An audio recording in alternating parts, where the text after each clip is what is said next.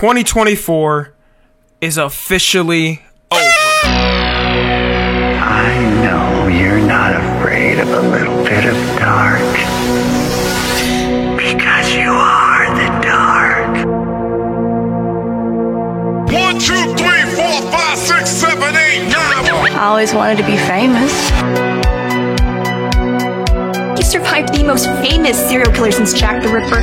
State-of-the-art sex dolls are not only socially acceptable nowadays, but also highly priced luxury items. Name 5 celebrities who got their start in horror movies. Do you remember a TV show we used to watch together? Here, kitty, kitty, kitty. Have you ever dreamt of a better version of yourself? I've got amnesia. Do you still say your prayers? I think it is good to be religious. Who's this Santa? He's scaring my kid. I want you to punch me now. It's our destiny. Just wondering if it's safe out here alone. This place gives me the creeps. Maxine fucking Minx. Are you a serial killer? You will witness a miracle. You can't escape from yourself. You want to break into and steal highly regulated equipment. What if I really was someone else? I saw a beast rise up out of the sea with 7 heads and 10 horns. What the fuck was that? Some say it's the planet's attempt to reclaim balance by killing us all off. One single injection. You know you asked for this, right? I'll be waiting. You're a fucking movie star. Have you ever hit a person to satisfy your own pleasure? That's a dangerous thing, you know. Thinking the worst about people. I have to go back to the Terrifier. Are you sure you want to do this? The letter was left with the bodies. The Night Stalker. Night Stalker. Night Stalker is terrible. But I want you to choose which door to go through based on your faith. It's just the suburbs. The substance. We've been threatening to let viruses wipe us out for years. I can handle myself. Just poison. Are you sure that's all it was? Hi, good afternoon, ma'am. Are you interested in learning about our Savior, Jesus Christ? Would you like to stop? Would you like to stop? Would you like to stop? Like to stop?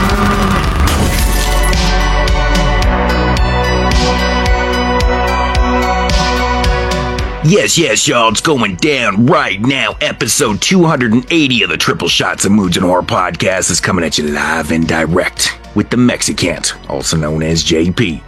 Of course, we got Mr. Saucedo, also known as Tyler, and back in the house, we have Mr. Freemason, also known as Mason, Sinbin Tony, and of course, last but not least, we have Dr. Dave and Mr. Parker. And I'll be your host from the foreign land of Canada and your 51st state, the Toxic Offender, Moods. Yeah. What's going on, dudes? Not much. Yo. 2024. Yo. Yeah. Party. Finally get to talk about these Party and movies. podcast don't go together. Yeah, they do. It's shit for this fucking year, man. You just ain't doing it right. Come on now. Dude, what a different end to the year. Comparatively to 2023, that year was such a shit fest. This is such a good rebound year. I mean, in terms of like almost too good. I mean, We deserve this. yeah, like what a rebound and a great year for horror. Like a ton of theatricals that were pretty good. Just overall strong year. What an awesome year. But on that note, we got to talk about the year 2024. Dave, let's start with you, actually. Do you have any takeaways from the year 2024 that you want to? A lot of female directors, a lot of different kind of visions that I'm not used to seeing that are really interesting and made the year interesting. Some of the best movies of the year had females directing them. There's a lot of great performances this year, a lot of female-led movies that blew me away. And there's a couple really great male performances that stood out. I think this year is one of the years where acting is one of the big kind of things I took away. A lot of great acting. What else am I looking for? We're kind of getting away, although we do have like those kind of like slow burn art films still, the A24 kind of style things. Even A24 is not really following suit with that anymore. They're kind of getting weirder, which I liked. I do like a slow burn movie, but not everyone can be as good as Robert Eggers or Ari Aster or somebody like that. And now we're starting to get like kind of crummy versions of those movies, and we're starting to move away from that with like stuff like Terrifier 3, which was a nice kind of something different, man. See something crazy in theaters like that was a lot of fun. So we're getting a little away from we're getting more exploitative again, and I love my exploitation. So we're moving away from what the kids these days are calling elevated horror. Yeah, like they forgot the fucking 70s or something. Right. Dude, exactly. I hate that moniker so much. Oh my god, I'm so glad that's like. It's just. I bet you hate it more than anybody, Tyler. I probably do. It's funny that the most pretentious person in this room right now is the one that hates the term elevated horror. Because it's just a made up fucking term. Like, it's stupid. It is pretty stupid. It's not, and it is. The reason it doesn't work is because people are acting like this is something that hasn't existed before. Yeah. But it has. It's always existed. It's really the A24 effect in general, where I think when people call shit like elevated horror, like, it's kind of like, it's like almost used in a way to like be pretentious for real, and like say like these movies are like above these movies because like they have like some form of like artistic. It's a way to get what they think is people bullshit. away from horror. You know what I mean? It's a way to like rebrand horror as not horror. So people think it's okay to like horror movies, even though horror movies have always been like that. It's just that we have to rebrand horror movies as, hey, no, these are good horror movies. It's okay to like these horror movies. Yeah, these aren't your Friday the 13th and that trash from the 80s. These ain't Joe Papa's horror movies. It's a way to disguise horror films. It really is. These movies don't hate women. Right. But on that note, like you talk about exploitive type stuff, and then you got like Terrifier 3 in the theater too, right? And like, I mean, even movies like The Substance, I mean, these are theatrical films this year that like, holy shit, dude, like we weren't seeing this type of theatricals a while back, and we're getting that type of shit now. I mean, for the future, I can't even imagine what it holds if we're getting those theatricals. That's crazy to me.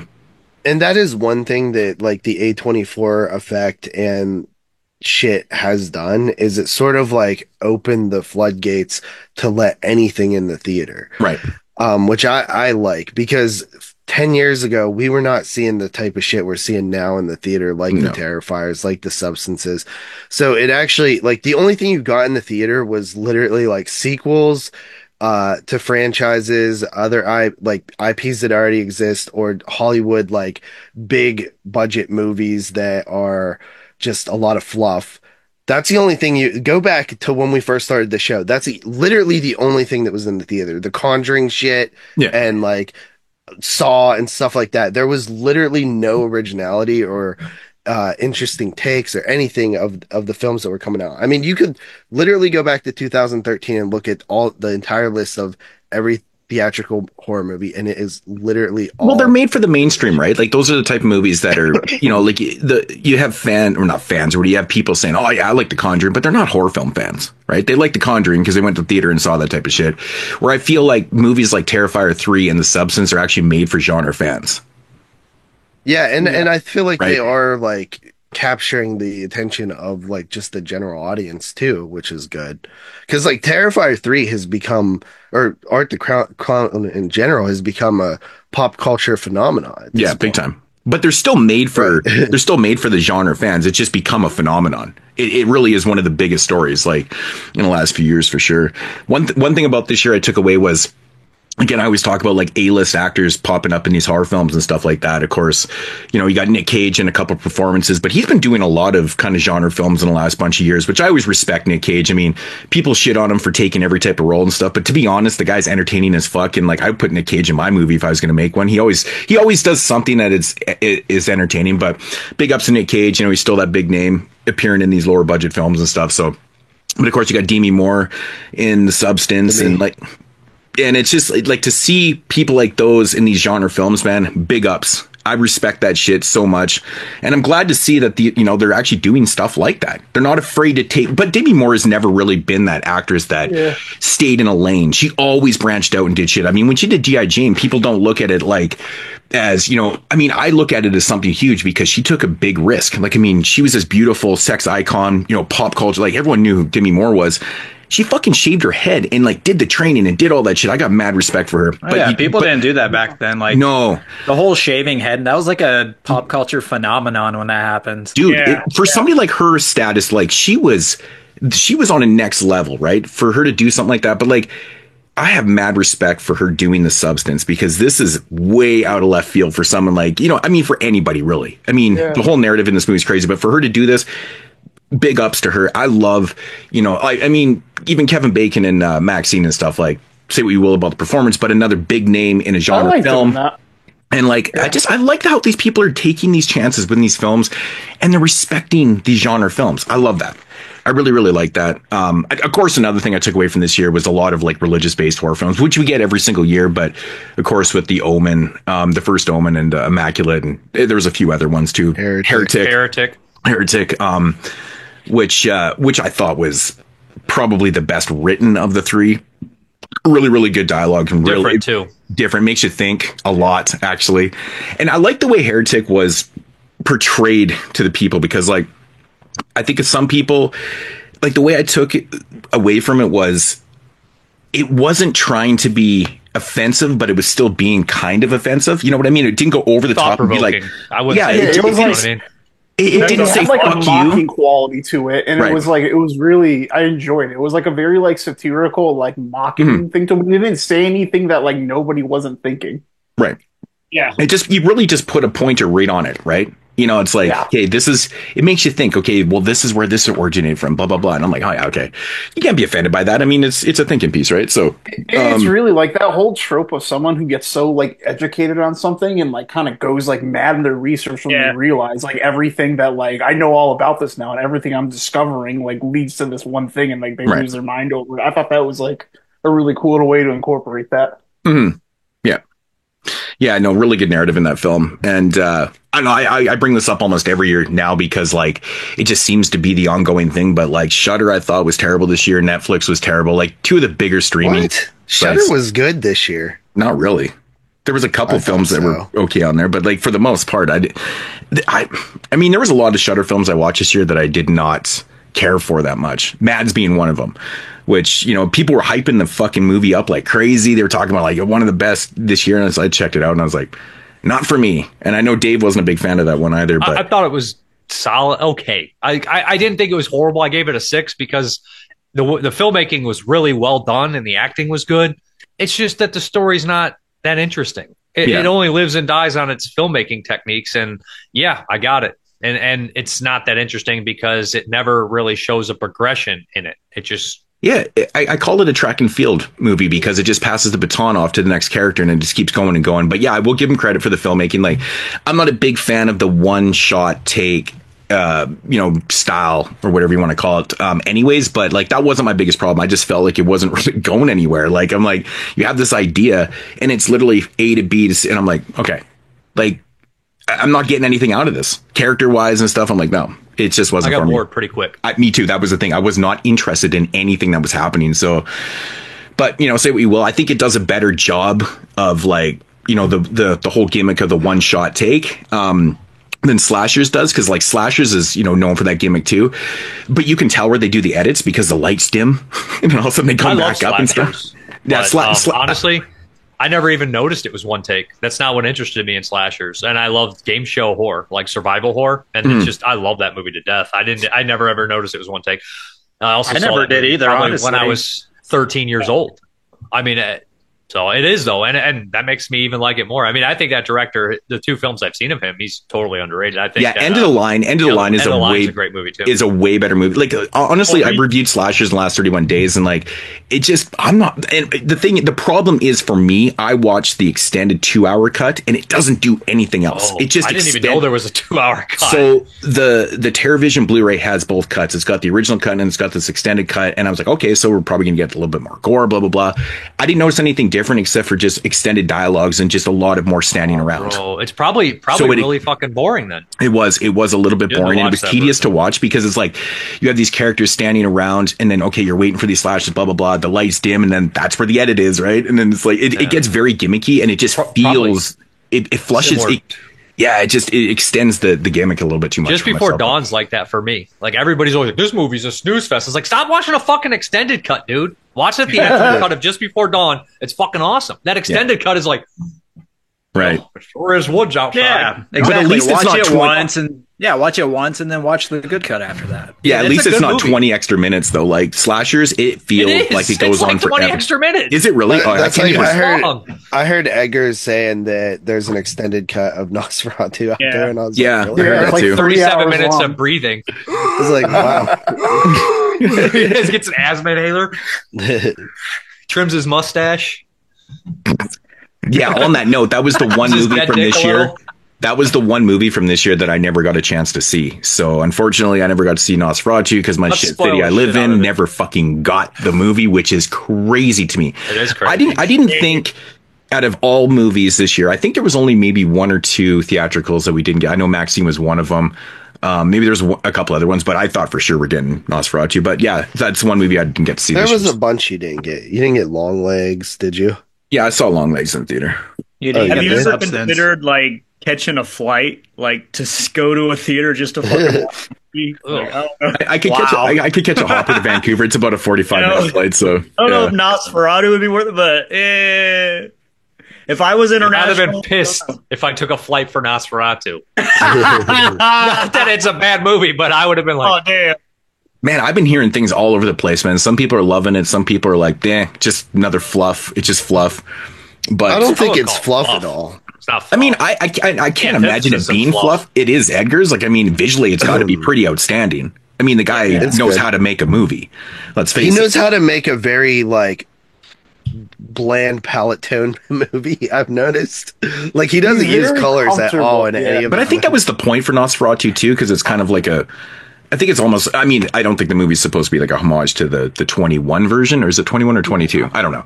It's very similar to the 79 and 22 version, and it's just the story of literally Dracula. just it's an updated. It does not version. deviate from Dracula at all, really. Yeah. Like what I said is, I just feel like there was no risks taken, and it was a fine update, but that's all it is.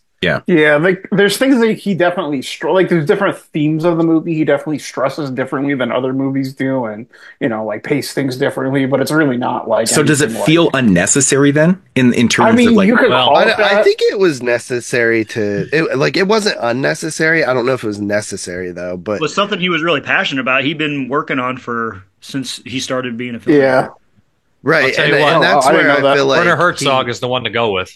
Herzog and Isabella Adjani I'll take that any day. See, and like these new filmmakers, they they work on these films for years and they actually get to produce and actually make these films. It's like, I always think of Kubrick, like Kubrick worked on the Napoleon movie for fucking 12 years and never made it. Like, yeah, craziest thing. Like he's literally got hundreds and hundreds and hundreds of pages and all this, storyboards and everything. He's got the whole thing mapped out. Like it's just a crazy amounts of work put into this thing, and it never got made. Could you imagine Kubrick's Did anyone ever make that movie? It never got made. No. It sounds like something that Ridley Scott would make now, and he just made it really sloppy. Yeah. Like Ridley Scott's like, I'll make this at 97 years old. Why not? This is Kubrick. I'll just make this movie. There's it a comes couple out as movies terrible like that with Kubrick that he was ready and he's like, nah, I'm not gonna make this. There's a Western he was gonna do in the 60s like that, and he was just like, nah, I'm not doing this. And Marlon Brando, who's starring it, was like, oh, can I direct it then? And they let him. Really? Which one was that? Yeah, I think I heard of that.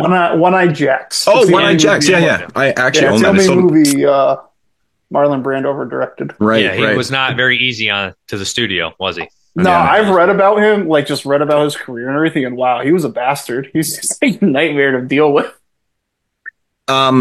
So, anybody else on thoughts on 2024? Mason, what were your thoughts on the year? This year was awesome, as we've all pretty much agreed upon. I had a lot of theater highs, where just movies that I saw in the theater I thought were amazing, and then maybe afterwards you could find ways to criticize them, but they'd still have a high rating for me just because of the high they gave me as far as a theater watch. And there's no Full Moon on my list this year, brothers. Don't worry about it. Oh, I don't worry, man. Your list is your list, man. You can put anything else what you want on your list, man. How dare you insult Charlie Band's new movie? Oh, damn. How fucking as Dave said, it's pretty obvious. This year was really led by ladies, whether it's directing or performing. I mean, we had some men that we mentioned, but women really stood out this year. Mm-hmm.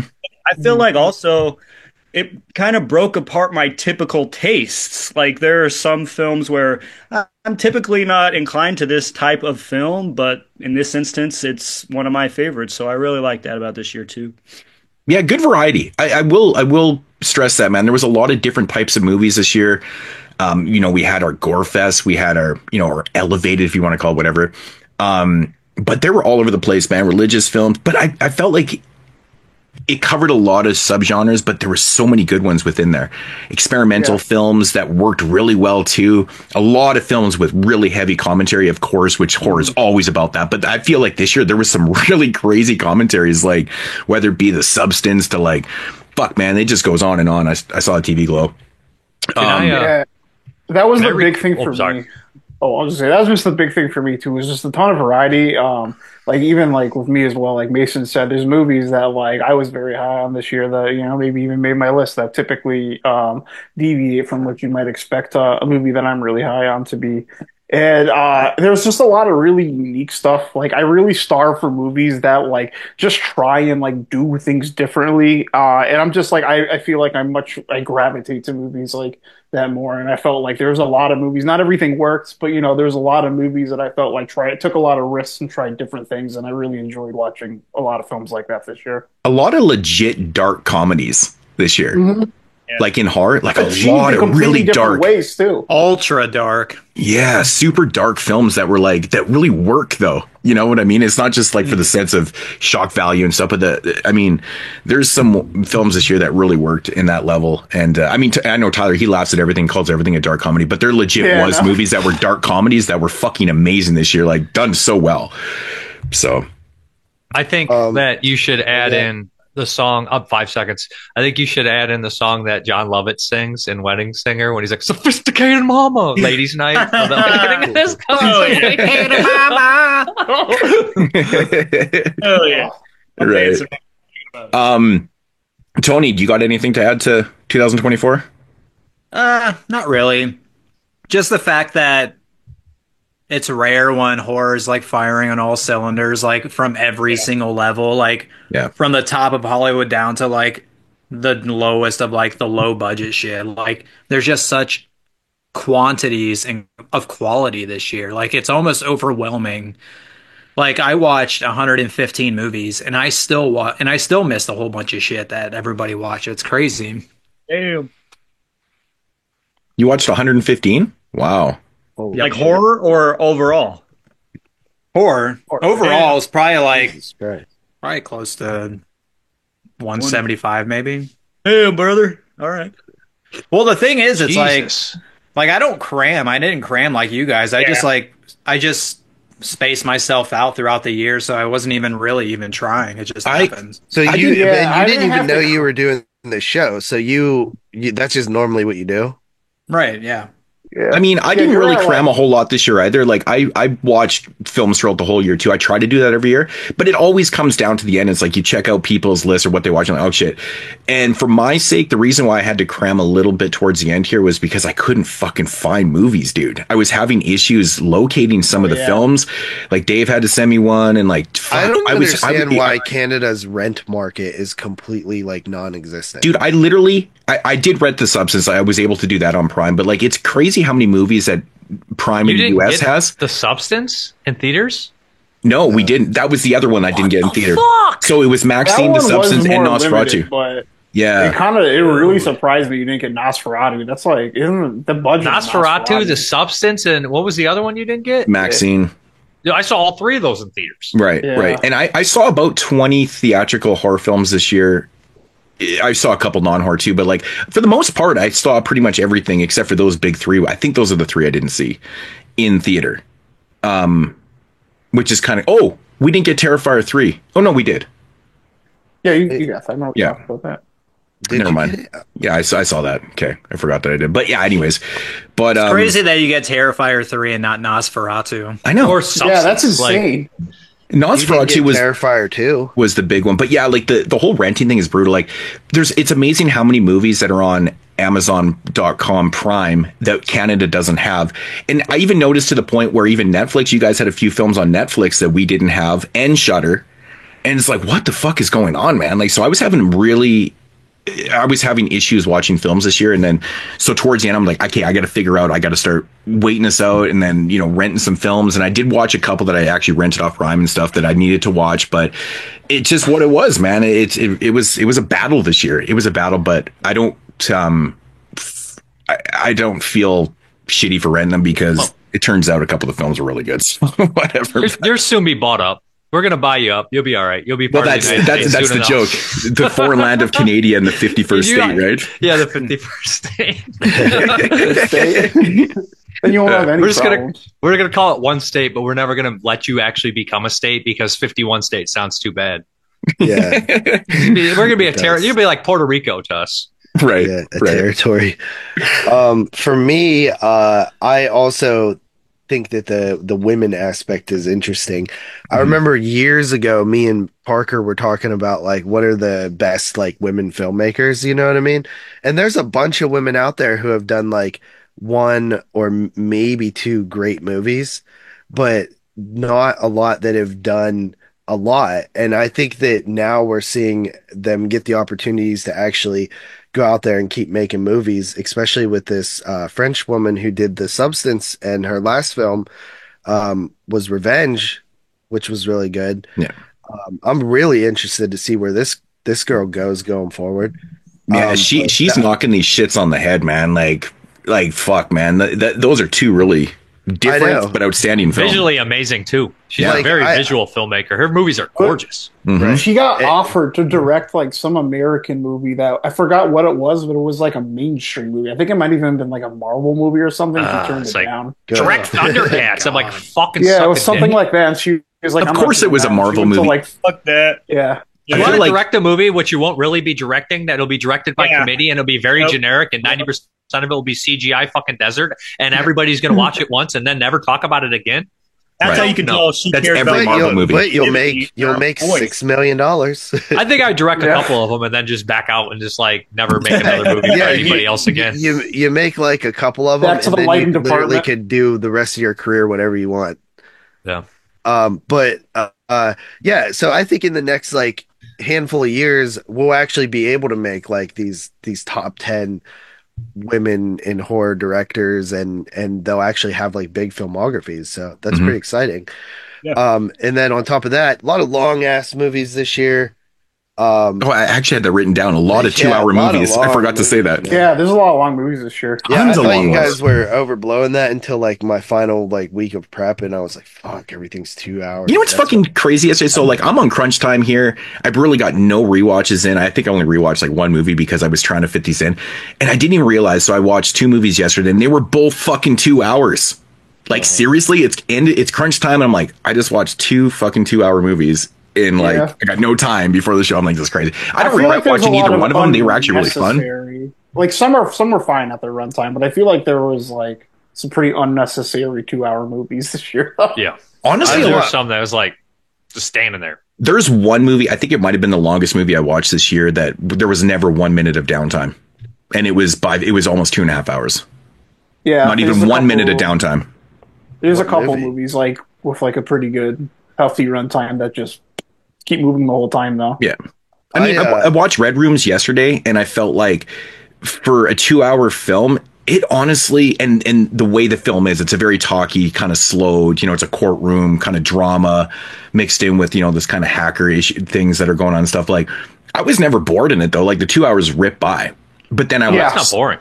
And then I watched It's a slower paced movie, but it's not like a slow burn. It's like it was things interesting. are constantly happening. I was so intrigued by our lead character because she was so interesting. Like, what the fuck is with that character, man? Like, it was so bizarre to me. Like, she's, in this fancy apartment. She's just really into fucking true crime shit, dude. True crime. The thing is, though, her motives are strange, but It's one of those things that you can't explain it on paper, but it's 100% the shit that people do. And I think she's just obsessive. Yourself do it. Like, why am I obsessed with this? Why am I fucking going this rabbit hole to fucking? Yeah, it's like if people even like call her out on it in the movie, she just like doesn't have an answer. I really like the contrast of the obsessive angle of the film. Like, she obviously is a little bit crazy from the start, and she's really good at what she does. Like, she's a hacker and like fucking blah blah blah. But like, she's obviously so obsessed to the point where she's willing to like even possibly dress up like somebody and get herself involved. But then you have the contrast with the other girl in the film who's like literally in love but doesn't seem as crazy. Yeah, she seems like as our main character. She seems like naive. We're like Kelly. It's a really interesting angle. A calculated, like intelligent person. Well, one's much more darker for their interest. Yeah, absolutely. The other one's a little bit just naive killer, to like it. Obsession, and but at the end of the movie, she actually does the right thing in a fucked up way, which is really weird. Yeah, really it's a really trippy, and like her sleeping outside and all. Like, there's some weird shit to her character. Like, it's just that's one of the most batshit characters of the year. Subtle. Yeah, sure, we'll talk about it again. But well, let's save it for the list, guys. And then also, I think that there was just a general sense of like all different types of genres were coming out, but I think there was definitely like a focus on religious aspects. There was a handful of films that were very. There was a lot of good religious films too. I feel like we get a lot of religious films. It's kind of low hanging fruit nowadays, but like there was a lot of like way more like thoughtful, like having interesting criticisms to actually say about religion than like religion bad. We're also still seeing movies with timeline. Fucking with the timeline, like time travel shit. Yeah, crap. Where it was like, I'm possessed. Oh no! And if it was crap, like, hey, I'm possessed, they were like, we're going to tell this a little different or unique and have a different kind of plot device in it. It wasn't just, I'm going to lay on this bed and shake for 25 minutes. I hope you like it. Right. That shit. So let's get into how many films we watched. We already know what Tony. How many you said again, Tony? 113. 115. 115. Wow. GP, how many did you watch this year? So this was a little bit low for me. I literally watched like 24 movies in the last like 6 days. So I really, really crammed. Jesus, but, dude. Carly mentioned this in the chat, but we didn't see a lot of theatrical movies this year. Like, I only went to the theater 14 times, which going back a few years ago, it was 43. Right. Yeah, my theater watches definitely helped me like stay. It was like 2021, something like that. Yeah. The last handful of years, I haven't had to prep like that much because I was just going to see everything that was coming out and keeping up with it. But I had a lot of like issues with like cars, and I was living in a hotel, and I had a death in the family and stuff. This year was really tough for me, but I'm really excited for next year. My goal, I'm actually going to try to break my record with 45 movies in the theater. So got my A-list going. I've already seen 3 movies this year, which one of them counts for this year. It was a really late release in Bloody Axeman, which I've heard literally 0 people talk about, but I really liked it. And then the first of 2025 is The Damned, which I also thought was pretty solid. Carly did not like either. Man, that is the most generic title ever. Like, there's so many movies called The Damned. Yeah. Yeah. Like searching that one. And it's literally like, it's like folky. It's just like this fishing house on like this frozen lake that it's set in like 17 something or something. And it's just very like Wendigo-y, like folky, it reminded me of The Lighthouse, but instead of like Cthulhu or whatever the fuck that is, like the sea gods, with some sort of like Wendigo-y type of like native type monster, but I don't think it actually is. I don't know if it's even real. Like, it might actually be based on something real. I didn't look into it, but it's pretty cool. Yeah, Carly doesn't like her period pieces, does she? So anything set in the 18th century, she's like, fuck I didn't know we were reviewing 2025 movies. Well, sorry, I'm just ahead of the curve, bro. I'm ahead of the curve. But I'm already getting ready for you came here 22 minutes late, but you're ready for next year already. Yeah. So how many did you end up watching? I only ended up with 71, but I can tell you that there's literally like maybe like 3 movies that are under, maybe 4 movies that are under 5. So I mostly watched all good stuff. Wow. Tyler, what'd you end up with? I ended up doing the Ray Bork, or for people not wearing a Bruins hat, probably the Paul Coffey. I came in with 77. Yep. I'm not that far behind.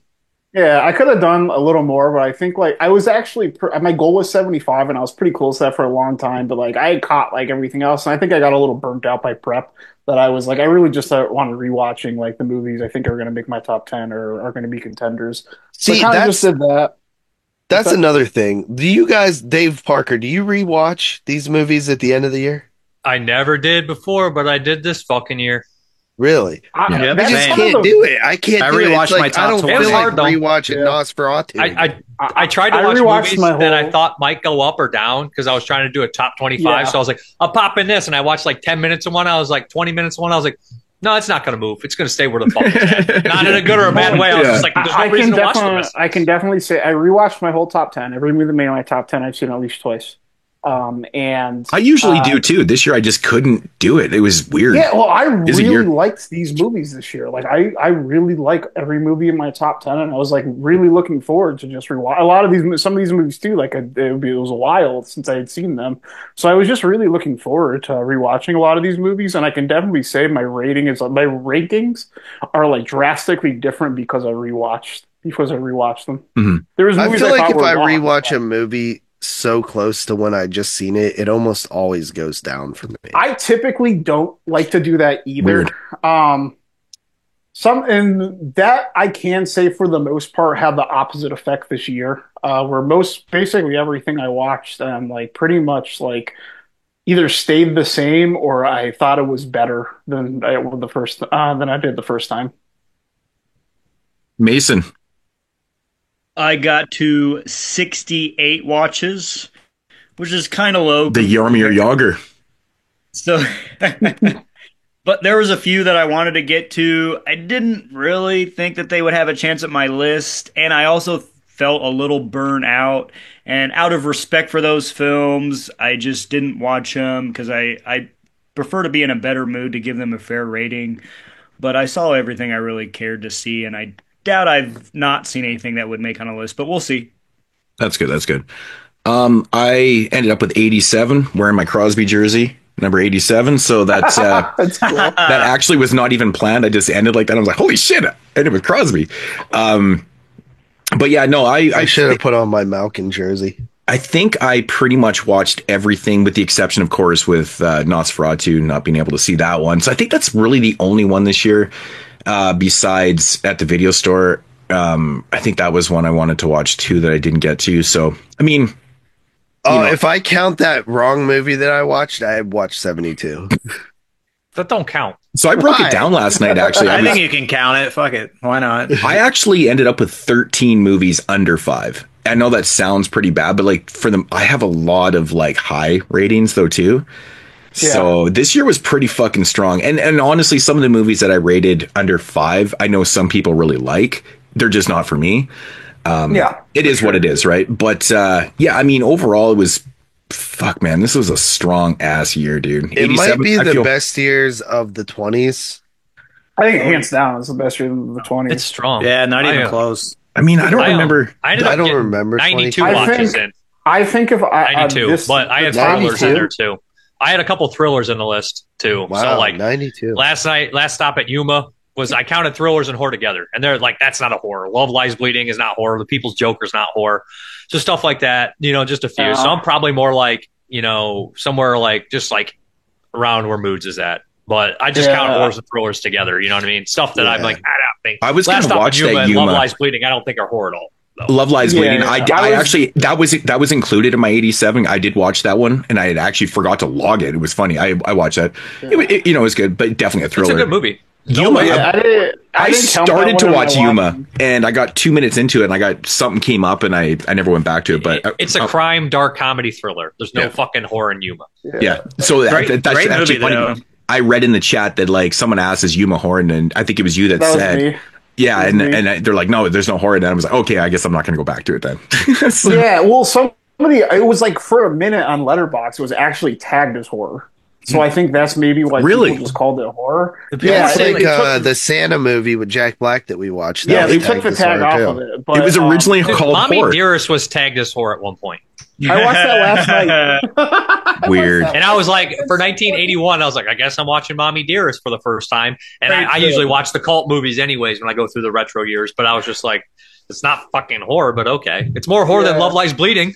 Yeah, that movie has no horror. I watched too. I didn't count that one, but it was funny. I was making jokes like when that first came out. I was like, man, I hope this year doesn't suck, so I don't have to like squirm on the year-end show to like justify Love Lies Bleeding as a horror movie.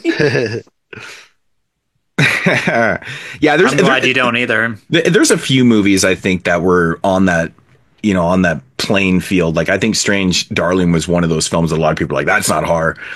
It's not horror. I think that one's horror. I was watching that and I was like, why are people saying this isn't horror? Yeah, like I could see why someone would say that, but I'm not going to fight anyone over that. No. I think it has a lot of elements to it, and I think if it's on a list, I'm like, fuck, whatever, man. I'm like, I'm There's down. some with that that one. are. The only one that I would like, that's not acceptable. I really don't think Love Lies Bleeding is acceptable on a horror list. No, I don't think.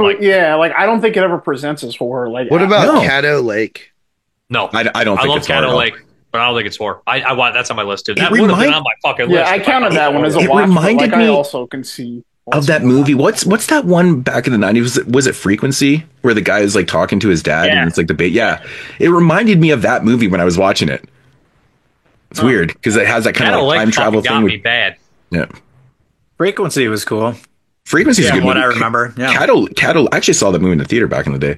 Cattle Lake was cool. I liked it. I wouldn't say, in my opinion, it's not a horror film. It's more of it's like a psychological thriller. Mystery thriller, sci-fi. Yeah, mystery thriller. Mystery thriller, that's probably better. Mystery thriller, sci-fi drama. That's like, no horror. Yeah, right. Definitely. I thought it might lean to it. Yeah, but. Yeah, but good movie, though. Really, really good movie. More horror than Love Lies Bleeding. Yeah. 100%. I didn't watch that one, so I have no clue. It goes great. It's just not a horror movie. But it's like a movie horror fans would like, because it's definitely like a fun genre film. Is that everybody? Did everybody get to say their piece on the year? Yeah, I think so. Anybody else got anything else to add to the 2024 breakdown?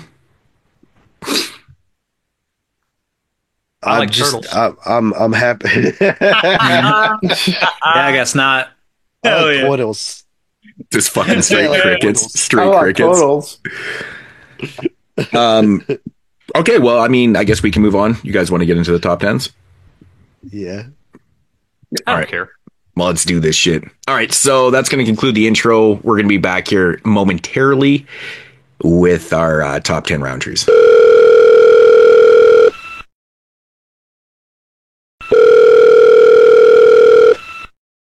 Yo, who this? Yo, Modes, it's your boy, the ill-mannered Funky Child, calling you to remind you that the featured reviews on this episode contain spoilers. Aw, yeah, man, that's right, brother. Thanks for the heads up, playa. Now go back to being an unproductive asshole. Fuck you. Now tell your listeners to stop being so dumb, silly, sensitive. Yeah. And now, our feature presentation. Okay, so getting into not the featured reviews, our top 10 lists. All right, so we did a pre-game today. I did the randomizer, and I already forget what it is. So I know I'm first, and I know JP's last. Here, I do have the list here somewhere. Okay, so did the randomizer before we even got on today. So Tyler's up first, then Tony, Mason, Dave, me, then JP is the anchor. So Tyler, 6 mofos on this show. That's kind of crazy. Tyler, you want to start us off with your number 10? All right, number 10. We are going to start in the United States of America. Oh, here we go. With my 10th favorite horror movie of the year. Like Ed Mason said, maybe some of us are going against type this year, and this comes from the directorial debut of Zelda Williams. My number 10 is Lisa Frankenstein. Oh shit! I actually loved Lisa Frankenstein. You literally just fucked my whole shit up. That's crazy. Oh my god! Like, I don't even know what to think right now. It's a little. I let the man talk.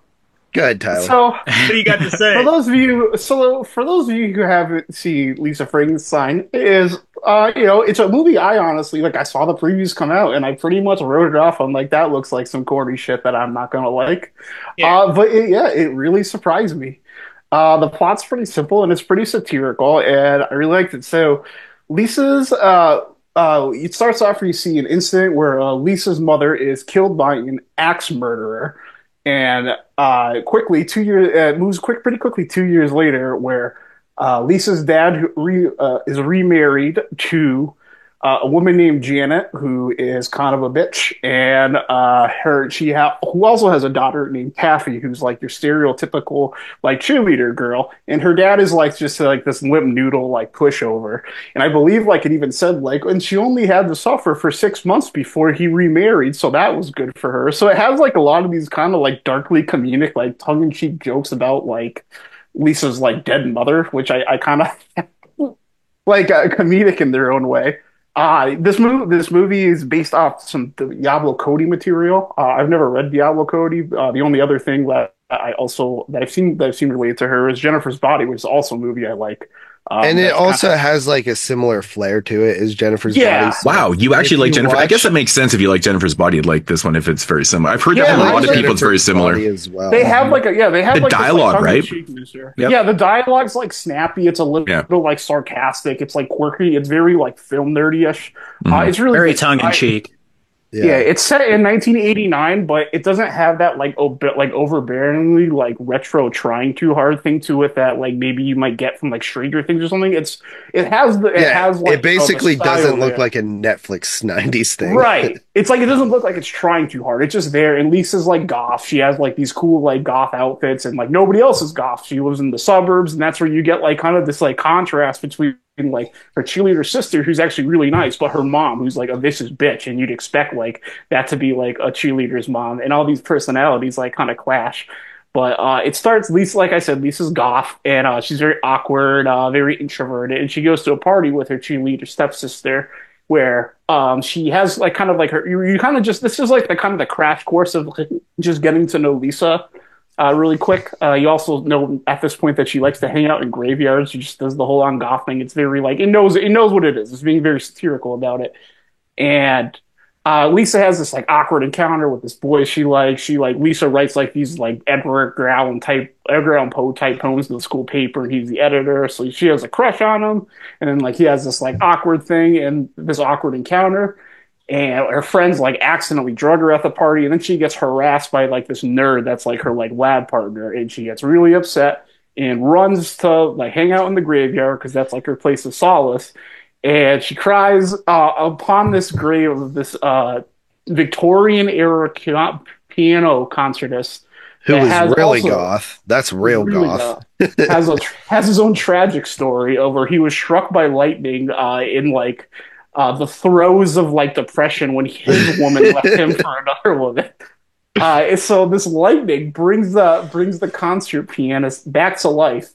And where does the corpse go when it's reanimated? It just follows Lisa Frankenstein home. And it becomes this like game of like cleaning up the corpse. Like she starts to like befriend the corpse and like speak to the corpse. It's like speak to the corpse. Like the corpse like can't communicate. It's basically like an adult baby. And it's just like very funny, like how they interact. It's a little cheesy, but it's just like the right amount of cheese where it's like, it's not overbearing. It got a lot of heart. And that's what I liked about it. And they have a lot of good chemistry together. Like Lisa's a very good character. Like they kind of jump at you as like a movie fan right away. Where like this girl loves George Morales, but she also loves George Romero. There's like a ton of references to A Trip to the Moon in this, which is one of like most popular short films of all time. Like completely foundational. But she also like loves Day of the Dead.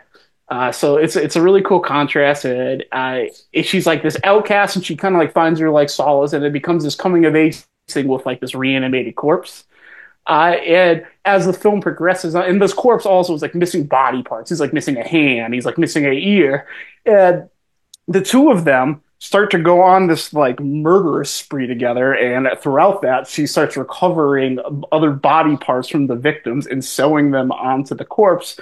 And as then their bond strengthens, like the relationships, and you just like learn to like really like these characters, and it just like it's got some really good writing. Honestly, it's got a really funny ending. It's got a really funny build up to the end, and I thought I had like a really nice ending overall. I don't want to spoil these movies very much. I'm sure there's still movies people haven't seen, being a year on the show, but really for me, this is like the feel good, clean, fun movie of the year. It's a PG-13 movie, so it's got a little bit of like risque material. It's got like some sex stuff, right, stuff, but it's nothing serious. It's like a movie you can like really like recommend to anyone. But yeah, it's definitely something for film nerds. They'll definitely get a little bit more out of it. I found it really entertaining, really like charming and fun. Just had had a lot of heart in it. There's like some really good aesthetic lighting in it. I really love like when they're able to achieve like these like soft like teals and like neon colors, not just in this film, but any film, going back to like shit like Michael Mann, like 80s like crime movies, like with neon lights cranking, freaking like Tangerine Dream. I love that shit. Like that's like an easy way to cheese me into liking movies. But yeah, I just really liked all these characters, even the supporting cast. Like the mom's great, the dad's great, the monster's great, played by Cole Sprouse. I'm sure some of our younger viewers might know him from The Sweet Life of Zack and Cody. I know him as Little Kid. Actually, that kind of makes sense now because I Big think Daddy, baby. Yeah, I know him as Julian from Big Daddy. Oh shit! Really? The director. I wipe my own ass. That kid. Yeah. Well, there's actually director. they're played by twins. There's two. Yeah, of them. Julian's a twin. Yeah. Yeah, this is one of them. The one that I think the other one doesn't really act anymore. Right. Yeah, Hollywood loves twins. Motherfuckers. Yeah. The director was involved in a lot of like Nickelodeon type shit as well, so that makes sense. But the thing that I'm surprised Tyler didn't mention is that it's actually Robin Williams' daughter who directed this film. I didn't know that. Really? I didn't know that. Yeah. That's really cool. I could Damn, sum this Tyler, movie up now it's a top in like 5 30 movie for you. seconds. I would say if you take Tim Burton, John Waters, and John Hughes and blend them and reanimate that sludge and have them direct My Boyfriend's Back, you'd get Lisa Frankenstein. Really? Very good. Yeah, I really like this. I thought it was just really well written. I thought it flew by. I think the filmmaking aspect is actually like very good, like very above average. Yeah, it just all came together for me. I totally watched this movie again. It's got a great soundtrack. Just a really fun movie. I think basically anyone can enjoy. I'm gonna set the bar here today with a 8 out of 10 on Lisa Frankenstein. Start off with an 8, really, man. You got to go change That's good. Tyler, that's huge for Tyler. Yeah, that's huge. You got to go change your fucking your underwear there, buddy. You creamed your shit over that one. Well, I think that I said that movie's the most like underappreciated movie of the year, underseen. It's a fun movie. I just had no interest. I saw that and I was like, Bro, you watch 37 gay-ass Hallmark Christmas movies a year. Thank one you. romantic comedy. Yeah, they're probably not as gay as insane. fucking Lisa. I don't know, man. You know me with romantic comedies and shit. I can't do it, man. I don't know. Except for unless it takes place on Christmas. Exactly. There's something weird about Christmas. I get a pass on that word. Yeah. So. Yeah, it is, man. If it's set on Christmas, then I give it a pass. One thing I want to mention too, I forgot to mention. One thing that's like a big pet peeve for me in movies is just like shoehorning in a traumatic backstory. It seems like movies do that a lot now, and this movie kind of like satirizes that whole aspect of like every character like having like this giant trauma background, which I thought was like a nice touch. No, I'm just fucking with you, man. I might even enjoy it though. I mean, the way you make it sound, it doesn't sound as bad as I was thinking it was going to be. I mean, let's face it. We've seen some of these kind of rom-com things that have been really fucking torturous. No, really I think you'd like this movie, Moose. Yeah, you'd like it. Yeah, it's not. It's dirtier than you think it is. Romantic as you should see it for Carla Gugino because she is fucking hysterical in it. Like she is like epic bitch level as the stepmom. Like it is like unbelievable how good she is in that movie. I seriously can't believe it though. Like this top 10 started out with a film I hadn't seen. It's crazy. So crazy to me, man. There's always one. All right. So who's up next here? Tony. Yeah, I'm next. And we're going to go from the USA and go all the way up to the 51st state, the land of Canada. We're talking about Chris Nash's In a Violent Nature. Wow. So I didn't know this was Canadian. I didn't either until I looked it up. And then when you think about it, it makes so much sense because like look at where they're like filming it. Like it just looks like British Columbia. And it's like the most beautiful thing in the world. Like a lot of people always talk shit about like how slow it is, how you're just watching him walk all the time. Like for me, I love the scenes where he's walking personally because I love nature myself. I love to go hiking. So it's like, well, we're just like following him through these woods. It's almost just like me following my buddy through the woods. I'm like looking in like all the different little crevices to look for like rabbits and shit. Like I just love doing that. Like it didn't even like bother me whatsoever in this movie. But just like the cinematography in general, I thought was really cool. And the way they shot kills, I thought was really creative too. Because just like any other slasher movie, they had to like change basically everything about it. One kill in general really like kind of blew my mind. It's not the one that everybody talks about, but it's the kill where he kills the guy by paralyzing him and then killing him with a log splitter. The way they shot that, I thought was so well done and creative. It was like almost so seamless, the body and the dummy. The way like the killer crossed across the camera was definitely like the cut edit, but the way they filmed it just looks so nice. And like you could see like his like eyes and his mouth moving slowly before like his head falls off. It was just like really cool to me. The killer. I thought the killer was great. Like he's just a generic ass like 80s slasher killer.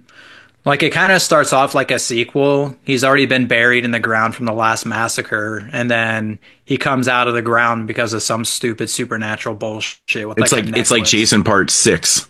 He gets fucking zapped back, man.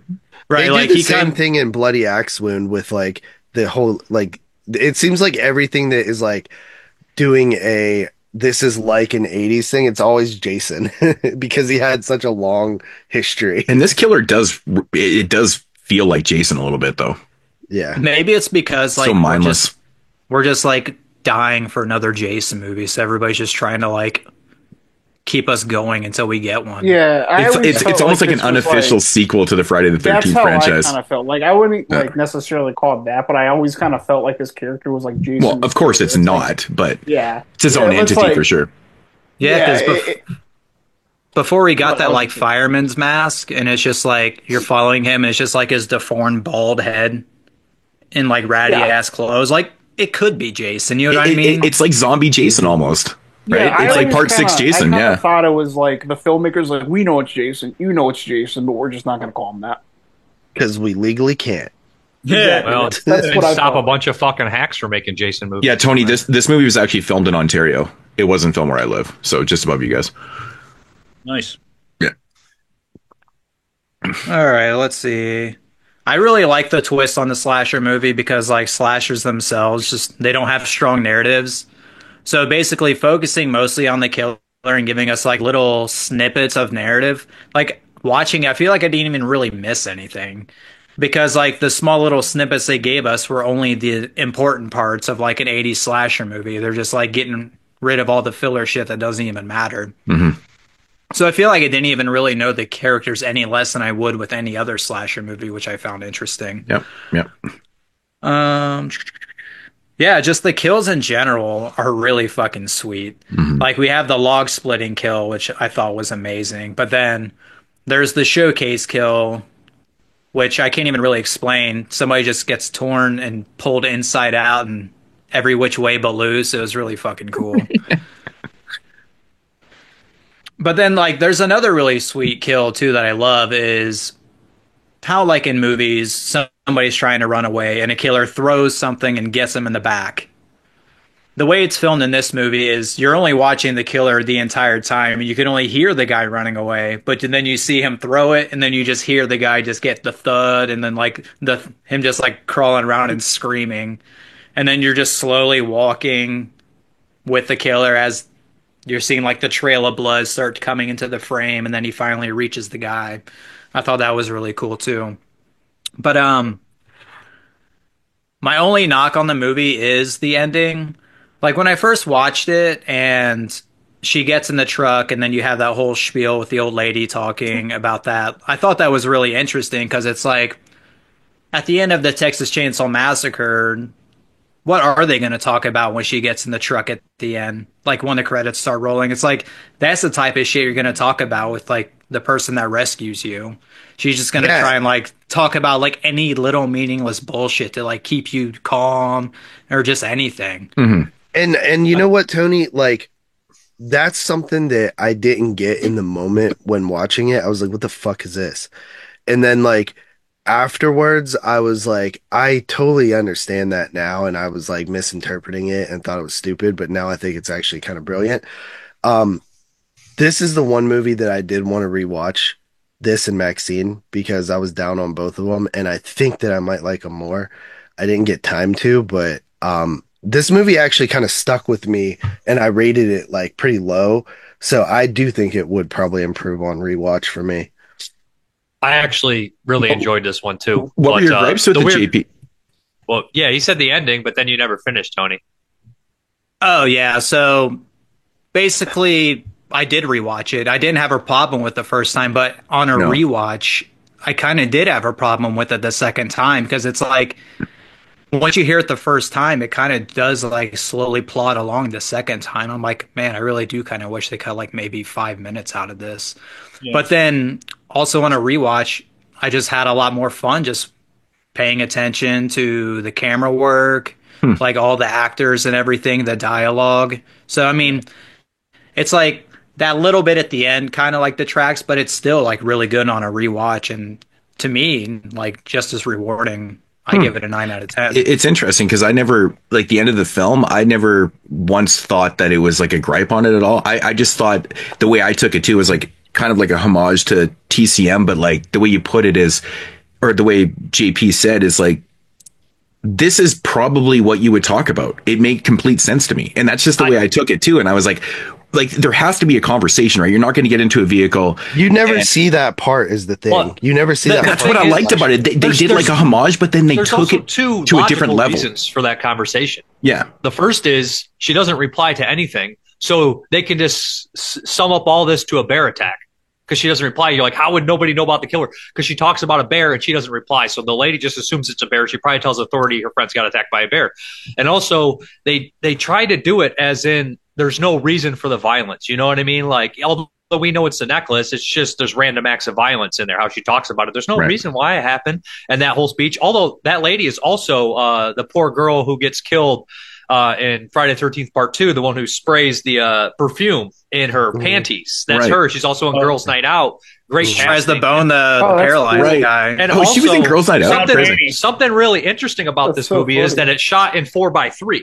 Which you wouldn't think because it's following a killer and it's widescreen in nature. The 4:3, I guess maybe it's a claustrophobic, you can't get away from the killer kind of deal. It's almost like a tunnel vision. I took it, Dave, as like a tunnel vision thing. Yeah. It's like it's straight up. We're not getting wide. Nobody talked about it being 4:3 the whole time. I didn't know that. 4:3. Yeah. And then that's really cool. And then also, what's really weird is the whole, what was that? It's basically an art film. It's a Shalaki slasher filmed as an art film, which is fucking genius. I thought that was smart. 100%. Like and then the ending, like, the way they do it, they follow the killer, but he's always in frame most of the time, right? The ending, you actually see the point of view of the camera go towards the girl when she's in the truck, and you're like, oh, it's going to get her. And you're like, no, that's what a normal slasher movie would do. That's the camera work the normal slasher movie would do. They don't do it. It's actually just a fake out, and it's fucking genius. Yeah. The ending actually made me like this movie more. Yeah, I agree. I really like the ending. I feel like Dave completely got it. Mm-hmm. I like too, because there's like an establishing shot at the end of the movie where she's like zoned out when she's talking to the old lady and just like slowly zooming into the woods and you don't see anything. But to me, that was pretty powerful because it's like at that point, it doesn't matter if she sees anything or not because she's so fucked in the head that at this point, it doesn't even matter because it's the same difference. It's always going to be alive in her mind. Yeah, I thought the choice of shooting it in 4:3 was brilliant because the way I perceived it was about halfway through the film, I realized, I'm like, it's just a tunnel vision thing. This guy's on a mission. We don't need to see the wide ends of it. He's just going forward. That's why it's cut off like that. And that's the way I perceived it. I thought that was actually really fucking brilliant. I'm really impressed with you guys' list so far. Like, these are, it's like, this is starting off well for me. Not any movies I don't like. Wait till mine. I like almost everything. What did you give that one? 29? Yep. 9. Starting with 9s. I like it. All right, Mason. Yeah. I get to start off my list with a triple X feature. And by triple X, I mean Maxine. Nice. So, yeah. This one, it's the first of this Ty West trilogy to finally make a top 10 for the year, which I'm really happy with because I enjoyed X and Pearl, but just wasn't top 10 material for me, I guess. This one is probably a top 10 mostly due to its 80s aesthetic. So this is your favorite one out of the 3 then, obviously? Yeah, I would give it it'd be my favorite. Interesting. Yeah, cool. And so the 80s aesthetic and the plot point of making a B horror movie was a lot of fun to watch. But overall, it's that Mia Goth performance, so charismatic. I mean, I could just watch her do just about anything and be entertained. She's part of my dream blunt rotation. She's just awesome. And then Kevin Bacon's performance, he really nailed that detective angle. That was a lot of fun. His death was hilarious. I love the bursted nut kill. This one was another, like, a great example of a theater high. Like, just watching this in the theater, it was a great, entertaining experience. I did get to watch it again last week just to give it a solid spot on my list. It was really my first favorite horror movie of the year, which I think it came out in June or July. So yeah, I'm glad it ends up making my list. Yeah, Maxine, I'd give an 8.5 actually. So, nice. 8.5 out of 10. All right, Dave. Here we go. About to ruin this list starting out. My list is really a mixture of weird shit and mainstream shit. So here we go. This one is coming from France. Yeah, we're going for France the first time around. And this one I saw super early in the year. I had to do a rewatch. I just had something about it. And I rated it really high, and I was like, I must have been on crack because this can't be this good. So I rewatch it, and I'm like, you know what? I was like, I think I really did like this one. This is a weird film. It's called Pandemonium. I watched this one. It's an anthology, and it's basically a wraparound in 2 stories. And the wraparound is probably the best story because it opens up on this like winter road, and this guy's standing there, and he just got in the car accident. He's like, I'm okay. I made it. And then this other guy pops up and he's like, no, you didn't. They start arguing. They realize they're dead, and they start bringing up all these questions. And at first you think they're okay guys. And then there's all these reveals that pop up, and these 2 doors pop up, and one's to heaven and one's to hell. And it starts playing with it. And when they get to hell, it's a Beyond shout out. If you ever seen one, probably the most egregious lift of the Beyond. But the first story, because they start to go into these souls, these damn souls, and you see the story. And the first story is actually, I'm always bitching about religious horror, and I have a bunch of fucking religious horror on my list this year, but because they're good this year. But and you see this story, which I believe the director named Quartz, I think he's an artist, and he actually made these shorts, I think, before, and he added them in. So the first story is this great story about this basically serial killer little girl who is delusional, and it's like a fantasy kind of world. And she has this deformed guy that she thinks is real. That's like an alter ego possibly that lives in her cave, and she calls him Tony. Hey, Tony. And it has one of my favorite lines of the year in the film, because she's like, you can come upstairs now. My parents are dead. And they bring him up, and he's like looking around, and he's all sad and scared. You feel so bad for this dude. And he's like, I've never seen the sun before. And she says, that can wait, because she's just a sadistic serial killer. And it's just a really bizarre one. The second story is not as good. It comes like out of like a kind of like drama, like Morris County or something. Just a disturbing little drama story. It's solid though. But the ending is real creepy, because we kind of see what hell's like. And it's just an unpleasant, miserable experience. The ending with the kind of demon from hell staring at a baby, pretty unsettling. I'm going to give this an 8.5. Really liked it. Pandemonium. Arrow put this out on Blu-ray. I think it's technically last year, but wide release for this year. So yeah. Yeah, man. Definitely a really good fucking take on, comedy or divine comedy. I really enjoyed this too, man. It opens up with just this most it's almost like hallucinogenic, man. I love the whole thing, and they got to make these choices and shit, and they make their choice. I really like this film too. I thought it was fantastic, man. And dude, when the little girl kept saying Tony, I kept thinking Tony. I did too. When he said Tony, I was like, Tony. Oh my god, dude! And I wonder they had to do that for The Shining, right? Because it's an imaginary friend. His name is Tony. Has to be. It's got to be, man. Has to be. But yeah, dude, like when they actually go to hell, it is 100% a fucking. It's straight beyond. It's literally the beyond. It's absolutely like visually the beyond. That's exactly what I thought. I was dude, it was so good. It sucked me into the movie so much. I'm like, dude, they're totally giving beyond its props, man. I'm like, this is crazy. But then you're right though, like the whole wraparound story with our main character, which by the way, I do have a question. What the fuck happened to the other guy? We never see him. I guess it's not important. Right? It's so weird, right? He pushed him down there first. Yeah, I kind of took this as like they were like kind of like wandering like purgatory, and maybe the other guy like. Well, no, they even mentioned that it was purgatory, like where Satan's like, you got to sit here for this amount, or the demon or whatever. He's like, you got to be here for so long, and blah blah blah. Then what happens? Like, yeah, we'll send you to the next layer of hell. Like it's like, how many people go here? Almost everybody. I like what he says. He's like, dude, I can't do 400 years here or whatever. And I'm like, nobody 40 fucking years, could, man. Or 40 years. 40 years, more like 40,000 years. He's like. Yeah, it's visually really good, man. I really enjoyed it too. Good stuff. Good pick. I'm very surprised to see drunk after watching this movie. No. I'm not going to hell for that. Man, I'm really surprised to see this on your list. Crazy. Awesome. Good stuff. So that is me, right? Yeah.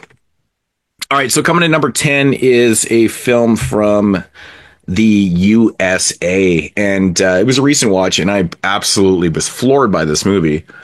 And it was one that was on my radar for a while, and I actually had to rent this. I had to pay money to watch this. Fuck, isn't that crazy?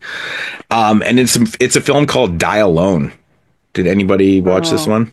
I didn't watch this one. Got me. Nope. Yes, I did. Good film. Wow. I can't believe people didn't want it's crazy.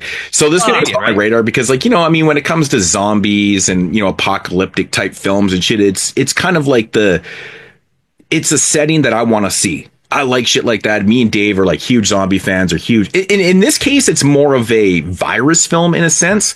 It's kind of like, it's one of those deals where nature is kind of fighting back, where we get this in the narrative where, you know, we've kind of ruined the world with our shit, and nature's fighting back. And what happens is nature kind of releases this potent virus that infects people and kind of turns them into like zombies and shit. And they start turning into vegetation and stuff. It's actually really fucking unique. But that's kind of the back part of the story. So the story actually follows our main character. What's his name? Ethan. And so we kind of get introduced to Ethan and his girlfriend, and they just got into a car accident. He's got amnesia and stuff like that. And Ethan's trying to find his girlfriend. So he gets in this accident. He can't find his girlfriend, Emma. And, you know, he's looking for her and shit, and he can't remember what the fuck is going on. Anyways, he runs into this kind of survivalist character played by Carrie-Anne Moss. And he kind of, you know, he gets acquainted with her and stuff like that. And then, yeah, and they're dealing with this, you know, kind of zombie outbreak and stuff like that. And I'm just going to leave it right there. I'm not going to say anything else about the movie, but wow, dude, like this was a really fucking well edited, acted film. I love the narrative of this, and it just has one of my favorite twists I've ever seen in a movie. Honestly. Wow, man, they needed to hire somebody to fucking do their poster art, because it is not doing it any fucking favors. Yeah, I don't do that. I think Dave Z recommended me this. Dave Z recommended this is a Dave Z skip based on the But poster. Dave Z told me to watch it. He was right. Dude, I gave it like a 7.5 or something like that. Isn't that funny that this movie right here, I agree, man, the poster art is trash bags, but like again, when it comes down to infection, zombie movie, stuff like that, I'm always going to check them out. You know, it seemed like right up my alley, and I was like, Carrie-Anne Moss is in this film? I mean, that's a pretty risky role. I mean, she's a big name.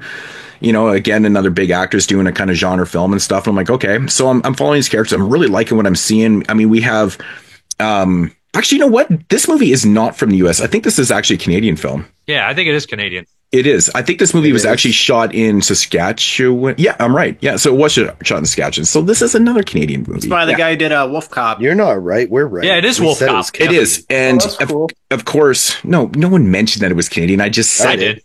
Did you? Dave did. Okay, yeah. So it has the dude from the Wolf Cop movies. Actually, he has a small little part in the film too. Yeah, no, you can tell Saskatchewan is all flat lands and shit like that. It's just prairies, right? Yeah, it's one of those movies I don't really want to give too much away because you really can't ruin this one for anybody. Yeah, you can't. It's fucking good, man. It's really good. It honestly, like I said before, it has one of my favorite twists I've ever seen in a film. Like, it just floored me to the point where I was like, oh my God, I was really loving this film. And I'm like, where is it going kind of thing? And I'm like, oh my God, really good stuff. Love the effects on the zombies. Like when we get to see those zombies that are like fully vegetized and stuff, I'm like, that's really fucking unique and very interesting and very cool. And, but yeah, just visually amazing. The movie sounds good. It's got a great design. It's got really good effects in it too. All around a fantastic story. One of the coolest reveals. Oh man, super awesome stuff. Highly recommend Die Alone. Don't want to say too much about it because if you haven't seen it, you have to know as little as possible. And 9 out of 10 for myself, man. Really, really good stuff. Yeah, big ups to Ken. I looked up pictures of it while you were talking about it, and I do like the sort of like way that the zombies or whatever the fuck they are look all like incorporated into nature. It's like mutating, cool. Like a Brian Pollock movie or something. It is. It's like it's literally nature fighting back and like creating like more vegetation. Like it's fighting humans in a sense, and it's really unique. I love the whole amnesia angle of this movie, man. Like it plays in so fucking well. Like brilliant movie. One of my favorite watches I've done in a long time. I just fell in love with this movie. I can't wait to actually get a physical copy of this because I want to rewatch it. Crimson and Clover. They use that song so well in it. Yeah, and I'm a sucker. Anytime you use like an old song from the 60s and 70s and put it in the movie, I'm like, yeah, I gotta bump that up a star. Yeah, good stuff. And I really like the dude from the Wolf Cop movies, like the guy that I don't know what his fucking character is in the film, but he's always good in everything, man. Another awesome. Wolf Cop's great. I like the first one. I thought was okay, but the second one is fucking awesome. Dude, the second one has the funniest storyline with the brewery inside the fucking ice rink. It's so Canadian. It's so, like Kevin Smith. Hockey, a brewery. Yeah. I was like, it's so good. Honestly, if you watch Wolf Cop 1 and 2 back to back, you'll probably appreciate the first one. The first one's it's pretty fun, but yeah, the second one is just goofy funness, man. It's really bigger good stuff. And crazier. It definitely is. But yeah, Die Alone, number 10. All right, GP. Yeah, all right. So, by the way, I don't know if we mentioned this at the top of the show or not, but I'm sick. I have COVID, so it's a little bit of a struggle to talk very long. Also, I'm trying to mute my mic when I cough, but sometimes they just happen. So I do apologize to the listeners because I know it's annoying when people are coughing in your ear. But this is the film that Dave was pretty happy with the list so far. He's probably not going to be too high on this one. I actually don't know how he feels about this one, but I know he doesn't like the director that much. And the film is Alien Romulus by Fede Alvarez. Did you end up liking that, Dave? Parker?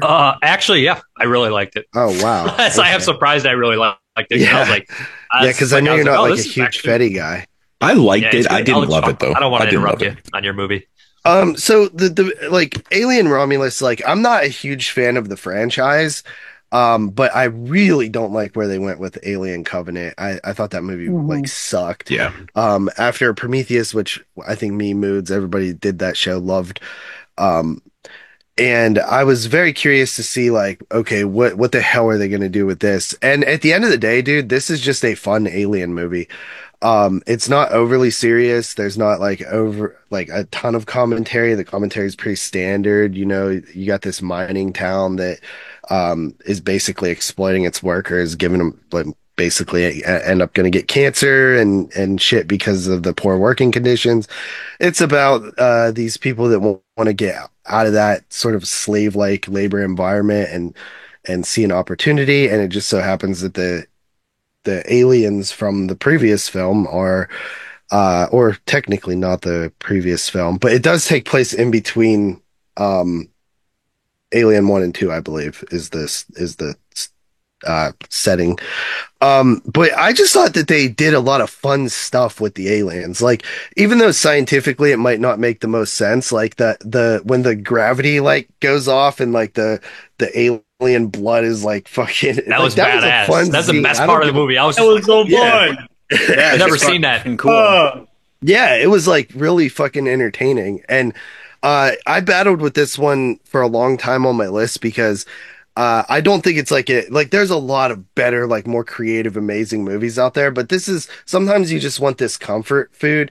And this was the funnest time I had in the theater this year was with Romulus. So I was like, I got to show it some love. So it's in my number 10 spot. I enjoyed it quite a bit and I give it an 8 out of 10. Hell yeah. I think my biggest complaint with the film, man, was just some of the characters. I wasn't really fully invested in them. I didn't really care for them too much, but. And I also loved how they sort of like took pieces from like all over the franchise too. Yeah. That was cool. And, even Prometheus. Even Prometheus, yeah. And it made it feel like we're not just ignoring everything that came before. I loved Andy. Andy was great. That dude was one of the best performances of the year. Awesome. Andy was the shit, dude, and his performance was good too. The only issue I had was like, bro, that CGI on Ash looks like poop. That was and you definitely was the best character in the movie for sure. Hands down. I have a good argument for that. So he's an android. He's supposed to look fake. Yeah, but Ash doesn't look fake. Oh, yeah. He doesn't look fake in the first movie. Yeah, but once you know he's fake, he looks fake. It's like once the illusion has been like revealed. Not really. That's not good. It's bad CGI. It's bad CGI. Period. It's not good CGI. It's Good supposed attempt. CGI that way. Good attempt. It doesn't make sense. I don't think Like, it was CGI though. I think it was just like a animatronic face. No way. That was Tyler, get on I'd this. have to rewatch it. Yeah. What's that? That was CGI. Ash's face was CGI. I'm pretty sure it was CG. 100% CGI. Yeah, I'm pretty sure it was CG. You're on crack if you think that was practical. JP, what'd you give Romulus? An 8. I don't have 8. Fuck, I thought this was a good year. I don't have an issue with the Ash thing, but like I guess a lot of people kind of like brought up the point, like I don't know, man. Wait. 8.5. Sorry, you're right. All right. Dave, what'd you give Pandemonium? 8.5. 8.5. Okay, sorry. I'm just trying to keep track of shit here. I mean that Ash thing's not enough to ruin a movie for me. If that ruins the movie for you, you already ruined hated it for a lot of you know what I mean? Like, that you already hated it. Like that's the one thing. Bad CGI doesn't ever ruin a movie for me. It just gives me a reason to make fun of it. I liked it. It's a fine entry into the franchise. I mean, honestly, it's better than a couple of the films for sure. But I mean, it's something I'm not going to go out of my way to be like, I'm going to go watch Alien Romulus tonight, man. I feel like it returned to like what made Alien cool with the first like 3 or so movies. Like it kind of went back to its roots a bit. Visually, it was fucking awesome. Fair enough. And visually, it was fucking awesome. Like Dave said. What people I saw. Yeah, I really don't like most of the characters. The Ash thing. Yeah, I didn't like the characters. That's my most of the characters are kind of shitty. Like I was getting mad when they were like, "We're just going to terminate Andy." I was like, they're also generic and they sound generic. I'm like, why the? I'm like, everyone like had a British accent too. I was like, this is so weird. It's like an old fucking World War II movie from Britain where all the Nazis have a British accent. I mean, I'm like, that why was is everybody's problem with Alien 3? I felt like all the characters in this movie. British. I felt like all the characters. They shaved all their heads for lice. I felt like all the characters in this movie were like characters that were from Attack the Block. I had no real issues with Alien Romulus. I had no issues with but I like the characters in Attack the Block though. But yeah. Anyways, it's not enough for me to get mad about. I was like, he don't look great, but man, there's lots of stupid shit I don't care about movies. Yeah. All right, Tyler, back to you. Number 9. Nine. We're not going to go too far. We're actually going to stay right here in the United States of America. This film comes from a pretty admonished director. It's Robert Eggers, or as I like to call it, the Eggman's Nosferatu. Really? Interesting. Yes. So Nosferatu, interestingly enough, is probably the movie by far I have the most to criticize about on my list. But fucking catfishing this man. I thought you said you didn't like this movie, motherfucker. He never said he didn't like it, to be fair. No, I said watch it again. Yeah, I saw it twice. I said it was good. But there are like definitely some real like criticisms you can make about this movie. But I think like this movie is strong enough that where it overcomes those things. And none of the things that I have to criticize about this movie ruin the film. It's just things that I think could have like been better in this movie. Let me ask you something before you go on, because I think this actually is a factor for me. Do you think that people, if this came out and it wasn't Robert Eggers and we didn't have any attachment to the director, do you think people would have liked it more?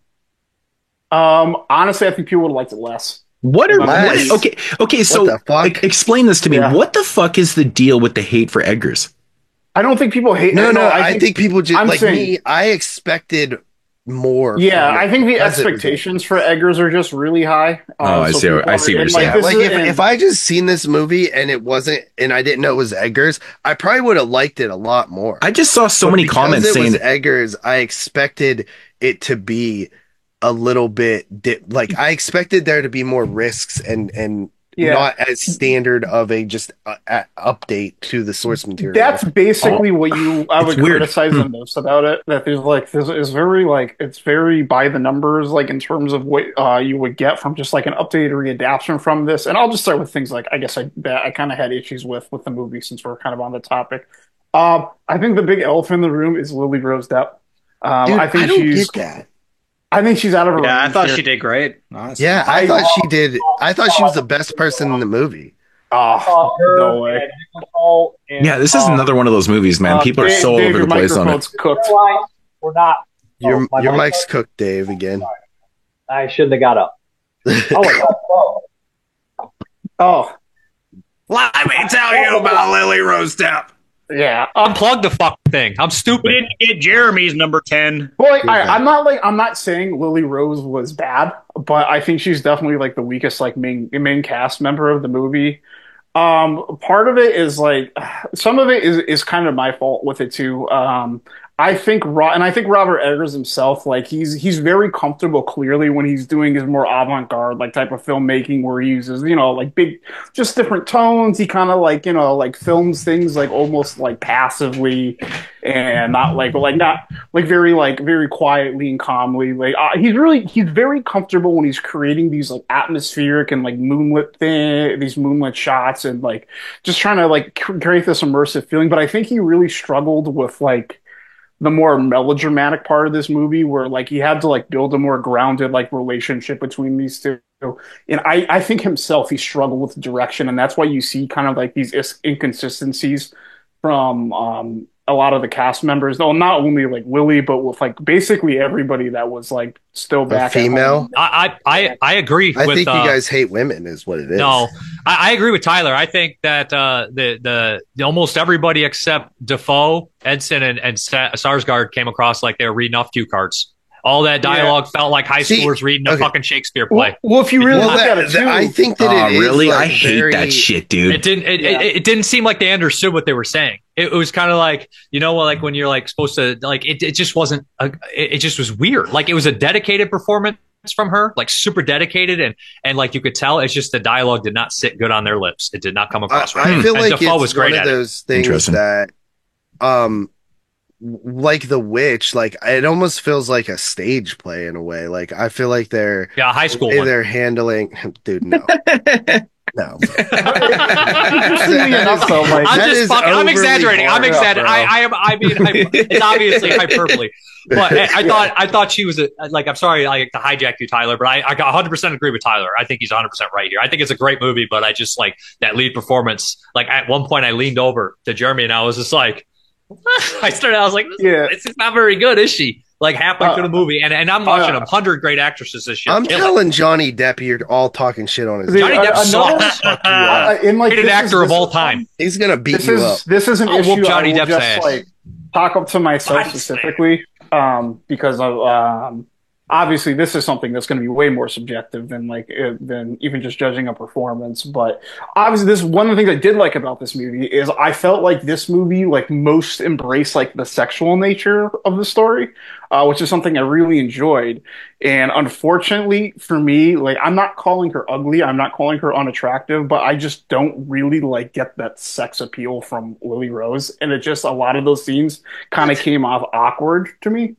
Now he hates women, JP. She's supposed to be sexy to Nosferatu, not to like the fucking audience. But like, I just like she's like to me, it came off almost like she comes off to me almost like too much of a child to me in a way. Yeah, she does look real young. I don't. Well, I do. I just don't like have she's probably like 12 or something. She's not that old. I didn't think Nicholas Hoult was very strong either, and I didn't think he was strong either. I didn't think he was very strong either. I didn't think his friend was either. I don't think. Wait, this is a. I don't think your Cal number Morlock 9 cares because he first visited. We're her on the when she was, negatives. like, I'm gonna 12. get to the good stuff. You have said nothing good. I was literally just going to say, did you even like this movie? Like, what the fuck? Why is it on everybody jumped in? I jumped on the. All right, let me finish the short list of knocks on it. But yeah, that problem is more of myself. I know originally, what's her name, Anna Taylor-Joy was attached to this, who I think would have been a much stronger choice.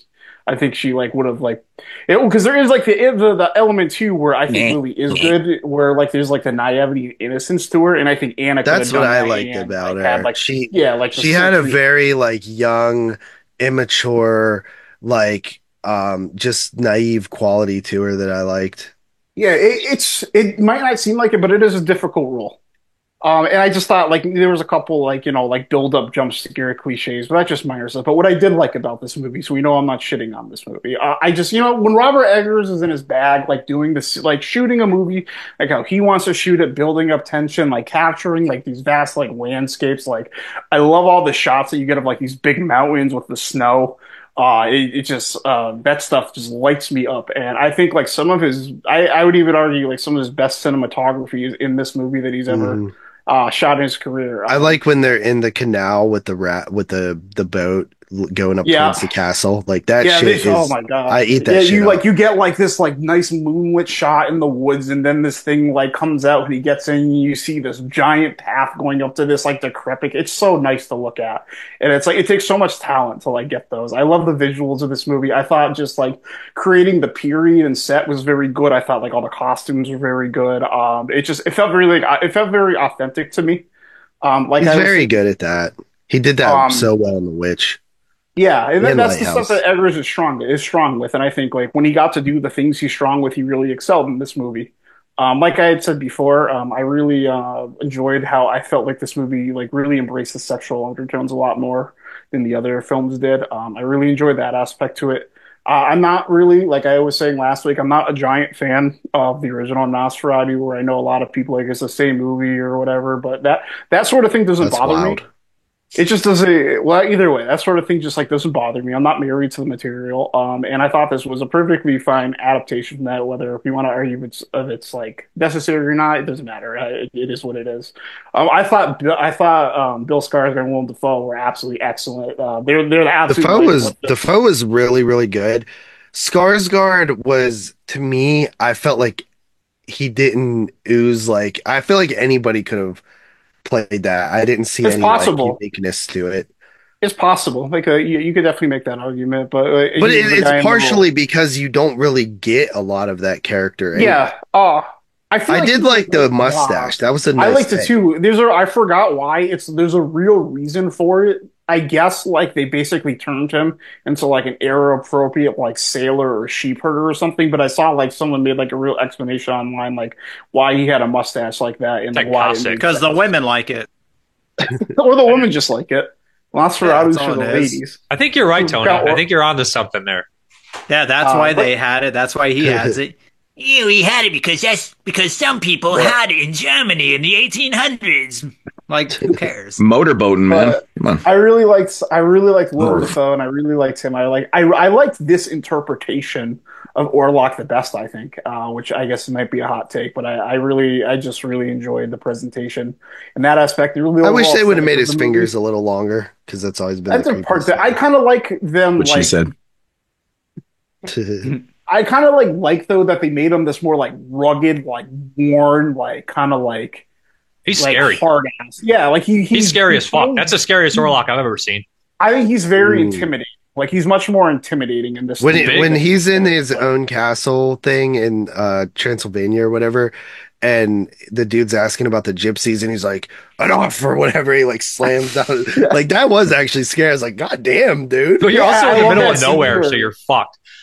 Yeah, this will get better on a rewatch. I just was a little disappointed. I think so. Yeah, I liked it a little bit more on a rewatch. I think, or at least I like formed my. I felt similarly, but I like really formed my opinion better. I guess this movie is a little bit long, but I don't think it's like not paced well. I don't really think it's like really even that like slow of a movie. I think it's.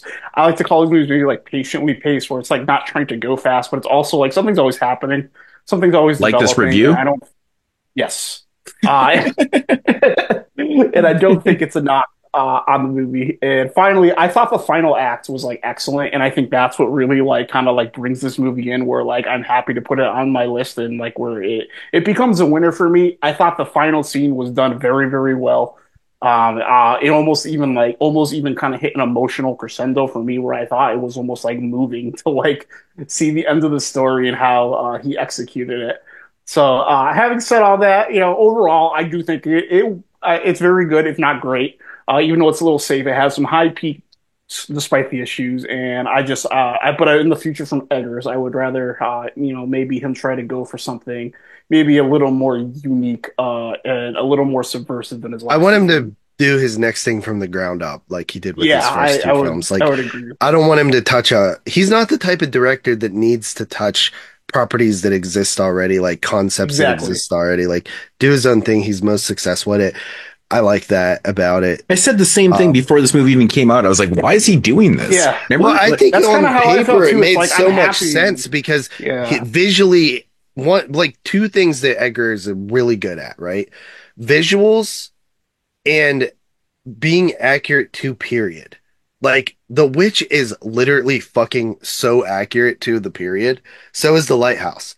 Like, it's insane. The dialogue in The Witch is next level shit, though, man. That's crazy. Yeah. But, yeah, definitely would watch this movie again, though. I think, this is probably a movie maybe people will get softer onto in the future and like a little bit more. But for right now, I'll give it an 8 out of 10. I am not looking forward to your number 8 because I haven't seen any of your shit on your list. Oh, dude! Oh, this was like an anomaly that you didn't see this. That's movie. Fucking crazy, dude. That's you would have seen it. Yeah, but you would have seen this movie. You just got screwed. Yeah. All that prep I definitely was. And you've seen less movies than me. Apparently, what the fuck?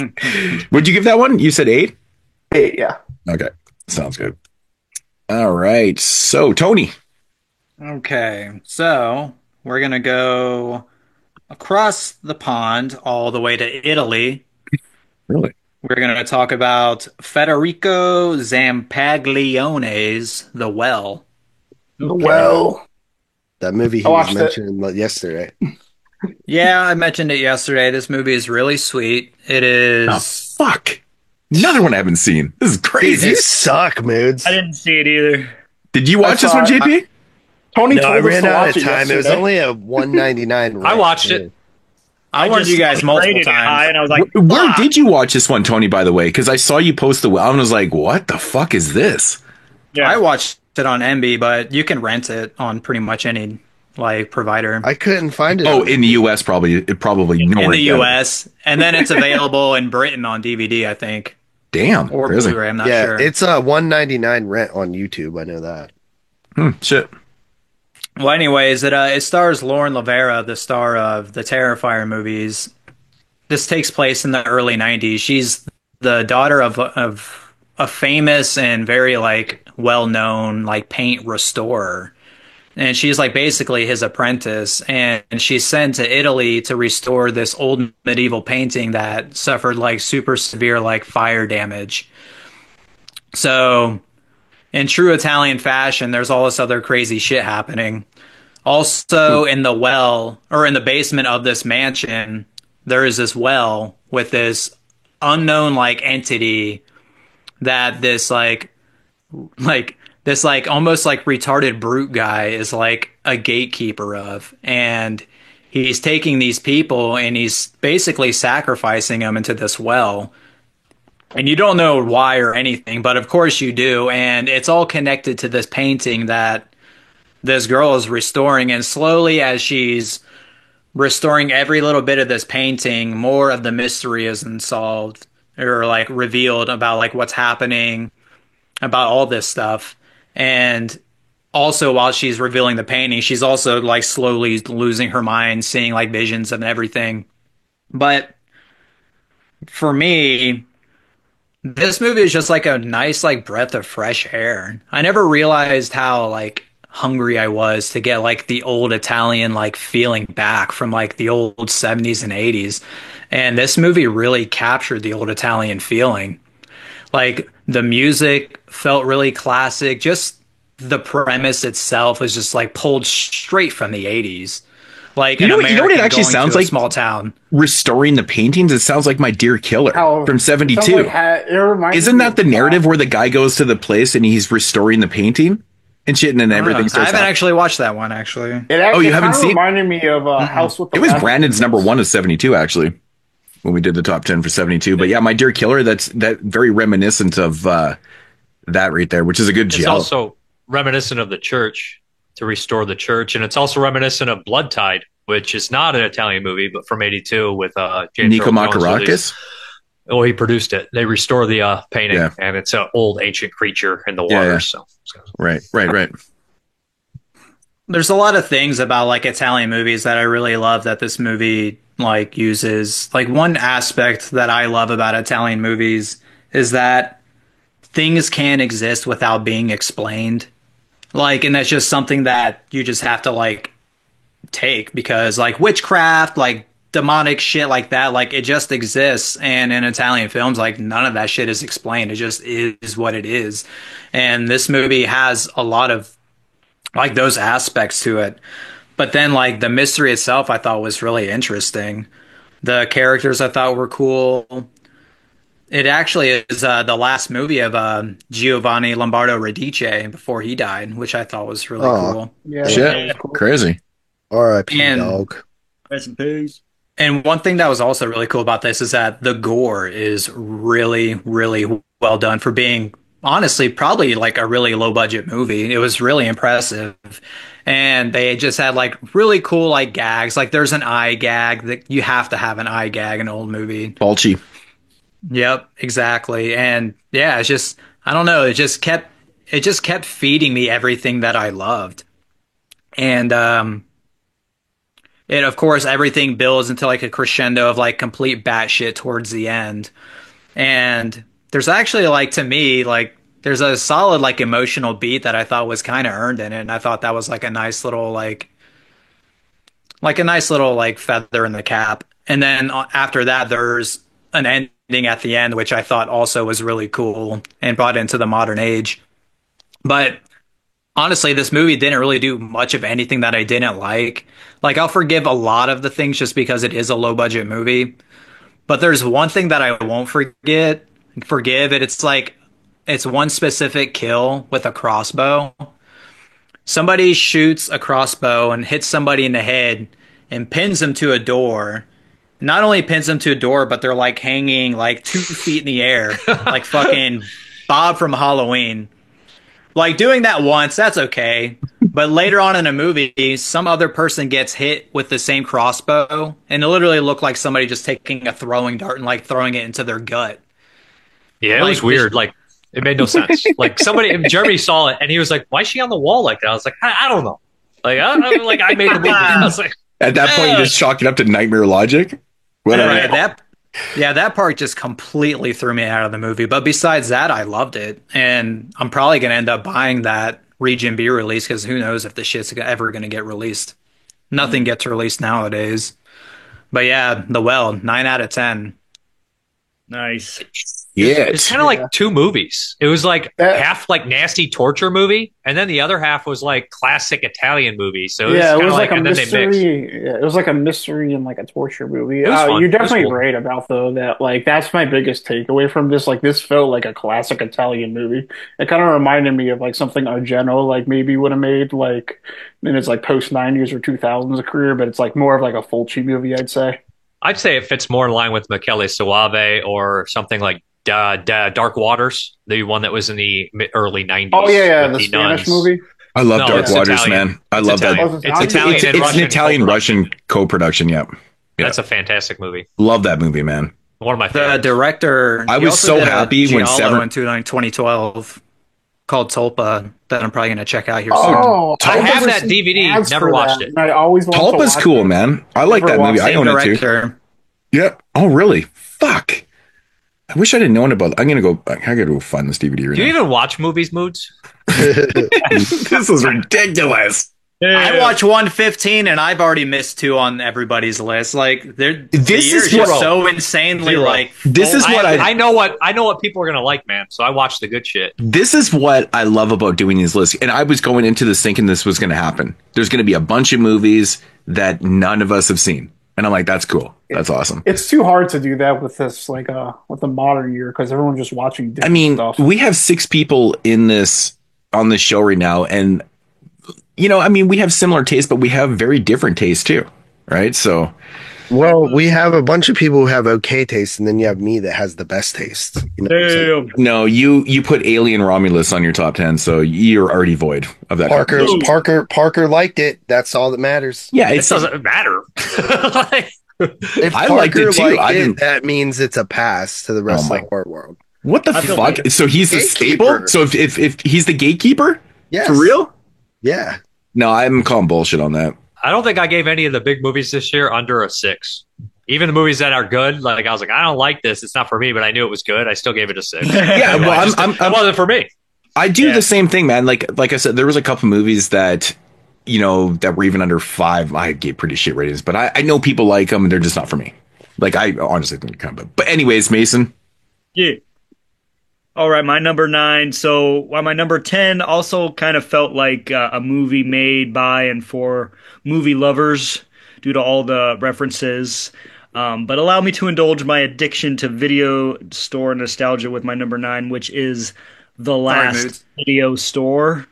Fuck me in motherfucker. This is in fucking insane. This entire movie. This is insane that this is happening to me right now. Is that the place gets robbed a couple times. That's it.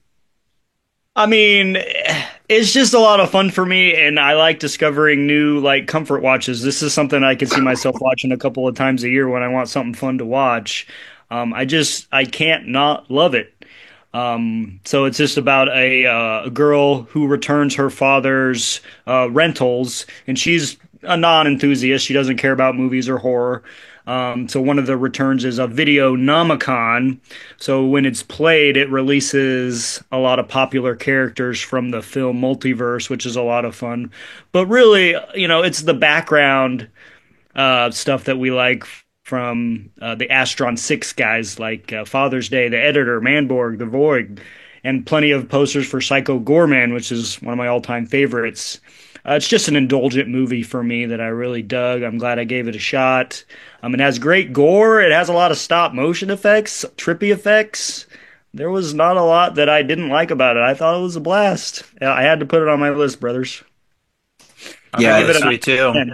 I This thought is really Astron fun. 6 guys acted in it too, like Adam Brooks and Matthew Kennedy. Oh, that's sick. I love those guys. Dude, the fucking Chuck Norris wannabe is great. Like that dude, he's like, The what's his Viper. name? Snake, Viper, Dude, the Viper. Cobra, Dude, Canada's It's fun, rocking dude. on these top 10 lists It was right a fun now. movie, man. I enjoyed Crazy. it. Canada had a strong year. Well, ever since they became, you know, an The 51st state? 51st state, they've upped their game. I'm telling you, man. I'm telling you. Yeah, this is one of those movies that really pissed me off this year. It being Canadian and nobody in Canada can watch it right now. It's crazy. It's so Well, corny. I was trying to find the actually Arrow watched Blu-ray, the wrong and it's movie. It's not even available in Canada. Like Can't I even can't buy find it? It was the cheapest one I found was $90. I'm like, it just came out. I know it just came out this year because I wanted a copy, and I'm like, I could import it, but I know with the strike, everything was happening with Canada Post and stuff. Like, I was never going to get it anyways. So I'm like, if I can find it Prime or whatever, no, $90 third party. That's yeah. I know. So I'm like, fuck this, man. But yeah, I was like annoyed that there's another movie with the same title in the same year. I know, so fucking dumb. And it's not even like it's not even like a super generic title like The Damned or something.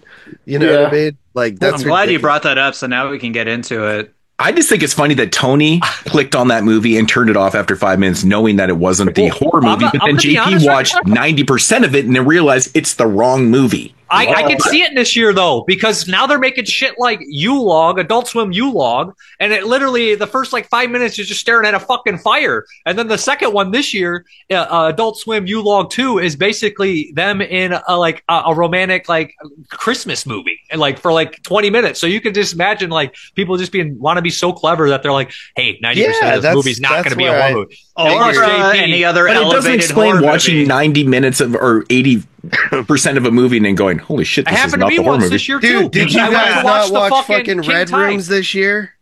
Which one? Red Rooms. Yeah.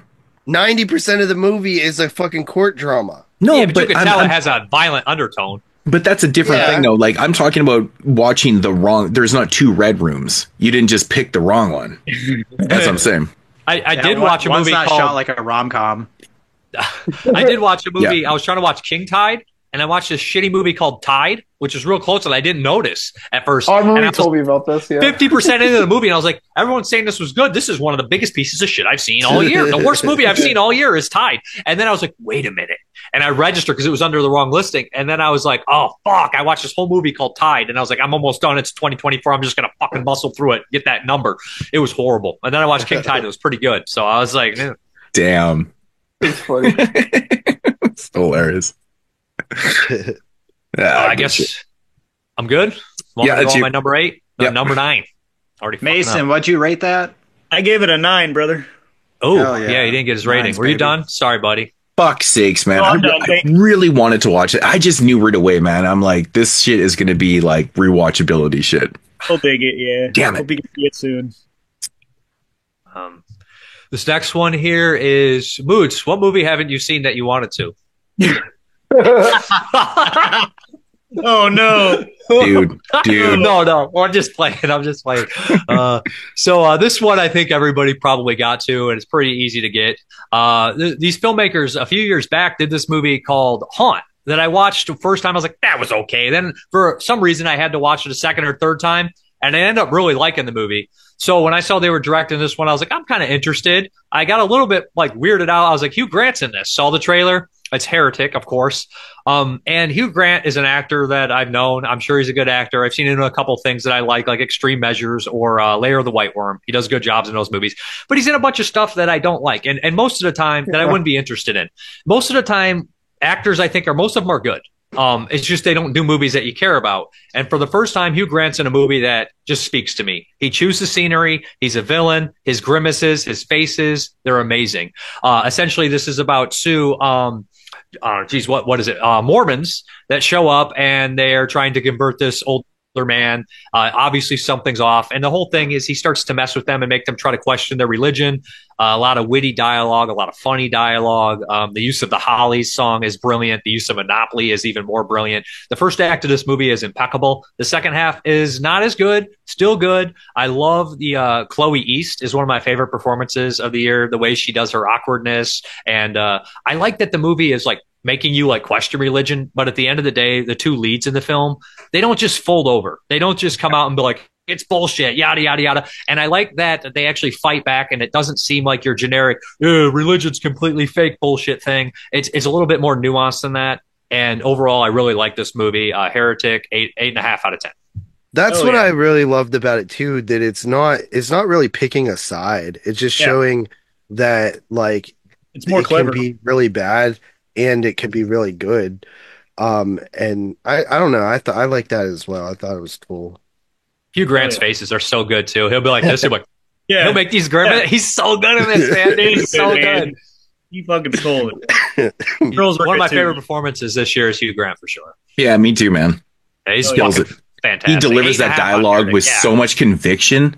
The conviction in that dialogue, he believes everything he's saying. I mean, it's awesome. It's good. Yeah, I love that. I know it's going to be on Mood's list. If it's not on Mood's list, I will be shocked, to be honest. I'll be shocked. That's because Mood's is like, that movie's made for me and Parker for sure. And it's like, it's just, I think it is. It's just a great movie. Is that my second religious horror film of the year after Pandemonium. So there we go. Pretty crazy. Wow. Would you give that one? 8.5. 8.5 out of 10. Nice. All right. So number 9 for myself is a film. So we're going to leave Canada. Sorry. Not the US. We're going to leave Canada and we're going to go cross seas over to Spain. Spain. Ooh. With a film called The Coffee Table. Yeah. Nice. Now, I know a lot of people out there were like, it's not horror. Dude, I do not understand the argument. There's nothing more horrific than this movie. Oh, yeah. Dude, this movie is so damn horrific and uncomfortable. And like, it's kind of interesting too, because like it plays off like a dark, again, this is what I'm going back to the intro, talking about dark comedy and shit. Like there's definitely dark comedy elements to this, but man, it feeds into the horror realm so brutally. It's brutal. I watched this one today. I think what, like, I don't know. What is the reason that the dude just is like, doesn't care that he killed his kid? Dude, seriously? Because his life is over. He lost it. Basically, that one moment basically just means the end of everything. He's having a worse time than Mark Stevens. I can't believe you just ruined that. Like, dude, that's such a brutal thing to say, man. You totally just fucking spoiled it for everybody out there. What do you mean? It's the happens in the first fucking 5 minutes of the movie. No, it doesn't. Not in the first 5 minutes of the movie. There's a little bit of a build up to it, probably in the first 20 minutes. But I mean, you don't really. I feel like does it say it in the description? I feel like it's probably like no. So basically the premise of the movie is it's about this couple that are obviously on the rocks, and they have a newborn baby and stuff like that, and they're not doing good. They're not doing good. Anyways, our father here, he's like obsessed with buying this certain coffee table, and the wife is like, fuck that. The thing's hideous. It's gross. It's not going to fit in the house. But I don't think it's necessarily that he's obsessed with the coffee table. I think it's just that he wants to be able to make a decision for himself. Well, that's what I'm saying. Like he wants this, and he's got his mindset on or whatever. So anyways, he kind of wins this battle. They end up getting the coffee table, and then something horrific happens with the coffee table. Yes, this movie is actually don't know about. It's a killer coffee table movie. That's really what it is. It's about a killer coffee table. So, but yeah, so this event happens, and then this movie just turns into the most uncomfortable ride for like the next like 75 minutes. You're just like, oh my God, like where is this going? How is this going to end up? And it's just brutal. It makes me squirm all fucking film. All movies, so uncomfortable. This is one of 2 movies this year where I was the whole time was just like, oh God, squirming in my seat the entire time. And I love that feeling about it. It's so horrific what happens, but then how it plays out is like, it's funny in such a dark way that you're just going, oh my God. See, I think I had trouble with like the tone where if we're playing dark comedy, I can ride with it. But if it's supposed to be serious at all, then I just can't ride with the fact of like this happened and like the dude's reaction to it. It just it's not realistic. Well, like his reaction to what happens is kind of because he really loathes his wife, and she loves the baby, right? So what happens is he's kind of like, like, fuck you, bitch. Right? But he knows it's bad. It's wrong. It's delaying the inevitable concept. It is a wild concept because it's not like he purposely made the situation happen. It happened, but like he's dealing with it in the best horrific way that he can. In the worst way ever. Yeah, this guy's strategy is dog shit. I mean, he doesn't want to face it. He can't face the truth, so he's so shut up. He's ultimately scared of his wife to the point where he's just not good at fucking like making any decisions. Period. Well, he's terrified of his wife, though, too, right? He's terrified. The longer you put off on it, the harder it is to do it. Right. Exactly. Yeah. And I mean, and then when you incorporate other characters into it, And dude, that's one of the most uncomfortable things I've seen all year was when you get the family members in there and shit. The genius is that he's so miserable and no one knows what he's going through, but they're carrying it on. And when they say stuff, he's just like, yeah. I love this fact that we know exactly what's going on. Nobody else knows. And it's just, dude, the whole time I'm watching this going, I haven't been this uncomfortable in years. Probably since I was a baby shitting myself. Like, I'm sure I was uncomfortable, but like, this is just next level uncomfortableness. And then I watched another movie and that was even more uncomfortable. But, this movie I loved. I absolutely loved the dark nature of this, man. I mean, it's playing with material that's so sensitive to people. And I love that about it. That's what I personally love about this. I love the way it plays out. I feel like it doesn't overstay its welcome. The runtime's perfect for what it is. It's a really, really dark, humorous horror film that works on all levels for me. The acting is brilliant in this. It's a very small film. It's a very kind of indie feeling film, really. I mean, there's only 5-6 people and characters in the whole film. So it does everything I need to do. That little girl neighbor, like I wanted to throw through a fucking window. It's a nice, I mean, it kind of breaks up, what's happening with him. But then like, dude, did you? Yeah, exactly. You just want to strangle that bitch, man. You really do. Like, she is a. Could have used some titties to lighten up the mood. I'm just playing. I thought the movie was going to end in a different way when she showed up, like during the dinner party. Yeah, with her dog. I'm like, I wonder how this is going to go. Yeah, right. I thought it was going to get a lot darker. That would have been pretty fucking awesome, though.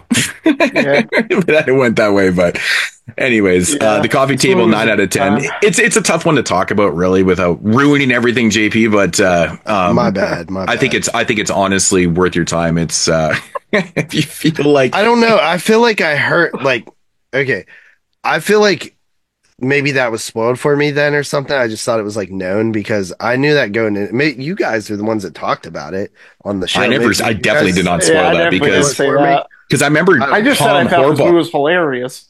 Horballs, he mentioned the film and he's like, yeah, this is basically a film that like you can't say anything about. Just go in knowing nothing. And I did, and he recommended it to me, and that's what I went off of. He's like, he told me nothing. He's like, you're gonna like it. Loved it. Yeah, that's my bad. So I blame the COVID. Brain fog. Definitely fried your brain. All right, yeah, so that was 9 out of 10 for myself. JP. What are you doing? Staring at your teeth, Dave? What's going on? Got something wrong with my tooth. It hurts. Is it my turn? Yep. All right. Okay, so this is kind of a weird one, but my number 9 is Robert Eggers' Nosferatu. All right. Which was also Tyler's number 9.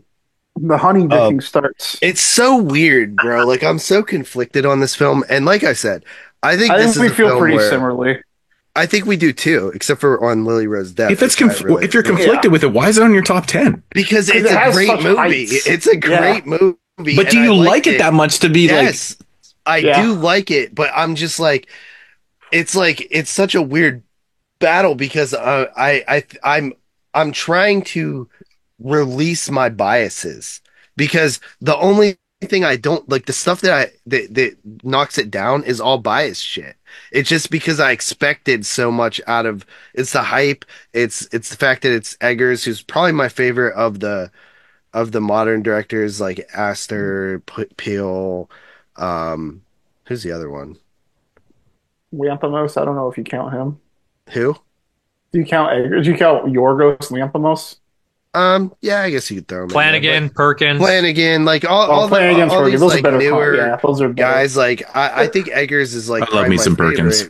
The Witch is phenomenal, and I didn't love The Northman, but it's also like not a horror movie, so it's like I don't really think about it too much. Yeah. But Nosferatu is like I feel like if it just came out and he wasn't attached, I would have fucking loved it way more. Because I wouldn't have any expectations, which that's what I'm trying to eliminate is like I'm trying to not be a little bitch and have expectations, Well, it's funny because you sound like a little bitch right now. It's weird. But the movie itself, I mean, it's a great movie. Like the visuals are awesome. The fact that it takes the source material, the Dracula, and it really does the most complete version of that story, I think. And it hits all the, I think that, like Tyler said, the sexuality aspect, it really lets that flourish and become like as much of a part of the story as it's supposed to be. And then also like I love like the opening scenes where he's going to the like Carpathian Mountains or whatever with the like that even one shot that looks like straight out of like 1930s Dracula. Yeah, I know exactly what you're talking about. Yeah, I'm like, dude, that's awesome that he created that. I think that's so cool. Like I said, the stuff in the canal where they're doing the boat, like even the whole little other aspect that was thrown in that I think is often underlooked, at like the plague ship with all the rats and stuff creating the plague when Nosferatu shows up, which is a really cool aspect of the film. I liked everything about it on the surface. I just was like, the moment I came out of the theater, I was like disappointed. I was like, damn, man, I would have liked to just see something like more. Like it just is a very standard for what it is. It's a standard telling of that story, but Eggers like literally is so good that it like elevates it so much. But it's because of who he is and like what I expected. I maybe expected him to try to do something a little bit different, but he played it very like straight with the source, like with the story. Like he didn't deviate from what Nosferatu is at all. And I think I expected him to, and he didn't. So I think that's where I got disappointed. But that can't be a knock on the film that like you expected something that you didn't get. Right. Like you can't really knock the film for that. So I was very conflicted. And the more I sat on the movie, the more I really did like it, because I started thinking about like, okay, I like this about it, I like that about it.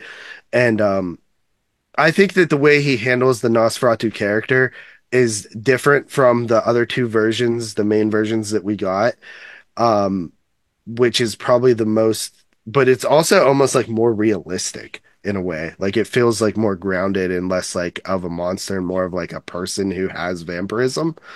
But still kind of scary as well. I did like the scene with the the one dude and his dead wife or whatever in the mausoleum and stuff. It's a very gray movie. Like everything in this, it could have been, I wonder how it would have looked black and white. I actually meant to mention this. I think there's a real argument that this movie could have been made in black and white. I think that like those moonlit shots, like you were talking to, where we recreated that, those look like phenomenal. And I almost don't want to lose those, but I think a lot of the other scenes would have been better black and white. Yeah, it's like it almost makes you think like maybe it should have been, but I'm not quite sure. But I gave it an 8.5 out of 10. It's pretty good. I think most people like it. You saw it just the one time, right? Just the one time, yeah. Yeah, you gotta see it again for sure. Yeah, I think I'll like it more that. after my hype has died down and I could really just take it for what it is. Yeah, I think I felt kind of conflicted when I first left my first time as well, and I'm really glad I did see it again because like it kind of at least like, I felt pretty similar. I felt like I understood like my own opinions a lot more by watching it a second time. One thing that you guys didn't mention that I thought was really cool is the use of the hand shadow that Orlok does. He uses it to see the city and see where people are. That's beautiful. Yeah. And the way he unlocks that door, I was like, I don't think I've ever seen it that. Yeah, that was really cool. That was really the opening scene is also an homage to an Ingmar Bergman movie, so that was pretty cool. The opening shot. Oh yes. Yeah. All right. Enough of Nosferatu? Like seriously? Maybe. All right, Tyler. All right, number 8 for a movie I know Moods has seen. We're gonna finally leave the United States of America. We're gonna do some traveling abroad to the country of Austria. And I have a film from the director duo of Severin Fiala and Veronica Franz. It is The Devil's Bath. The Devil's Bath. So I am out on Tyler's number 2. Ooh. I picked that as your number. Interesting. The Devil's Bath to me is like the premier, like true, like slow burn movie of the year. This movie is definitely like something I classify as like as a slow burn. Their other work kind of has been to a degree too. I actually am not the most giant fan of the previous work. There's one I haven't seen, but The Lodge and Goodnight Mommy I think are fine movies, but they're not movies that like I'm excited to go like see another movie from them. I like both those actually. I like both of them. But either way, I thought this was a step up. I like this movie a lot. We're continuing the theme of religious horror. This movie is just like so incredibly like depressing and bleak, like right out the gate, and it's just like it doesn't even like hide it for a second. You get this brief little like this is like these are based on documented events, but you don't really know what it is. And then the opening scene is like this woman literally throwing a baby off a waterfall, going and confessing in church, and then like a second later it's nighttime and you see her decapitated body like just rotting away like in the woods in a shrine. Yeah, in a shrine, sitting upright with toes and fingers missing. And if that's not gross enough, this guy walks up and like cuts off a finger and steals it. Like, and this is in the first like 2 minutes of the movie, and you're just here like, what the fuck? I actually don't understand that. What? Stealing the phalange. Like, what was the point of that? The phalange. What is the phalange? A finger, a toe. It's the technical. I'll get for conception. Yeah, I'll get to that actually in a second. I have it in my notes. So yeah, then it just like it cuts right to a new day. The contrast. It's a wedding between Agnes and Wolf. Agnes seems like I don't think they explicitly say it, but Agnes seems like she like came from the city. And Wolf is like this rustic mountain guy. He's a fisherman by trade, and he just purchased like this new house. They don't explain her. Bride. And he shows it to her, and she has this reaction like, wow, this is where I'm going to live now. So yeah, she's already starting off uncomfortable. Then you like see like this guy Wolf that she just married with his friend Lens. And then like they kind of have this like secret gay moment where he's like, oh, you look so handsome today. And they're like touching each other's face, and it's like really weird. And then her brother gives her the finger that the guy cut off as a wedding present to put it under her pillow for as like a good luck charm for conception. Yeah. Yeah. So like this is that's all just like funky legend shit, dude. Yeah, it's not this is like all you know what I mean. It's like the movie, and it's I guess I just kind of looked at it differently. Okay. Yeah. It just basically just throws you right into the throes of like, okay, this is what you're dealing with, and then pretty quickly, like you already see this Agnes woman is very uncomfortable living here. She's already like having intimacy issues with her husband, and I think that's obviously connected by what she secretly saw with her husband and the guy Lenz. But that doesn't last long because quickly this guy Lenz kills himself. And this is like what kind of throws you into the plot of the movie, where then they go into like this priest sermon and they tell you he committed suicide so he cannot be buried. And they say suicide is worse than murder and worse than murder. I'm sorry. And this like warped like religious like doctrine that they but have.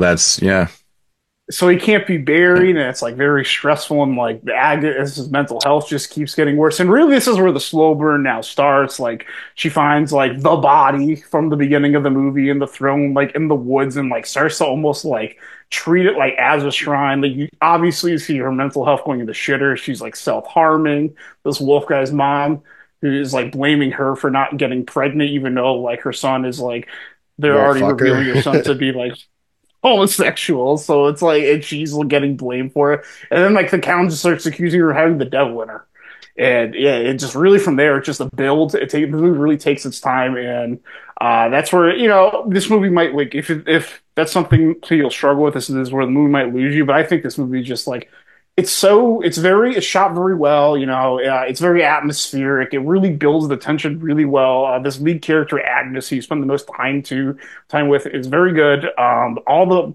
things around you, it all looks great. It's very grim. There's some great cinematography, but this is the movie that just really relies on its atmosphere and tension.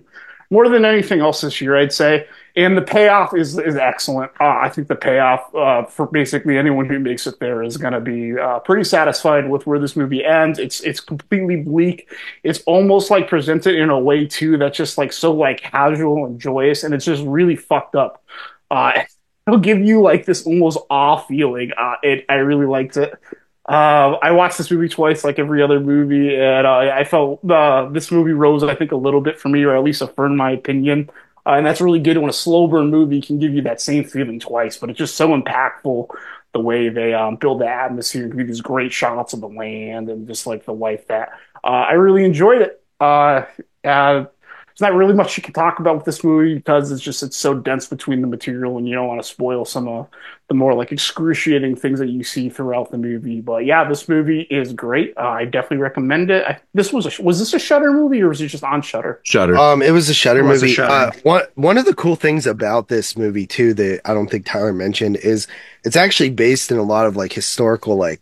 Yeah, it's factual. Yeah, there's actual real documents on this, right? Exactly. Yeah. Like after the movie's done, they give you another post-credit scene, giving you greater context of what you just saw in the pre-credits. It's a really good historical piece, in my opinion, because like this was something I didn't know about. In like in this region where they didn't understand mental illness, obviously, and this is how they dealt with it. It's fucking insane. Yeah, it's like you totally can understand like.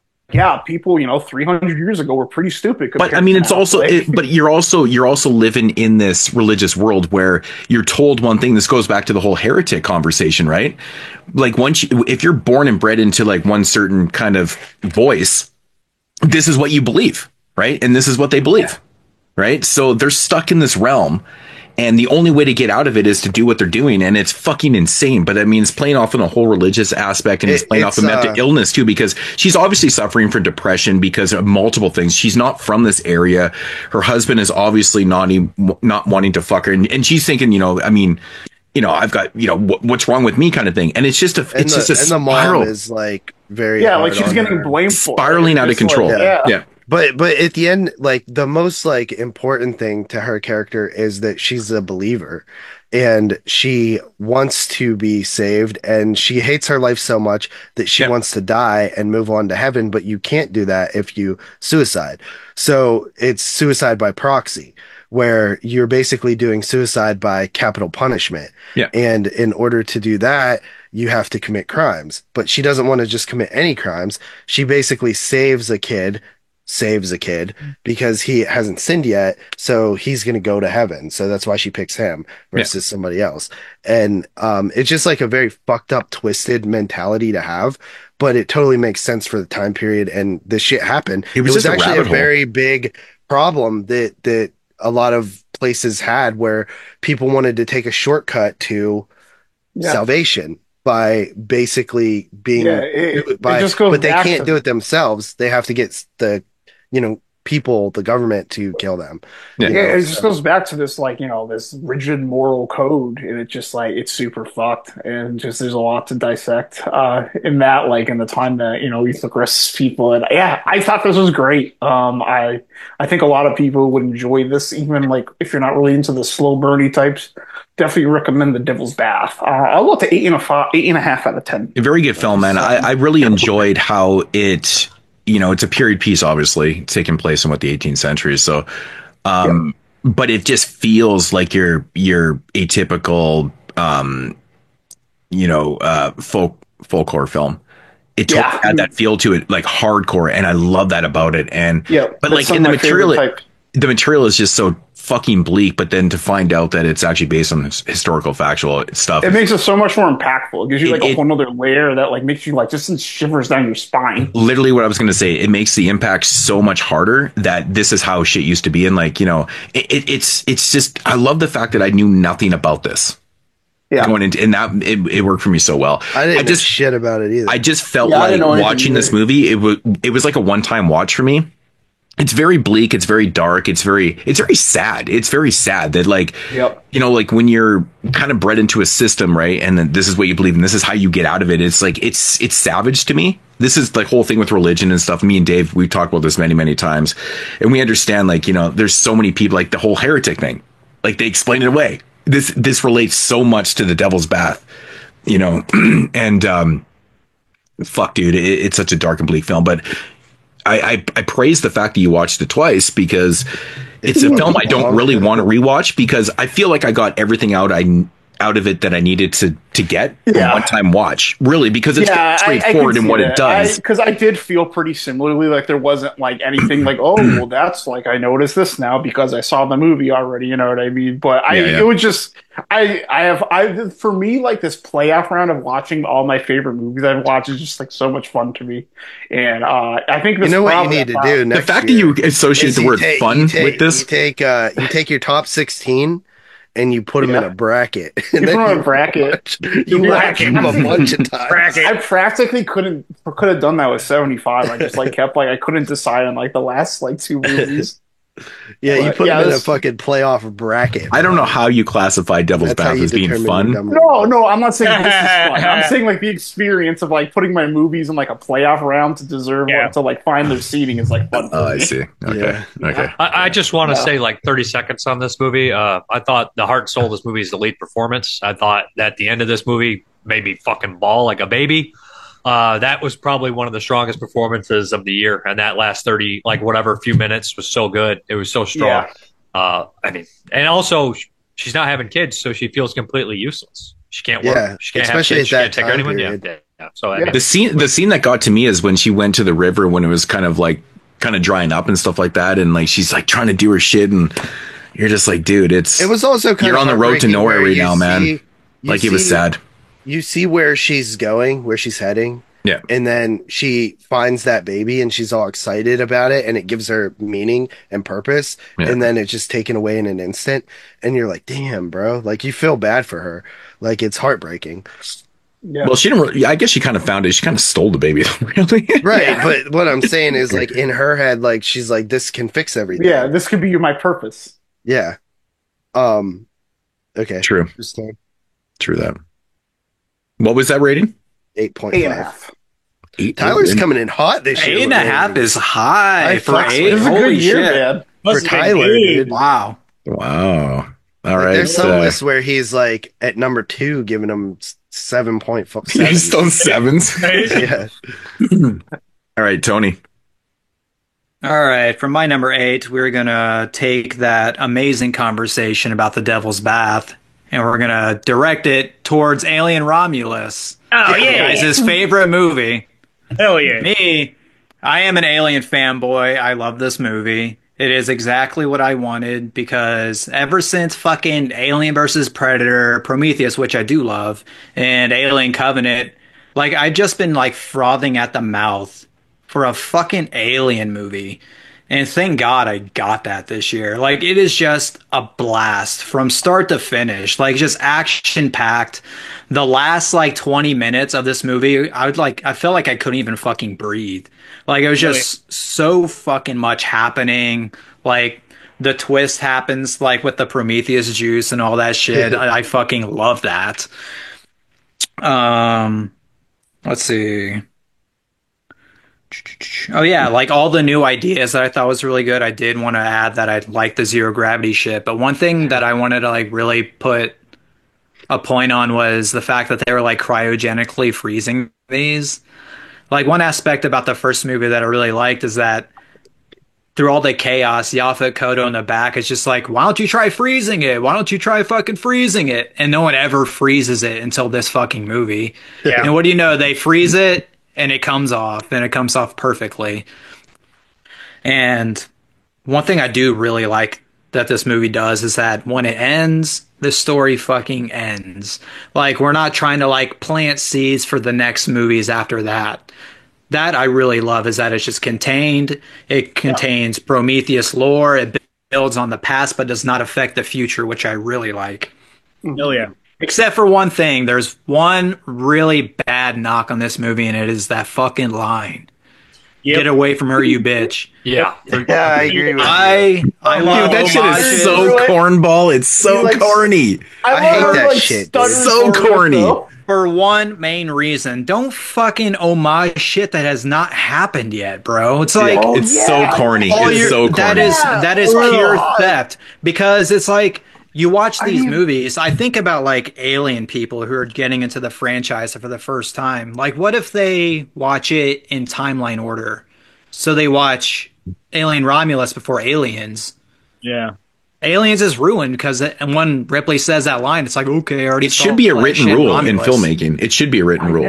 I don't like. I don't it's like not chronologically correct. I don't like repeating fucking lines in other sequel things that weren't part. Like, if the characters weren't there, I hate that concept in general. Like, to just even like.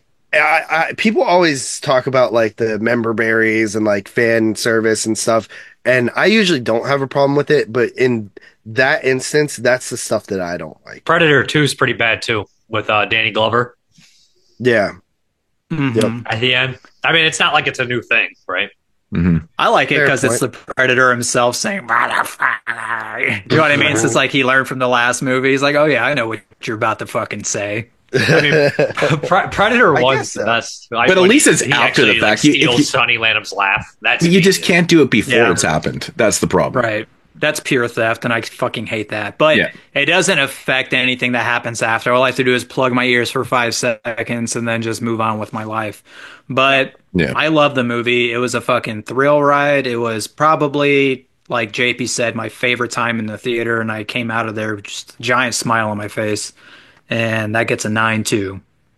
The one weird thing is when people were bad mouthing it, like some people had legitimate concerns, but a lot of them were like using like weird, like esoteric terms, like, well, it doesn't really have like the heart and soul of it. It's like, explain that and break that down to me. They'd be like, well, it just doesn't.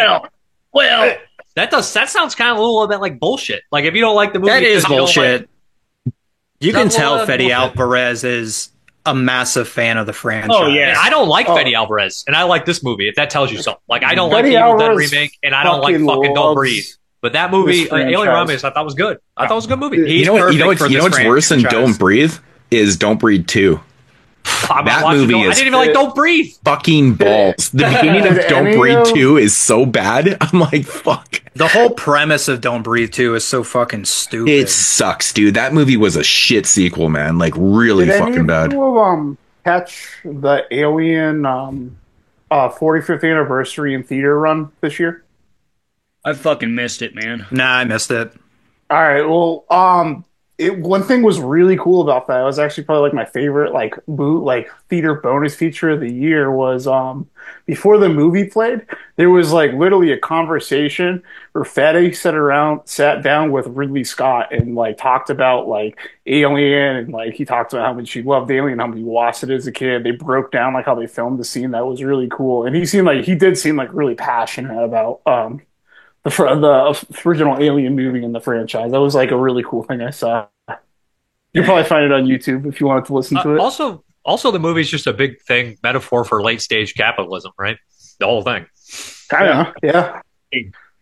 That's really like the reason. Like, yeah, you think like they're working and then they go up there because they're a slave to capitalism. What, in Romulus? Yeah, it's a big late. Oh, I literally said that. Yeah. I literally said that about the capitalism thing. Yeah, big time. Yeah, 100%. Mason. Yeah, I finally get to go to a foreign horror film here. I'll introduce by saying, "Fuck the skeptics."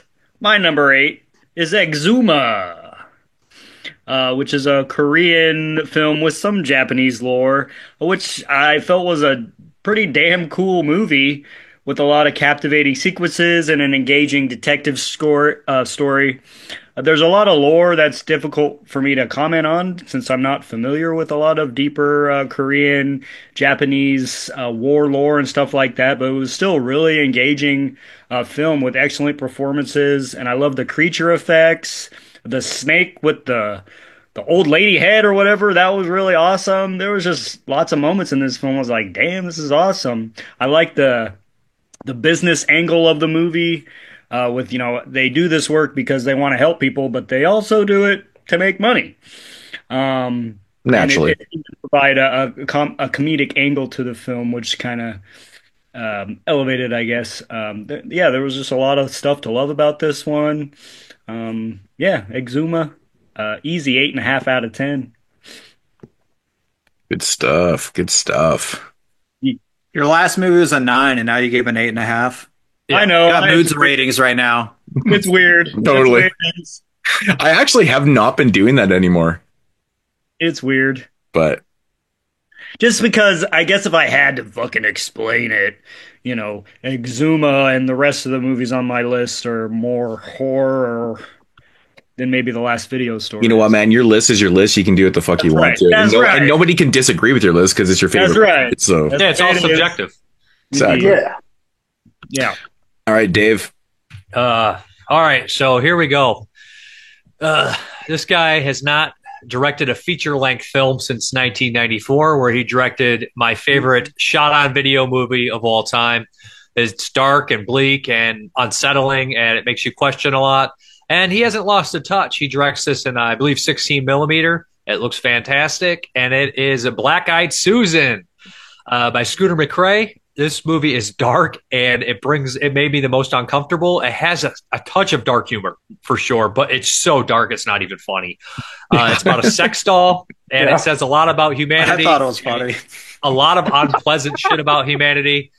You know what I mean? The idea, and they hire somebody to work out the sex doll and to do violent things to the sex doll because, unfortunately, a lot of people that commit violent rape crimes and sex crimes and stuff have this kind of violent nature in them. And they're like, can we suppress the rape culture with the doll? And you're thinking like, man, if we have to do this, shouldn't they just blow us all away with a bomb? Like, it's what's such a bleak premise. Point, the right? fact that we and even have to think about that. Further. Yeah, when they even go the step. When they go that, I don't want to spoil further, that step. I don't want to spoil it. It made me stick to my fucking stomach. It's actually quite brilliant that he brought that element into the film because, like, of all the shit that's been going on with all these people in the world and stuff, like, I mean, this is kind of reality right now, man. And that's the thing. It's like, that's the fucked up part. If you think about having this technology, like, it might be fucking disgusting and horrible, but it's kind of practical.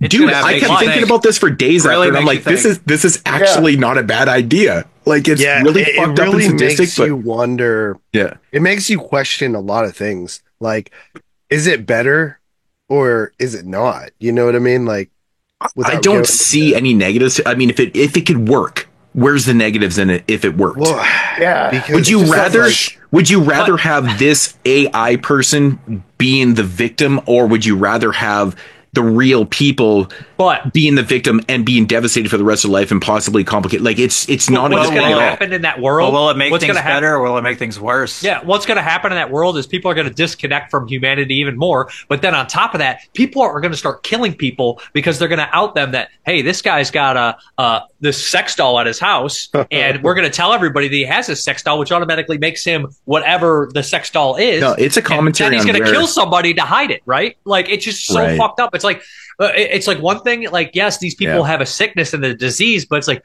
do you take the time to actually cure it? What's worth saving? Like, in Dawn of the Dead, that line, when Millard Rausch, it's one of my favorite lines, is like, what's worth saving? What's worth saving? You know what I mean? Like, you're like, right, what the fuck is worth saving at some points? Like, I honestly hit that point, like, I when I talk to people, I'm a people person, but when I look at things as the whole, just take us off, man. We worn out our welcome, man. Our time's come. But I mean, at least you're putting the effort into making an effort. You know what I mean? Like, it's an effort. It's trying to do something that could potentially be effective. Of course, everything that potentially has, the ability to be positive is always going to have negatives too, right? Because everyone's not the same.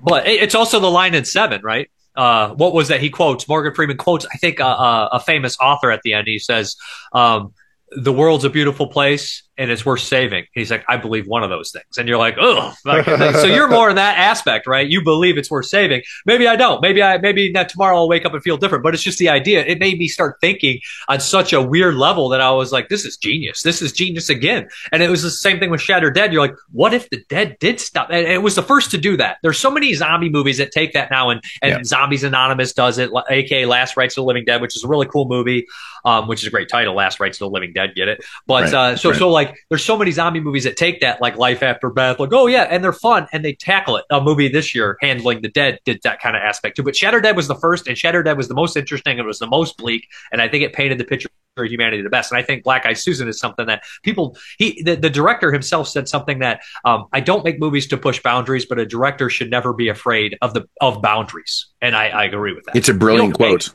Brilliant. You know what I mean? So I mean, like, I love this. That's really good. Yeah. 8.5 on Black Eyed Susan. Scooter McRae is an excellent filmmaker, and this is a great movie. I mean, like, yes, like, it's not perfectly made because it's on a budget, but it's made well enough for its budget. The dialogue's good. It's shot fairly good, and he talks about, like, filming. He never wanted to film the typical shot of, hey, now I'm standing up now for the people at home that are listening. I'm looking down at you or whoever's talking to you, so I have this power. He's like, I want him to film on the same level, so the sex doll and the guy are on the same level. Nobody has the power dynamic. So it's a great movie, man. 8.5 on Black Eyed Susan.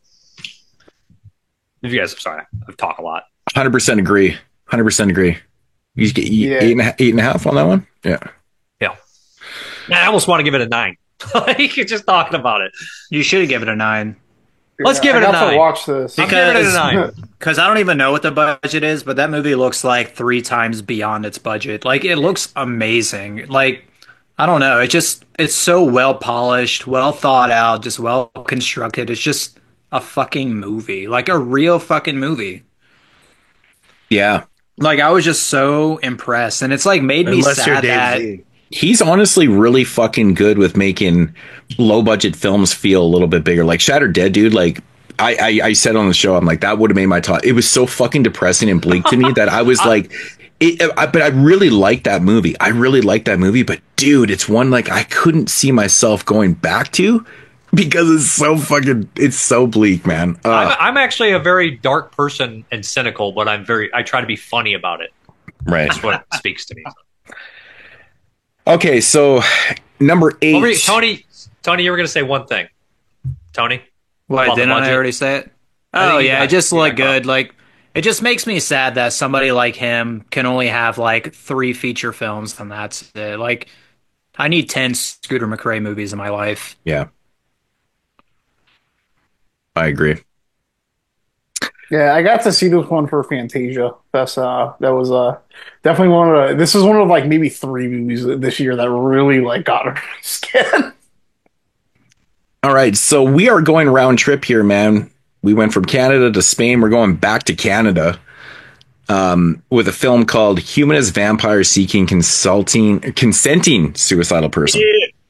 Yeah. Hell yeah. Wow. Dude, what a fucking amazing take on I almost thought you weren't going to like this movie.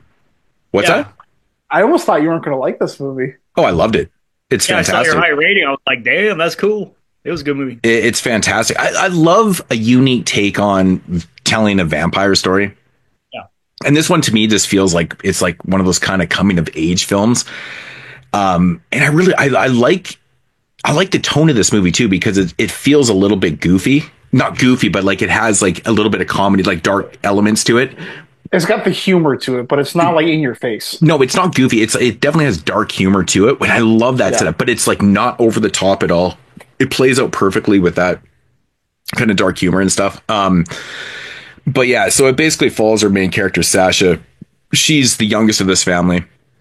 She's a 68-year-old vampire. She's like, what? I don't know. Was she supposed to be in the film? Like 13, 14 years old. She's pretty young.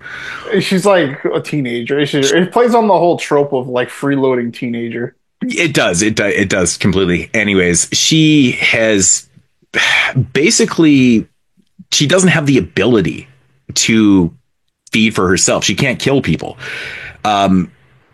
It's also because, I mean, she doesn't have fangs because of this ability. She's very kind of soft and stuff, and she basically relies on her parents to feed her and stuff like that. Anyways, it comes to a point where they cut her off and they're like, hey, you know what?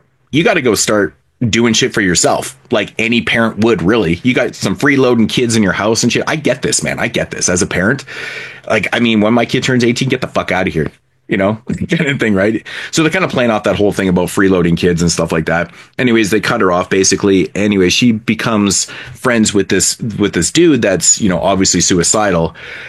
He's being bullied at school. He's living this kind of shitty life and stuff like that. And he wants to die. Like, she meets him, like she sees him perched up on a building. He's going to kill himself. Anyways, you know, she ends up meeting this guy, like, you know, these AA meetings, not AA meetings. I guess they're, what do they call those meetings for people that are suicidal? I don't even know what they're called. But anyways, one of those type of meetings and stuff like that. Anyways, she feels like this is the person. Well, it's kind of funny actually because they end up becoming. She kind of falls in love with him, really, right? And I'm just going to leave the story there. I'm not going to get into it. And it turns into a love story. Yeah. So yeah, she meets this. That's where I thought this movie was going to lose you. Yeah, so that was actually kind of the weird thing about it. Like, I felt like it was like perfect opportunity for her to start feeding on this person, which he was willing to do that and stuff like that. But he has a different motive too, which makes kind of sense within his narrative also. And but like the way this thing plays out, though, man, like I was at first, I was like, okay, is this going to go into this like romantic type of shit? But I really liked it, man. I think it played out so well with these characters, and the way it goes. Awesome film, man. Acted well, shot well. The music is fucking fantastic in this, man. The humor's on point. It never gets too goofy. There's so much dark humor in this shit with the family and her and stuff. It's really good. It was just captivating for like 90 minutes or whatever it was. I love this film. Yeah, really it's good. Like 90 minutes, very short. Yeah, I just love the way it goes, and it has this really kind of cool vibe to it. You know, every once in a while we get a film like this about vampires that's super, super fresh. And this is it right here. Awesome film. I don't want to say too much about it and stuff. I don't want to give everything away.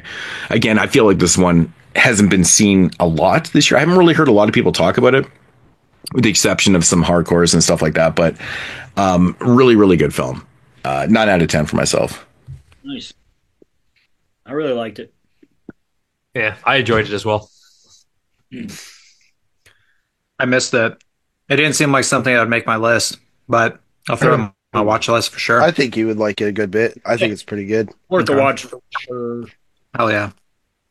Yeah, the way it plays out is really fantastic, man. I really like the scene in the hotel room at the end. I love it. It's great. It surprised me that Moods liked it because it's like sort of romantic. Well, yeah, that's where at first, when it started going into that territory, because I thought that she's going to meet someone, and then, I mean, the suicidal person, he's willing to. I thought she was gonna start posting Craigslist ads. And just picking people off like that. Like, I was just expecting her to start feeding on him and just have this kind of like blood bank, like this blood bank. Kevorkian, wasn't that the guy that helped people suicide? The euthanasia guy, yeah. But yeah, I used to think that was about kids in China. Really? Yeah. That's what I thought euthanasia meant. I thought people were saying like the youth in like Asian countries. Oh, you were taking it literal. Youth in oh my god, dude! I never thought of that. In Asia. Youth in Asia. Oh my god, that's crazy. In Asia. I'm dead serious. Forever. I thought that's something people. Yeah, this one played out a lot different for me. I literally thought she was going to start feeding on this guy that was willing to do whatever and stuff. But I liked the way the story went. And like generally, I don't really like stuff like this, but. It just had that vibe. It had that charm to it. I really felt for the characters. I liked everybody in this movie. Like everybody. Like it was fantastic. I love the scenes where he's roaming around and he's getting revenge on people and shit. And it's just so childish, but I love that shit, man. It's fucking great. It's really, really good stuff. So, but yeah. Humanist Vampire. I'm just going to shorten it to Humanist Vampire because the whole thing is too long to say. Whose turn? Yes. My turn? It is your turn. Yeah. Alrighty. My number 8 is a film called Heretic from 2024. This one, I watched this one last night. Yeah, last night. I watched a lot of stuff in the last 5 days of prep, and it definitely affected my list. Pretty hardcore, honestly. I think there's about 4 or 5 movies that weren't on my list a week ago, so that's pretty impressive. But Heretic, I think that this one is just so cool, and the dialogue is so interesting throughout the whole movie, and just kind of wondering where it's going to go. It kept me on the edge of my seat.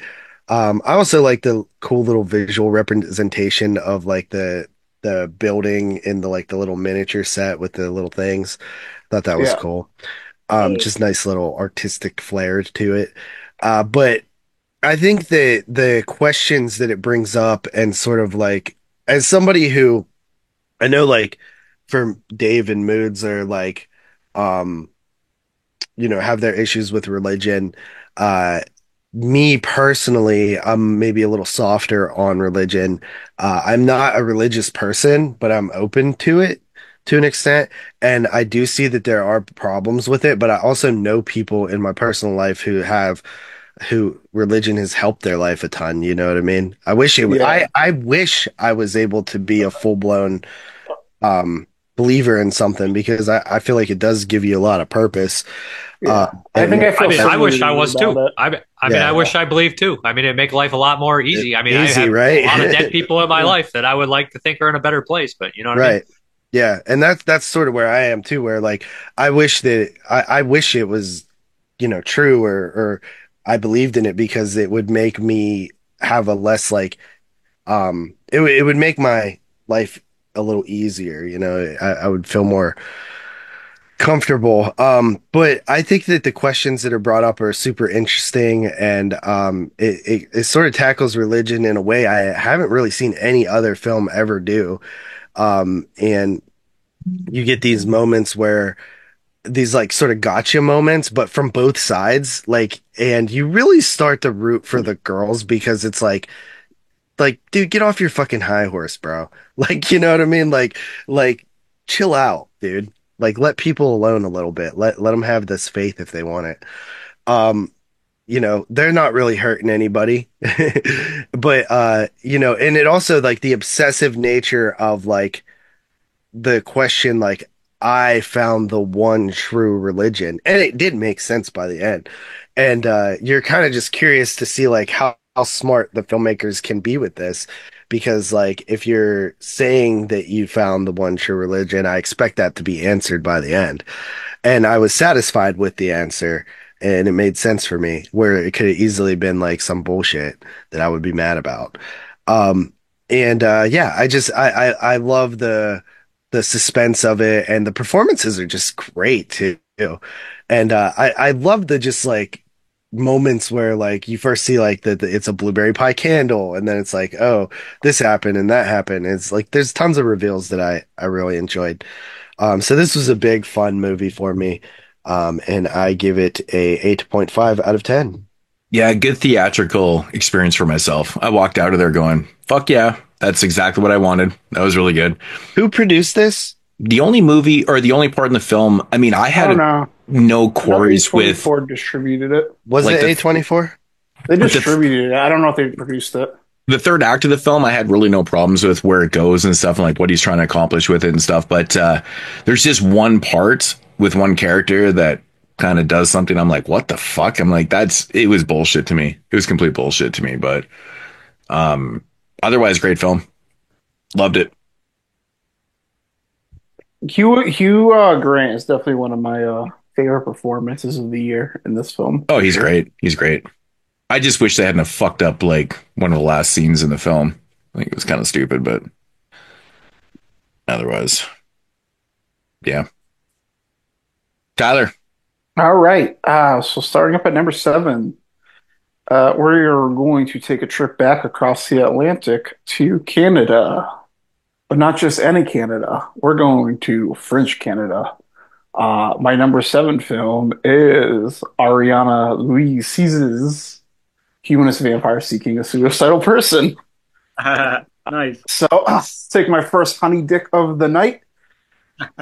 This movie's really good. Mood's pretty much summed up my feelings on it. The cleverness of like this girl that has this deficiency where her brain, because of a traumatizing event that they show you at the beginning of the movie, has this deficiency in her brain where like the sight of human violence against humans triggers compassion instead of the urge to feed.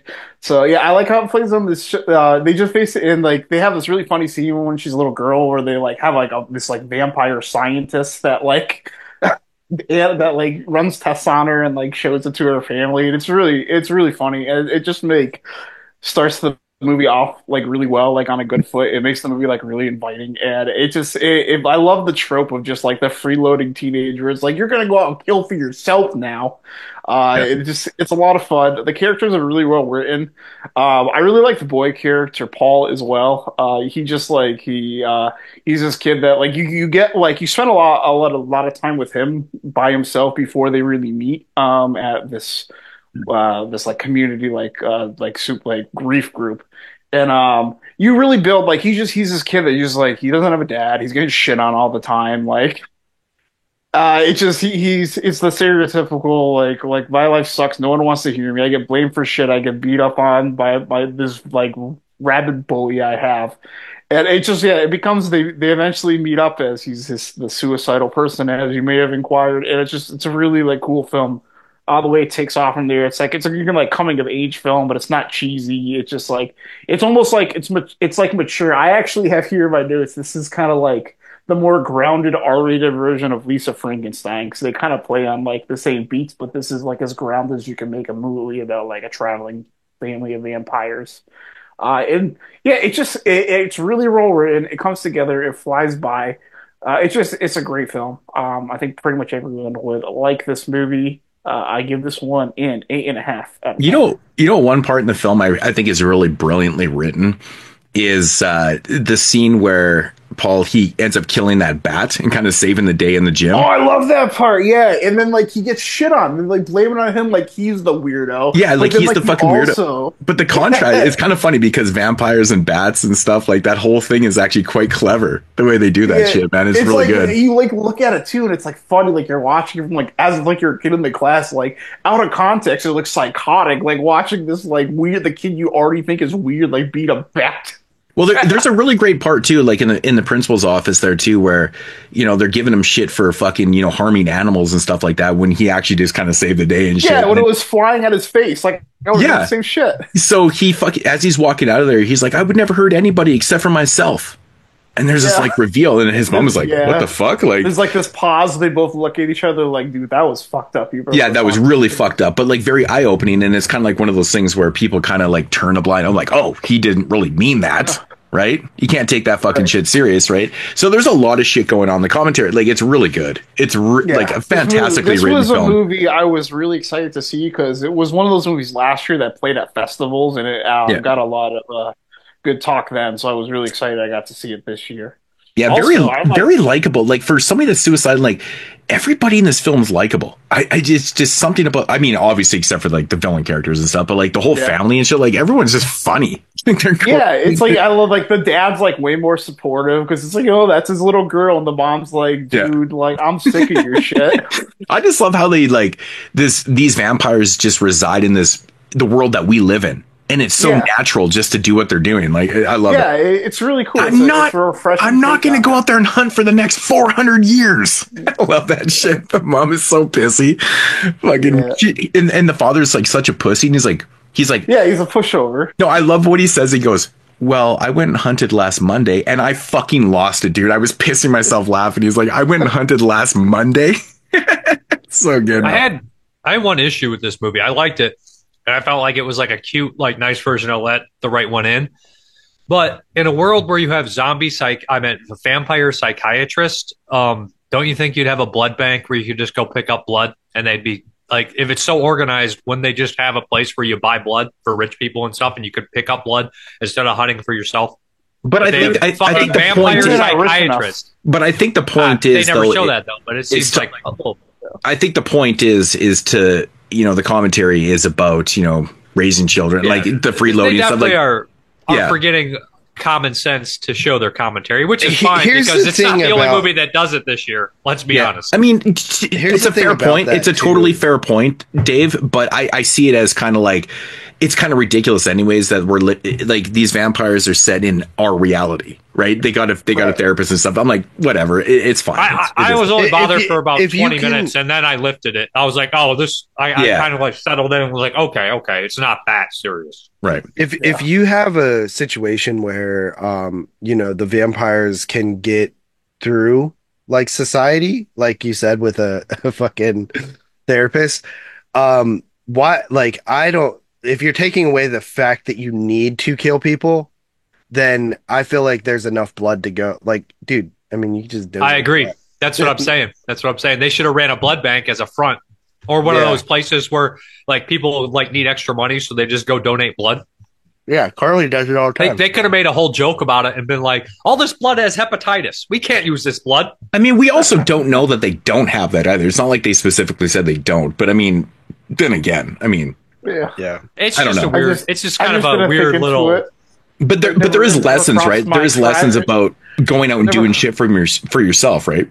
Yeah, Kids I said nowadays the just don't want it. commentary is more important to them than the common sense world that they create. I mean, it's such a great commentary too, because kids nowadays, they're so homebodied, you know, they don't want to go out and do shit. They rely on their parents for everything. Like my kid does the same thing. Like this movie resonated so well with me because my kid's exactly like that. Like he doesn't want to go outside in the real world. He wants to live on the internet, play video games. He wants to do everything that I fucking hate. Everything I fucking hate, except for excelling in life. But your kid's only 2 years old. I'm just kidding. That'd be so funny. Your kid was only 2 and you're like, he doesn't have a job.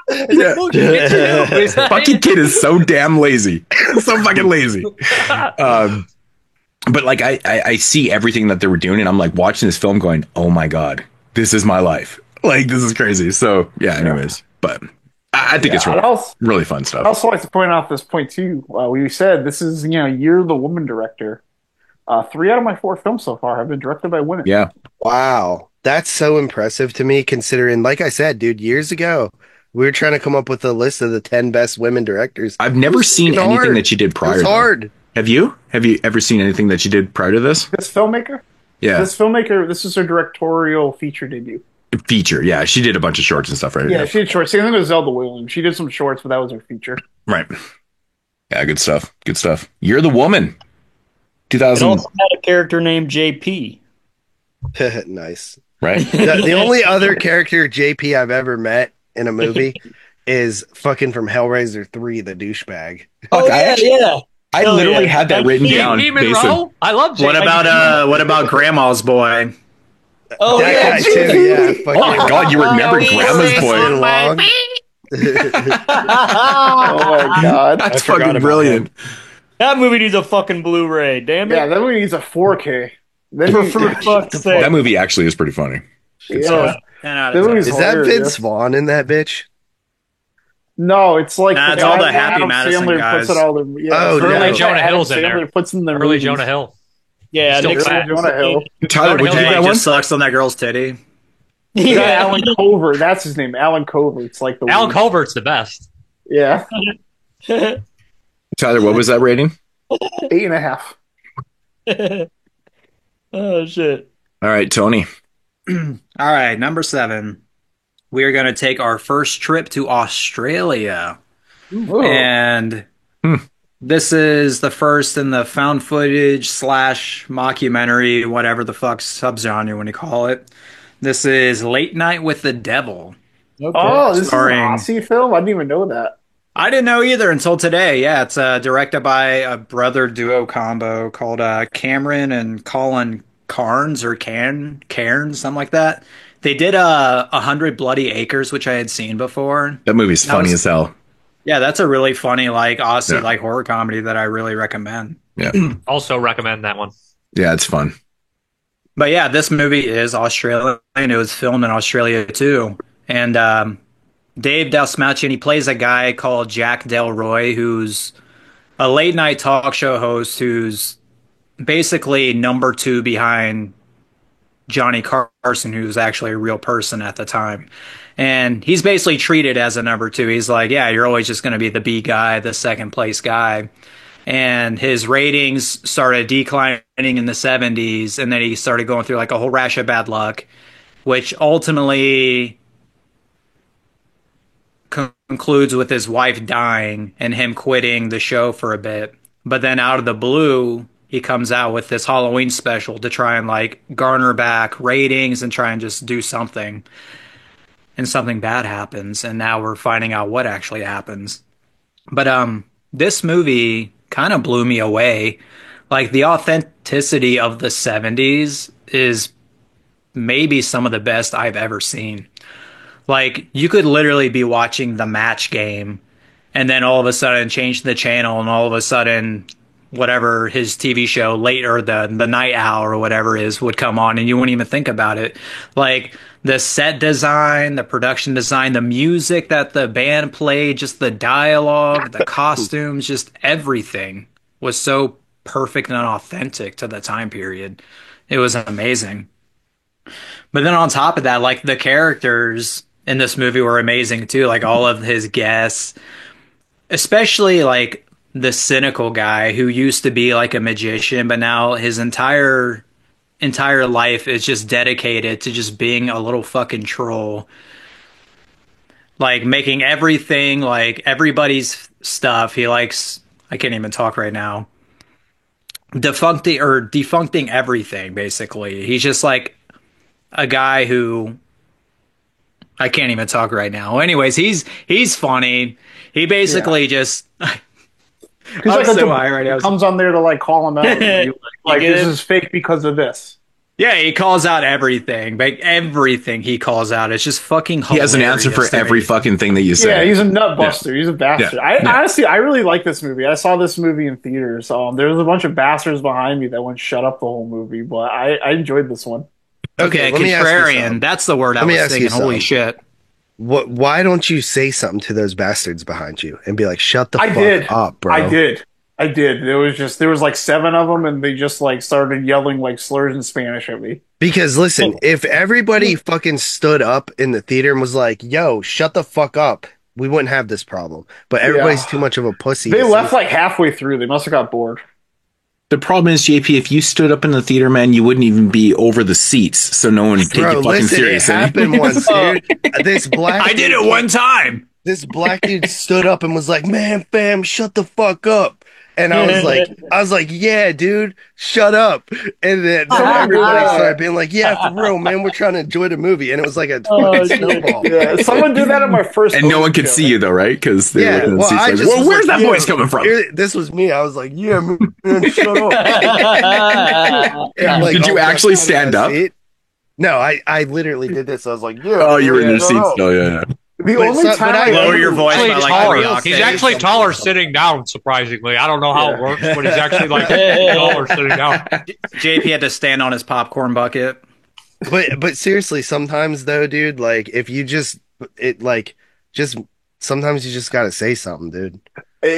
I did one time. I yelled at some kids that kept talking, and they left the movie like after I yelled at them. But it was Titanic, and I think they were bored. Yeah, probably.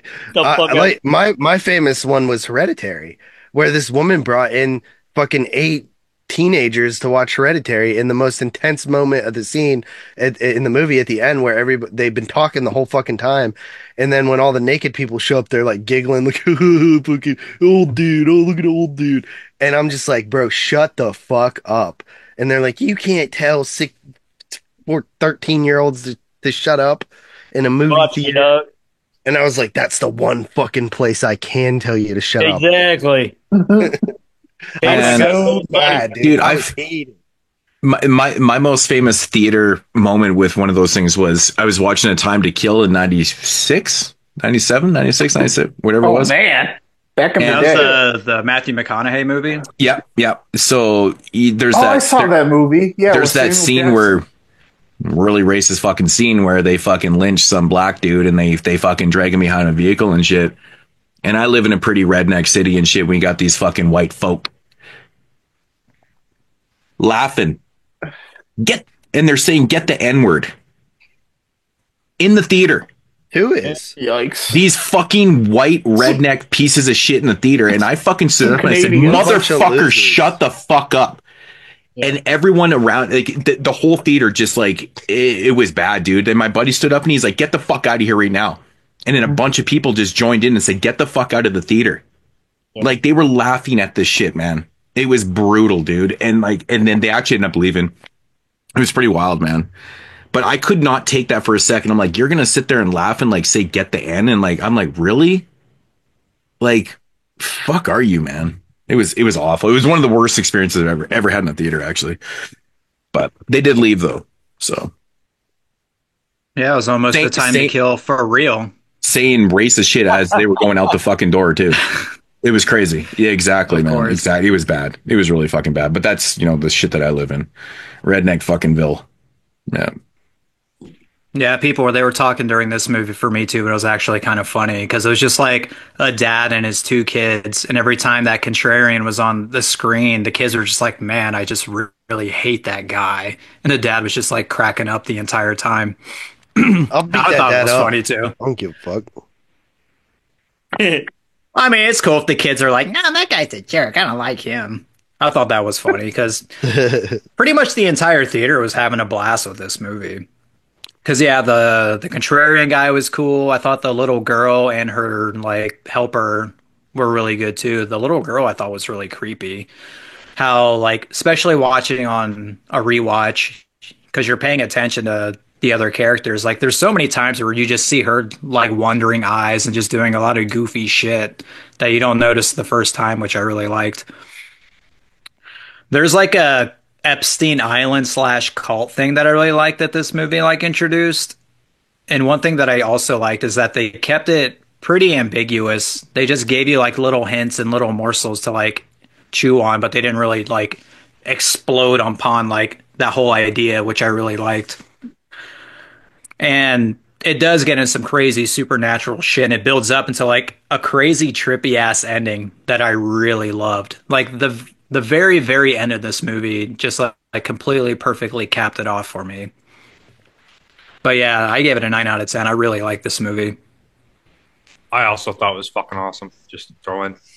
I was all for it until like basically the third act, and then some of the effects and stuff took me right the fuck out of it, man.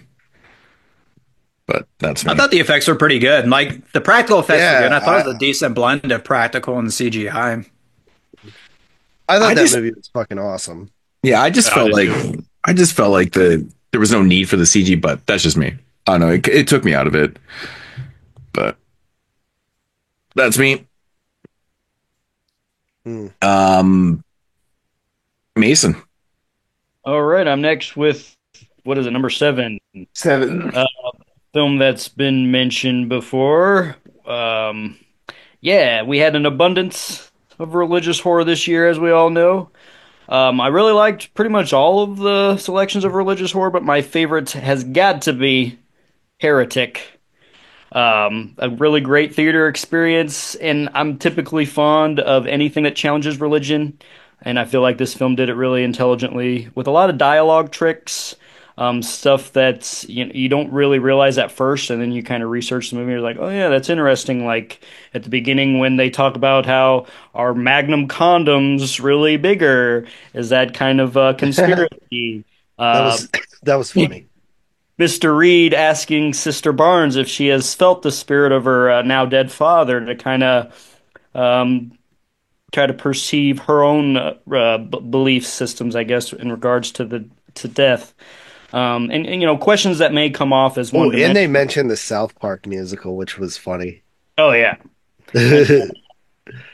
But yeah, questions that might come off as one-dimensional at first, but it can really highlight unconscious opinions and reveal hidden belief structures.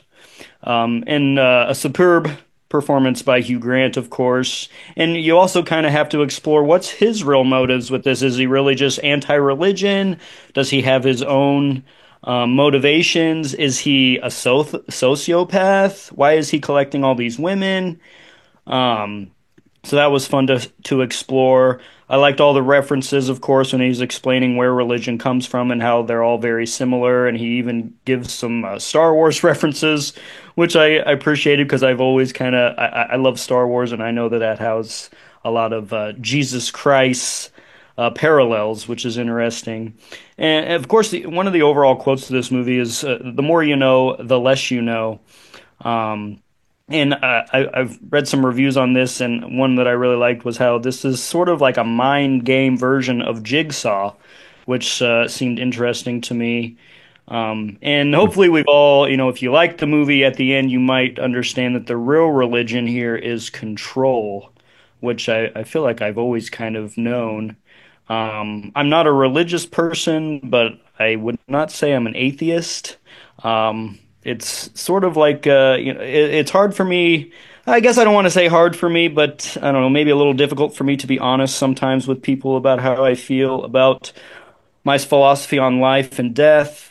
But I feel like this film is the start of my list where I kind of dive deeper into that, and how overall 2024 really helped me perceive how my personal belief systems have been influenced by film. And a lot of films this year really expanded on that. And I feel like, in a way, without the violent streak of, Hugh Grant's character, this is the kind of person I might end up being in 30 years, because I've been known to be introduced to Mormons, and I just want to talk to them because it's just, I won't say hard for me to understand why they believe what they do, but I'm just really curious how they can really, really believe such things, because it just seems... for lack of a better word. That's how I am with Scientologists, man. I cannot wrap my fucking head around Scientologists because oh my god, it's so outrageous. If you actually if you look into the religion of like Scientology, it's like it's so outrageously hilarious, actually. But like, most religions have a lot of hilarity in their stories. Yeah, like, for sure. But I find it more fascinating how some it's okay to make fun of them, and some it's not. Yeah, I mean, I think it's always okay. But we can make fun of Scientology as much as we want and Mormonism, but there's certain religions that we can't even say shit about. Like what? Yeah, you can say shit about every religion, man. I mean, to be honest, I'm with you, Mason. The main religions. But I'm with you, Mason, though. Like, I mean, I'm not fully like an atheist. Like, there was a time where I believed in God, but like, I think everyone's experiences in reality and your personal life and stuff changes the way you perceive, reality and, your belief in God and stuff like that. Is like, there was, like I said, there was a time where I actually went to church and, believed in God. And then I had so much bad shit happen to me, losing my best friend, losing other friends, for no reasons, right? Like, it's all fucked up. And it changed my perception of reality and like what I believe in. And I'm like, there's no fucking way that you're going to take my best friend like that for no fucking reason. It just doesn't make any sense to me. And I've lost so many family members for, why the fuck did this person die of cancer? Perfect. That's a beautiful person. Why the fuck are they getting cancer? Like, God would never allow this shit to fucking happen, right? It doesn't make sense to me. Like, because Eve ate the fruit, bro. That's why. Yeah. Well, whatever. I'd also like my little brother died of cancer when he was 4 years old. So that's what I'm saying, bro. In my life, but I appreciate the sympathies, and it's going to come hard to hear for some people. But I guess to put it as simply as possible is I just generally don't believe in death. So it's just hard for people to understand. Wait, don't believe in death? Like, I believe in the death of the physical body, obviously. But the spirit remains. Yeah. No, I understood what you meant. I know what you were saying. Like a true death. It's so easy for us to be upset because we don't understand. And really, the reason for how upset we are is the indication of how that's not real. And, I don't know. It's hard for people to understand. And I totally sympathize. That's why it's usually hard for me to talk to people about it, because it's hard for people to understand because everyone's situations are different, right? If my mom died tomorrow, I'm going to be upset. And there's nothing wrong with being upset. No. But I also intuitively know, like, there's no death, and I would see her again, and you'll see all the people that you love again. And even if you don't believe that, I have no problem with the death. I have problems with the way people die. Like, I've had good family members. I've had best friends that have died for very odd reasons. It's like, my best friend fucking living every day to the fullest, doing his shit, man. He's making, he was like on his third album, going places and shit. He opened up for Meister. He was doing all this big time shit, and all of a sudden it fucking has a brain aneurysm and dies one day. To me, there's no fucking God. His life was taken from him in an instant. And it was crazy because, like, we're talking the most popular person I've ever met in my life was my best friend. Everyone loved him. Like, he never had a bad bone in his body. He was always doing his shit, man. And then all of a sudden taken from me. And I lost that moment in my life. I mean, I'd already lost a lot of my beliefs before this because when my grandma died so young, that was fucked up. But like, when my best friend died, when I was 28, and I've never been the same since. I think about him every single day, and it makes no sense to me how somebody like that could be taken. I hate talking about it. Like every time I talk about it, like I tear up. You guys are being, and I'm doing it right now, actually.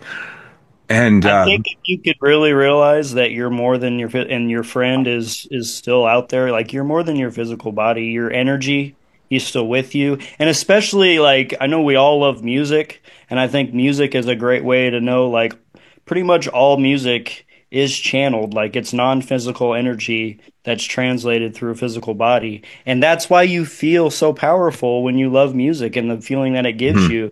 And especially like your friend as a musician, like he's still with you and he's still making music. Like I don't know. I mean, I still have the ability to like when I want to hear his voice. Like I have VHS tapes of him like recording shit, but I have his albums though too, right? So I can listen to him and see him any day I want. But like a lot of people don't have that though, man.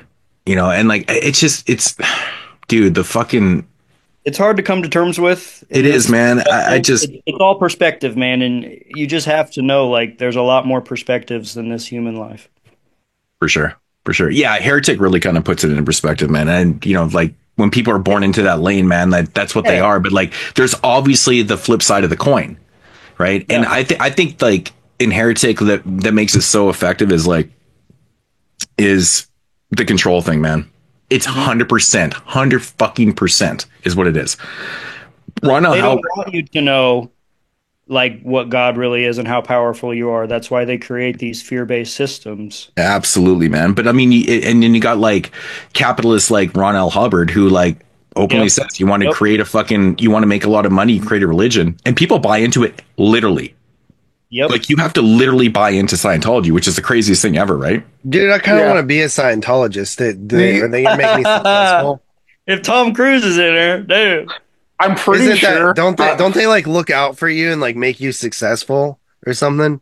What about? But then Danny Masterson, you have to like pay a lot of money before you even like know. Well, money's power in the religion, right? From what I understand, money's power. Join the Freemasons; it's cheap. The reason why Tom Cruise is like the top of the chain there is because he is obviously the most famous, most rich. He's the richest. Stunts. There was something. Stunts, I don't know. Scientologists really respect that. Yeah, of course. I mean, I respect Tom Cruise for doing his own stunts too. But like, the reason why he's top of the food chain is because he's literally the richest guy. He puts the most money into it, which is it's a crazy aspect. It's a crazy aspect of religion. Hey. But I have no problem with people believing in anything. Like I said, like my father-in-law is a fucking pastor. Like my wife grew up in a religious house. Like I understand this shit. I really, really do. Yeah. I just lost my faith a long time ago, and that's just me. Sorry. But what a fucking Debbie Downer you fucks are. I feel that's the first time I almost cried on the show, man. I was tearing up. I was actually tearing up. That's crazy. I'm sorry, but it's okay. You guys can at least see me, but people can't actually see it. But I actually tearing. I hate talking about it, man, because it breaks my heart every time I talk about it. But yeah, it's tough, man. What did you rate that movie? I would rate Heretic an 8.5 out of 10. All right, sweet, Dave. All right, I'm sure this won't be the first time this makes this or the last time, or whatever dumb shit we say every time we talk about a movie. But so this one was one of the most funs I had in the theater. I think this is the best of the series so far. I think it's bigger. I think it's got more balls. I think it's shot better. I think it looks more like an actual film. I think it looks like it's shot on film, but it's not. Art the Clown is the fucking man. Amazing fucking performance, man. Amazing performance. I'm out on your number 2. Incredibly gory film. The special effects are amazing. It reminds me of like when Rob Zombie was at the top of his shit. It's like that. It's like taking the place for those Rob Zombie, like Devil's Rejects kind of style movies. And I love that. Daniel Roebuck is amazing. He's in everything. And no matter how cheap it is or how big it is, he's always great. He's really fun in this. The chainsaw kill is amazing. I just really enjoyed this one. The lore is weird to me, but I don't care.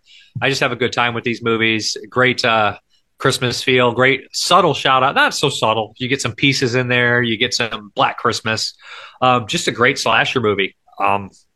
It's nasty, and I know a lot of people like to stick their nose up to it, be like, I don't like movies just for the sake of gore. I don't give a fuck. I like a movie that's a kids movie I like a kids movie. I like a fucking August Underground. I like a fucking Terrifier. I like a fucking art film. I like a fucking Russian horror spy drama. I don't give a fuck, man. I don't have anything. If it's a good movie, if I enjoy my time What's with it. the name of the Russian horror spy drama? I'm sure there's. I'll give you a couple of Russian movies. What's that one?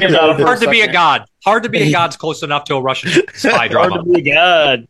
Nail. It's not a Russian spy movie, but Nails is a Russian film. Spy movie. It's close to being a Russian spy movie because if you read the plot, they send them from a different time to kind of figure out this whole timeline. But getting on past that, in a Russian spy movie. But Terrifier. Let's talk about Russian spy movies, guys. Okay. All right. Let's just go and talk about all those fucking Russian movies that Roger Corman redubbed and released in the 50s. So this Terrifier 3 here, 8.5. Loved it. Had a great time with it. Second most fun I had in the movie theaters. Clint Howard cracks me up in it. They're just talking. He's like, "My wife's dead." I got a chimney. Oh yeah. 8.5. The fucking that scene in the beginning with the helper and stuff when they she kills herself and she cuts her throat. She's like, "I used everybody would fuck me. Now no one would." She's looking at herself in the mirror. She's so pretty. Yeah, that part's fucking great. It's kind of fucked up.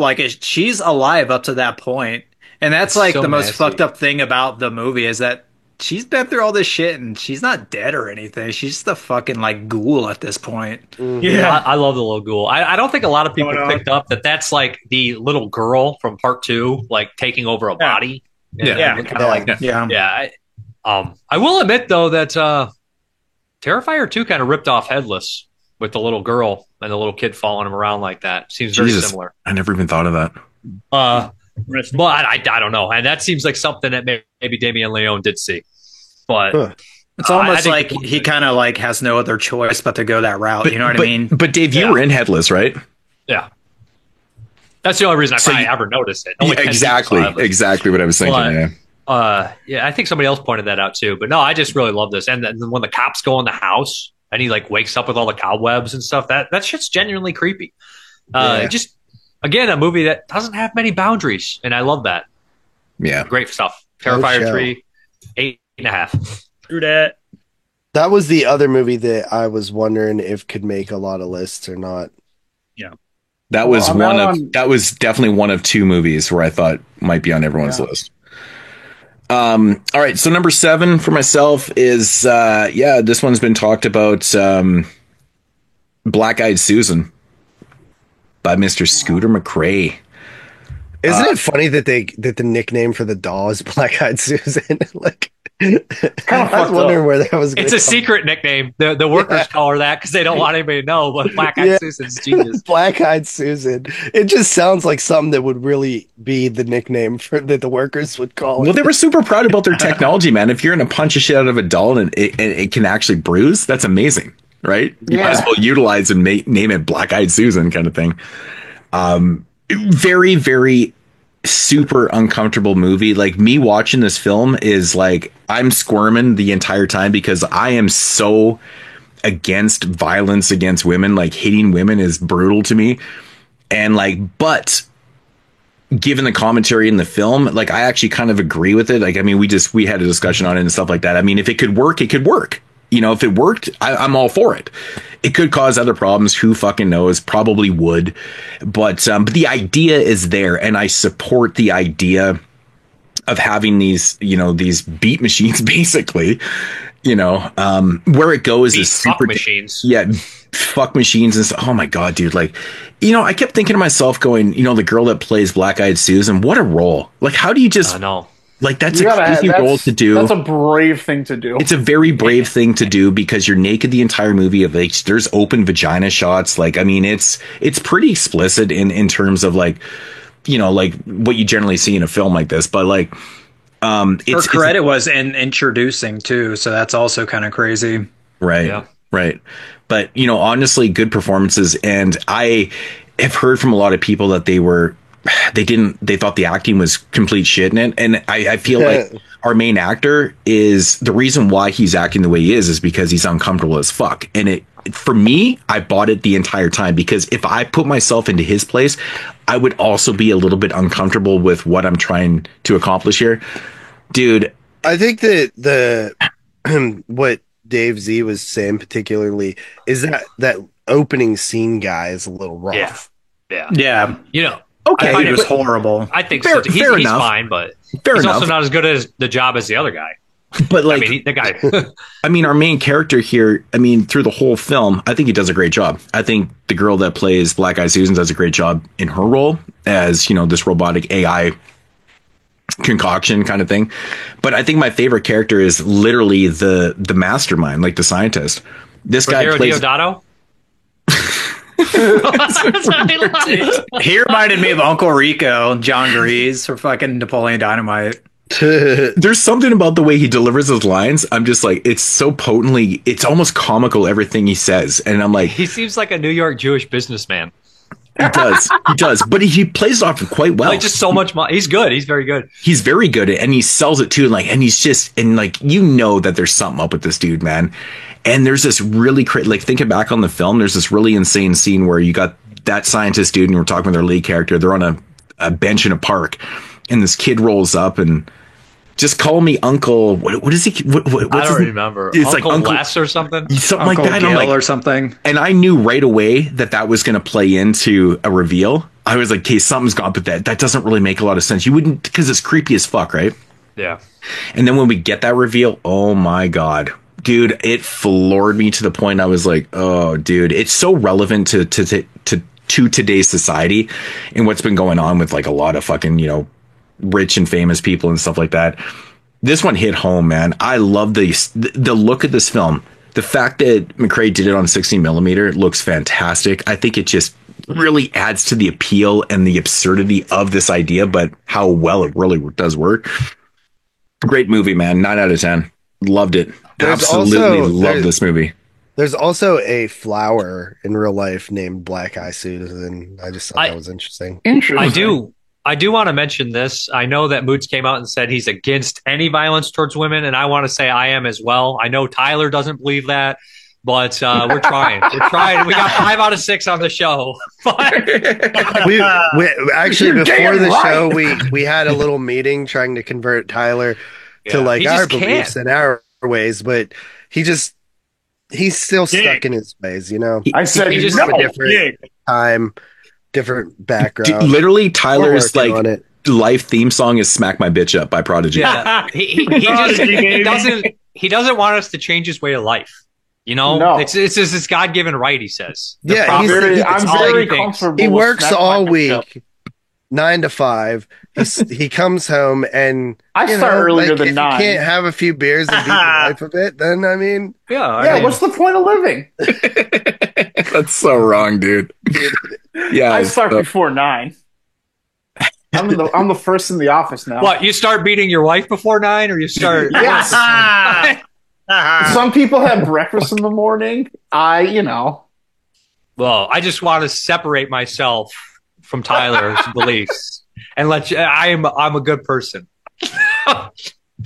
Like, I couldn't even imagine. Like, I'm such a fucking softie. I'm such a pussy. Like, if someone told me that I could just beat the shit out of this AI fucking robot, I couldn't do it. I couldn't do it either, man. I kept watching the movie going, I couldn't fucking beat that shit because it seems so fucking real, dude. You're beating a person. Sometimes you'll watch porn and you're like, that was a little rough. Like, when you're done, you're like, oh, that was good. And then you're like, you know what? That was a little rough. I think I don't feel good about myself right now. Yeah. Can't lie to yourself. That was you after watching Thriller, A Cruel Picture. What do you do? Wait, what do you do? I would never What do you do after post-nut clarity with the Black Eyed Susan doll? You like put her in the closet to hide your shame? Go in another room. Post-nut clarity with Black Eyed Susan, put her in the closet. Like, oh my God, I don't want to see that bitch till tonight. I feel bad about myself. Brutal. Just get in the shower and be like, brutal. And then go back and then kill yourself like the one guy. How do you have a conversation with it afterwards? So we saw 3 films produced by Vinegar Syndrome this past year, being 8 Eyes, Black Eyed Susan, and Street Trash. I don't want to talk about it. I was actually going to make a joke today. We're making bad time as it is. I was going to make a joke about that actually when Street Trash came up on the weekly sales. I was like, I wonder if Dave bought 2 copies. At least it ain't false advertising. That's all I got to say. It's trash. I never got to see Eight Eyes, unfortunately. Eight Eyes is cool. I actually picked it up on one of the daily deals during this week or whatever for like $15 or whatever. So like I was like, fuck, I might as well grab it. So yeah. But to put it this way, I did order Street Trash because I enjoy it. I don't care. I didn't even like it and I bought it. Really? I think it's fun as hell. I know fucking Tony liked it though too. Yeah, I like it. I don't understand like what the big deal is. Like, yeah, it's not like it doesn't have like the fun tone. Well, I mean, it has a fun tone, and it's just a different kind of tone. I don't know. Shit. Second grader wrote that comedy. Don't even get Dave started on cinematography. It's a remake, and they fail at every aspect of it. I will say the cinematography is the worst thing about it. Is literally like a point and shoot movie. Like I was like watching. I'm like, no editing either. There's no editing. Can't they? My favorite thing about Street Trash no creativity is honestly the effects and the fact that it feels like a Necrostorm film is my favorite thing because I love Necrostorm. Necrostorm movie. Okay. I mean, I honestly prefer Necrostorm films to it for sure. Me too. I've had Necrostorm films in my top 10s before. Fuck, but whatever. Why you do this shit, JP? I got Dave started. I'm sorry. Whose turn is it? It's your turn. Yours. Is it? Yeah. What'd you have? Yeah. You just said Black Eyed Susan. Black Eyed Susan. I thought that one already came up. Yeah, I did. I had it too. 9 out of 10. Dilly dallying. All right. My next film is one that has not been mentioned yet. Actually, quite a lot of variety in these lists so far. And that is Strange Darling. This one, I didn't really know much about it, but it's basically a cat and mouse story that is just like really entertaining. It's told in sort of chapters, but they're not told to you in order. So it's kind of interesting putting the pieces together. It's a fun experimental way to do the movie. Obviously other people have done that a lot, Tarantino being one. I love the fact that they tell you right away that this is going to be told out of order. That's what I like. I hate that. I like the chapter. Oh, you didn't like that? I actually thought I was like, oh shit, we're not telling it. And it's like chapter 3. It starts in chapter 3. I'm like, oh, this is Tarantino. I like how it starts with chapter 3, but I hate how it's like a story told in different chapters or whatever the hell it was. Like, I don't need that. That's like a movie telling me that it was shot entirely on 35 millimeter. It's like, I don't need that either. Oh my God, when it did that, dude. Holy shit. Listen. If they're going to fucking brag about it to get it in 35 millimeter, you can brag all you want as long as they start making movies in film. Period. Yeah. Yeah, you guys. It was 35 millimeter, right? Yeah. You guys are being hating little bitches. Is what it was. Of course it was. They had to like hammer that part home. Yeah. Well, they do. Because nowadays like, it's so hard to get something made in 35. People like, probably don't even see movies in 35 bitch. anymore. They're just like, they wonder why. Well, they're probably like, why does this movie look alive?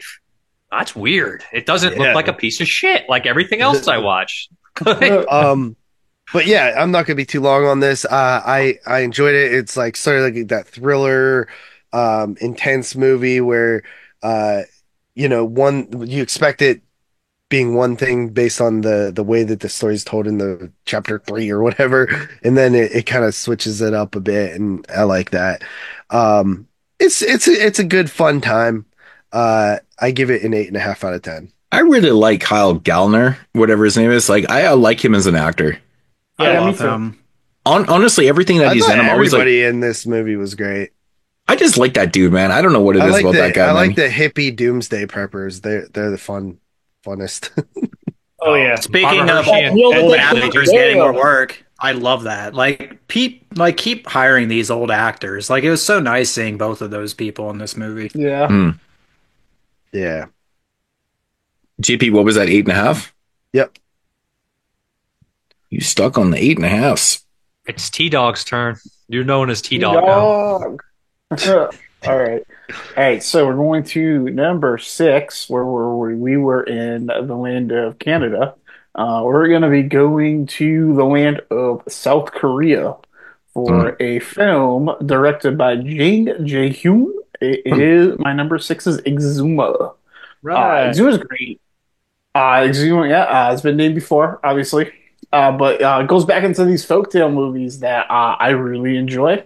I thought this movie was awesome. It kind of set you right into it, where you're just like in this conference room with this like renowned like shaman woman, where this rich family's like newborn baby is like being plagued by all these like intense nightmares, and they're sick. And this shaman was able to uncover that it is a vengeful ancestral spirit that is causing this for the child. So they have to go and exhume it and relocate the body in a respectful way to appease the spirit. And that's where we call our boy, played by Cho Min-sik, who most people will probably recognize from Old Boy. And I Saw the Devil. I love this guy. Yep, I love this guy. Actually an old boy now. Yeah. He's actually an old boy, yeah. That's what our editor said. Old boy is actually an old boy now. He's a great actor. He's got such a good presence in this. He's so confident in this role of this like exorbitant plot seller, where he says like plot selling to rich families, but he also has like almost as like a black market thing. He also is this like this professional like exhumer and like relocator. They call him a geomancer.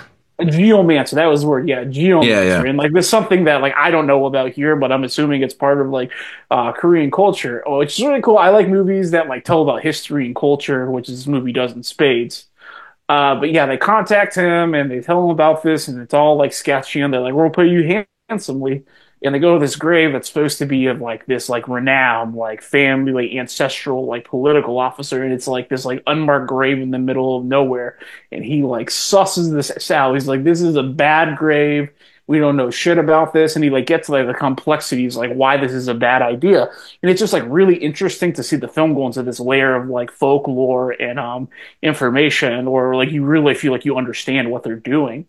And then they have this awesome scene where like, well, we need to exorcise it first. When the shaman from The Office at the beginning of the movie comes back, and she puts on this like intense like exorcism thing. If you've seen The Wailing, it's the same type of thing. I love these Korean exorcism scenes. They're so fucking exciting. They're fucking crazy. It's great. So they exhume this body and they're going to cremate it, and then it starts to fucking rain, and they're like, we can't like cremate this because then the spirit's gonna get trapped. And they go to sort out a hospital, and this is like kind of where the movie goes awry from there, where I'm going to stop telling you about the plot of the movie.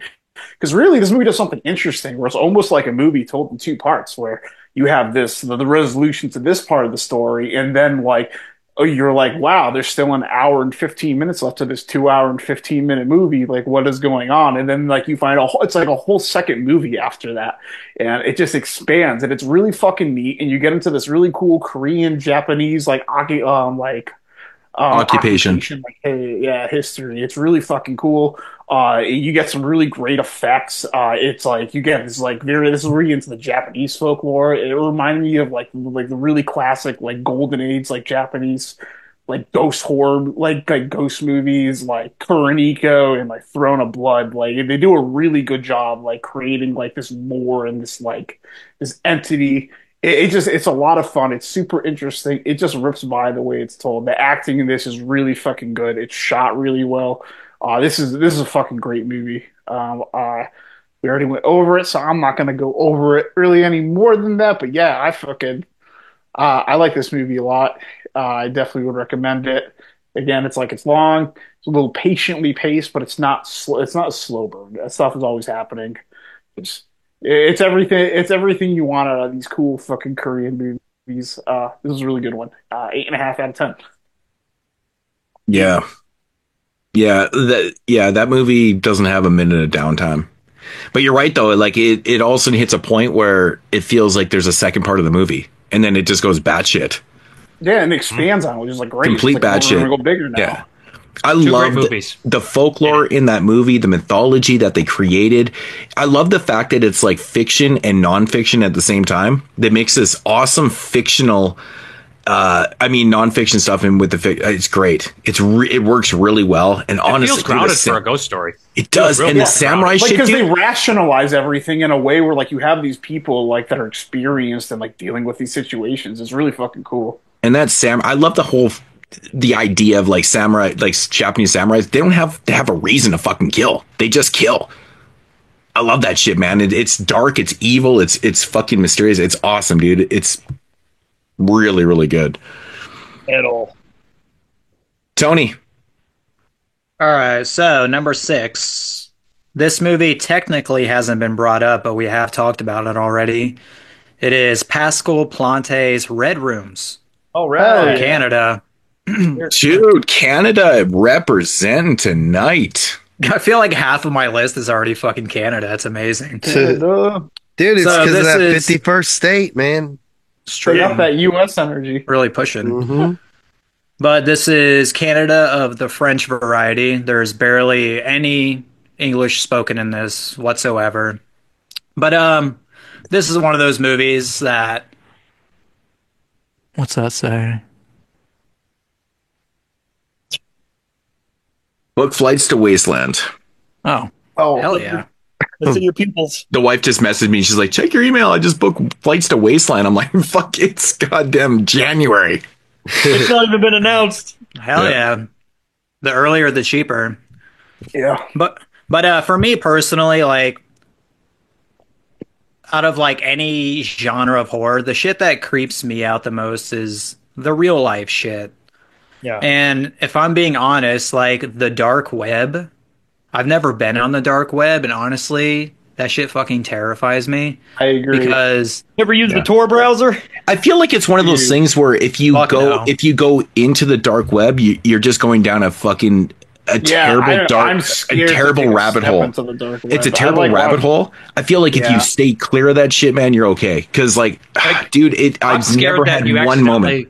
Click on a link and it takes you somewhere you don't want to go, and you're like, I'm gonna get in trouble. Like, you know what I mean? Yeah, I feel like all of a sudden you're going into like some fucking child molester shit, and you're like, I don't want that shit on my computer, man. Like, I mean, no, fuck that, man. I'm not doing that shit.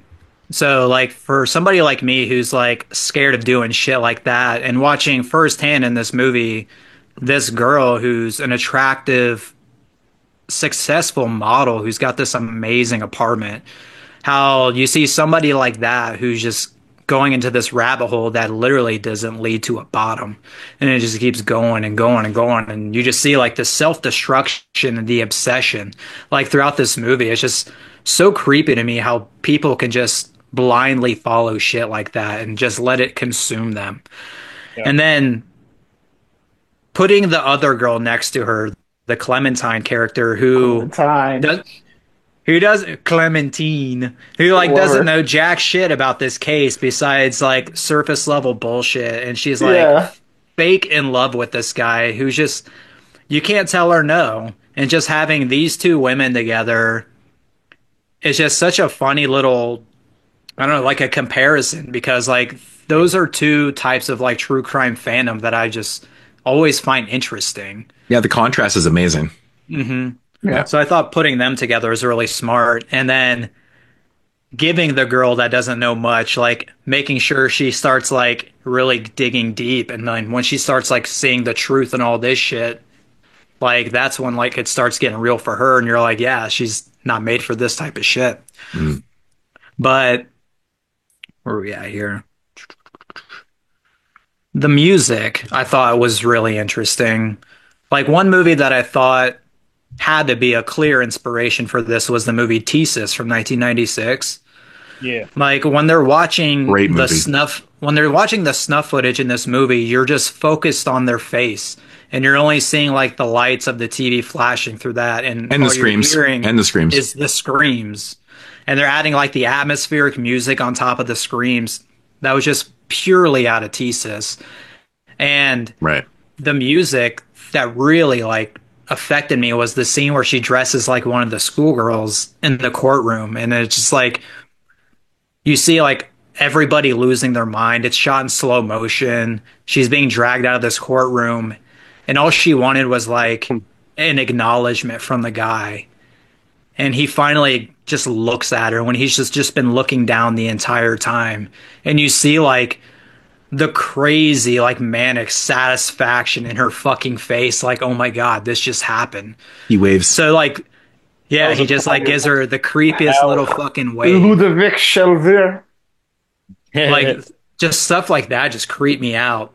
But then like there's another scene in this movie that revolves around an auction, which I thought was like one of the most tense scenes I've seen in a long time. It kind of reminded me of the basketball game from like Uncut Gems, because you're just like, what's gonna fucking happen? Like, I love how it like incorporates her obsessions with like gambling and this and that, like the way she's literally like getting money at that moment and like putting it into this, and I'm like, that's crazy, dude. Like it's so obsessive to the point where it's like on point. This is pitch black uncut gems. Right. It was just so intense. I was just glued to the screen for a movie where almost nothing happens. Like, it's amazing to me. But obviously what happens after that, and a scene that involves going into a house, to me was maybe the creepiest scene of any movie I've seen this year. And I really love this. I give it a 9 out of 10. Yeah, because it's probably gonna stick with me more than any movie. I think when you watch this movie, man, you're thinking it's about like the serial killer and stuff. It's not. It's about her. No, it's about Kellyanne. Yeah, it's totally about her. It's just a backdrop. Yeah, it's almost like a PSA, a fucked up PSA. It's like, look what can happen. Like, but the contrast is great with the two leads. The two female leads is great. Like that fandom, like you said, man, like one is just out to lunch with it, and the other one is really obsessed to the point where she's willing to do some crazy shit. Out to lunch. Yeah. And that was, I usually say that, shout out to Dave when I say out to lunch. I usually say out to lunch. It's because that serial killer, Robert Picton, kept saying out to lunch when and he's so Canadian. He was like, out to lunch. And it's funny because they had all this evidence on him. Dude, Robert, it's so funny too. I don't know where he originally is from, but like he can't be from BC though. There's no. His accent's super thick. Yeah, no, he can't be from here. But speaking of out to lunch, like that scene where that girl calls into that talk show and just gets completely just embarrassed on live TV, like that right there is like the confirmation you need that like this shit is way bigger than you think it is. You don't know jack shit about nothing. Yeah. It just really puts it into perspective how fucking scary the internet is. Like there's rabbit holes where, damn, dude, you don't know where the fuck you're going, man. Anything's possible. Pretty savage stuff, man. But I really enjoy like the actual courtroom dialogue. Like everything in there, like I just find it kind of fascinating. Like I like courtroom stuff. Like I'm one of those weirdos that would go to like a trial, just like she, but I wouldn't get myself immersed that to the point where I need to like, but like I love sleep on the street. Yeah, dude, that's so like that's a level of obsession right there. Like if you have an apartment like that, what the fuck? Like there's a brilliant moment in the film where the other girl, she's Clementine, she says to her, she's like, what are you doing here? And then she's like, never mind, just walks away. She doesn't even want an answer because it's so fucked up, right? Like you have this beautiful apartment, which is obviously super amazing. Like it's amazing. And you're sleeping out in the fucking streets. Like, dude, it's a head scratcher, but it also kind of, it kind of realizes her mentality a lot. She's insane. She's fucking insane, man. She's more insane than the serial killer, I think, man, but whatever. So I don't even think she's insane. I just think she's different. But dude, but the thing is though, like if you're willing to do what she's doing, like sleeping outside and stuff, like you have to be off your rocker a little bit though. Like that's not normal. Obsessed. That's not normal. I think it's like, I think what Dave's saying, it's like obsession, which I guess you can say is insane, but I think it's a little bit insane because even if you're obsessed with the trial and what he's doing, why would you sleep outside? I think the difference is like, insane people don't know they're insane, whereas this person, I think, is fully aware of what they're doing. You know what I mean? They're fully aware of like you could definitely argue that for sure, and it's very calculated. But it's just like they've completely accepted that that's who they are and that's what they do, and they don't care. Yeah, she's definitely obsessive though. She's definitely obsessive to the point that she's worse than the other character. I love that contrast. So you guys obviously think this is a horror movie then? Yeah. Oh, yeah. I think this movie is shot like a horror movie, and just tonally, this movie is like absolutely dreadful. There's moments that it's shot like a horror film. I think for the most part, it's not shot like a horror film, but there is moments where it definitely has that impending doom, dread cinematography to it. Like it literally does that in moments where, obviously, with the with the videos and stuff like that. And the third act, I think kind of, well, I would say probably the last 10, 15 minutes. Really? I think it's enough of a horror film. I think whenever you talk about, it's a good movie. Whenever you talk about like the debatable, is it horror, is it not, films from the year, I think out of all the ones that were mentioned, this is the one where I feel like is probably the least horror. But the I more think I it really think just about it, depends on the person, really. Yeah. And like Because, how like, you I'm with perceive that Tony type of too, stuff. where And like the movies that are going to give me that traditional horror effect are going to be the ones that are like grounded in reality, that like literally like unnerve me. I think the problem is with this one for a lot of people is it's a little bit more subtle in the horror, right? It doesn't showcase it throughout the whole film. There's points of horror, and then where it goes, I think is pretty horrific. So I think the subject matter is horrific. It's all personal taste. And this is what I love about these lists, because I'm not going to sit here and go, Tony, you're wrong, because he can't be wrong because it's his fucking list. It doesn't matter. We're not making everybody's wrong except me. Exactly. No, everyone's wrong except me. What is with everyone's pussies on the screen? Everyone's got a pussy in the screen. Dave's got a pussy behind him. What? He's got a cat. I kicked all my cat. I kicked all my pussies. A lot of cats tonight. I just. Okay, so Tony, dude, what the fuck is that pillow? Tony, was that a 9 out of 10? Do you guys see that pillow? Yeah, he gave it a 9. Is that the It's the Severin fucking Peter Park pillow. Dude, that's amazing. You got one of those? That's fucking awesome. How could I not get one? That's the most creepiest thing I've seen. It literally is the creepiest shit I've ever Pillow seen. smells of death. I've been like planting that around my house and just freaking out my friends. The burial ground is burial ground. I've shown them all burial grounds. Familiar with it, they love it. Well, that one made my top 10 Italian list, man. Because I love that movie. It's fucking awesome. But, anyways, who is next? Mason. I'm next with a fun one for sure. Another theater high movie that it was just a fucking blast. It's been mentioned before. Got to be on my fucking list. Fucking number 6 or 7 has got to be or number 6. I'm sorry, Alien Romulus. Wow, dude, I felt like a piece of shit for including it. Yeah, no, I thought this movie was going to do well tonight. We trashed it that bad? No, I didn't trash it, but Alien I like Romulus. Yeah, I mean, the standout of this, other than being an Alien movie, and I'm a big Alien franchise fan, there's really no Alien movie that I don't like. Like, any of them I could just put on and have a great time with, really. But I love David Johnson's performance as Andy. I mean, like everyone said, that's one of the best performances of the year. He does it so well.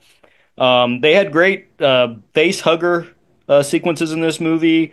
A lot of exciting genital metaphors in this movie, including the alien pussy acid kill, which I thought was pretty awesome, if anyone remembers that. Hell yeah. Little squirts of acid. I mean, damn. Have you ever anything more look like a pussy? That was a straight pussy. Straight pussy. Oh my god, it was glorious. And then, Alien themselves is a big old fucking penis. But anyway. A lot of pussy imagery this year. Yeah, yes. Yeah. All the space cinematography was a sight to behold. When they were close to the rings of the planet or whatever, it was just so cool, man. There were stars in my eyes as I watched this movie. Like I said, I love all the Alien movies, and I really, really love Prometheus. Hey, I really like Covenant as well. But you're high. I don't know. It does it for me, I guess. But I really like it too, but it's my least favorite. I'd have to say, while I still like it, my least favorite would be Alien 3, but I'd still give it like a 7.5, if not an 8 on a good day. And then Romulus would probably come after Alien 3 in my ranking. But anyway, but I love Prometheus, so I didn't mind the conclusion of this movie with the creature that is birthed. I really enjoyed that. I know that was a lot of people's problem with this movie, which I understand. Like, if you don't already like Prometheus, you probably won't like the way this. I don't understand how you could even have a problem with that. You know what I mean? They extract the juice. You saw what the juice does. It's like, I know, but That's what I didn't have a problem. I just thought he was scary and gross looking. Yeah, he was straight from a fucking Tool video. I was just like, don't let that thing near me. I can't believe that was a real person. Yeah, that was cool. Yeah, that was a real fucking actor. That's cool. Like one of the tallest guys. He's like something crazy, like 6'10" or something, or no, he was like 7'8". It was something crazy. Yeah, he's like over 7 feet. Yeah, but I thought it was Stefan Struve.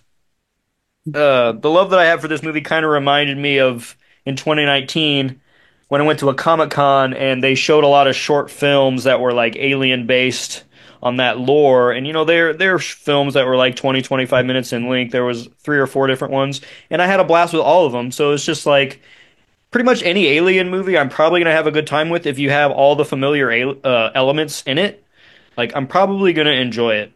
So bring on any fucking alien movies and my ass will be on the seat. Hopefully, and most likely, it would be in my top 10 of the year.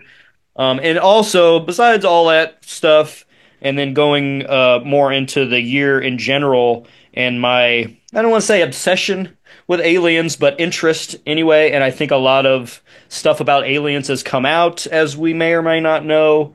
I just think it was cool that this movie came out this year while the existence of aliens and UFOs has become so much more apparent in our culture. So, yeah.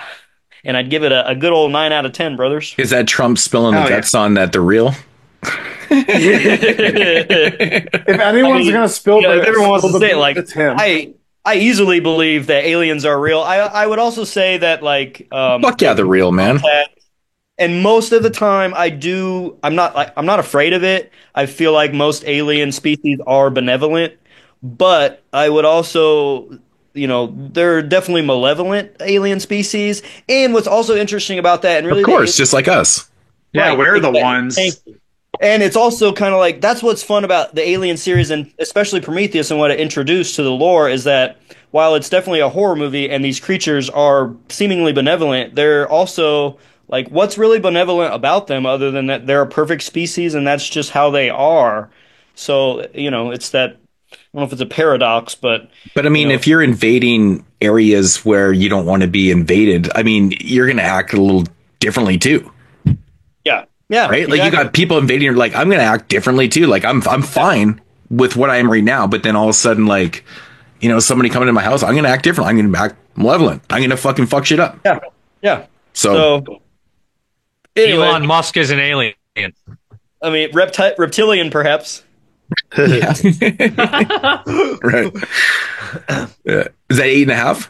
I'd go a 9 on that one, brother. Cool.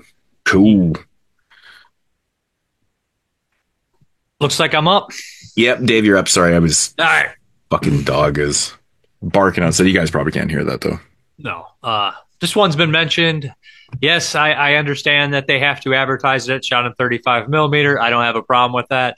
This movie, typically, if it was told in order and by a lesser director, this would be a very average standard thriller. It also has 2 amazing performances at the center of it that really help. But when you it's literally like taking a basic thriller script, mixing it up, putting 2 great actors in it, and directing the fuck out of it, adding so much little flair and top-notch little touches to it that it makes this really exceptional. I love the opening. It's straight up Texas Chainsaw Massacre. It's like, would become one of the most killers ever, like the big, like, crimes ever. It's also, I was so sick of seeing movies that I think this one takes place in the Pacific Northwest. Like, so many movies that take place there, like, what was that movie, Antlers? Every movie that takes place in the Pacific Northwest, they're like, hey, we know it rains here, so we're just going to drain every ounce of color out of this movie and make it a boring family fucking drama, depressing bull. No, motherfucker, this is how you make this movie look vibrant and amazing. It's a fucking, like, they're chasing each other. I love this movie. And I love movies about mentally unwell people, especially when they cut people up and sing fucking Nazareth. That was my favorite, dude. When she starts singing Love Hurts,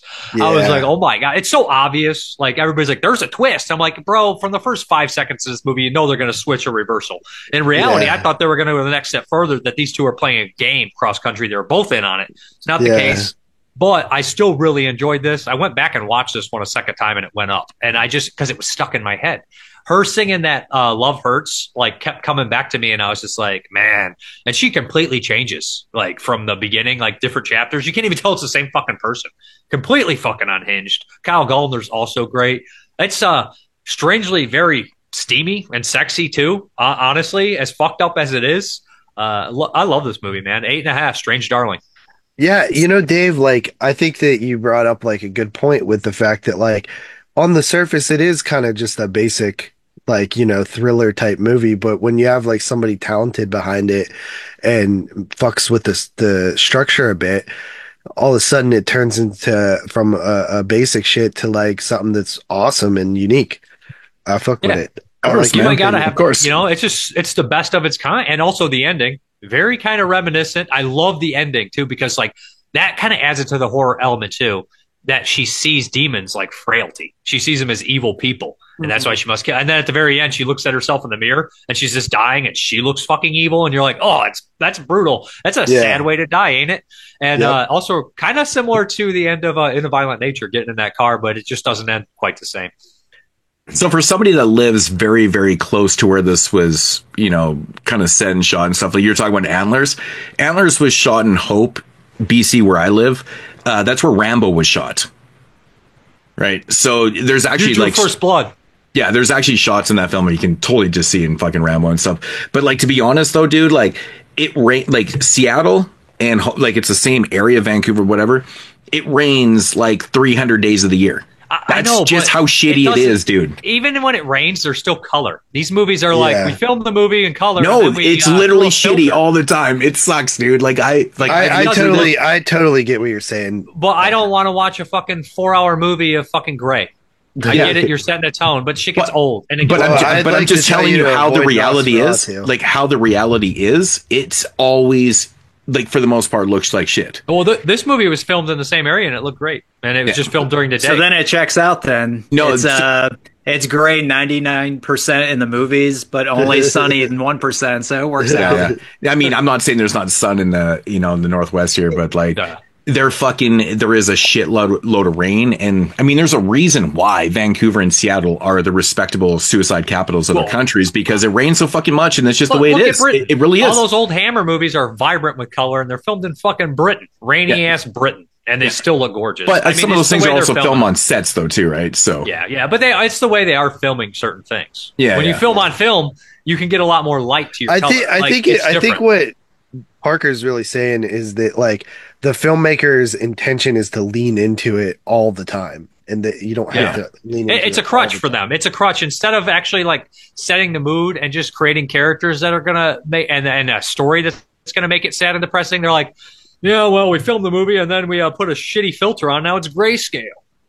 Right. I'm just saying, if you're filming in the Northwest here, like, you don't have to put a filter on because it's always shitty. Yeah, you don't have to fucking play into it, man. Like, just make it look natural. But no, I was really happy with how vibrant this movie looked. Thank you for reminding me about Antlers. I forgot about that movie, actually. Shit. Is that the Wendigo one? I kind of liked it, actually, because I'm not that it was filmed around me. I actually kind of liked Antlers. I thought it was kind of cool. Antlers is almost great, but it falls short. It's just it definitely falls a little bit short. I saw it in the theater and I was like, okay, but like, and I didn't even realize until I went into it. I was like, did they film this in Hope? And I'm like, on my phone, I'm like, fuck yeah, they did. Antlers got fucked up because I think it was a victim to hype. They're like, it's produced by Del Toro and it took forever to come out. And everyone's like, this is going to be the next Hereditary. And then we saw it and we're like, not quite.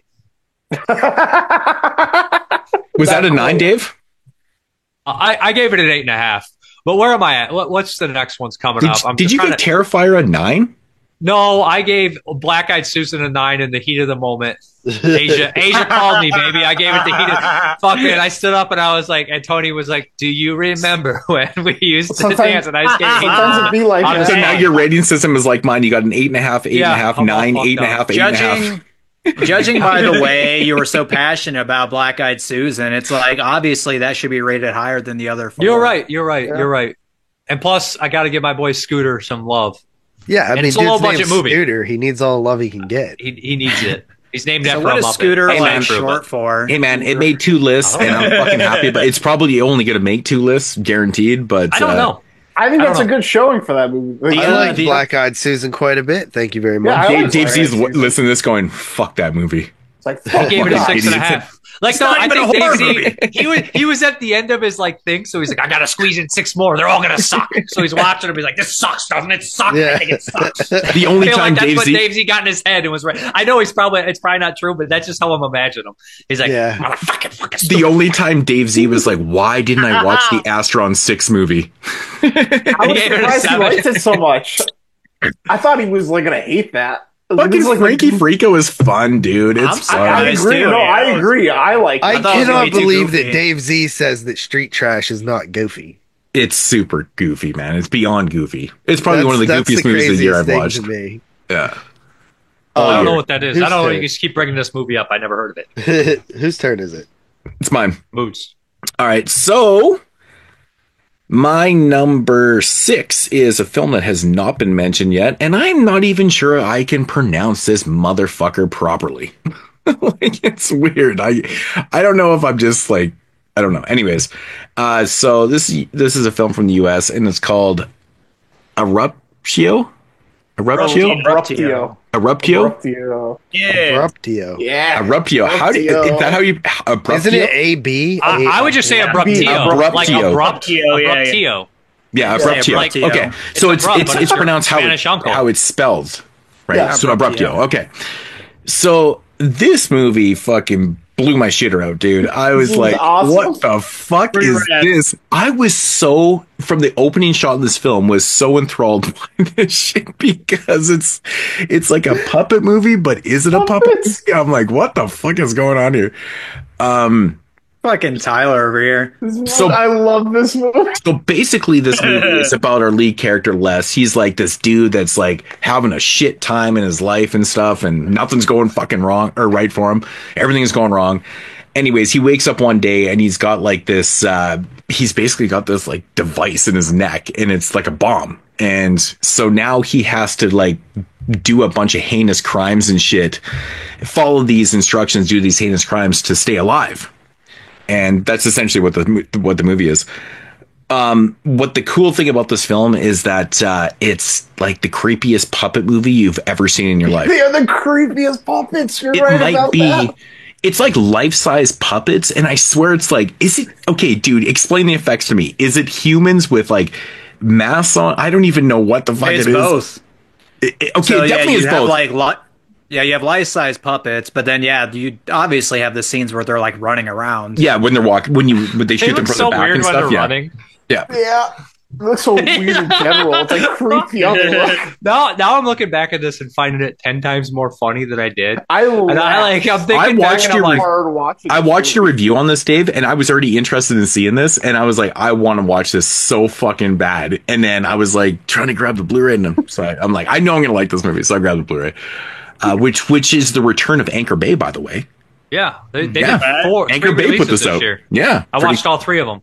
I know. I watched all your reviews on them.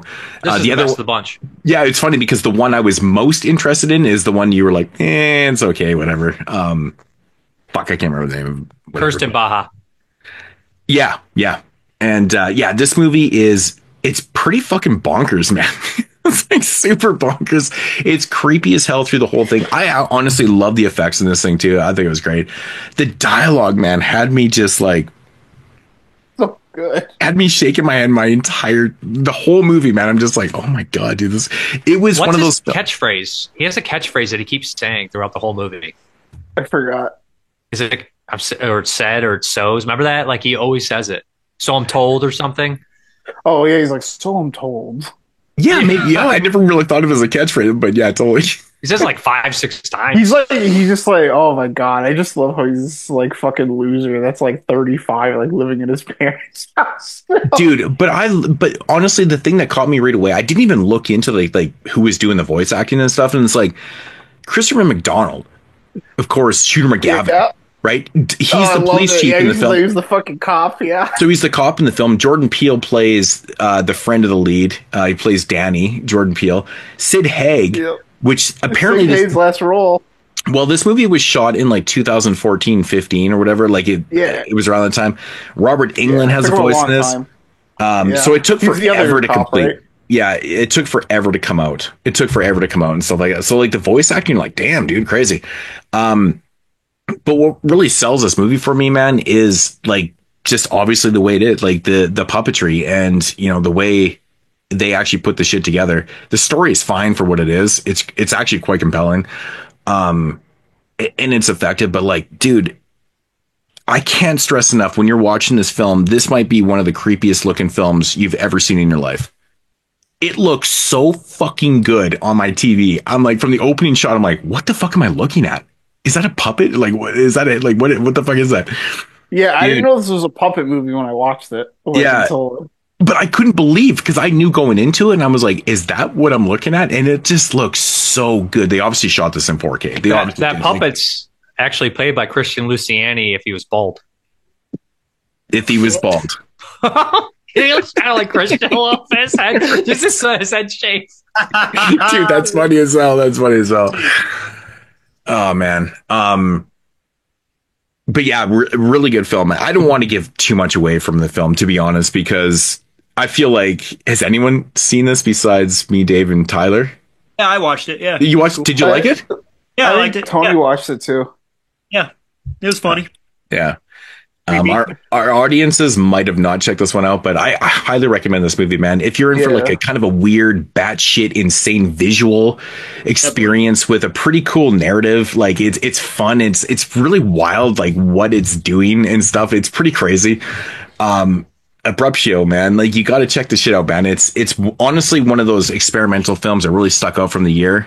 Another film from 2024 that just stands on its own. There's nothing like it. And I respect that. And I loved it. It's one of those films I feel like I could throw on with my buddies and just be like, you got to check this shit out, man. You got to check this shit out. It really crazy. is that type of movie. Yeah. Absolutely. Great film. 9 out of 10. Loved it. This movie's a blast. Loved it. All right. My number 6 here is a film that was directed by good old Osgood Perkins, and that is Long Legs. Wow, did I have that as one of your Long Legs? Long. He actually didn't have this as one of his picks. Crazy. Let me check. So nobody's out except for me on one. I'm only out on Parker for his number 2. Number 2. I'm out on Parker's number 2 also. Strange Darling. I had Terrifier 3 as his number 2. No, I'm live on JP. Okay, I'm good. I'm out on one JP. On his number 2, I'm out for Strange. I put his 2 as Strange Darling. Yeah. Okay. I put your 2 as Alien Romulus. Dude. I had Terrifier 3 there. All right, so let's let JP talk. Yeah. Long Legs. Yeah, I'm surprised. I'm actually shocked that this hasn't been mentioned yet. And I'll be really shocked if I'm the only person that has it. I feel like this movie got a lot of praise throughout the year. It was an early film in the year. Stayed on my list for quite a long time, since I saw it in the theater. I said that, dude, it's like 7 mixed with Silence of the Lambs mixed with fucking Blood Harvest, which is the Tiny Tim movie. Because fucking Nicolas Cage in this movie as Long Legs looks like Tiny Tim. It's the most weirdest fucking thing in the world, and it's so creepy to me because Tiny Tim's a creepy looking dude. Unfortunately, sorry, Tiny Tim. I like you though. It's basically like this serial killer narrative where you're unveiling this dark history of these murders throughout this long period of time, and I thought it was really interesting how it all sort of tied up and the reveal and stuff. I really didn't see it going that way, so that was nice. But it's creepy, it's good, it's entertaining. I give it an 8.5 out of 10.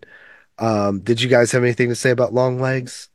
It's the better version of I'm not gonna say that. Don't say just say it. Don't you Everybody say knows what you're saying. It sounds a All little right, so Don't I'll you say this say about it. I don't want to be negative on any movies tonight, but so I didn't really like this movie. But what I will say about this movie is I think Osgood Perkins is a fucking great director. So what? Like I don't you don't like it at all. It's crazy to me because I loved it visually, but I also wasn't a fan of the story. But Mika like, Monroe was fantastic. I don't want to get into any Really? of the because I have it. like, I have it at it's, 6. It's just a I don't think subject. It's just. I would rather it's watch not this for me. than Silence of the Lambs, to be honest. But that's just But I think Osgood Perkins like has a really great vision. I really liked how he like messed with like the aspect ratios like in certain scenes. He has a really interesting perspective behind the camera, and there's a lot of things he did right. And like even though like I didn't like really like love this movie, I'm like he's like someone like I'm always excited to see him have a movie announced because I think he's like really competent, and it's like even if I didn't like this, it's inevitable he's just gonna make something that clicks with me. His monkey movie looks really fun. I think that monkey movie looks that really looks cool. awesome. Like, that shit looks I'm bad looking shit, forward to man. that. Bad This shit. was honestly too like I can also admit my bias. I may be a little extra hard on this one because this was probably like one of the movie I actually might have been the most excited to see. Yeah. This might have been the movie that really caught me with the ad campaigns because they showed you like nothing in the trailers, and I don't like seeing anything in the trailer. And it was really enticing to me. Mm-hmm. Logically, for this movie that bothered me, and I need to ask somebody that watched it. So, are Mika Monroe's powers, her great observation powers, coming from one of those automatons, the dolls? Her clairvoyance. Yeah. Is it coming from the dolls? I took it as she was just clairvoyant. It's definitely under the influence, and it's I like thought basically it was driving possibly in a coming from there. direction. But is it giving her powers? I don't think so. I think I don't it think. is. You think it is? I think this determines if I like this movie more or not. I don't think they're actual powers. Which I feel like one it's will an make you like influence it that's more? like I'm basically. not going to tell you until I find out. That's how I feel the same way as Tony. It's not like a power, but to me, it's like not a power, but a supernatural influence that's like pushing you in a direction. Okay. Yeah, that's the way I took it. Yeah, exactly. She has a sixth sight, a sixth sense. Yeah. But she's super smart at figuring things out. And somebody also told me that smoke that comes out of the automaton's head, no one really can see that. That's shown for the audience only. Would you guys agree with that or disagree with that? Oh, I never thought of that. I would agree with that really because no one even mentions it. Yeah, so probably. Okay. I never thought of that, but yeah, you're probably right. So would you think Mika Monroe is smart enough to understand that the automatons or dolls are the ones that are in control of the people after going through the entire thing? Yes or no? You would think so. Yes. So why at the fucking end does she wait? So why at the end does she shoot her mom and her fucking police chief instead of shooting the automaton right next to her? Horrible. That's a very valid point. I'll kill my point. mom and I'll kill the fucking chief of police instead of blowing this doll's head off. That's a very valid point, actually. And if she does know, garbage writing. But at the same time, it's not about the doll that. It's because her dad sees the doll, then he becomes possessed. At that point, it has nothing to do with the doll. The doll is but putting the power on them because when that doll outside gets its head blown off, it stops controlling the other person. Right. But they're all dead by that time. So it's like, how do you even know that? It does, though, because the smoke comes out. That's the power. That's the control. Right. But by the time that the smoke's out, but there's no, you know what I'm saying? Like, there's no answer. That's why I need to know those answers. If they can see the smoke, because if she can't see the smoke, and if that automaton that was controlling her is actually giving her that clairvoyance and making her smart, then she wouldn't know because she'd be back to being a fucking idiot.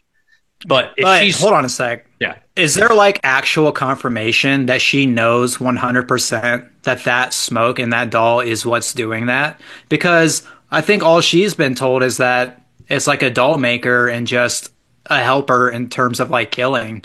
Like I don't think she brings up if she's anything that smart, supernatural whatsoever. She's a gifted detective that's been figuring this whole thing out. She can't figure out the most obvious fucking thing in the world. But yeah, there's definitely the doll outside. There's definitely the doll influence. shows up. The doll is showing up every time somebody dies. But her doll was shot before the end scene, so maybe just her judgment was completely clouded. Maybe after hers was shot, she lost everything. That's what I was saying. That's why I asked that earlier. That she has to lose her powers, or if she doesn't lose her powers, she loses. It's not even power. She loses that influence. Now there's no like satanic like presence around her. So who knows? But she's also stupid. She doesn't have her powers. She must be stupid. The movie never confirms or denies it, but it leaves me open where I don't really know what. But one way, the movie's still stupid, and I don't care for it. I give it a 6 out of 10 because it's well shot. I'm not really the sure other way I could go higher. I'd probably say just blind ignorance more than anything. But it doesn't make any sense though for her character arc. It's just a sloppy script at the end. It falls apart completely. She's basically a pawn the entire time. Yeah, that's literally all she is. That's fine. Then that's fine. Then she was being influenced by the evil, and she had no power ever, and it was all fake, which makes it even more depressing. Which could work, and I'd rewatch it, and I could go up on it. But if the idea that she always had that sixth sense, and she should have been able to spot that. But by the time she makes it to the end, surprisingly, because she's garbage at that point, that makes more sense to me, and I can't imagine that Osgood Perkins and the makers of this movie would leave that out. But you could see why I was watching this like, oh, that's a little sloppy, and it never confirm or deny it. But I only watched it one time. I really meant to watch this movie again because I liked her performance a lot, and I liked how it looked. Nicolas Cage really good. Nicolas Cage was a little off to me. And I agree with Kevin Bacon, I think is off too. They're not in the same movie. And I feel this way about Johnny Depp and Tusk. They are fucking basically Foghorn Leghorn walks on the set. It's so weird because I like all those performances. But all those are like if Foghorn Leghorn was in Silence of the Lambs in one scene, you'd be like, what the fuck? That's how it felt like to me. Like they're not bad performances. Okay. They're just from a different movie. What? That is so not. Okay, so that's an exaggeration. So this is what we're gonna do. It is hyperbole, but not Johnny Depp. That performance in Tusk is absolutely garbage. It's one of the worst things ever. I love that performance. This is what we're gonna do right now. We're actually going to pause this top 10 show right now, and we're going to watch Long Legs and then come back. All right, as a group. We're going to watch it as a group. You see where my hang-ups I'll rewatch right? it and see what I figure out. Yeah, because where my hang-ups were, because I only saw it once too, so your questions are very final act, valid. and I was like, whoa, man. I was like, did I miss something? Did I slip on something and miss it? Or is this the idea? Because the power of it, if she being navigated the whole time, then it makes a lot of sense. But otherwise, it doesn't make much sense to me. I mean, that's kind of the way I saw it, but I don't know, man. We'll next time I see it, I'll mention it on the show. But I do think that Osgood, in terms of his directing career, with February, and then his next two films were a bit stepped down for me. And I feel like this reaffirmed that I think that he is a great filmmaker, and I'm looking forward to his Stephen King movie. So yeah. And we will be back. Wait. Let me read one thing. We're halfway through the list right now, and we have 21 different movies out of 30 movies. We only have 21 different ones. So, all right, 24 in a nutshell, right there. Yep. And I guess what? Did I guess 38 or 42 different movies? 40 different total. Yeah. So, possible. Maybe. Yeah. I don't think so. All right. We'll be back.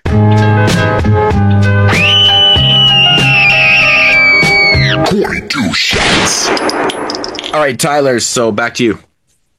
All right. We were in Korea. We're going to go take a short trip over to Japan. My next film, my fifth favorite film of the year, comes from Kenji Nakamura, and it is Mononoke, Phantom in the Rain. There it is. Is this even a movie? It is an anime film. Is it horror? It's horror. Based off of a horror anime series called Mononoke. I have not watched Mononoke, but I've watched the first few episodes of Mononoke. My girlfriend didn't like it very much. Fucking kidding me with so we kind of stopped watching it. But I kind of had a backstory, at least for this film. But yeah, I really like this film. Basically, what this film is about is these two women, Asa and Kame, are entering what's called an oku, which is basically a prison for women where their purpose is now going to be, they're going to be like handmaidens, and they're going to be basically birthing vessels for the emperor, and they throw away all their identity, and they just and they succumb to being in this prison. They can never leave. They have to arrive there of their own free will, and when they go there, they throw away they are told to bring the most precious item to them, and they throw it away in a well when they come there, and it's basically just this prison for women where they can't leave, and they're just a slave to the emperor. As these two women are entering, you're also introduced to two cops, and you're introduced briefly to this mystical figure who is a nameless medicine seller. And as the film progresses, it's got a lot of weird, kind of political caste system oppression type feudal influences from Japan, and the women create this hierarchy while they're in there basically all just appease the emperor, and they're just like shitting on each other from the top like it's some type of corporation. But basically, you learn from these detectives there that they're there because this birthing ceremony has been postponed for 2 months, and they're investigating why. And as they go further, they learn that basically no one is ever allowed to leave this place alive. Some of the women who don't fall in line are asked to leave, and they are and we find that they're murdered and thrown down this well that they use for like all these rituals. There's this weird scene where they're drinking the water and they're like, oh, it's so bitter, and then you find out it's so bitter because they found a bunch of bodies in the bottom of it. And from there on out, you start to learn like why that was delayed, and you find that there was like a maiden that basically sent someone to their death and then like felt guilty about it, so they also jumped down the well and killed themselves. And from there they start seeing ghosts. Basically they start seeing apparitions, and then this medicine seller that you kind of like were introduced to at the beginning kind of appears, and you learn he's some sort of like exorcist. And I had they don't really explain this in the movie, which is, I guess, like you could knock against the movie. I think you can still understand this if you've never seen anything about the series, but I did know who this person was when he showed up already, so maybe I have this context that maybe some people might struggle with, but I think you can still watch this movie pretty easy. Basically, what I really like about this movie, though, is the visual style of this movie is very unique. It's very intense. I really starve for just unique things. I never grew up with anime. I didn't watch I watched like Pokemon and Yu-Gi-Oh, but I never watched like Dragon Ball or like Naruto, like that a lot of people grow up with, where they end up being into anime. It's kind of a new thing that I've gotten into like the last 2 years. And I just had a really great year with anime, and this just piled all in there with me, and I really, really enjoyed this. I think part of my adoration for this stuff comes to is like this is something that like I have a big bias for it because I've really bonded. My girlfriend that I've been with for several years now was an anime person. And she's kind of pulled me into this world with her, and I was always like hesitant to like watch shows, and she's like got me into this year, and it's something I think like we've like really bonded over in the last couple of years is like watching like all these like classic anime series, and I've like kind of just like grown to like a really deep appreciation for the medium. And this one really showed me something different. It's very colorful. It's very fast paced, and it like really dispenses information with the fire hose. This definitely isn't going to be something for everyone, but it's something that I really enjoyed. And when I watched this the second time, I actually adjusted my TV settings from cinema to vibrant, and I just sat back and I really like enjoyed how like this like interesting story about like the oppression of like feudal Japan transported into this ghost story that had all these just like super like unique like visuals. It has this like almost like texture. It has a texture to it it's not like, it's a very experimental type of anime as far as the artistic end of it goes. Like it has a texture to it. You can almost like see through the characters, and it's like not really fully dimensional, and the editing is very fast paced. So it's very like in your face, and it's like very vibrant and bright, and it uses like a lot of like great string soundtracks, but then it also uses some J-pop. It's very like intense, and this movie just like flies by. And it just has great moments. It was such a ride for me, and it's just something I really enjoyed. I can see myself watching over and over. I definitely am going to watch the full series of Mononoke after watching this. This is only part 1 of part 3 of a planned trilogy of movies, and I'm really looking forward to the second part. I'm not gonna go into this really much further because I know this is really like a special interest thing, but you know, if you're into like classic animes like Evangelion, Serial Lane, like Berserk, if you're in that camp of people like me, I know at least a couple of you are weeaboos out there like me. It's cool. I think you'll also like this movie. I give Mononoke Phantom in the Rain an 8.5 out of 10. Hey, Moods. Hated it. Dude, that review was boring as shit, so I imagine the movie's horrible. I watched it. The editing. The editing. I was entertained. The colors were too bright. I was just like, oh boy. It took a story that should be simple and it just made it a little too complicated for me. The fact that Tyler said that he changed the settings to make it more vibrant is the most fucked up thing about that whole review. One thing also too, if you're high, I think if you're high, you'd follow it better. I really I followed it more the second time. But one thing I also thought was really cool about this movie is I've seen these stories, like really these like oppression stories that are like taken at a more serious level. In some of the golden age like Japanese cinema I've seen, but like all those movies are very like slow movies that are long and they're black and white. So it was really cool to see like that type of like traditional story told like through a fucking fire hose, like in these vibrant colors. I saw a Hong Kong movie, a Shaw Brothers movie that had the poison water in the storyline, which was like a thing which is very similar to that, like a royalty with the poison water. I was watching it. I watched this shortly after, and I was like, huh.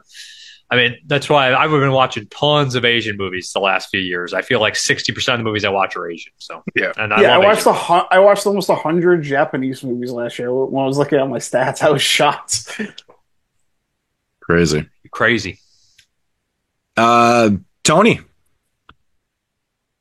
All right, so my number 5 is my favorite remake of the year. Ooh. I was not the biggest person on the source material of this. It's never been my favorite thing in the world. I'm a big fan of the director. I thought they took the story and really meticulously made their own version of it, and I really appreciated it. And anchored by a really incredible performance by Bill Skarsgård. Yeah. It is none other than The Crow. What the fuck? I'm kidding. He's trolling. It's Nosferatu. That was a good move, though. Hold on a minute. Because like, isn't it funny though that Bill Skarsgård is in literally one of like the top remakes and one of the literal fucking remakes of the year? Man, I thought you were talking about street trash at first. Yeah, dude. I thought he was talking about street trash also. That's why I kept saying, Honestly, it's not even a remake. It's a fucking sequel. Did anyone actually watch The Crow? Like, honestly, I never. That's what I was going to ask. Did anybody actually check out The Crow? I didn't watch it. I specifically passed on that one. I was like, I'm not. I watched it, and it is horrible, as you expect. Honestly, bad. I love Bill because here's the reason. I don't even like the original one. Like, if you watch the original Crow now, I don't love the original. It's fucking pretty corny, dude. Dude, the original Crow is not a good franchise. Is possibly I'm not a fan of the Crow franchises to exist. No. The Crow is a 6 out of 10, and I think it's corny and embarrassing. And I hate saying it, but Brandon Lee never really got to finish his performance. He never did, so it comes across bad. The entire it can't rain all the time. Yeah, I can't. It's not a finished film. That's why I was like, it's the best. It's like that's nostalgia, motherfucker. It's not good. People are fucking blinded, man. 100%. It's good if you're like 16 and a girl. Wear that on a shirt. All right, wow. That's a good shirt. Forgetting about The Crow and forgetting about that whole franchise because it's probably one of the top 5 worst. Nosferatu, I thought was like a big surprise, really, because like I'm not a huge Nosferatu Dracula guy. Like none of the movies have really been like, oh my god, it's the greatest thing in the world. So when I learned that Robert Eggers has been developing this shit for 5 years, like I developed zero expectations for this movie. Like I'm shocked this is on your list. I'm shocked, dude. Yeah, going into, I'm just like, all I'm gonna expect is Robert Eggers' version of Dracula, and that's exactly what I got. But honestly, I kind of loved it. I loved the little things that he changed about this movie. I love that he gave more character to the wife character played by Lily Depp Rose. I love the clairvoyancy. Did you think she sucked too? Nah, I thought she was amazing. Like, this is where you and I can like gush about her performance because at first I was kind of like thinking like she is kind of like try hard.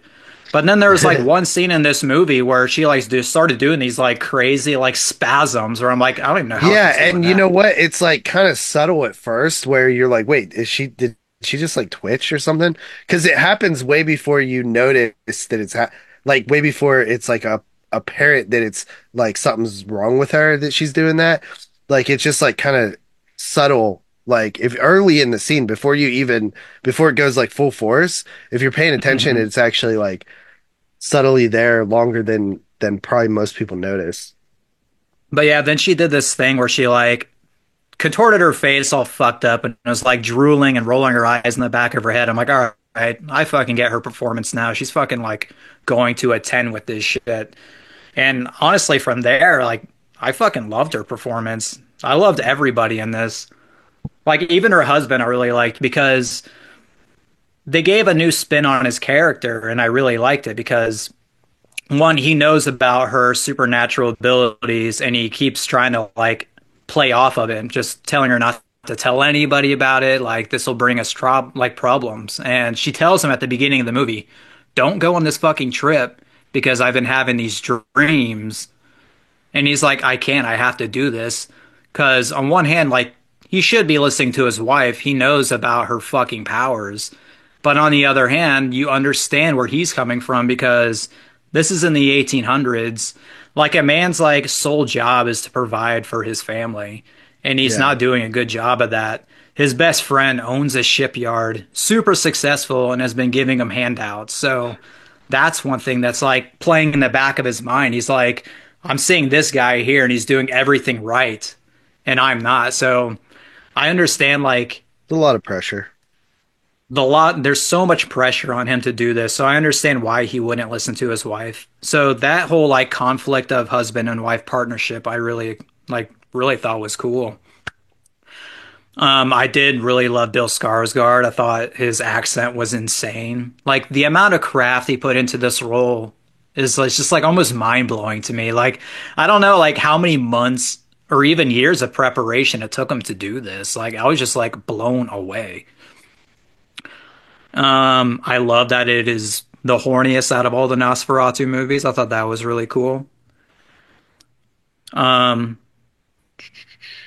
Really, the only problem is that it's just another adaptation. It's like, if you can just throw that away and just be like, okay, it's just another Dracula movie with a fresh coat of paint by a director, a filmmaker that I really respect, then I'm cool with that. Like, me, since I'm not so obsessed with any of the other Dracula or Nosferatu movies, like, I can honestly say this is my favorite Dracula movie out here.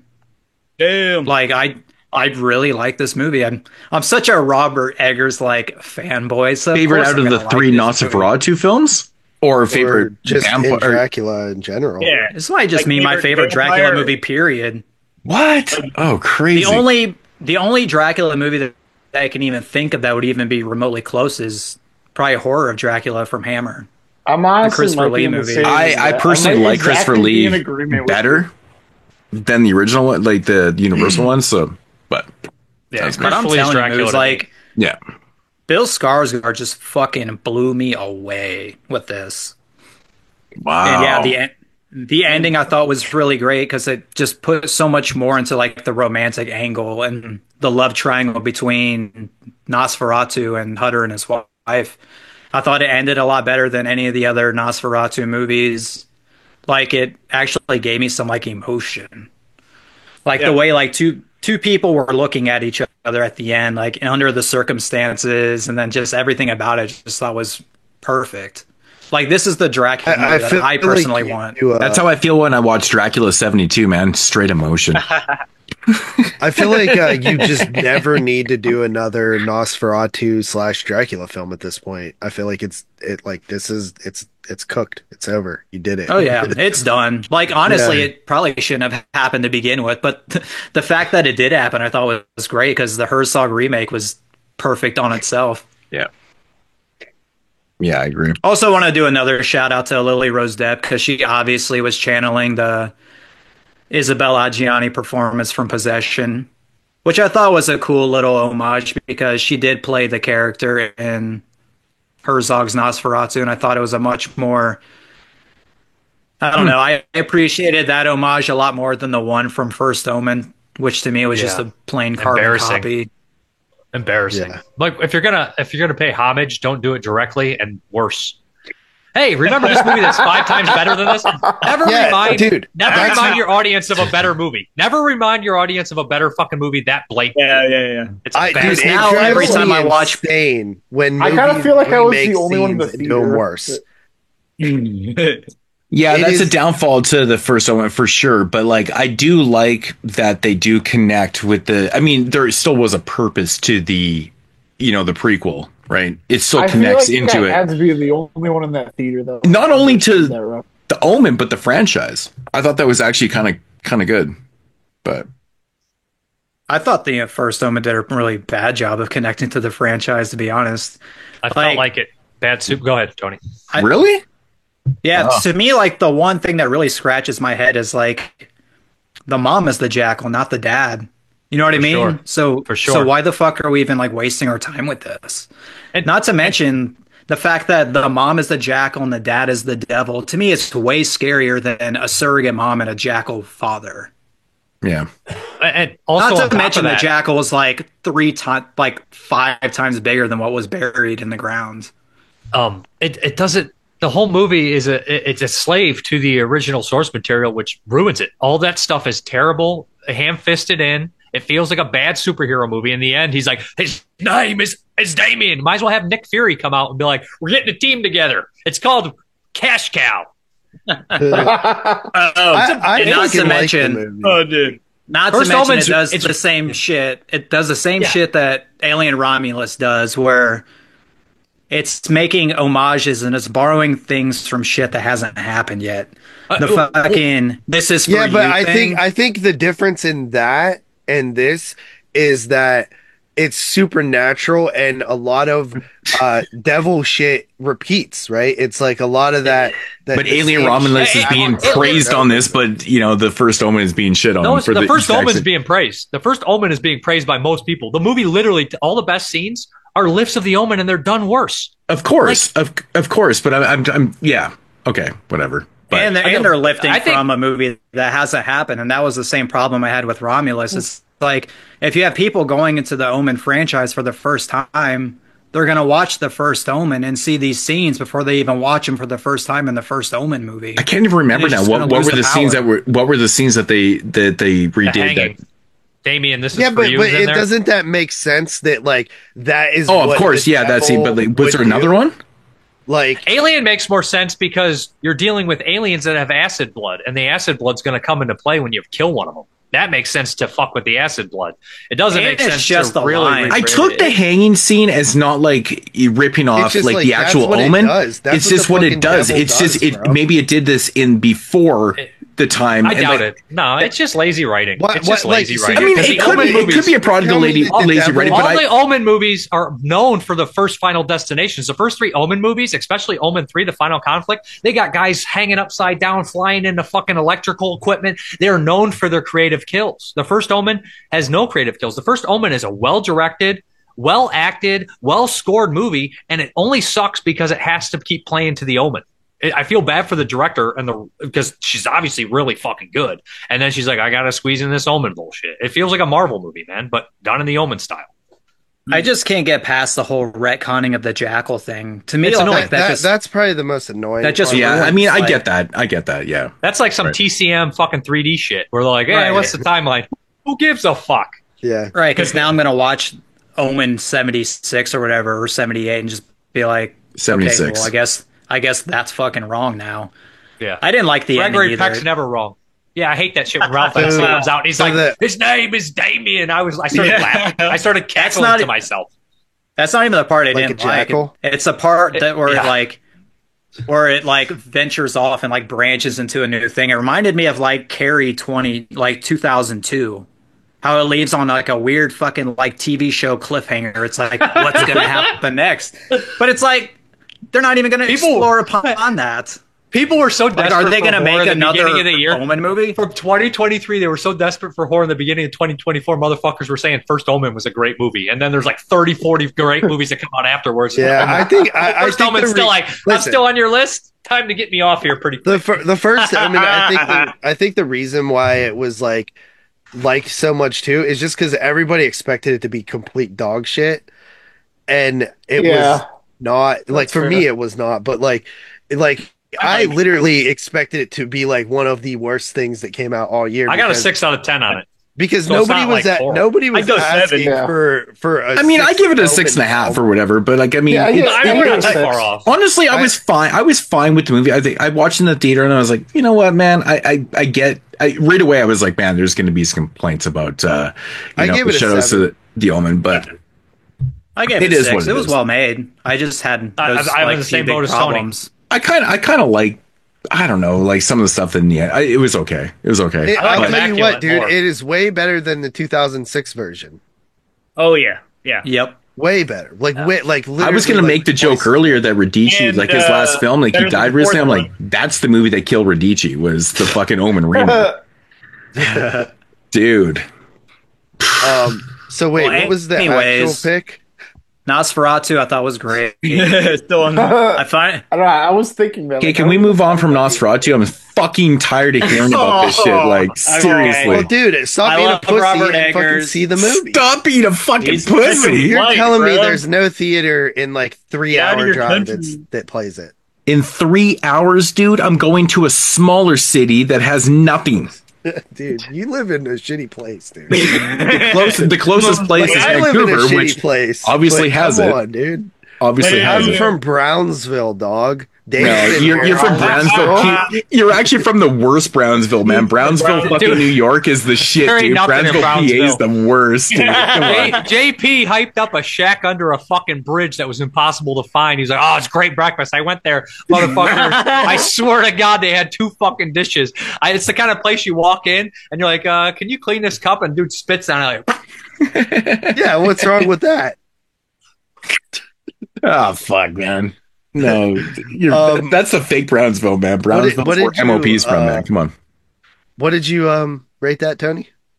9 out of 10. Like, obviously, everything looks good. I just wanted to put more emphasis on like the character changes that he did in this movie that I appreciated. All right, Mason, give us something that's not Nosferatu. Got it. Fucking top 5 here, guys. I'm excited. Nosferatu, please say it. No. My number 5 is not Nosferatu. It is another theater high, though. I was just blown away by this one, surprisingly. My mind goes in a lot of different places when wanting to, discuss it. But I'll introduce it with this quote, asking you guys if you believe in, like, weird shit. Because my number 5 is Smile 2. Yo, so I fucking knew this was going to be on your list, man. Okay. Dude, I thought it was. I know Mason knows how much I don't like this movie, so this is interesting. I've been hearing you guys shit on it for like the past 2 podcasts. It was really good. I don't even like the first one, so whatever. Yeah, I don't like the first one either. First of all, like I feel like I have to defend it right away, even though I shouldn't have to. But you know what I mean. But you don't have to defend if you don't like the original Smile, like you're probably not gonna like this one. And I thought the original Smile was a lot better than I had thought it would be. I thought it'd be cheesy and stupid. It was like, all right, that was kind of creepy. So I went in this one thinking it would be the same, if not worse, because it's a fucking sequel. And it just had such a unique style. And the performance by fucking Naomi Scott, it was just brilliant. I was just embrace it the whole way through. It was a little long, but still I didn't feel bored. It was creepy. Just the lore of this creature became a lot more interesting to me. And I felt like it did take that trauma angle that we're all kind of sick of. But what it did differently was usually the monster or whatever it is in those type of movies is just this invisible entity and it's just stupid. And this one, it actually comes out, at the conclusion, and I think that's really cool. It's a little fucking slimy, skinless, big, scary eyes creature with multiple jaws and teeth and this creepy smile. And just the nature of smiles themselves and how creepy they can be. I think that this has been played out really well in the film. And you kind of wonder, is this a demon? Is it an alien? Is it a parasite? And is it clown-based? Yeah, is it a parasite? There was just a lot of lore that I was researching after watching it, and I think it's going to be one of my favorite new franchises. Well, it's really based on a true story, so yeah. GP, shut the fuck up, dude. This one, and then I just rewatched it a couple nights ago. I don't know, this film really works for me, guys. I don't know, it's a lot of fun. So I got a question. So your interpretation of the ending, which I think is it could be super brilliant in terms, and it's super dark if that's exactly what's happening. But my problem is with Smile 2 is not the runtime, which is a big problem actually, because it's way too fucking long, because it just repeats itself over and over again. Shorter, sure. But anyway. The end of the movie, like from where we're at in the third act to where we end up in the third, you know what I mean? How the fuck does that happen? How do you explain that to me? And I especially wanted to key into that on my rewatch. Really, overall, and it was my original opinion, is just this creature or this entity makes you hallucinate to that degree. Like, it performs as people, it makes you think you've done something, and it's like, honestly, you either have to be down with that or not. And if you're not down with that, like, it's just not going to work for you. So with that said, is the end of the film reality or not? Like, if you're talking about hallucinating, I feel like that's reality. Like, okay, so that is reality. So if it is reality, then where do you go in the third one? Because you just fuck some major shit up within the narrative. Like, I feel like that was this entity's motivation to fuck her up so bad, and then to take her over at the best opportunity to infect all of these people. So how do you do that movie though? How do you do the third one if post-apocalyptic would be amazing? So literally the rules are so expanded at this point, because it's always been like an individual, kind of transformation throughout, the first two films. And all of a sudden you have like this huge ass fucking crowd of like Taylor Swift fans. Because I feel like that's what she is. She's Taylor Swift. That's what it was, yeah. And like, what the fuck? I thought she was Miley with Cyrus. There's just going to be Miley Cyrus, same thing, I guess. 5,000 suicide in 7 days. She probably is close to Miley. Is that where we go? Because that's pretty damn dark. Because if that is where it is, like, I honestly am not convinced that it actually was reality.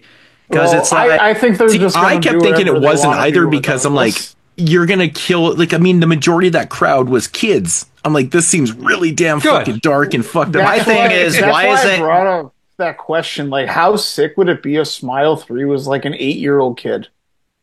Yeah. And why not? At this point, it could be a fucking baby. Then they could literally have him go to like high school, and they think he's going to shoot up the school, and they think he's going to shoot up the school, so they put him in like they would isolate him and be like, you're dangerous, because he's saying I'm seeing shit, and he's getting all violent and shit. Yeah, dude. I mean, I like the movie. I just think that it drops the ball in the third act for me a little bit. Naomi Scott's my favorite performance by a female this year. She's by far the best one. She's amazing. It just makes me wonder why It Follows never had a sequel. It's crazy.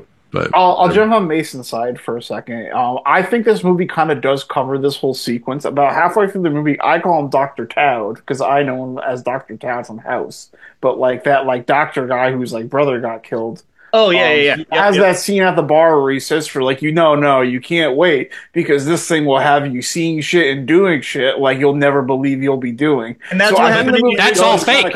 That's all fake though. I think I interpret that's even fake too on rewatch. That's fake too. Is that real? Is that guy real? I don't fucking know. I'm fucked up. It depends. It's all fake. Up until before she kills her mom is when it changed, because that doesn't happen. If you believe the ending, her mom's in the crowd. That's why it's a little too sloppy at the end. It does. I think the ending is like, regardless. Like, I'm not. This isn't anywhere close to like my top. I mean, honestly, like, you're saying like Tyler, you're saying like it covers itself. It's obvious that that's a Smile Demon does that throughout the entire series. It plays with this reality and fake reality. I'm not saying doesn't. I'm not saying it doesn't justify it. I'm saying in a script, it's a cheat for the audience. It's really a fucking, hey, I just wasted 40 minutes. Like, that's it. When people complained about the opening of Rob Zombie's Halloween 2, they're like, 15 minutes wasted. Oh, Smile 2 is like 45 minutes wasted. Yeah, it's basically a device that gives them the excuse to write whatever the fuck they want and get away with it. I'm down with that. I mean, why not? I still like the movie. It just fuck you, JP. That's bullshit. That's such a cop out. I like it. That's such a write whatever they want. It doesn't even matter. It's like how the Red Hot Chili Peppers. At the end of the day, it's how their music's structured. Like their lyrics, kind of feel like they can put whatever they want in there. Because that sentiment is it wrong? But I feel like you can apply that to so many movies if you really think about it. Like the whole, they can just do whatever they want. It's like for 5 seconds, not for 45 minutes. Like this, like the rules. But I don't like this idea that you can do whatever you want to do, man. I really don't fucking like this idea, man. Like, dude, hold on, bro. Listen, because it's not. It also it's part of the plot too, that it adds to something because it breaks her down even further, and the trauma builds up and up and up and up and up, and it's like it feels intense, and you're like, fuck, man, I feel so bad for this girl. She can't escape anything, and it just keeps getting worse for her, and she has all this pressure from everybody around her, and she just seems like so lost throughout the whole movie. That commentary on fucking rich white folk with their fucking give me a fucking I felt break, cheated. man. I felt cheated because when she killed her mom, that was the most satisfying, emotional, dramatic moment. In the film. And then to find out it's fake. Yeah, it felt like a cheat. I It took my favorite scene out of the movie. Yeah. That's what upset me. It wasn't the that entire they movie played out the of trick. the movie. They took the heart right out of the fucking thing, and I was just like, okay, whatever. And then I see if they would have exactly, it went from that's a good moment to what it's the real fuck? to me, damn it! The wrestling. You just took the best moment out of her, damn it. I really think that's like the only moment in the movie that I have a problem with. It's real to me, damn it! That I would like to see if they felt it was a mistake. His friends all patting him on the shoulder to calm him down. I love that moment. Yeah, but Thank you for saying what needed to be real said. to me, damn it. It's the demon. It's the demon. No, I like the movie. If I rewatch it, I might change my opinion. It was one, but Naomi Scott's great. Like, it's a movie that I'll watch because of her. Like, I love her. Yeah. I personally fucking can't stand the fucking, the dude, the the doctor dude or whatever comes in. He's obviously like, from the reality of the first film, right? He's been following this shit the whole time and stuff. I'm like, this but he's not even real, Boots. Remember? It's come on, man. That's just bullshit. Is it real or is it Memorex? What are you talking about? Is it real or is it Memorex? I know a genuine fan of Sonic when I see one. All right, so what did you rate that? I'll rate Smile 2 a 9. Fuck the world. I honestly really loved it. I literally went into it thinking it was going to be a shitty fucking bullshit sequel because of these two motherfuckers right here on the show, and I believed them. And then when I watched it, like it. No, Moods and Tyler. There's things to pick apart about it. It ain't fucking perfect. It ain't a 10. I didn't, but I personally, I don't care for it whatsoever. Most people love it. It's probably the hardest thing. Like, I would never. I will say, I kind of like cruise a little to see what like normies think about horror. You look on Hinge as fuck. I just don't get the appeal in those movies, but I've seen so many people because it's fucking scary. That thing pops out at I've the end. seen so many people like criticize like the substance more than this movie. No, Tyler looks unhinged. He started talking and like he blows a big puff of fucking like marijuana out of his mouth, and he's like, "Listen here, man." He's all close to the camera. His fucking big face is like this. He's like, do that. You're not wrong. Looking like a Cheshire cat. Dude, Tyler is like, it's like the end of Smile 2 right now for him. Yeah, he's like, shoving his microphone down his fucking throat. Is it reality or the not? look of the monster like looks awesome. Isn't the Smile like the monster really fucking kind of cool though in a way? I like the monster is the best part. Yeah, I like the monster. I think my least favorite thing about the Smile films is like, yeah, I get the mystery of it, but I would like to know a little bit more. Like, I feel like there's a story there that would be so intriguing to why the fuck these people are being infected by this, demon or whatever the fuck it is, right? Like, where does it come from? Can it be beaten? There's a whole bunch of shit you could. Yeah, like I'm definitely still gonna go see the third because they don't eat organic. I feel like there's no purpose. Like people are being infected, but like nobody understands what the fuck's going on. So how the fuck can you ever beat this thing? You could make 95 of these movies. Well, in a way, they kind of had a good idea, but it wasn't real. I don't know. So yeah, I think the ending is real. We're fucked by a plumber. That's the point. That's what I'm confused about. The ending of the movie confuses me so much, and like that's where it really it takes my mentality for a fucking total twist, because I'm like, man, you're here at this moment, you're here, and then it questions everything that you just watched, right? And that's a problem, because where it goes in it to where it goes, it's so damn dark and so huge, I'm like, it can't be fucking real. There's no way that could have been real, because there's no way they're going to make a third one where they just infected like 40 fucking thousand 8-year-old kids. It's crazy. They could. That or a prequel. But it's so dark. It's so dark, and they're not going to do love it. that. They should do it. They'll do it. Mark my words. Mark my words. The third one comes out, 40,000 8-year-old kids did not get infected. Or it's not reality. Maybe they just don't make It's like another Halloween Smile 3. movie. It's like Halloween. Don't make a third one. It is Halloween 3. Hey, Mooch.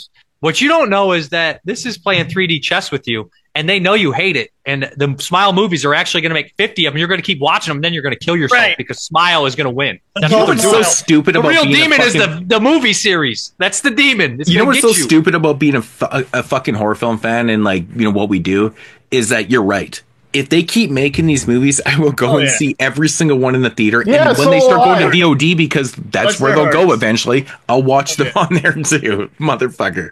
I mean, It's I just the way went it is. seeing this movie thinking I wouldn't give a shit about it, and here I am, Brandon Raven. So do you like this one more than the first one? Oh yeah, I thought Really? a rare example of a sequel that outdoes the original. And Wow. Okay. Cool. No, I respect it, man. Like, I mean, that's what I like about it. I'm not going to sit here and shit on your list. I personally didn't like it, but like, that's your fucking. This is. I love this, man. I respect everyone's list, man. It's fucking awesome, dude. It's awesome shit. think about you're in the store, man, and someone just smiles at you out of nowhere. Think about how creepy that shit is. I don't know. I've been to a gay bar. It thing to happens explore. more than you think. Like, would you rather someone like look at you like all scowly? Did Dave just say he'd been to a gay bar? Really? I've been to a gay bar. It happens more than you think. I've been to gay bars in my life too, and they're the funnest fucking places to ever go. Those There's are the a lot best of guys bars to just go to. smiling at you for no reason, though. I know that's right. Yeah. Anyway, go on, buddy. Well, that one there's a that reason. one girl that was holding Carly's hand was really funny. When we went to that one gay bar, and she wouldn't let go of Carly's hand. and then we went to that other person's house, and the girl was passed out there. The girl that was holding her hand. Yeah, it sounds about right. I was like, that's the same girl that was at the thing. All right, Dave, you're up. All right, I'm just going to open this one up with a quote because it's one of my favorite moments of the year. Let this day be known for the day that Bernie fucking Christian rose from the fucking dead. It's Easter, motherfuckers, and I'm the fucking Easter bunny. Man, I am the only person crazy enough and stupid enough to like this movie enough to put it on their list. My humor is warped. I like satire. I like stupid, goofy shit. I'm a huge Nick Frost fan. This is Crazy House. It's made, I think, a Danish film. So fucking weird. Basically, it's a sitcom gone to hell. Bernie Christian is this super Christian guy. It's basically like Full House or something, but zany. It looks like it's on the set of Married with Children. And Alicia Silverstone is the wife, and he's just a complete fuck up, but he's got a good heart. And then these like Russian guys start working on their house, and all hell breaks loose. There's drugs, there's murder, and he puts his faith in God. And throughout the entire time, he's always asking God for help, and he's having these flashes of violence. And the whole movie is basically just waiting for Nick Frost to lose his goddamn shit.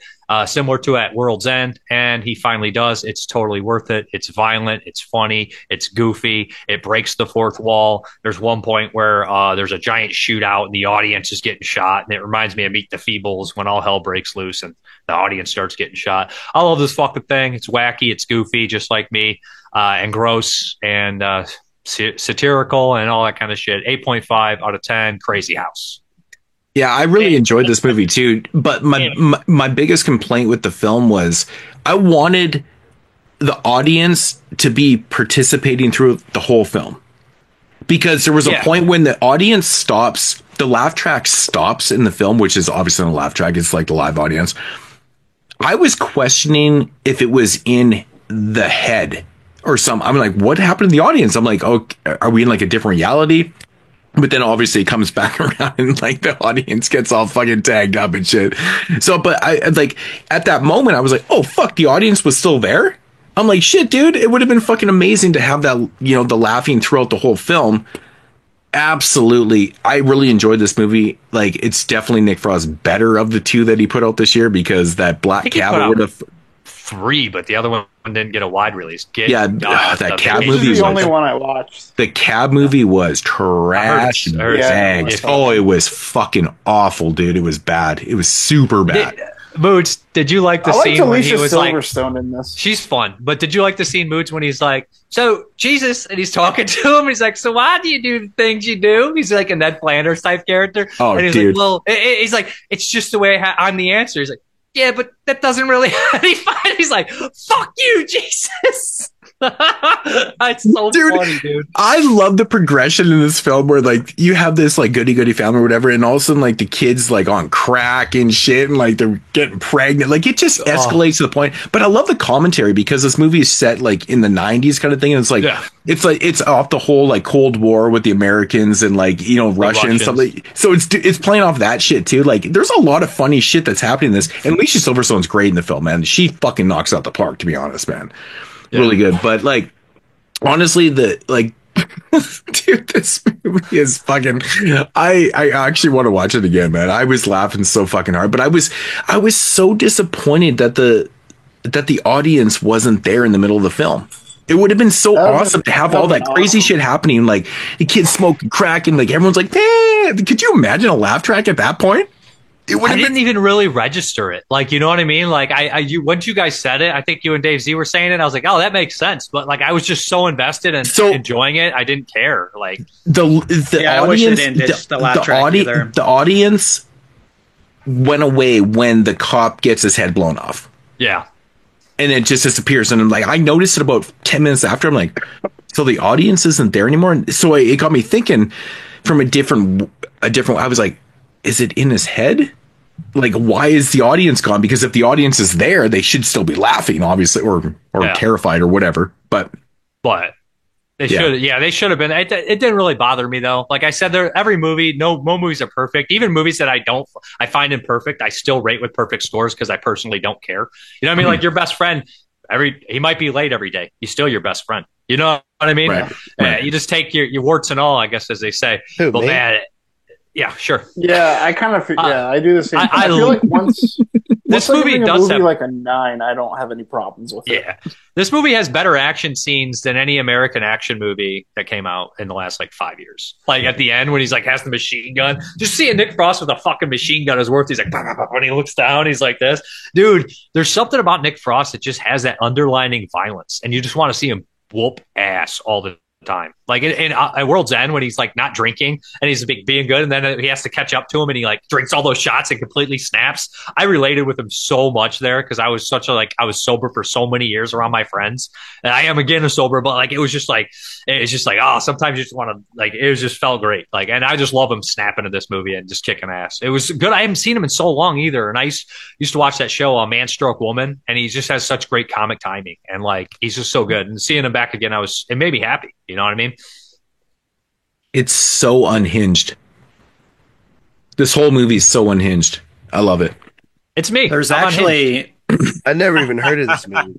There's actually another movie starring Nick Frost and from the same director that's about to come out on Shudder. That's really solid, called Getaway. This year, I saw it in the theaters last month. Wow. Yeah, it was actually really good. It's playing like an hour and a half away. Almost went, so I could add it this year, but I couldn't get it. I was like, I'll just count it for next year. But I was really excited to look at it. Dave, was that a 9? You know what? I'll give it a 9. I'll give it a 9. Fuck it. Also, it's very similar to that movie that you really liked, by the guy who did the Dead Snow movies. That what was that movie called? Where they're like all going to that vacation house and a couple plans on killing themselves, and those criminals are like hiding upstairs, and they're like, "Remember that? You was on your top 10." That up to that. It's a lot like that. It's got that weird sense of comedy about it, where it's like a comedy of errors and just incredibly violent. I can't even think of what the fuck. You know what I'm talking about, though, right? It's I do. I can't remember in the Dead Snow movies. I can't remember the name either. It's something stupid. It's like The Trip. It's called The Trip. Is it called The Trip? I think it is. Dude, that movie is fucking awesome, dude. Yeah, it's like this, I think, but I felt like this one was more horror. I don't think The Trip was as horror as much. That's why I counted this one. Yeah, I didn't put that one on my list, but this one I did. I felt like it does cross the line.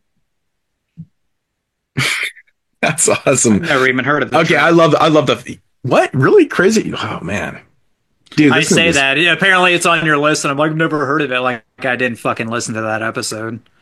Like it should be on Netflix. Yeah, that's a Netflix movie. Yeah, I had to watch it on alternative viewings because my Netflix did not have it. Of course. I meant Surprise, that one surprise. movie, The Trip, is a Netflix movie too. Fucking Canada. The Trip. Honestly, Moods, you really should just get a fucking VPN, dude. It's not that expensive. It's like 100 and some a year, and it's not illegal. So there's that. Yeah. And it gives people you, from spying on you. It is getting to the point where it's a little bit annoying that yeah. I have to like seek out Or shit you just through. wait until you're officially the 51st state, and then you don't have to deal with it at all. Okay, so my number 5 is coming from the foreign land of Canada, the 51st state, and that is In a Violent Nature. All right. Nice. I absolutely wanted to rewatch this so bad, but I never got time. But like, I love this movie, man. I feel like you were going to say something else there. You're like, No, I absolutely wanted to watch this movie again. No, I love this movie. I thought it was fantastic. I love the premise of like following the killer. And that's what I think works so well about this movie, because when we watch a standard slasher film, we get to watch like all the victims forever.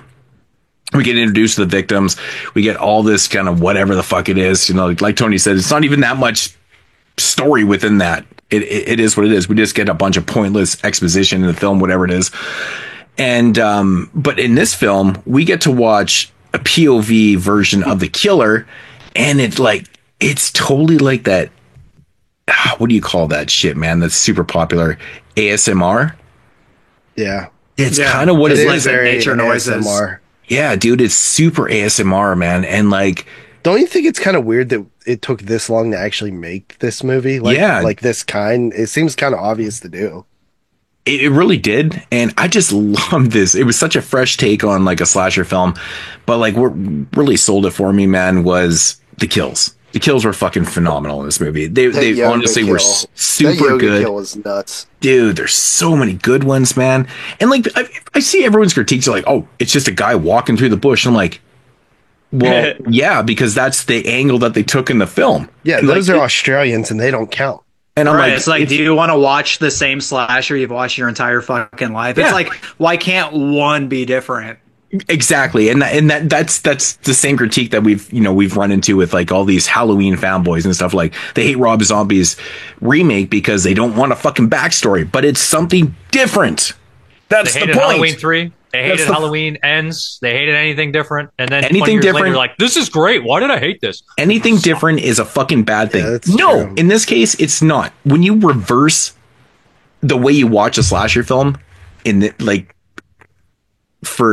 film, it's such a fresh take, man. It's such a fresh take, and I absolutely love this shit, man. I thought it was fucking phenomenal.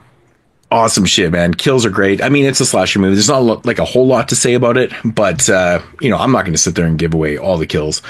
But we talked about the ending, which I thought was pretty good. I thought it does what it does, and I think it works. And and again, 9 out of 10 for myself. Not really a whole lot more to say about it. Sweet. All right, my turn. All right. Yep. I think this is just mentioned one time, maybe two. And that is Damien Leone's Terrifier 3. On your number 2. Christmas horror, dude. We go from Halloween horror with Terrifier 1 and 2 to Christmas horror. I think it was a nice transition.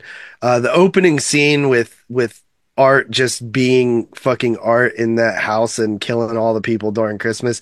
That's like, I love the fact that that's the opening scene because it encapsulates what people just want out of this franchise. And it's like, we just want some crazy fucking nuts shit.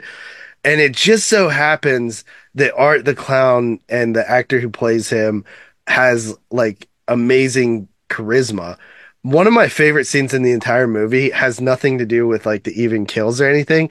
It's just whenever he's in the hallway of the college dorm and they're like talking about this prolific killer or whatever, and he's just like, Like he's like, oh, you sound like you're trying to fuck him. Yeah, like it just like that character is so fun and funny to me. I can watch him do shit like that all the time. Like just like in the second film when he's like just in the store with like fucking with all the glasses and stuff. He's nuts.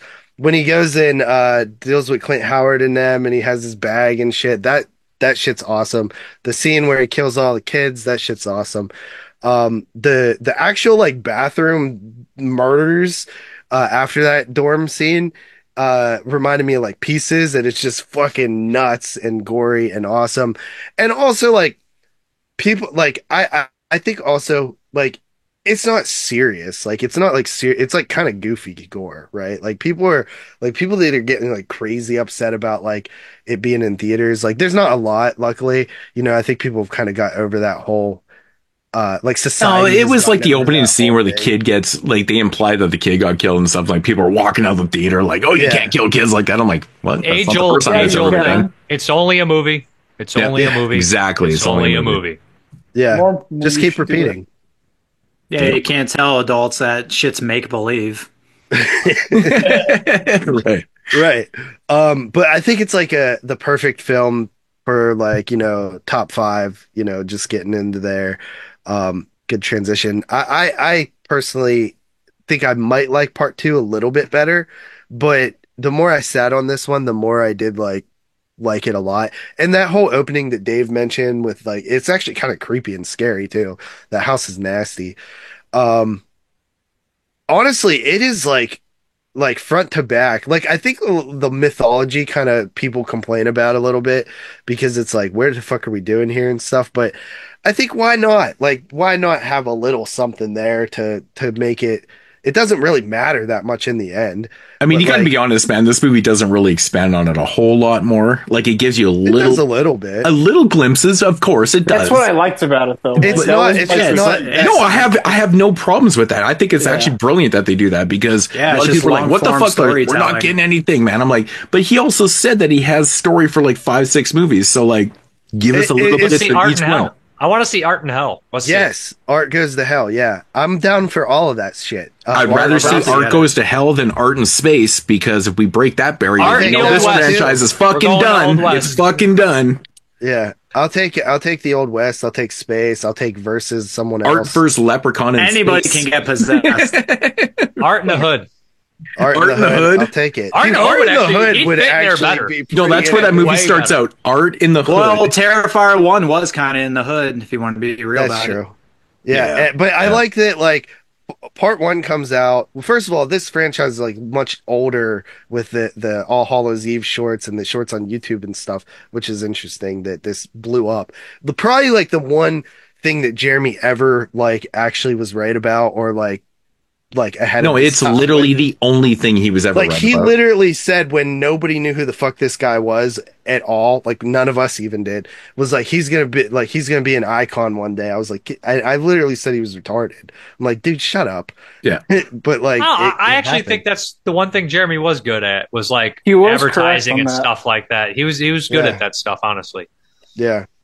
But he you know, he was business savvy, I think. I like that the first movie comes out and like the biggest complaints are like there's no story, it's just kills. And then the second one comes out and he's like, you want story, motherfuckers? And he just shoves like so much bullshit. 2.5 hours of it. That's like Necromantic too. When people are like, we just want corpse fucking. He's like, yeah, I'll give you an hour and a half of talking first. Yeah. Yeah. You're taking your medicine with your corpse. Which is funny because Necromantic 2 is better than the first one. But I like them both, but Necromantic 2 I do think is probably better. But I love when directors are like keep their ear to the like response and then just are like, fuck you, I'm just gonna do what I want anyway. Like to me that I've always like kind of liked when people do that. I do too. Like Funny Games. He's like, you guys suck. Watch how bad you suck. I'm gonna rewind the tape to fuck with you. Yeah. Like, oh my god, it's so brilliant funny. When I was watching, I was like, shit. I started laughing. I was like, "Fucking," because he was doing this shit on purpose. If you like make fun of your audience right to their face, I immediately like the movie better. Even if you're like, that's like the one case where I think it's like actually makes sense. The director remade it in English. It's like, dude, he was making fun of us in the first place. Of course, he should make it in English. But sorry. I give it an 8.5 out of 10. Pretty fucking solid, fun. That's it. Can't go a 9 on that one. No, not yet. No 9s. All right. This is crazy. Tyler might do a 9 before you. Yeah, I might do a 9 before you. I started with fucking 9s, man. What the fuck? Yeah, but I'm pretentious, Tyler. Yeah, That's but true. JP, JP's I left 9s off my list. relax, he's a shit fucking Brady. Right, Tony.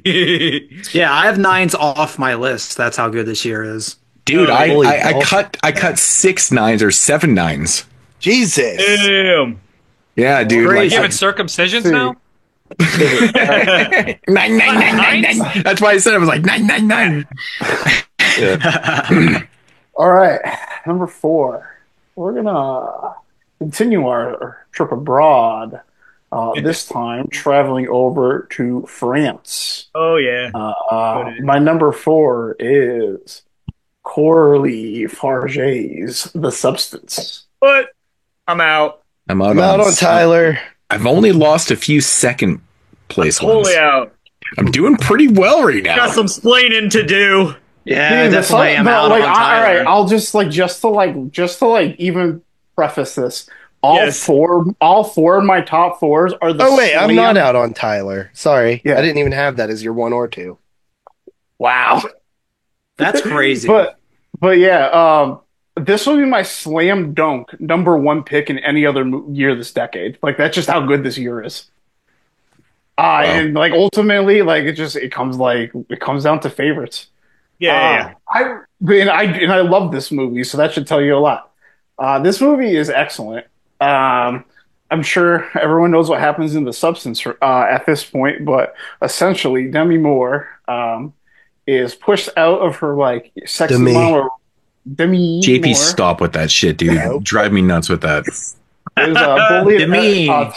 Turns 50 years old and is bullied out of her like sexy mama like workout in the morning routine show. She goes. That's all she had left. All she had left. She goes by the name of Elizabeth Sparkle in this movie, who indicated by her Hollywood star was once a great actress in her younger years. But she's bullied out of her position, and she is like, and she gets into a car accident. When she's distraught, she sees like a bunch of stuff like spiraling down. She gets into a car accident, and she's brought to the hospital. And this is where like this doctor like starts to like key in on her like. You need to like give these people a call, or like you need, like, or passes off this like black market thing to her, and she goes in home and watches. Bro, you don't have to tell the whole plot of the movie. Yeah. Everybody's We don't seen need it. we don't need a rundown. Okay, 1 million people have logged this on Letterboxd. We're good.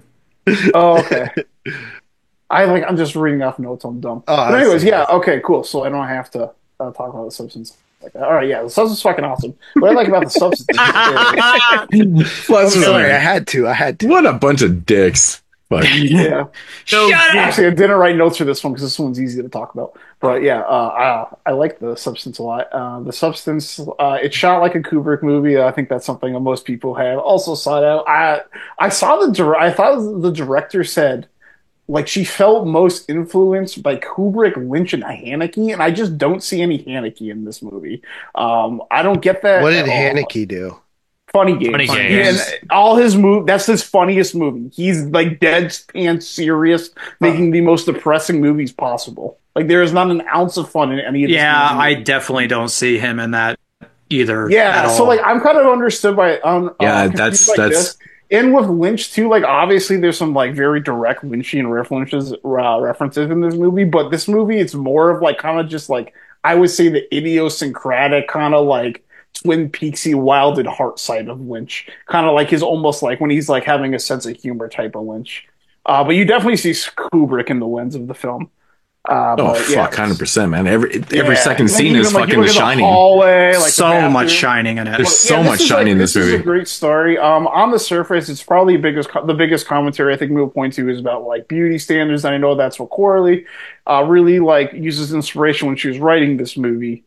But I'm kind of the opinion you just take away from movies what you take away from them, and I obviously see that commentary, but for me, I think the most interesting commentary in this movie is more about the pharmaceutical industry. I feel like this makes like the idea of the substance is like more of like an allegory to like drug addiction, and then where you have this attitude when she calls, when things start to go awry, like just to be, like you're one and the same, stop like complaining, like just like don't abuse the balance. And I just think it like the way it snow piles, you have this really subtle scene with like the doctor that she met at the beginning, and I just think that's like it, I almost like see it more as like a Requiem for a Dream type of movie than maybe like some other people do. But that's what I find at least most interesting about the commentary in this movie. Maybe that's because I'm a dumb dude and I don't understand. I see that, brother. As a huge fan of Requiem, I feel but that's me, for sure. That's definitely one of the big commentaries in that movie. Yeah, I like that a lot. It's just such a rich ass movie. It's just commenting on like literally thousands of fucking things. It's crazy. Yeah, I mean, you're talking about like the male gaze in there as well. You're talking about the insane beauty standards that women have to deal with, especially ones who are actresses and in Hollywood, all the pressure to sort of, uphold that, live up to it. Ageism. Yeah, there's ageism, so much going on. Ageism told from both perspectives. You know what I mean? Because it's like old people that don't want to get thrown out, and it's young people that are like, get the fuck out of my way. Yeah. You know what I mean? Yeah, and it's a New Year's movie. Yeah. Yep. After watching 3 New Year's movies, I don't think there's any argument this is not a New Year's movie at this point. Also, all those movies were New Year's films. Come on. It was so funny. Like, me and Tyler had this like 20-minute debate on if this movie was a New Year's movie, and he was like, it's not really, because it's not really about New Year's, blah blah. And then we did a New Year's show where all 3 of the movies were like one's literally called Bloody New Year, and he's like, yeah, well, on second thought. Yeah, exactly. Also, too, it's like we like took the Christmas definition by like if it happens around Christmas, like it counts. So it's like you kind of can't excuse it if you're going to use that. Well, it's like the children, right? Like that movie right there takes place during the holidays. It's like literally between Christmas and New Year's. So is it a Christmas or a New Year's film? Yeah. It's a holiday film. So whatever. But I know some of the criticism about this movie is kind of like the third act, but I think this movie is a lot more like straightforward comedic than people actually give it credit for. I kind of find a lot of the food stuff like really funny, almost like it's like a disaster thing, like snowballing. And I think it does get a little hokey to get to that point, but when it actually gets to the third act, I fucking love what they do with it. It's a complete you kind of watch this movie like this is like an A24 stock type 20 type movie, and you expected some like depressing like slow end, but then they just completely subvert your expectations and go out of the fucking box and like kind of like shove it in your face at the end. And I thought that was really kind of brilliant. I watched that's where Henenlotter comes in, man. So here's the question that I've seen people bring up: is she a different person? No, she's the same person. Wait. Here's what it is. They are taking Debbie Moore's best possible genetic makeup and making a younger version of that. Yeah, it's not like Demi when she was younger. But it's not her. It's not the younger version of her. That's when people are like, it's the younger. No, it's not. It's her best. It's a newer version. It's a better, newer version of her. That's not actually the question I'm asking, though. No, I know. You're asking mentally. The mentally? Yeah, I'm saying, is she living vicariously through another person, or is she just her in a different body? She's her in a different body, I think, and I think that plays into the drug commentary where she gets addicted to being this hot young thing that can pick up like a guy in a drop that everybody loves, and that's why like the movie goes because where it goes. It's just interesting the way she talks about her. As a different person. It does become a conflict. It does become a conflict. It's a commentary at the same time how you worship youth and you hate youth at the same time. Yeah. Yeah. You hate youth, but you worship. You wish you were that because you want to be back to where you were, but at the same time you hate it because it's still and like it's so funny how like they just start destroying each other. You know what I mean? That's like I love it. Like she's like, oh yeah, I'm gonna fucking just wreck myself, dude. Yeah. Dude, it is literally one of the funniest fucking things at the end of this movie. Like brings me to tears and laughter. I couldn't believe they went there. When I saw that in theaters, I was like, no, you're not. You're not doing this. You're not doing this. This is the movie. And then the blood spray. I was like, I was in bliss. I literally was like, which I can't even explain the blood spray. Like, what the fuck? My mouth fell to the ground. I couldn't believe it was happening. Like, I swear, in the movie theater, I was like, we're in a new world. This is not the fucking theater I grew up in. Literally, like back in the day first scene where they make her star and it deteriorates over time. All the hot dog shit falls on it. I couldn't stop laughing. I could not stop laughing when the fucking hot dog shit fell on the star. And it was like, oh, he's trying to clean it up. I was like, he tries to clean it with his shoes, like the classic, like let me clean it. And wipe it. There's so much, like it's all obvious, but it's so much like visual stuff that's so beautiful. Elizabeth Sparkle, she throws the fucking thing and it hits her eye and the sparkle in her eye is shattered. It's like a broken fucking, like, oh, it's so broken eye and the sparkle's still in it. Yeah. And she puts that fucking on her face at the end. It's still me. It's still Elizabeth. And fucking, I was like, oh man. I was so fucking dying in the theater. And then, oh my God, the part that made me cry is when she goes to straighten her hair with the fucking curling iron, tries to curl it. Burning her hair. It rips burning it. Fucking hair off. And she just looks at it like, damn. I don't think I found it funny the first time I watched it, but by the second time, I found like all the like cooking shit like really funny. When he was like stuffing the turkey, dude. I was laughing. Dude, this movie is straight dark comedy from top to bottom. It is, but it's also very tragic and like it's sad. Yeah. It's sad. But tragedy and comedy. That's the drama face. The drama face is half a laugh and half a sad. That's what it is. It's that's why they make that face. Yeah.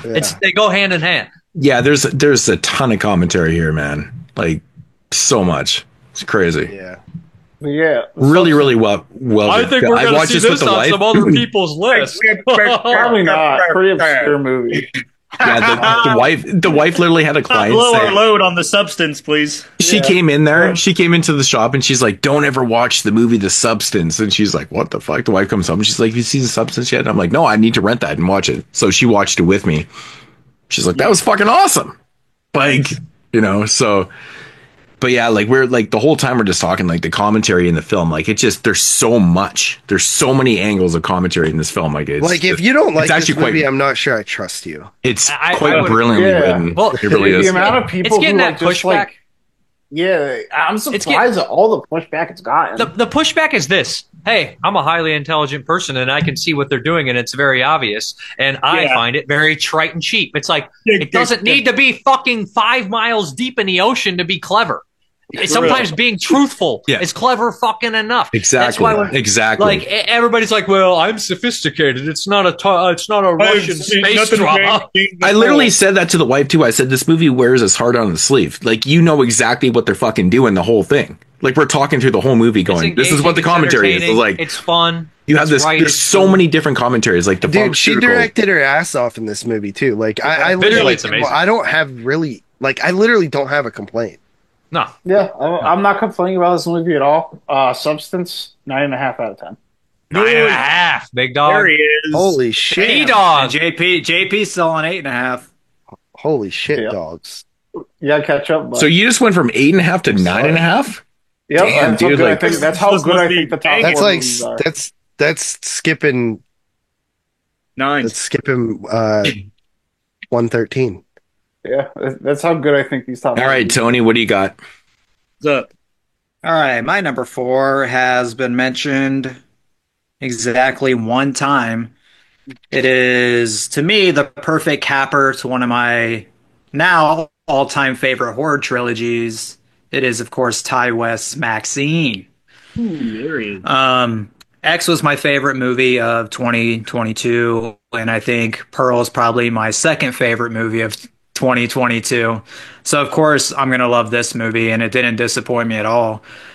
I love Mia Goth. I love the 2 characters she created, but Maxine is just such an awesome character. Like going from where she came in X, snorting coke off a piece of cardboard and using like a $2 bill to where she becomes in this movie, I think is just such an amazing journey.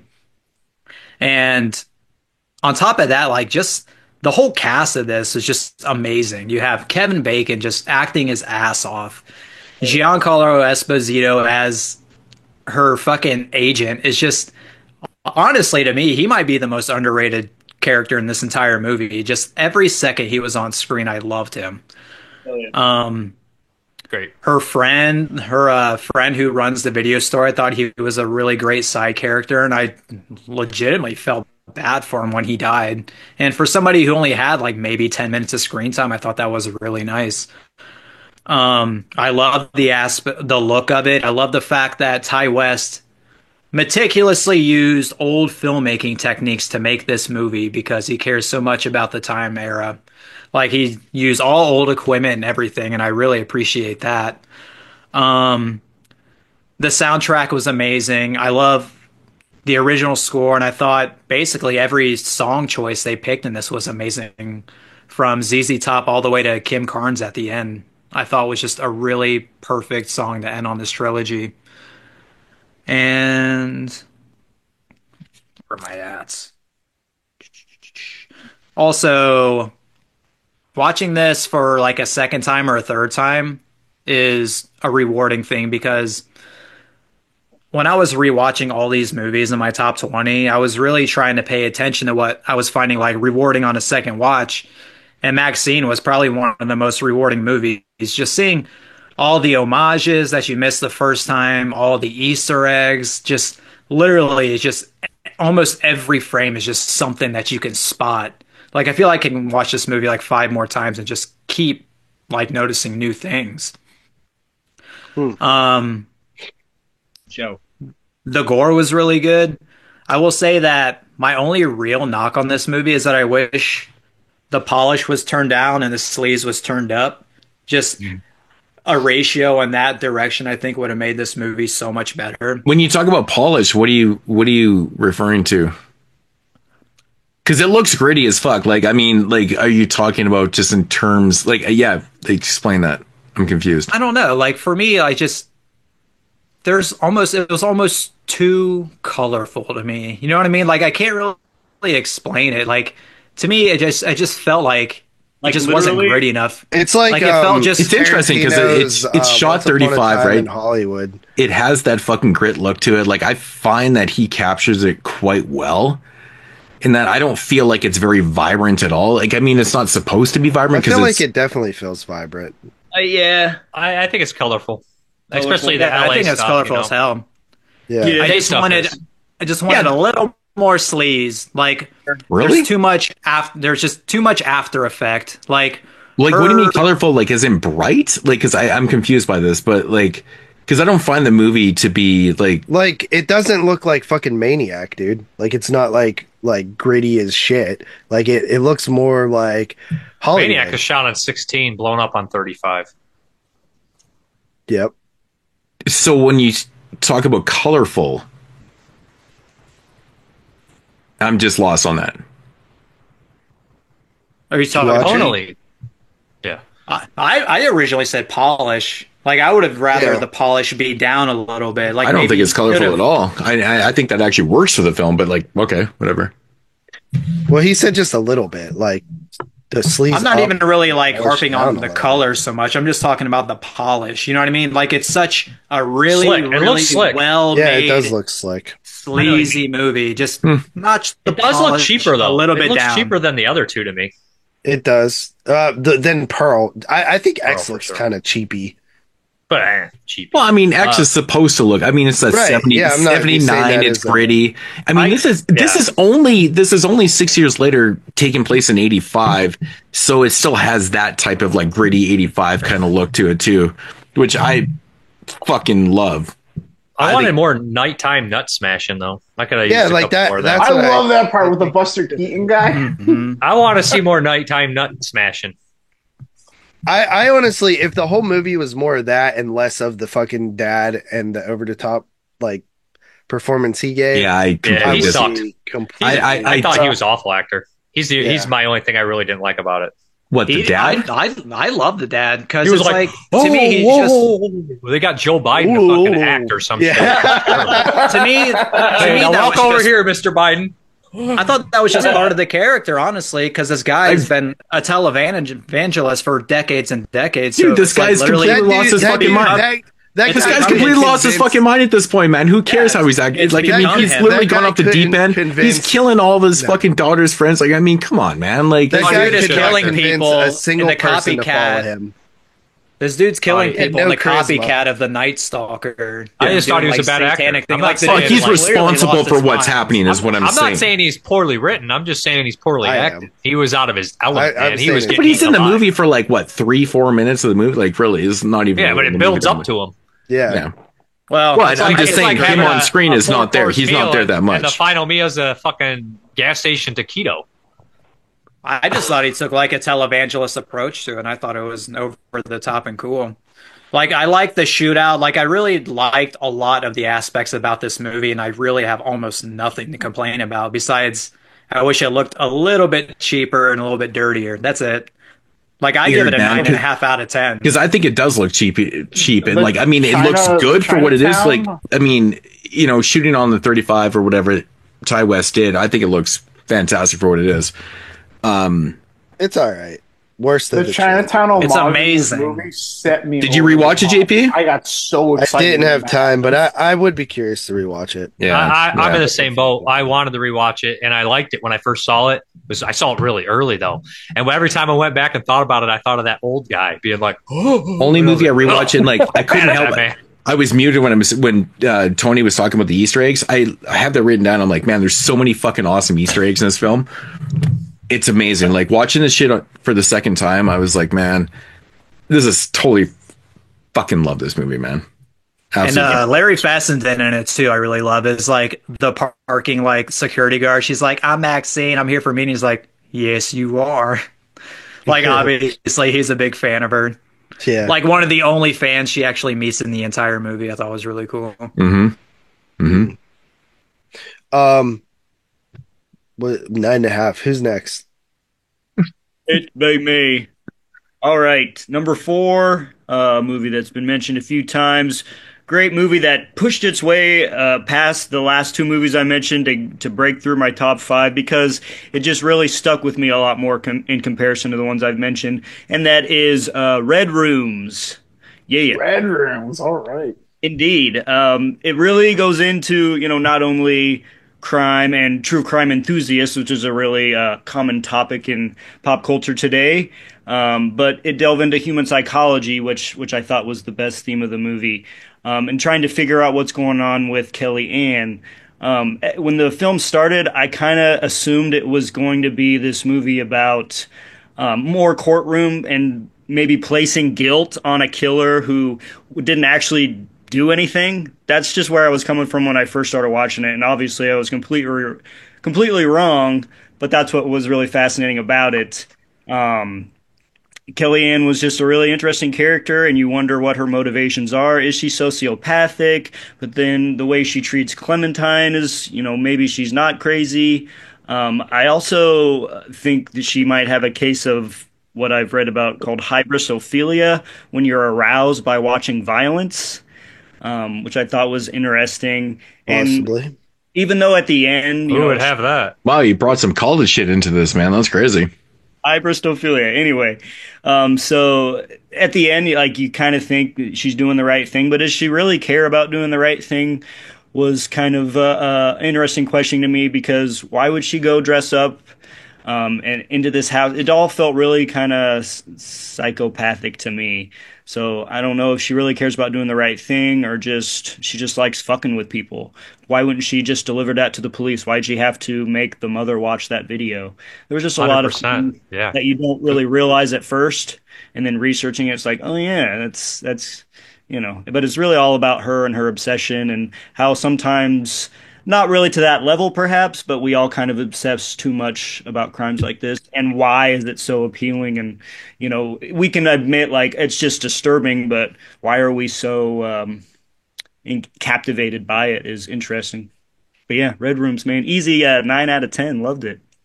It's simple, man, because the human nature is we like dark shit, man. We don't want to hear about the dog that won the pageant. We want to hear about the dog that died. Yeah. It's just the way we are. I want to hear about the dog that won the pageant, then died. Yes. Okay, well, that's just taking it too far then. But no. Damn. He's got to reach for the stars and get them and then fall down dead. No, And, the more interesting story is always about the dog that died, right? So, yeah. I You also don't want watch to say, that I do feel like this movie is definitely a horror film, especially because of those couple of moments, and it had really great sound design. A couple of the most shocking moments of the year for me, especially when she switched uniforms and he looks at her. It was a horrifying moment. And then at the end when she watches the video, even though you can't see what's on the video, which assumably is horrifying, the way she reacts to it, it was a deep moment, brothers. So yeah, she was a good poker player too. She was a good poker player. She had patience. Yeah.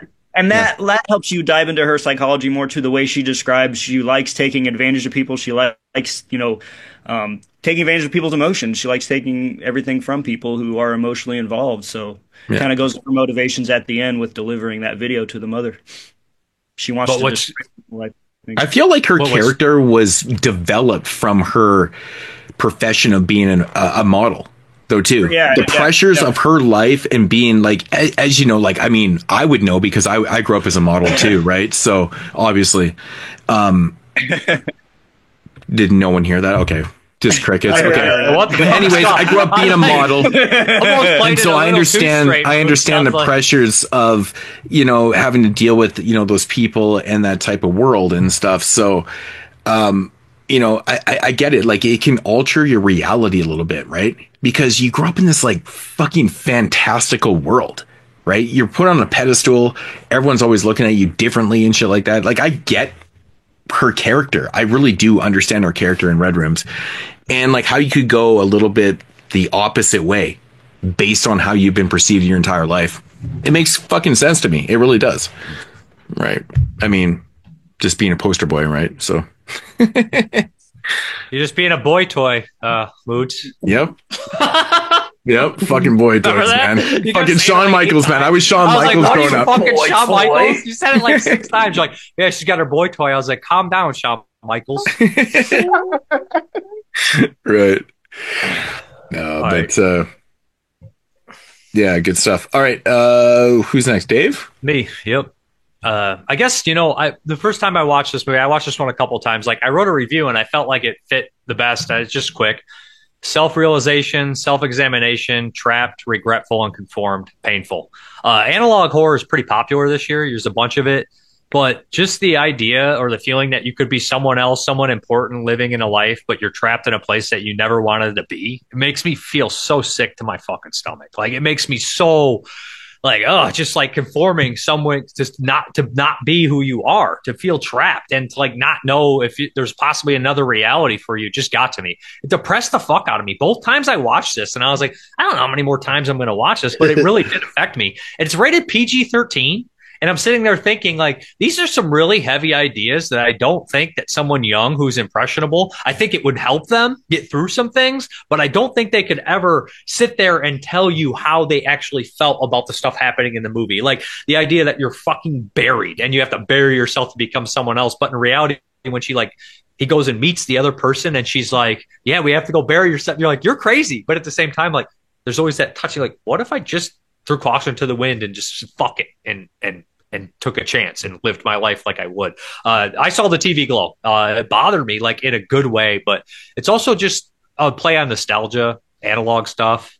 Also a funny little role by Fred Durst, which is like, I don't know why he's in 2 movies this year and they're both bizarre, but no, I love this movie. And the director's other work is interesting. I think this one is just the more polished, better version, of course. And the idea that you remember, it's strange. Like, when you're young, you remember that thing so scary and so great, the Pinko Peg. But then when you get older, it's just like cheap and crappy. But at the same time, it's like he lost his dream, right? He lost his dream. He lost that imagination. He lost that chance to go somewhere else. And when he looks right at the camera sometimes and breaks the fourth wall, and he's like, now I have a family of my own. I love them more than anything. And you're just like, ugh! Oh, Yeah, fuck. it's How many like, people bro, go through life- you're living the wrong life, man. How many people go through life like that and just fucking live? You know what I mean? It's just such a good allegory. Obviously, I think the director says non-binary. So like they obviously are putting their heart and soul into their movies, and it shows. It's like one of those people that's like, this movie had to be made, and it works really well. It's a very. I did some reading. Wait, the director's non-binary? No, Yeah. the director's Yeah. actually Oh. trans. They said that, but then I later read they were non-binary. Yeah, Oh, okay. I read that as All right. well. So I don't know. Sexuality and stuff and orientation is weird. I don't know.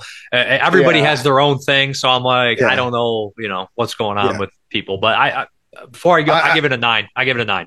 So I did a little more research into that one as well, and just hearing like some of the stories that the director was saying about like important things that are in the movie that might just look like cameos or like nods that actually have like deeper meaning.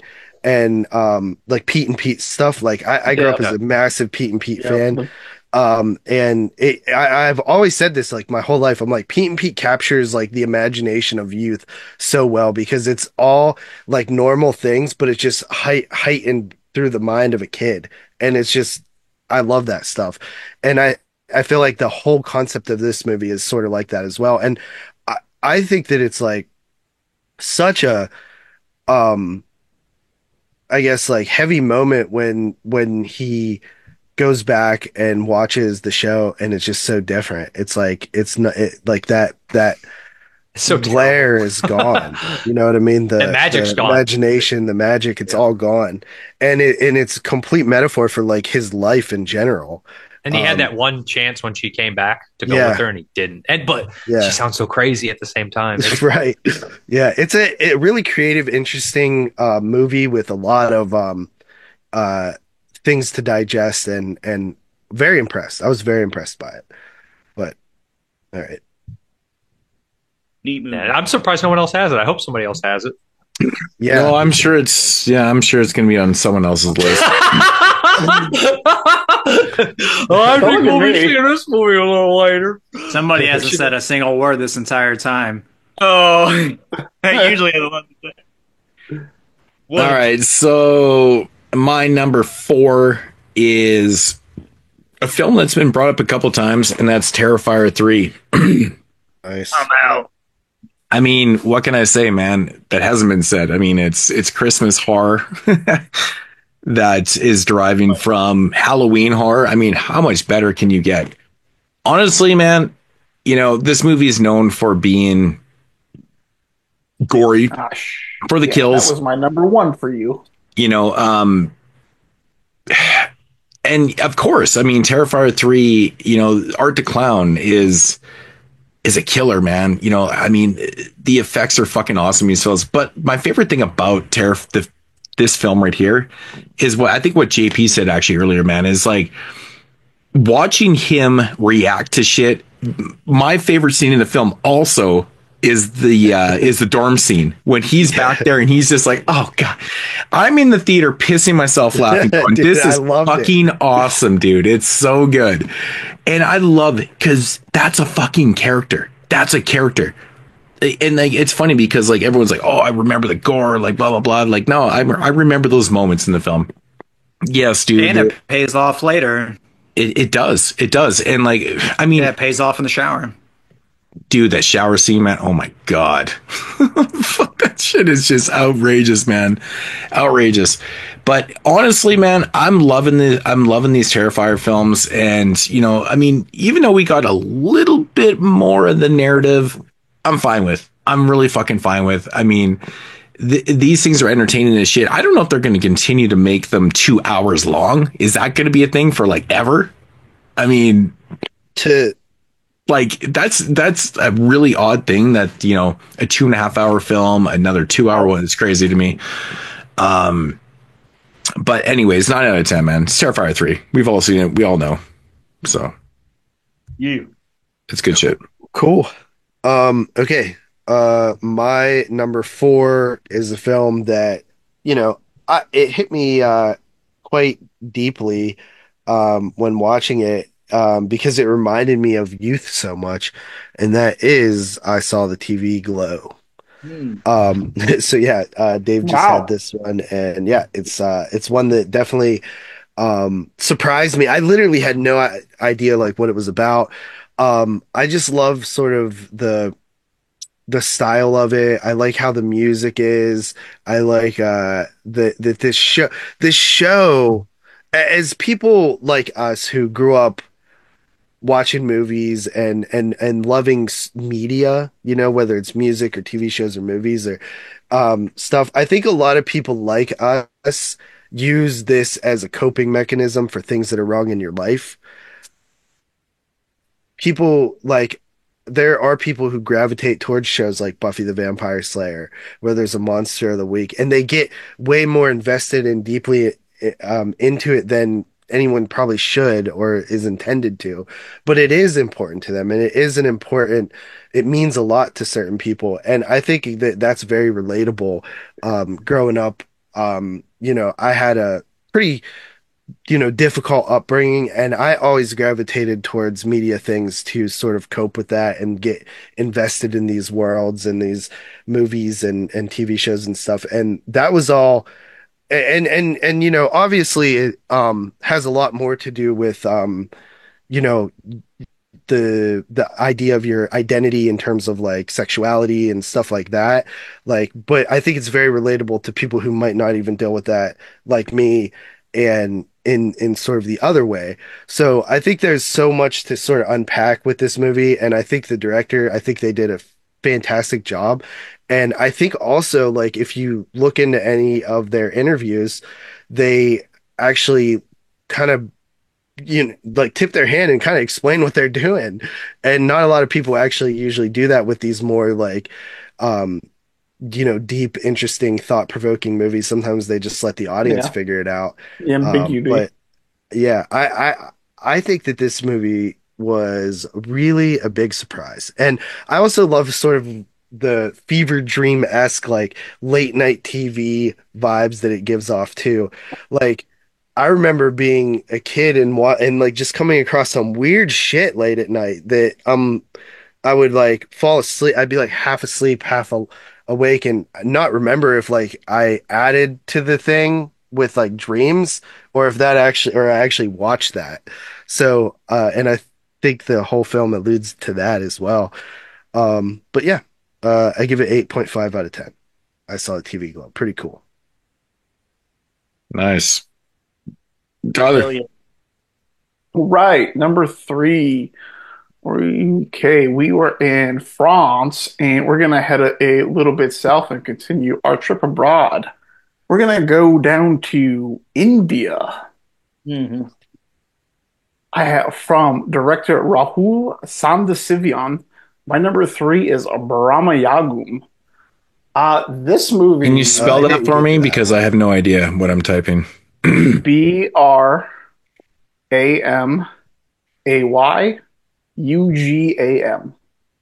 Oh, almost got it. Wow. So this is a movie that like really benefited on my rewatch. I projected this movie to like kind of be like one of those movies that like was on the back of the list. And this, like, frankly, maybe it was just perfect conditions, I mean, but this movie blew me away. Like, I watched this, like, after work one night, I bundled up on a warm blanket, I got toasty, and I watched it all alone in the dark, and my sound system just cranked, and this movie just, like, absolutely hypnotized me. This kind of falls right back into our folklore, almost religious horror aspect that we've had this year. This is more about the Indian Penang caste system, though, in terms of that commentary than anything else, I would say. But it definitely has like this folklore tale to it, and it takes place in 17th century India. Basically, you have this runaway slave that gets lost in this jungle, and he comes upon this like decaying mansion, and the only people at this mansion are the lord of the land, a character that goes by the name Pati, and his cook. And this guy's been like running around in the jungle for days. He had an intro with like someone else he was with that we don't even talk about. But basically, he ends up here, and this god, this mammoth of a figure. I should mention it's played by an actor named Mammootty, who I guess is like a giant like figure of Indian cinema. I checked out his creds. He's got like 400 creds. He's just like this giant, like larger than life, like big actor philanthropist. And this guy has so much charisma. This is my favorite male performance of the year, bar none. This guy, like from the second you see this guy, he's so like towering and dark. And so, I should probably mention this film shot in black and white, so like it really plays on these shadows where like it gives this guy like a lot more depth. But this like he's the lord of the land, and he basically like, and this guy's a peasant that ran away, and this guy knows nothing except about being a peasant, and he's like thankful to like just have like shelter for a second in this place. And this guy basically says, "You can stay here. You can be like my singer." He's a folk singer, and you could be a slave, basically. And he's like so thankful to like be this man's slave. But you know, there's something like so dark about this guy before he says anything. And as this film like really progressed, I wouldn't say this film's really a slow burn, but it is like a more like slower paced movie. But there's constantly things happening, and there's constant character development between this lord, between this guy that's ran away, Thievin is his name, and then the cook, where there's like tensions rising between, and you start to learn more about the history. You start to learn more about this lord, but this lord is so fucking intimidating. Like this guy, he's so stoic, and he only opens his mouth to tell you that you're wrong or to be thankful for being his fucking slave. Like it's incredible. And so this guy that's been there, he wants to leave, and he bets this. So he says to the Lord, like, "I want to leave," and he says, "Well, we'll roll it on this basically this game of crap, this Indian craps game." And he basically gets tricked into playing this game that if he loses, he has to stay there forever. And then you watch like this Lord guy like dupe him into losing. It's like it's played like so thematically. It's so atmospherically. It captures. And this movie's like has very good camera movement and very good sound design, where it's constantly like kind of like pushing you in and pulling you away. I was very impressed by the way this movie was filmed and the way it was able to use lights and shadows. It just keeps unfurling like more mythology about who this person is. You learn who he is. You learn more about like the slave that's there. You learn more about like what this realm he's in. It's a very, very interesting movie. It's very different. I felt like it. I don't want to say it ripped by, but like I enjoyed this so much on rewatch. Like I was at the edge of my seat. And one thing I really loved about this movie is I'm one to constantly complain about like little like horror tropes, like things that I like, kind of like corny things. And this movie a couple times like really sets itself up where it's like set up for like the classic like but then this happened trope. And this movie has all smart characters. There's none of that bullshit, and everybody plays it straight. Everybody makes good decisions, and it just doesn't like spoon feed you everything. I really enjoyed this movie. I can't recommend this movie enough. I think it's got a perfect ending for what it does. It just really captured my interest on my rewatch. I think this movie's phenomenal. Brahma Yagum gets a 9.5 out of 10 from me. Hell yeah. So I missed all that. Can you run that back again? Do it backward. You want me to do it again? Do it backwards. Yo, man, we weren't recording, so run it back. We're all just like slack-jawed listening to you. We're just like, I was watching. Did anyone else see this movie besides Tyler? I did. Yeah. I was going to, but then actually, yeah, you did it. Kept scaring me. I saw your review. This ain't gonna make my list. It was well shot, well made. I did feel the runtime though. I did. Carly walked in. She showed up like when I was finishing it up, and it was like I was like, "Hey, Carly, this is like a 3-hour movie from India, period piece, black and white, not in English." She was like, She just did Tyler's number 3. I do not get She's like, I'm getting the fuck out of here. For the record, it's 2 hours and 20 minutes. It's not 3 hours. It's not that bad. It's not that crazy. I swear to God, like I kind 6 hours. I can emphasize with you at first with the runtime. When I rewatched this, like I felt like this was really kept moving. You haven't hit old age yet. Like if I could wrap myself up in a blanket to watch like a 2-hour movie, 20-minute movie, I'm like, I'll be like that cat. You ever see that picture of the cat? It's like, you're not even watching it. It's like, yes, I am. And then it's Not like, even that's watching. Dave. When I Dave. started my top 10 rewatches, I think this movie was like in the number 9 spot, and it moved all the way up here. That's really how much I enjoyed it watching it again. Did anybody else watch it besides No. Dave? No. Just Dave. Not missed any movies. I actually couldn't find it, so I couldn't find it. So. No, it's good. It's a good movie. Like, if you said it was a bad movie, you'd be like, come on now.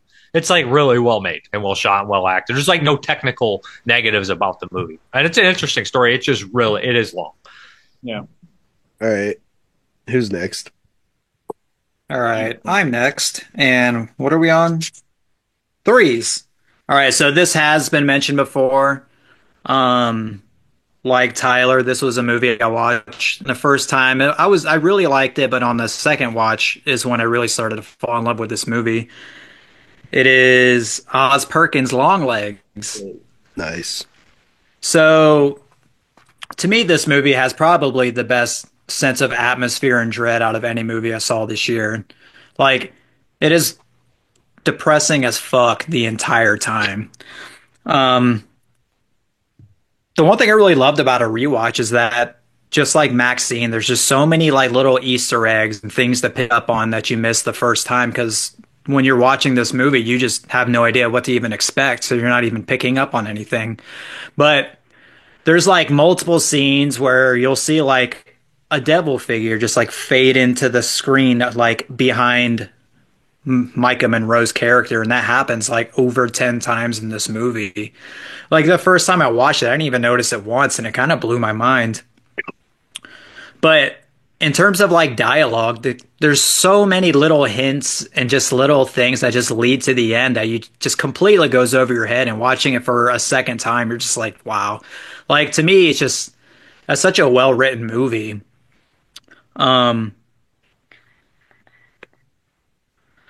One thing, actually, I don't even want to, that'd be a spoiler. I'm not even going to bring that up. I'm just going to bring up the cast. I love Nick Cage.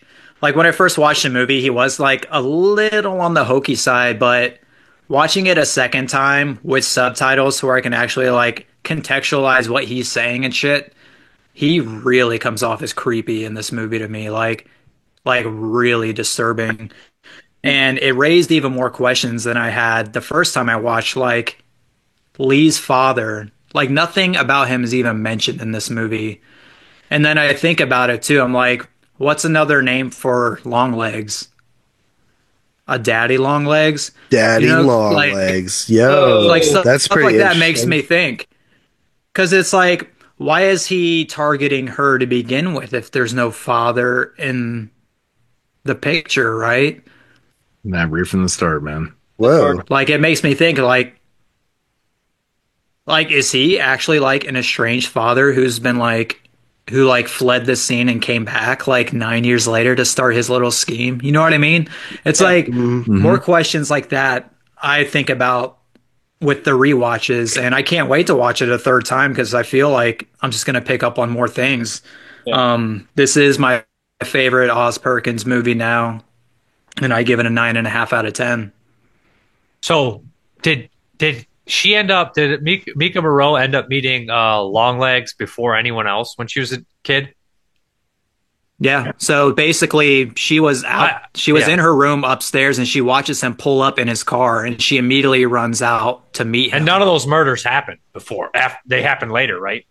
Right. That's like number one, and you can see her doll just sitting in the passenger seat the entire time. You may be right. Maybe it is her father. Because that's kind of what I'm thinking. Legs. Daddy fucking Longlegs. How about that? Because you don't know if like her last name is her father's name or her mother's maiden name.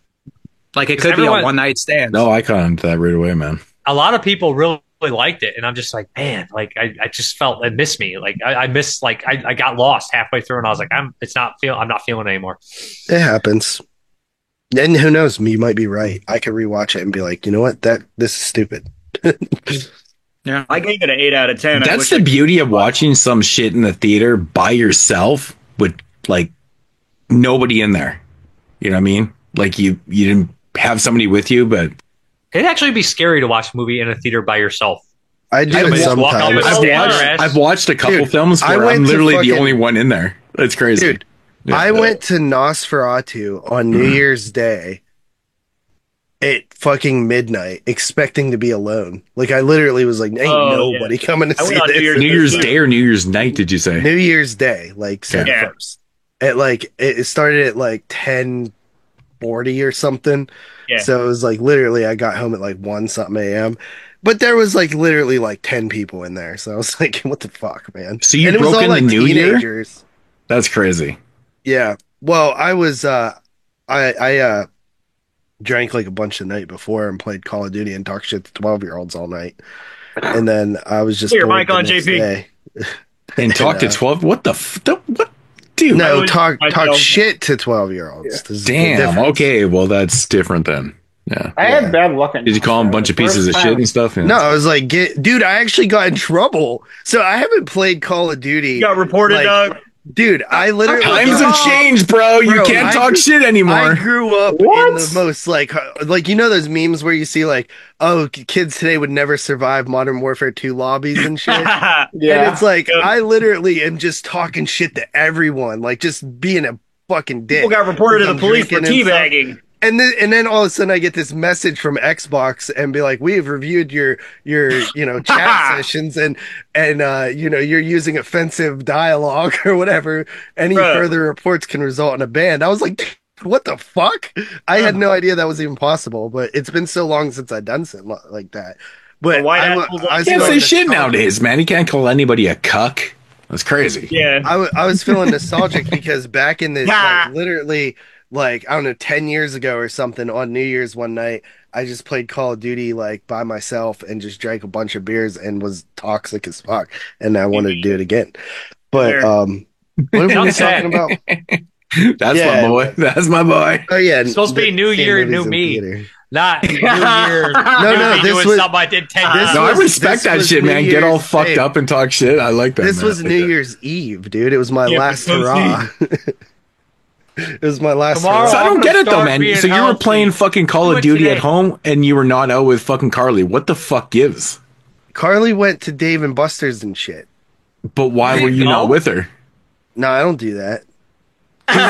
Do what? Go and have fun? Go outside. With your girlfriend? Play games. Go outside. I like drinking and fucking.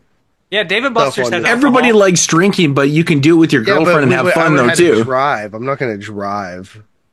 I don't drink and drive, dog. Yeah, that's a good idea. Either do we. We don't either. You call a cab. Dude, do you know where I live? It's like an hour away. There's no cab. Dude, I went to a party that was an hour out of town too.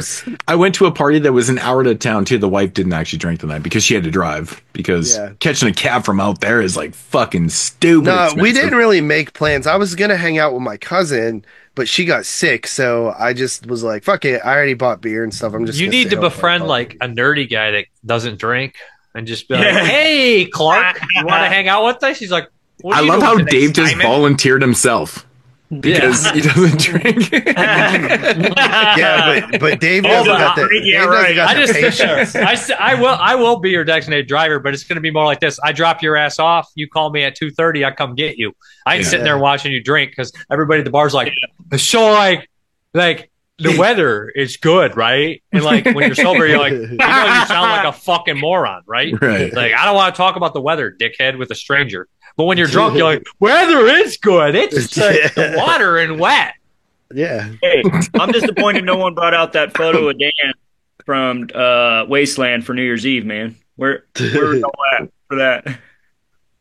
You remember? I remember the Bill Cosby thing. I remember there were like a few good pics we had of Dan. I just now remember that. The Bill Cosby shit. Because he looked like, what's his face from Forrest Gump? Bubba? Oh yeah, Lieutenant Dan. Oh yeah, right. Now I know what you're talking about. Okay, right. Sometimes people come back from Vietnam with no legs. What? Sometimes What people is go what home is to that their line mom in the and Kingdom be of a mom Heaven? with no legs. This is the end. Remember that? This is the end. When they're talking to Jay Baruchel, it's like, I bet you're like pretentious and you hate all the movies everyone else likes. What? Well, why? Wait, like, watch. Like, I bet you hate Forrest Gump. Biggest piece of shit in the world.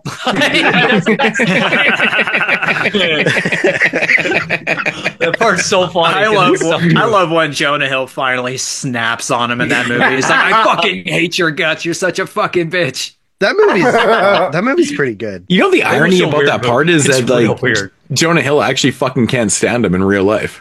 No shit. He actually fucking hates him. Apparently, when he snapped on him, he was being real with it. He can't fucking stand him. He can't stand Jay Baruchel. Who's Jay Baruchel? Skinny dude. He's like the mousy guy from that movie. The dude in that movie that did that line that you laughed at. I know, but I'm saying, who? Like, what is he? Did they work together before? He's part of they have all the Rogan same friends. Franco Dude, man. He always has like the small parts. He's all fucking. They're all friends with like Seth Rogen and shit. Like Jay Baruchel's another Canadian dude. He's a Canadian dude, just like Seth Rogen. Whose turn is it? Mason's. Mason. Get aggressive. Right. Okay. Number 3. Let's see. Did you rate that, Tony? Yeah. 9.5. All right. Sorry, Mason. I already got that shit. Listen, JP. Fuck. All right, number 3. Shit, I think I'm out on Tony. Shut his camera off like a bitch. Fuck, yeah, that was Tony's number 1 for me. Sorry. Let the man speak, for the love of God. Sorry. So, does evil come from within us or from beyond? My number 3 is Nosferatu. Whoa. Yeah. So that was my 2 for you. Okay, well, shit. But anyway, yeah, Nosferatu. Great movie that on first watch, because I did get to see it twice. Sorry, Moods.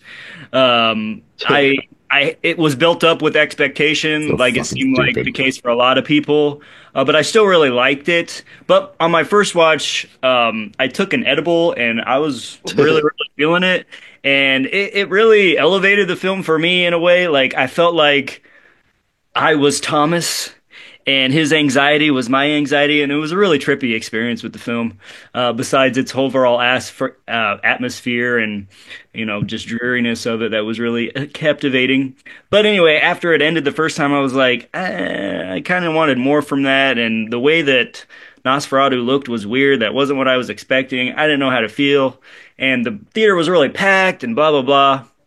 So I had to give it a second chance, and that definitely helped my rating for the movie. It kind of let me accept what Eggers was trying to go for with the movie, and how it was kind of basic, but it was really just truly an atmospheric experience for me.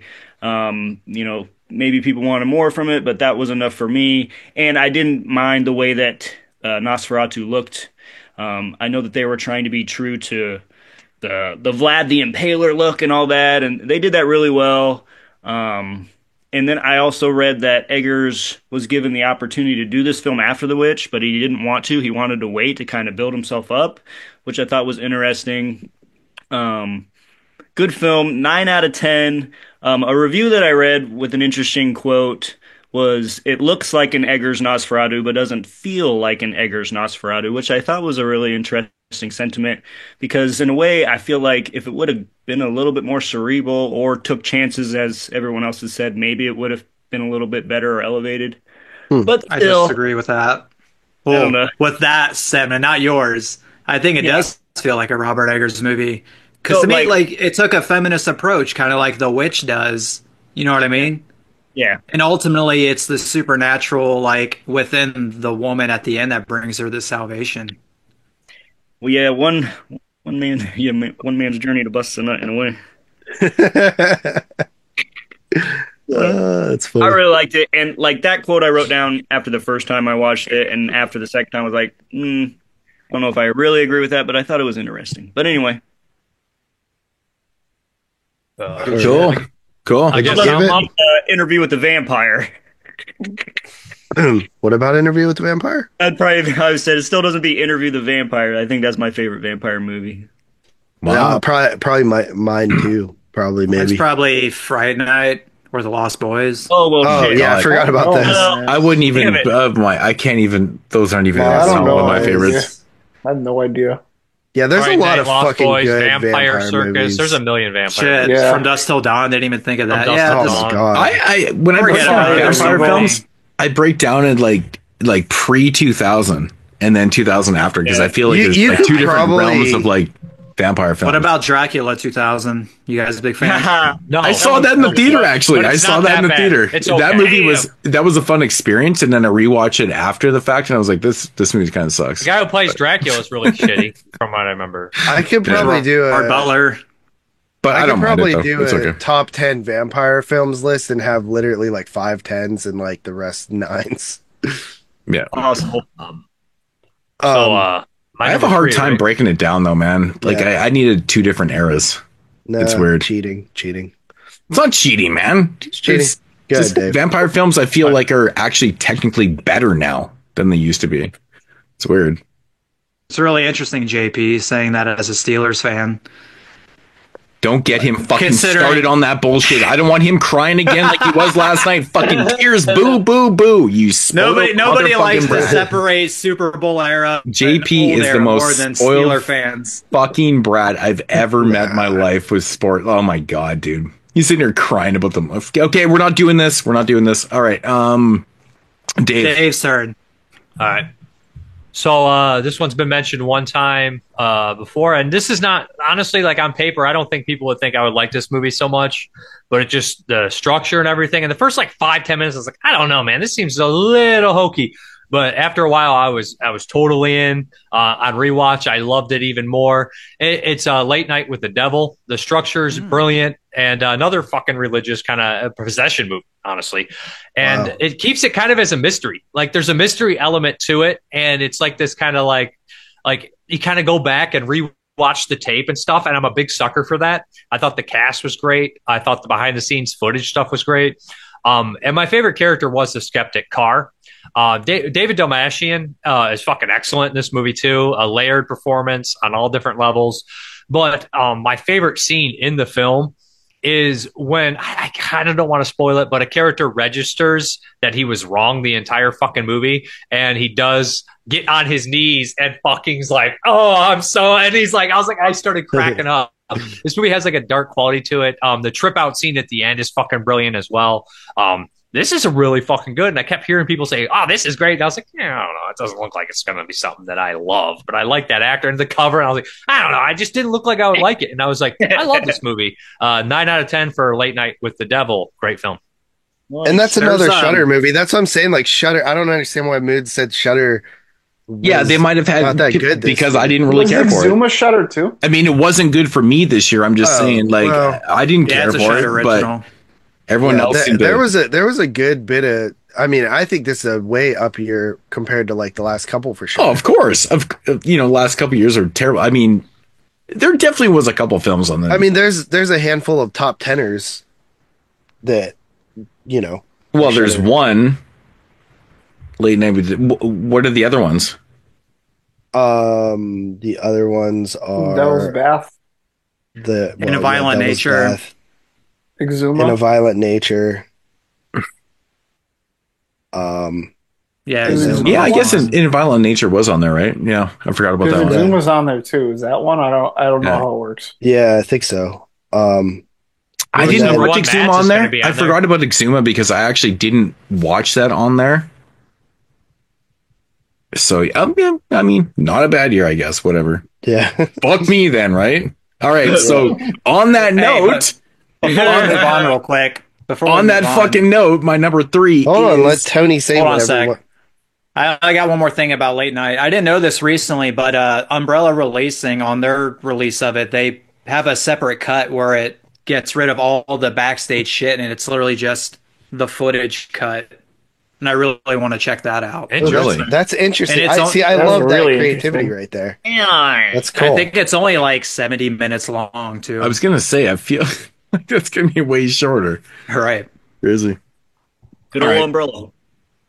So, probably eat my words a little bit here, but oh shit! I just said fuck Shudder, didn't I? But my number 3 is Exuma. Yeah. Also, Red Rooms will be a Shudder thing in 2025. Just letting you guys know. Yeah, well, I mean, I had to go on other realms to watch that, but Exuma was my 2024 pick on 31 Days of Horror. I did it on day 30. Did a long review on it. This movie is phenomenal, man. Honestly, man, I was so enthralled. I was so scared to watch this movie. I was like, dude, it's like almost 2.5 hours long. I'm like, what the fuck? Like, is there enough story here to... But what the fuck was I thinking, man? This is a South Korean film, and they know how to do shit. Tyler said, it's like 2 movies. It fucking is. That's what I even said in my review. It's like, you get to a point in the film and all of a sudden it changes, and then you get this whole nother fucking story. It's fantastic. I mean, my favorite thing about this movie is that it simply combines the fictional and the nonfiction elements together and creates this awesomeness, man. It's really damn cool. The effects are awesome. The characters are fucking... It's super engaging, the entire film. The characters are awesome, too. There's some shit that happens, too. You're like, damn, man. Really? Like, that's happening right now? Yep, it does. Shocking moments. Fantastic film, man. Well Go USA is known for releasing a lot of, obviously Asian films and stuff. Check it out, man. Check it out. 9 out of 10 Exuma. I don't want to give anything else away. It's badass. It's fucking badass. It really is. So, Tyler. All right. It's me, I think, right? Oh, no, JP. Yeah, fuck. You. Sorry, man. Scared me. Okay, so my number 3 is a film that I'm actually completely shocked hasn't been mentioned. Whoa. Really? Either I'm the only one that liked it that much. Maybe that is the case because I can't see it being much higher than I have it on other people's lists, but I've been wrong before. That film is probably the better of the 2 movies that came out around the same time that dealt with the same shit, and that is Immaculate 2024. I kind of love this again with the religious horror. It's literally like the better Omen, the first Omen, right? Way better. They're Way very better. similar, but Immaculate's like better, and I think I love like the backstory and like what they're trying to do with the nail that crucified Jesus. I thought that was a nice little like interesting way to handle what they're trying to do. And it also is like the idea that like you're trying to usher in the new the rebirth of Jesus or whatever, or the Savior. I think that like, and I could totally see religious people like trying to do that. It's like, what's taking so long here? Like, let's get the shit rolling. And it's Don't you really love how like the resort to science to like do what they need to do? Yeah. It's like we got Jesus' blood from this old ass nail, which was cool. And it reminded me of, oddly enough, Demon Knight with the Jesus blood in the vial, from all that time.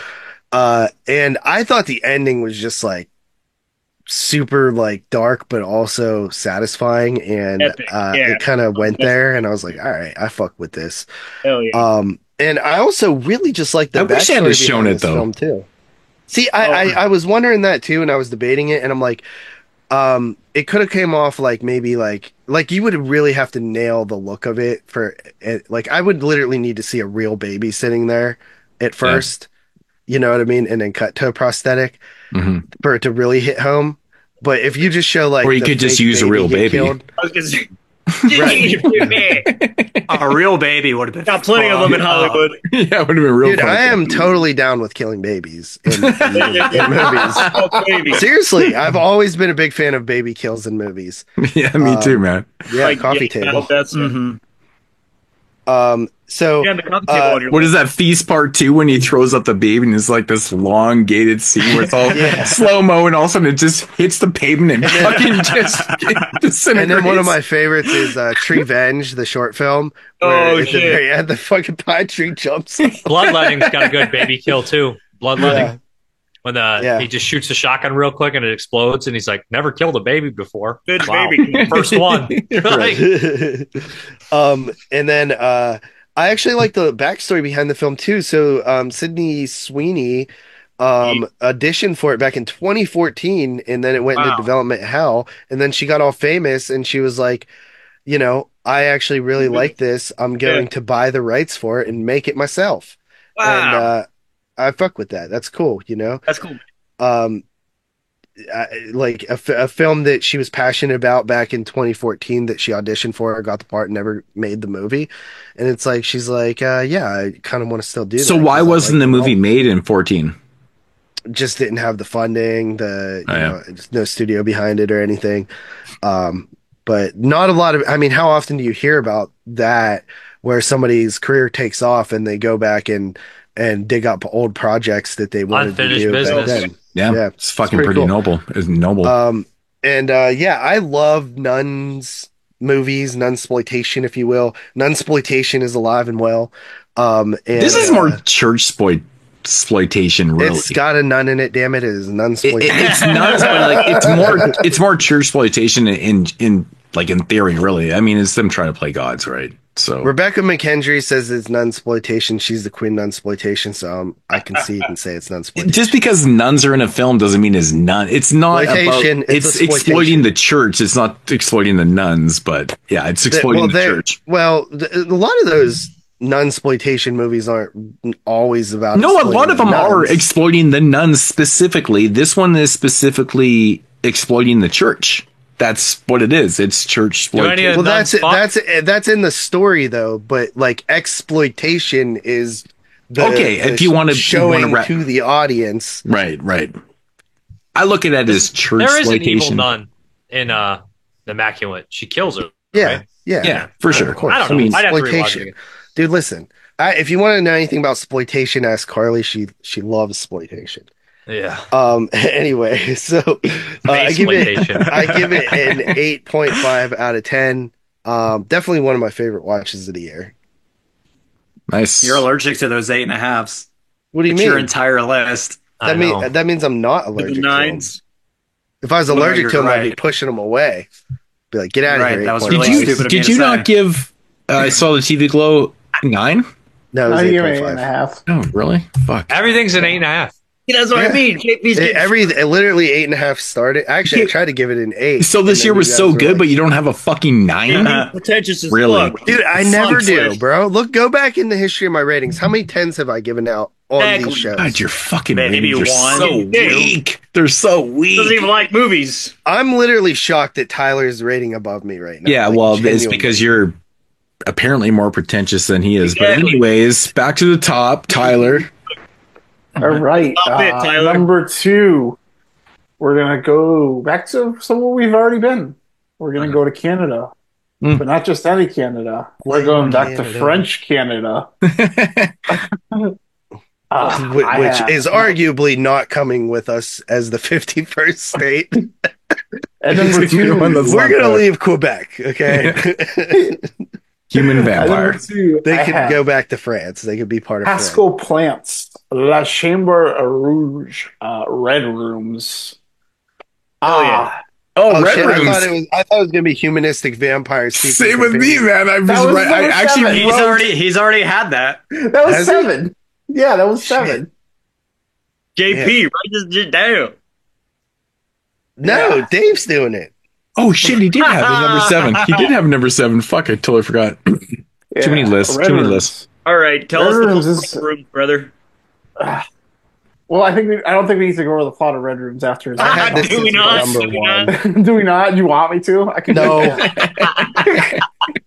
I can't take another one of those. Can you tell the whole plot? I think Dave was actually super happy when I said something. I think he was like, it was the fucking substance. Everybody's seen the movie. I know, that's and he's like, and then he's in a cafe, and then check this out. He sees an old guy. I don't even have to. That old guy was the doctor who gave her the substance, and now he's old. I'm like, I know that's what did it for me because I'm thinking like, dude, this is literally the most talked about movie of the year, bro. Yeah, I don't know why my This brain podcast, didn't register. you've It's seen like, that movie. okay, if you have to go first, you have to talk about the Tyler's movie. gonna do 1960. And he's like, and then Arbogast. He's going up the stairs and he gets slashed, and he's like,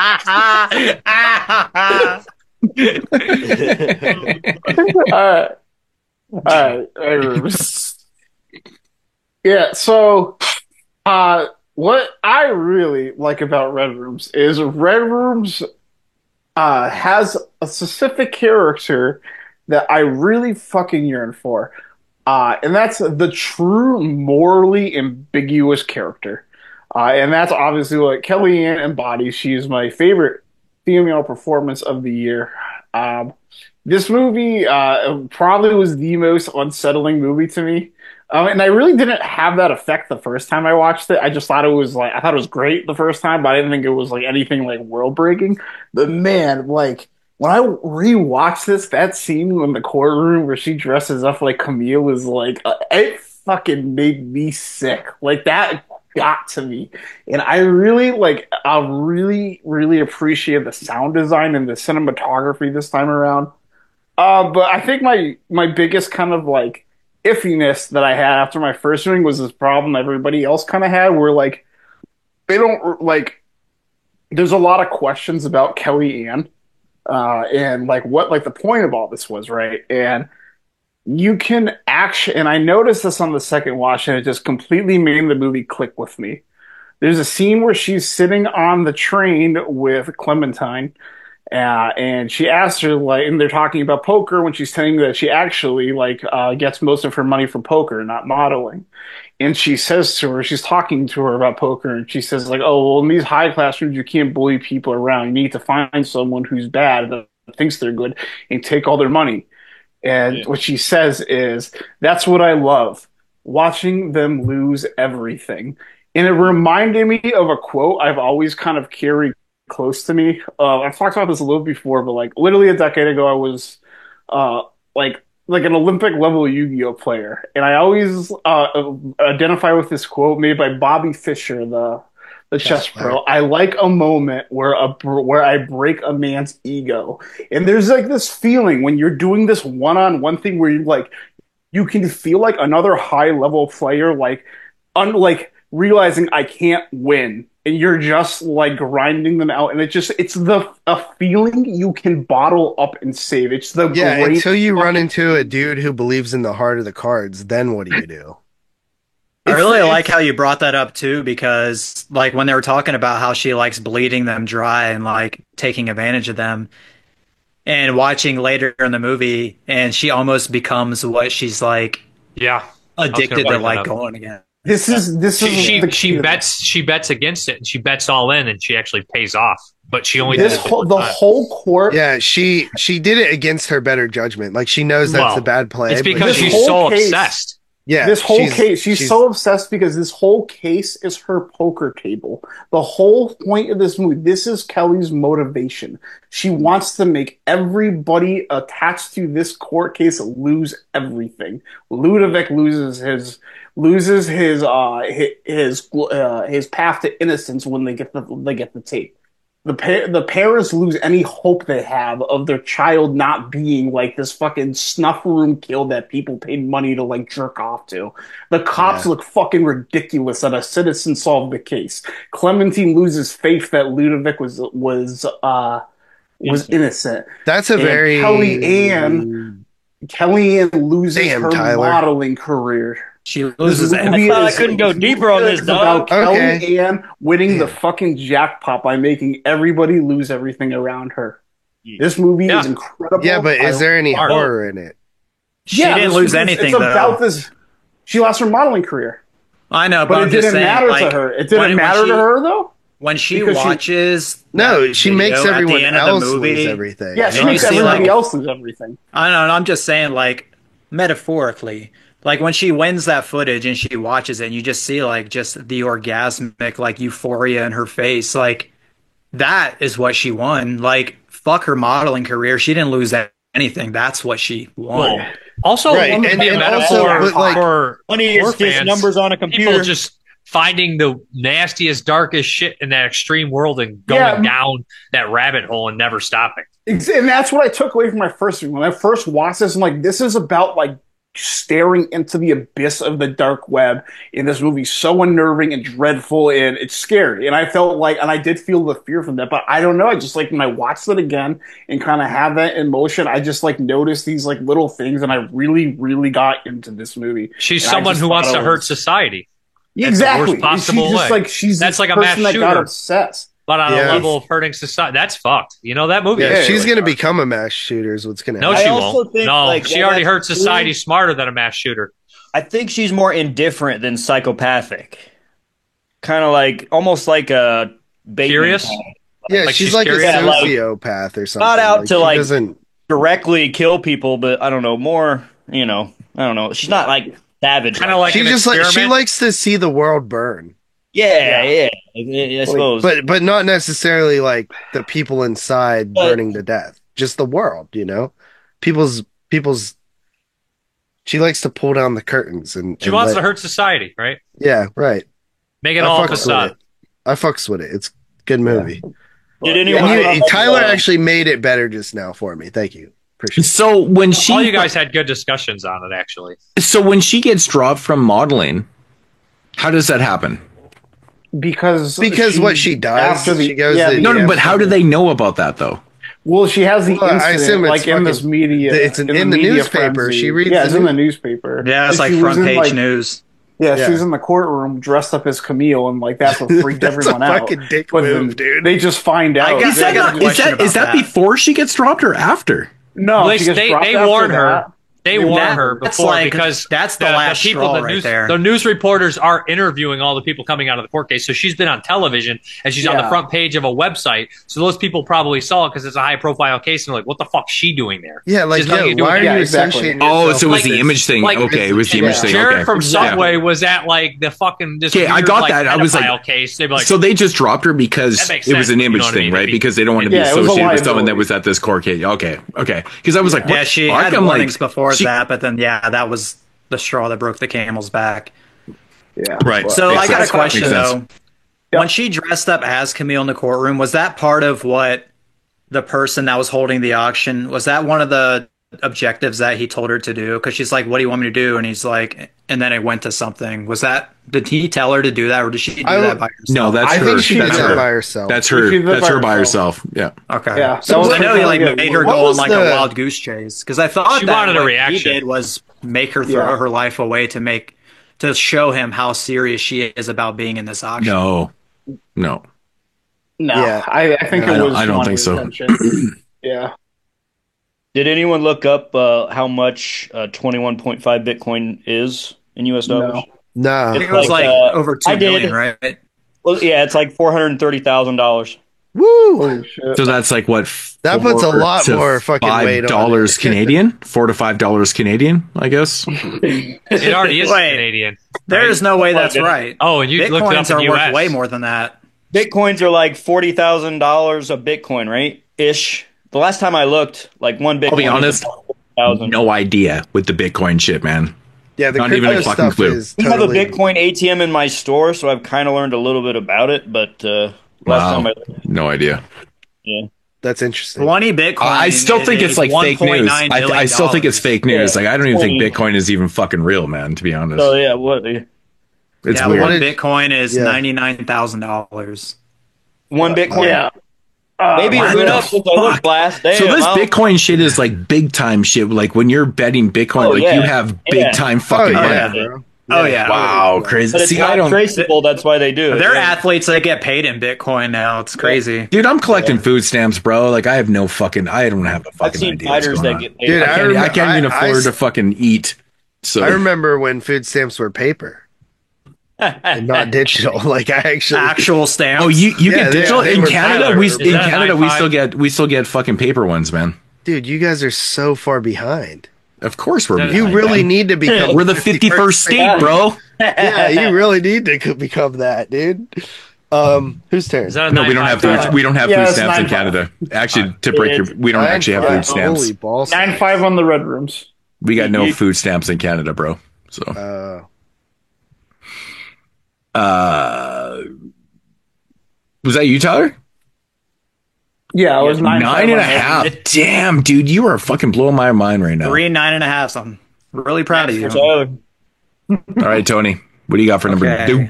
Number two, we've talked about a lot. It is Terrifier 3, and to me, this is the perfect movie. It is a new Christmas classic. I'll probably watch it every single year. There's literally no complaints to have about this movie. Yes, I got it. You know what's cool about Terrifier as well? You can start in October and watch the first two, and then wait a month and watch the fucking 3. Yeah, right. Because there's a nice like gap between 2 and 3 too, like a couple years gap. So he just has to. It's got to be Valentine's Day, dog. Damn. But for me, I'm just gonna specifically point out like something that I loved, and that's the shower scene. And I want to like, I want to like go beyond that a little bit because I really love the politics behind that scene, because this scene really is just like a giant fuck you to like the people that criticized the first movie for being so like sexist against women. They're like, oh, it's just gratuitous violence and nudity. They're just sawing her in half. What I loved about this movie is that not only was it a giant fuck you to those people, but he also made it a huge homage to the Psycho shower scene by so meticulously editing around the female's nudity in that entire scene. And on top of that, when he's fucking destroying the dude, gives you a straight spread eagle eye vision straight into his fucking crotch as it's getting like turning like ground beef. Like to me, that's just he's like also taken something that everybody respects and is classic, and stuffing it into what people were complaining about and hating, which is also that's interesting. Yeah. So to me, that's just a 10 out of 10 scene. And it's just like the perfect cherry on top of this movie. Like I love where this whole series is going. Like it almost kind of just reminds me of like the Nightmare on Elm Street movies, because it's like they're like building the lore as they're going. They're making mistakes as they're going. But like when part 3 rolls around, it's really starting to come into its own. Like Art the Clown is becoming the pop culture phenomenon that he's becoming. The comedy is coming out and everybody's really jumping on board at this point.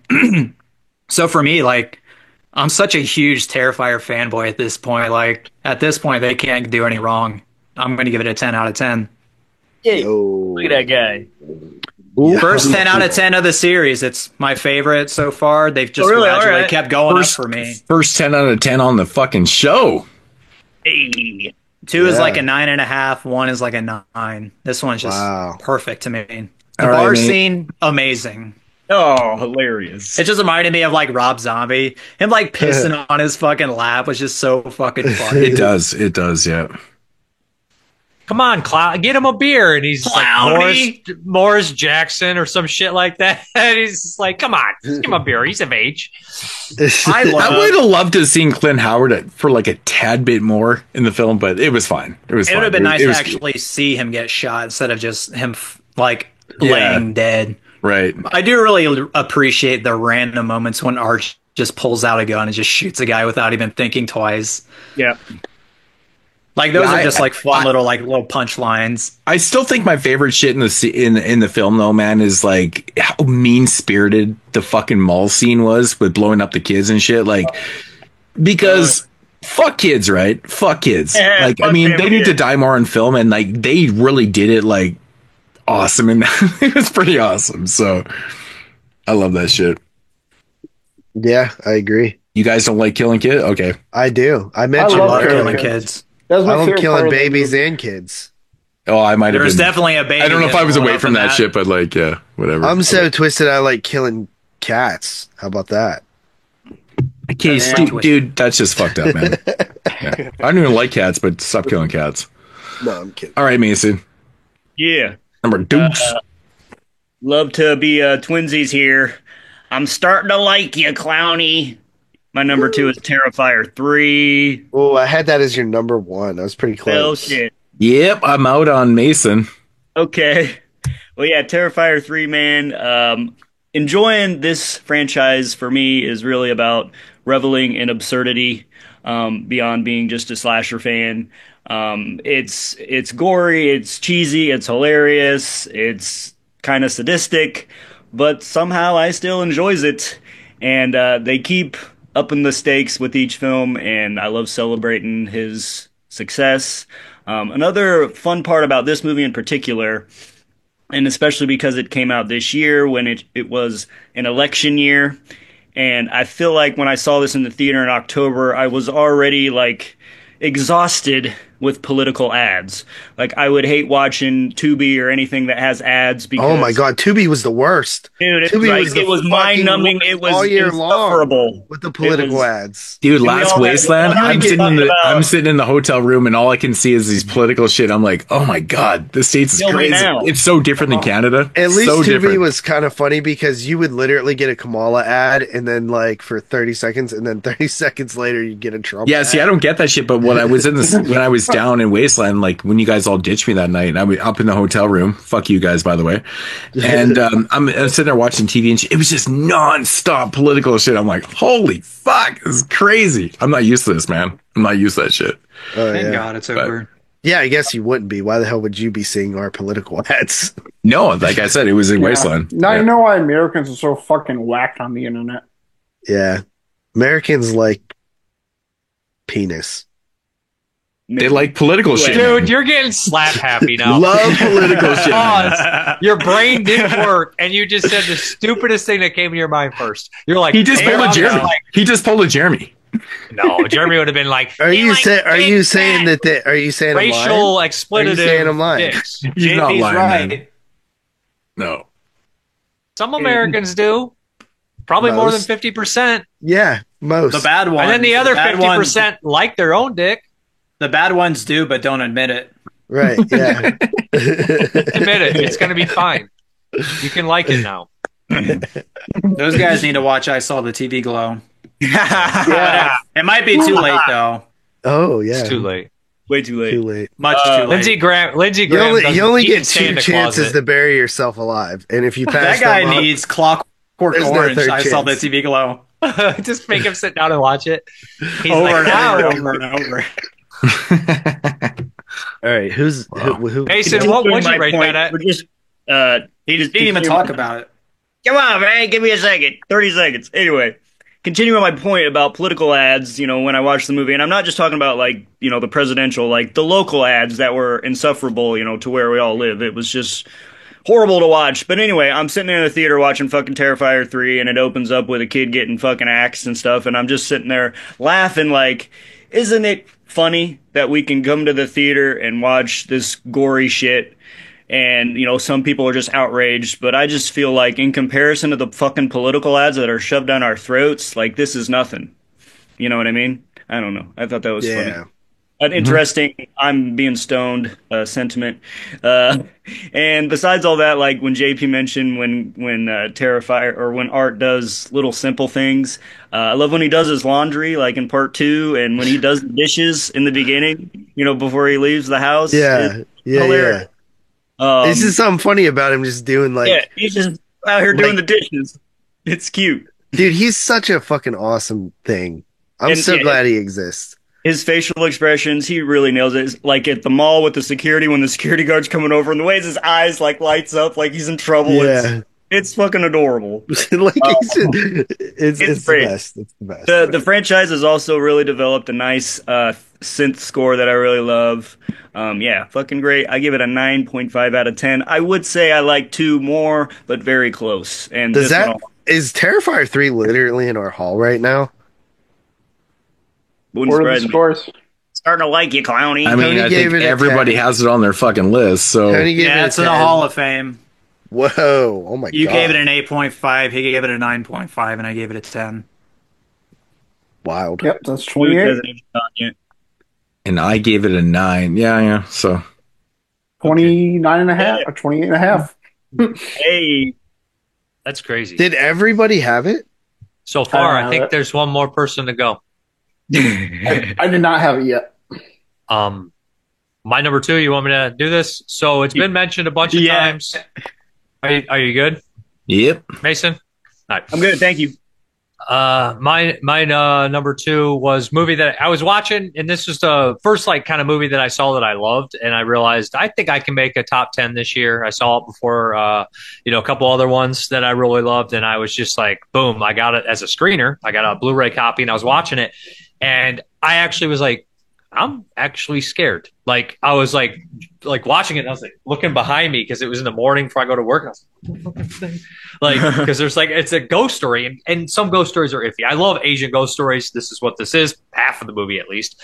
And when the spirit goes to kill the remaining family members, and it's like going through the house, and I was literally like looking behind me, waiting to get attacked in the dark house. This is Exuma. Fucking love this movie. The second half is genuinely scary, and I'm not used to. I did not ever see like a folklore done in that way, and the creature that they have, it's just so interesting. And I was like, and they're trying to figure out how to stop it, and it's like a race to the clock. It's gory at times too. People show regret when they accidentally make a mistake and people die, which makes it more grounded. When then somebody's like, I got that person killed and I got that old man killed. And it's just fucked up. It's also eerie when there's all these like bad omens and they still go through with it. Awesome movie. There's variables that they did not think would happen. Like the guy who opens the fucking coffin when he shouldn't. But I just give Exuma a 10 because I think in the history of things, I think this will be a 10 for most people anyways. I think it's going to be a classic. I think it's kind of a masterpiece. I think it's up there with The Wailing. Very similar to The Wailing as well. And has a Korean movie ever got worse when you rewatched it? The Wailing. No. The Wailing on Exuma, man. I was considering that too, man, because that movie, like, I can't find anything wrong with it. I think that for What do you give it, Moods? That was my number 1. 9.5. I think I got Dave. I got the winner on Dave. Really? So, how is that doing for the Hall of Fame? I give it an 8.5. Oh, you're such a bitch. No, it's in then because Dave gave it a 10. I give it an 8.5. Moose gave it a 9. Oh, that is 28. Yeah, right. Yeah, it's in. Wow. Had to figure out the math there. 2 in the Hall of Fame. Crazy. Nice. Cool. All right, so number Dukes for myself is a little film called, I don't think a lot of people have even seen this one this year. It's kind of a weird one, but it's called The Substance. Ooh, I think I got food. I catch that for his second one, dude. Nailed it. Oh, it might be your number 1. I had that as your number 1. I know his number 1. No. I think my favorite thing about The Substance is the hyperactive, like, filming and editing to the film, man. Everything is just so extreme in this, man. I love it, man. Like, every scene with Dennis Quaid, it just seems like it's so hyperactive and just so ridiculous and just over the top and shit. Like, me and the wife were watching this going, holy fuck, is this, like, it's just insane. Like, for a movie that's like 2 hours and 20 minutes, it never lets up with that type of shit. Obviously, the effects are amazing. I like obviously the commentary in the film is there's so many different types of commentary. I'm not going to get into everything here. We talked about The Substance, but like, I think like one of my favorite things is the way it's shot and the way it's actually edited. Awesome. That hyperactiveness, it just adds to the narrative. It adds to the commentary so much. It is a 9.5 out of 10 for myself. The Substance. Hell yeah. Good shit. Nice, bro. That is awesome. The whole year, I thought you were going to love it. Like, you're the person that I was thinking of.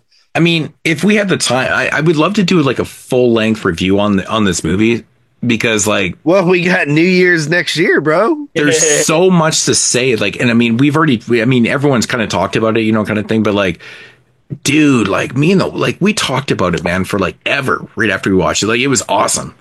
Like, this movie is so fun. Okay, I will say my favorite scene in the film is towards the end where we get the monster come out and everyone's looking at the monster and all they see is the beauty. And it's a fucking cutout. It's basically just a poster of the fucking beautiful head on there. And it's the greatest part of the commentary, man. I mean, it really is. It just accentuates exactly what the film is trying to do. It's like people want to see what they want to see, and that's what you're going to see, kind of thing. And it's like, it's so ridiculous because when you watch it from like a dark humor angle, but you're like, that's reality. That's what the fuck people see. They see this beautiful fucking face, and dude, it's so good, man. It's so damn good. I don't even know why I'm not giving it a 10. I probably should, to be honest, but like, I don't know. I give it 9.5. It is what it is. So the biggest question is it a New Year's film? It is a New Year's film. Yeah. So if I we would rate the whole time. So if we do a New Year's climax, if we do a New Year's volume Dukes next year, I say we do The Substance and we talk about this film for like 2 hours because there's a lot to say about it. Year, new me, right? Yep. Yeah. Okay. So my turn here. This one has been mentioned before. It is a film that I watched very late. In fact, I watched it yesterday. And it jumped all the way up into my number 2 spot, which is pretty cool when stuff like that happens. And the runtime put this one off for me a little earlier in the year. I was like, I'll wait till the end of the year to catch it. And that is The Devil's Bath. Oh, wow. Really? Yeah, dude. I loved it, man. Wow. And I talked a lot about it when Tyler brought it up earlier, looking into sort of the history of the idea and the actual woman. There was a real woman that was put on trial named that. So there's a lot of history with it. And I just love folky stuff, dude. And watching it, I'm sitting there thinking, I'm watching it and I'm like, dude, I was thinking like The Witch, the Hagazusa. Like I was thinking of all these films that have been very high on my list over the years. And I'm like, I think this is like one of my favorite type of movies, but I never really realized it. Like I always knew I loved like these folky style movies, but I didn't realize that I loved them that much. So I'm like, this is kind of up my alley at this point. Like, so anytime there's a new, just weirdo movie like this, period piece, let me know because I'm probably gonna dig it. And I think that this one. Have you ever seen San Antunci? Yeah, I think we've done it. Maybe. Yeah, that's one of my favorites of like the last 20 years. I love that movie. Talk about folklore stuff. Yeah, but it's just a movie that, at first you're kind of like, what the fuck is going on? But then, it's pretty simple, but I love the idea that this person is just like lost. She's fish out of water. She doesn't fit in. It actually reminded me a lot of Bedeviled. I don't know how many of you guys saw that one, but very different movie, but like sort of the same concept of like these elder, like this way of life that you just don't fit into, but you're stuck in. And I dig that. And then the ending was just like, whoa, and kind of sad. But kind of not at the same time because the person got their escape, but just kind of fucked up.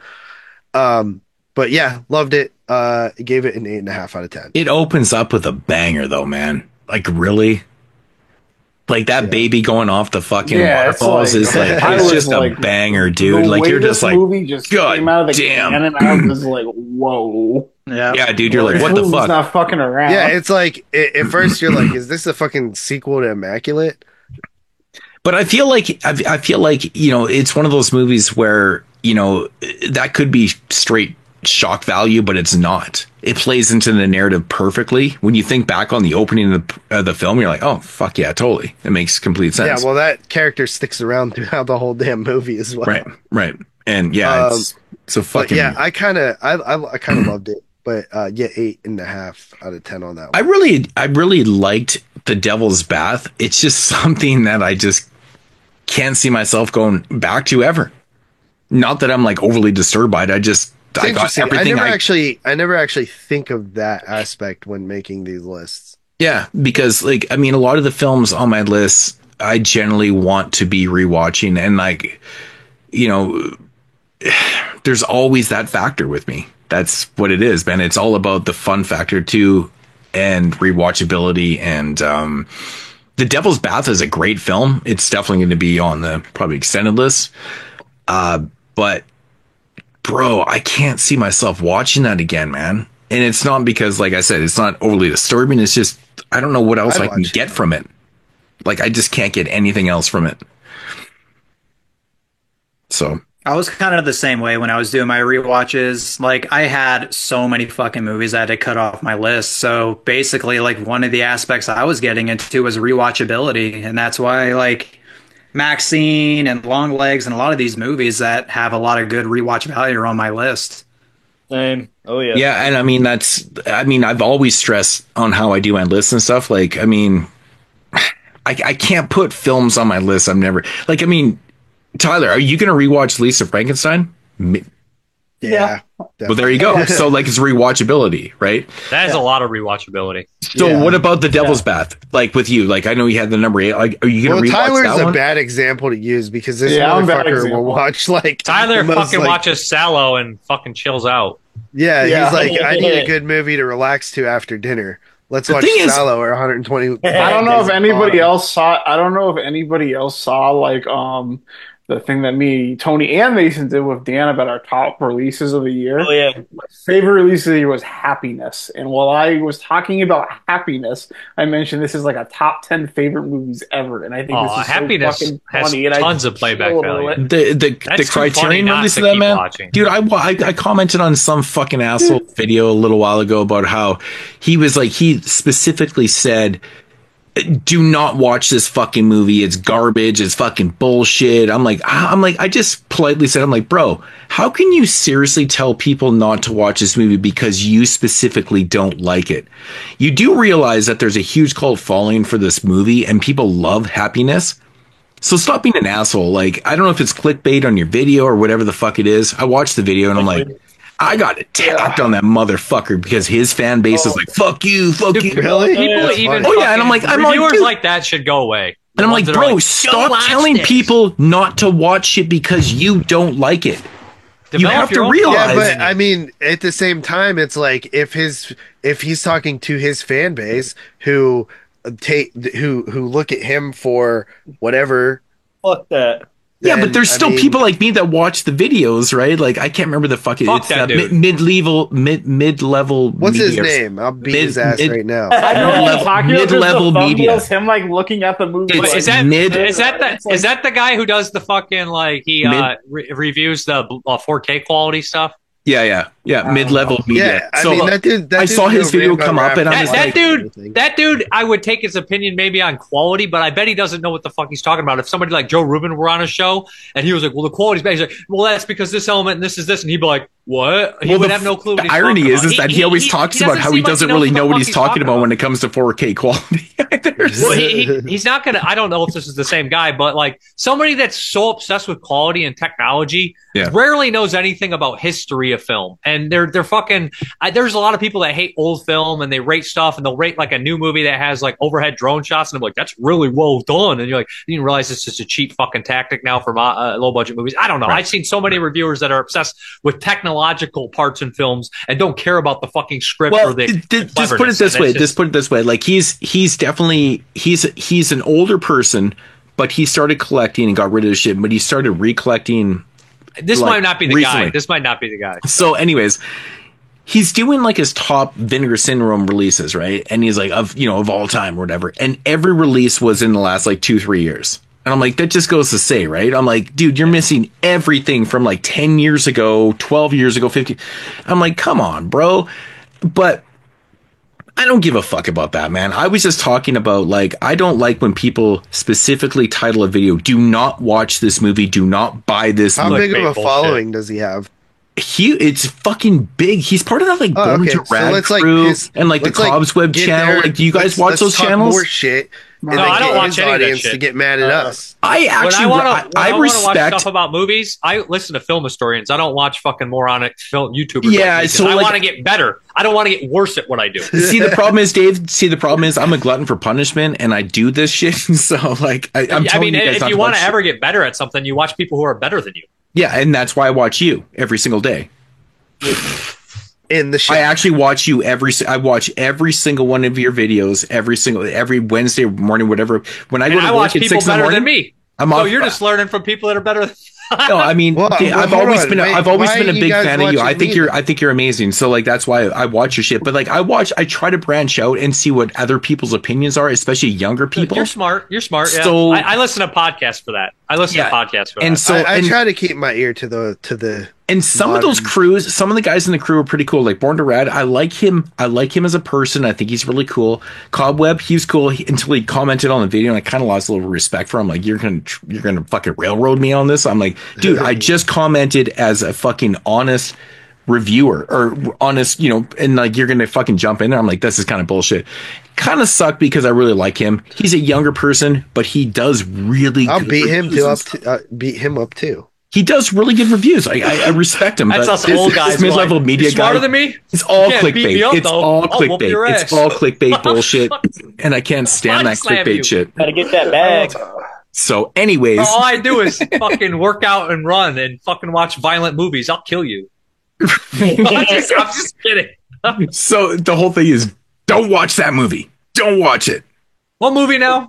I'm kidding. Well, that was me, I think. Devil's Bath, 8.5. Yeah. 8.5 then. Number one. T-Dog. T-Dog. All right. Stop talking shit on my 8.5s, dog. That was 8.5 again? Oh my god, You're number dude. one better than I thought you said 9. I gotta rewrite this now. Hey, don't talk to T-Dog like that. Don't talk to T-Dog like that, JP. I was just surprised. Jesus. Fuck. Okay. Back to the Tizop. Okay. Mr. Saucedo, what's your number? Uno. All right. What is it?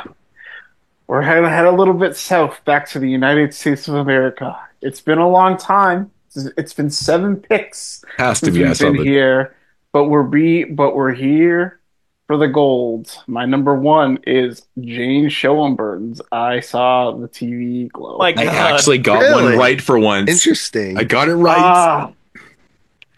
I Saw the TV Glow is not only my favorite horror movie of the year. I think I Saw the TV Glow is my favorite movie in at least the last 8 years. Damn, dog. I love this movie. I lied earlier and said I watched it 3 times, but I really also woke up before I saw Nosferatu yesterday and watched it a 4th time. Holy shit. This movie simply just speaks to me. Obviously, the director has their own vision of it. And there's the trans identity that people really fixate on. Sometimes they talk about this movie, but like JP said, it's not. I think this movie is not just for to specifically look at that aspect in for any sort of niche audience. This movie, I think, is absolutely for everyone. And when you release something to the world, what the world takes away from it is what they're going to take away from it. And to me, this movie, I remember we were talking about tearjerker movies a few weeks ago. This movie's on it. I cried the last 3 times I watched this movie. This movie to me is really, it's the death of your innocence. It's the death of the person that you could have been. It's it's the person that you could have been thing is the tough part. It's really heavy. It's I'm thankful, dude.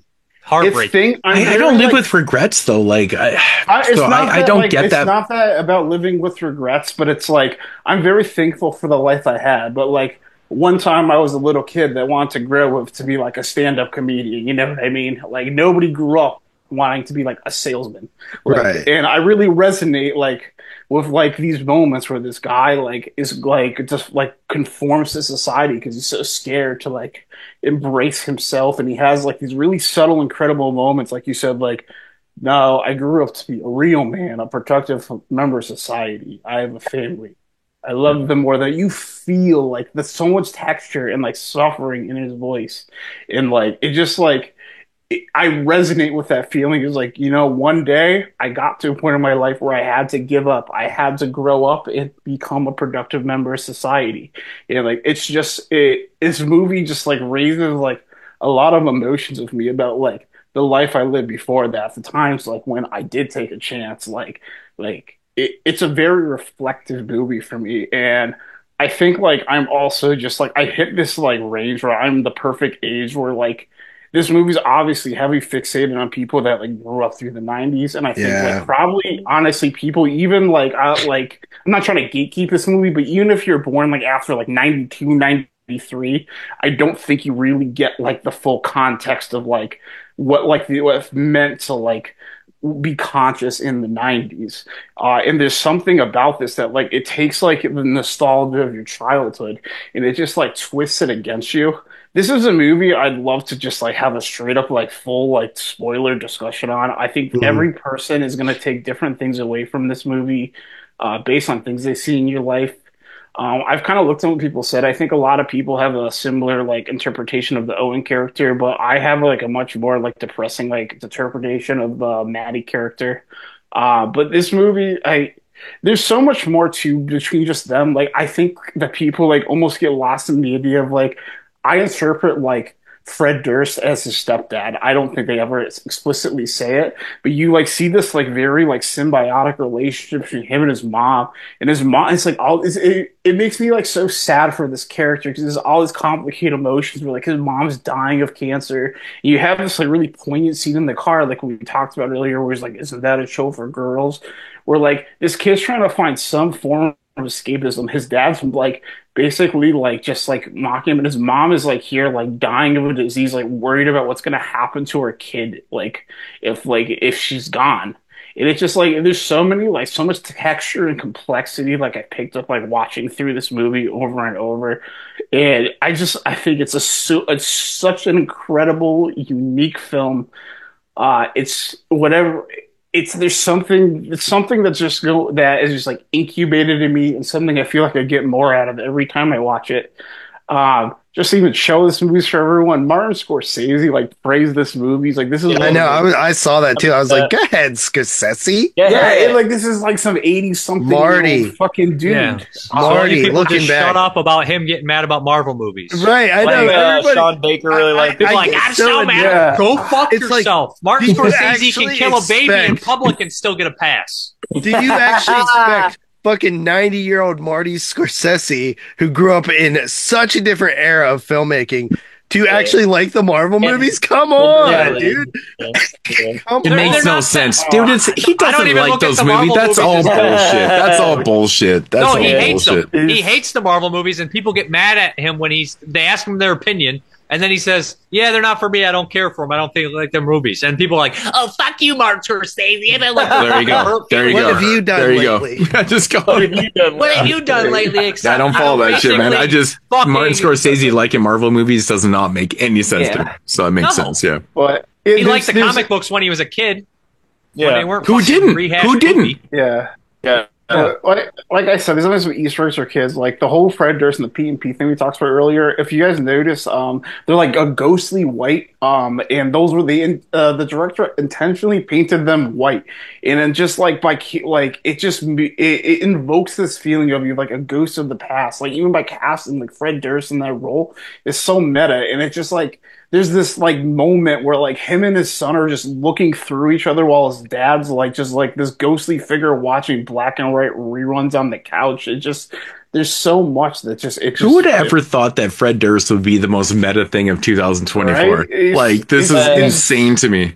There's just It so started much. a few years ago, but I Fred Durst appreciate is But it plays perfectly in the movies that he was in this year. Yeah. It wasn't just forced. It was actually like it feels. He really played good. a funny role, a meta role in Pauly Shore is Dead, like fucking 15 years ago. Oh, dude, that movie I is. remember that movie. Dude, fuck Pauly Shore. Yeah. Dude, that movie is so fucking funny, man. I love that It's movie. a fun movie. So good. Like I've also said before too, like I really like movies that take risks, and I think all the wall breaking in this movie, like just even telling the story is like a kaleidoscope of like nostalgic memories. It's just like it's so like unique to me. I love the music sequences. It almost feels to me like an homage to like Blue Velvet, where there's this crazy moment in the middle of the film where like Jeffrey's fantasy is now going to become like he's going deeper, and he goes to this bar with this woman, and like she sings Blue Velvet for the first time, and like that bar scene reminded me of the same like dream now meeting with like the Blue reality moment when Maddie like comes back from where she's been missing for all these years. I just thought there's so much poignancy. I fucking love this movie. I think this movie had such a perfect ending. I found it like devastatingly sad, and I found it incredibly moving at the same time. Like this is legitimately my favorite movie since at least like 2016. Wow. I'm happy it's on your list, Tyler. There's nothing more I could ask for the experience I've gotten from watching this movie. So my question is, you've been gushing all fucking show. How many pairs of underwear have you gone through? I did the smart thing and just didn't wear it. Like you were gushing on Lisa Frankenstein. He lets it harden. He lets it harden. Puts it on the fucking table at the end of the night. And he shatters it So with a this hammer. has got to be the 10, right? This has got to be the 10. Yes, I saw the TV glow is a 10 It's out of a 10. 10. Yeah, I mean, if you were giving that 9.5, I'd be like, dude, you're just faking the funk. You tearing up over a 9.5. God damn. Meanwhile, JP's still an 8.5. That's literally Dude, the first. Is that the first 10? Oh no. Dave gave Exuma a 10. And, Mason gave Terrifier it a 3. Tony gave it a 10 too. Terrifier 3. I ain't giving no 10s yet, brother. Oh, okay. It was Tony then. Yeah, I know Tony has one too. Yep. Who's next? Crazy. Tony. Well, since I gave my last movie a 10, this one's also going to get a 10. It is The Substance. Yeah. I think this movie is utter perfection. Everything about it, everything you guys said. But more specifically, I want to highlight a criticism that I hear people say, and I want to talk about that. Good. I hear a lot of people complain that why would Demi Moore even grab the substance if Demi you said Demi, DP, stop I corrected fucking you earlier. dude, you're killing me, man. No, you didn't. Yeah, I did. Go back and listen. Anyways, Demi Moore, why would Demi Moore grab the substance if she knows that she can't control both bodies? Because people have that criticism. So then to that I say, how many times in your life have you ever been sold something that isn't exactly what you thought you were gonna get? You know what I mean? Yeah, she didn't know. Yeah, she didn't know. She thought she was going to get something, but she got something totally different. That's just another commentary. Dude, I watched the movie and I would still do it. Do you want? She's drunk and desperate. You know what I mean? She's also drunk and desperate and low. Think about what do you think your better version would be, JP? It would be it'd be Leprechaun? barely Warwick anything, Davis? dude. It'd probably be about the same. It'd be about, dude, the honesty is amazing. Dude, that's awesome. It would probably be about the same. Fucking football. Can't really improve. That's actually really much on sad, though. this. That's fucking sad, though. How can you really improve much on this? I I'm mean, muting myself. I'm sure there was a better version of you. I'm not saying it's bad now, but But yeah, think about when COVID was happening, all those idiots were eating horse dewormer paste just because they were told to do it and they thought that was going to do it. You know what I mean? It's right. You're sold a product and you get it thinking that you're going to get something out of it, but you're not. That's literally the commentary. This is the better version of me right here. What in the flying He's fuck definitely is that? cuter. That's Snorlax. It's fucking Snorlax, bro. I don't know what that is. Snorlax. It's a Pokemon. Come on, dude, you're going old. off the rails. This motherfucker is old as hell. Pokemon? I have no idea what the fucking Pokemon is, man. Sounds like that Bill Cosby. Pokemon with the ball and the thing. You guys are fucking young as shit. I am officially the old fuck on the show, of course. I am, yeah. It's like me holding up Garbage Pail Kids going, you guys know what the fuck this is? It's like, fuck. I do know what Garbage Pail Kids are. That's still crossovers with our era. Yeah, I guess so. It's actually still happening right now, so yeah, it makes sense. But continue, Tony. Yeah, so I just wanted to bring up that criticism to expound upon that for anybody who still has that criticism. But yeah, I mean, The Substance, like Tyler, this is probably the best horror movie I've seen in multiple years, longer than this decade has even been a thing. I think it's a classic. I think it's already a classic, and it's just going to get even more legendary as the years go on. I agree. I actually really agree with that. And at the end of the day, I feel like Coralie Farja is going to be probably one of the more important filmmakers in our lifetimes. I agree with that a lot. Who is the girl when that it comes played to female filmmakers? I would absolutely I remember we talked about this maybe a month or two ago, but we talked about maybe her versus Julia Ducournau was kind of the two premier horror women, and I would definitely take Coralie over her after The Substance. Who was the other one? The woman that made Raw and Titan. We talked. Oh yeah. We were. I think The Substance blows those movies out of the water so bad that I loved Raw. Did not like Titan.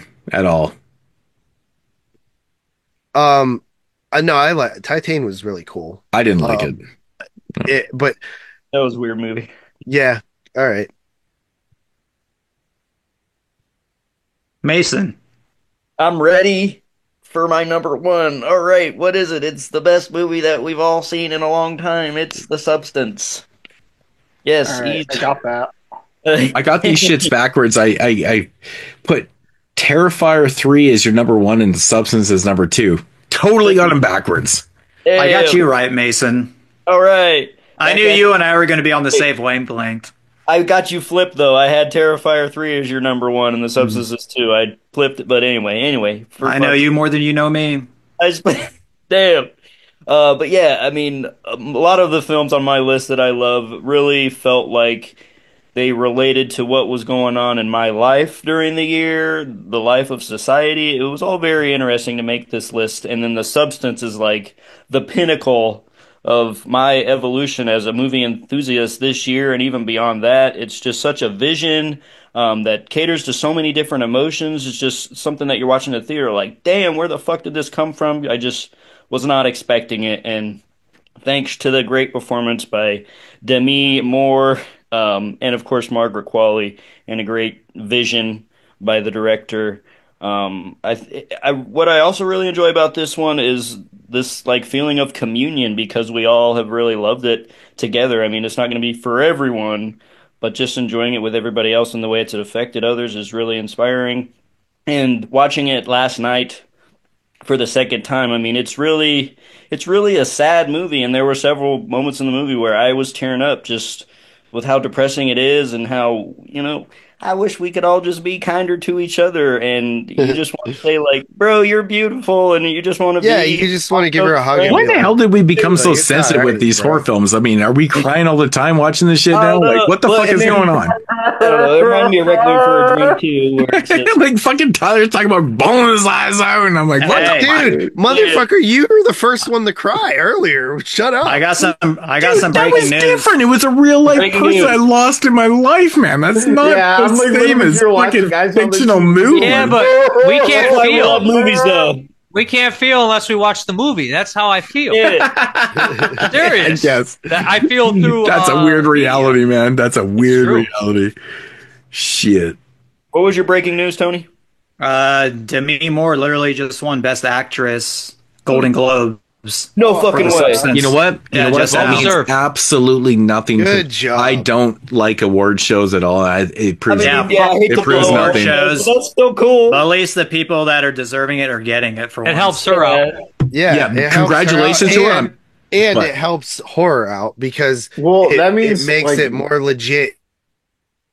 Mason, was that a 10? When my first watch, I gave it a 9.5, and the second watch, I'm ready for a 10, baby. So 10 it is.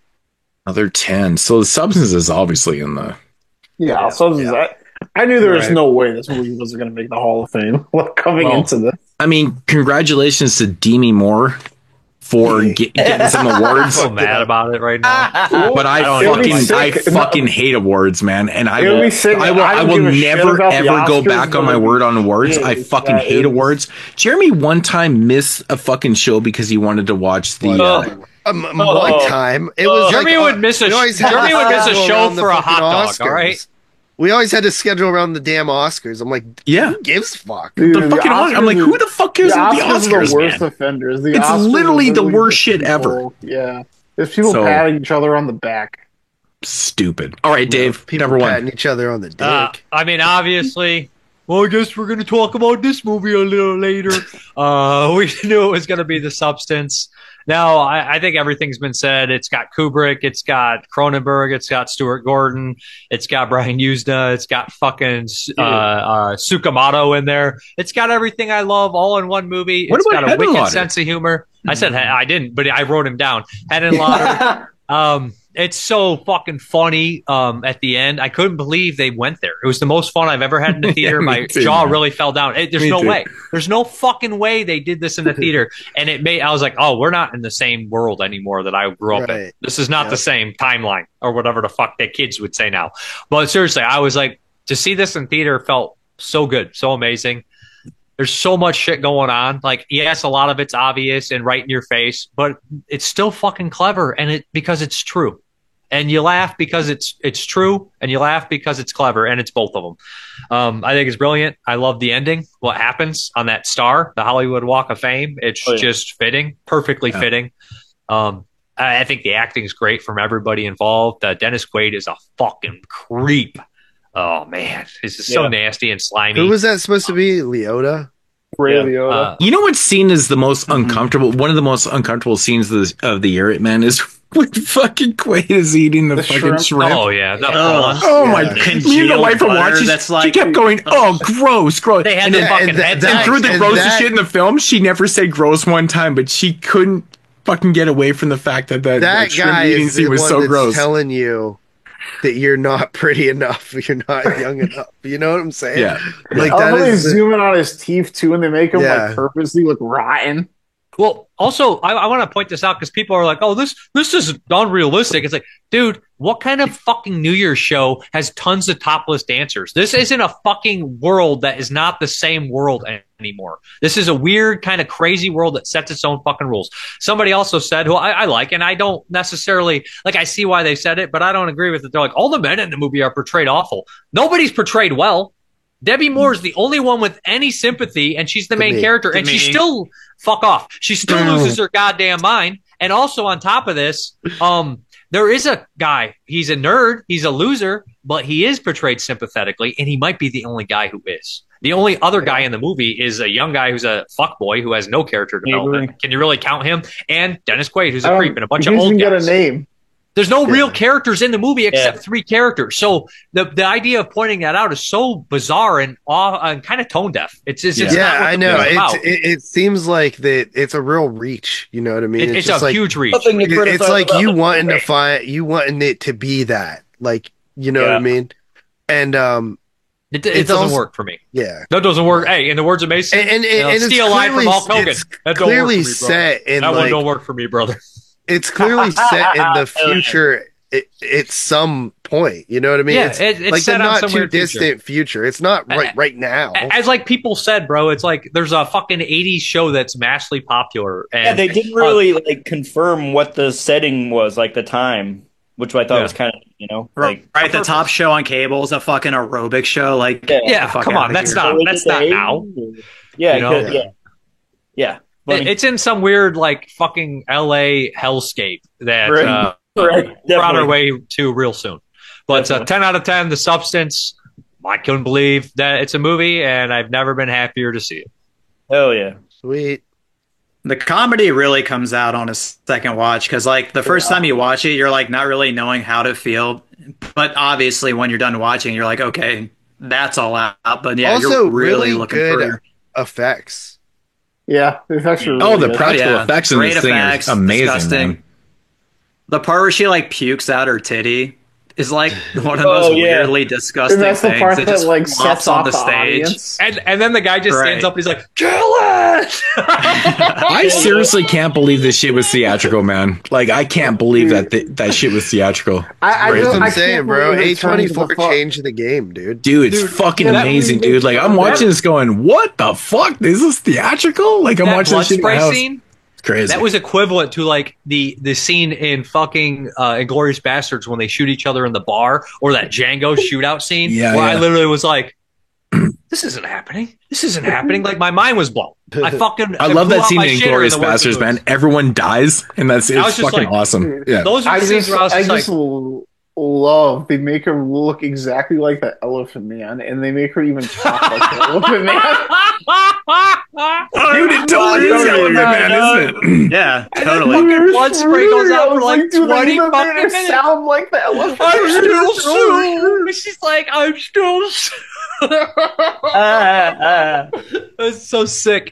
It's got a sick sense of humor too. It's so fucking mean spirited, and people are like, it's too mean. Yeah, well, life is mean. And fucking, I don't. Yeah, people are missing the I have a commentary mean on sense that, of man. humor. It still I can't ends help it. peacefully, though. Thankfully, Nobody noticed it was a monster there with the big cutout fucking beautiful head. Come on.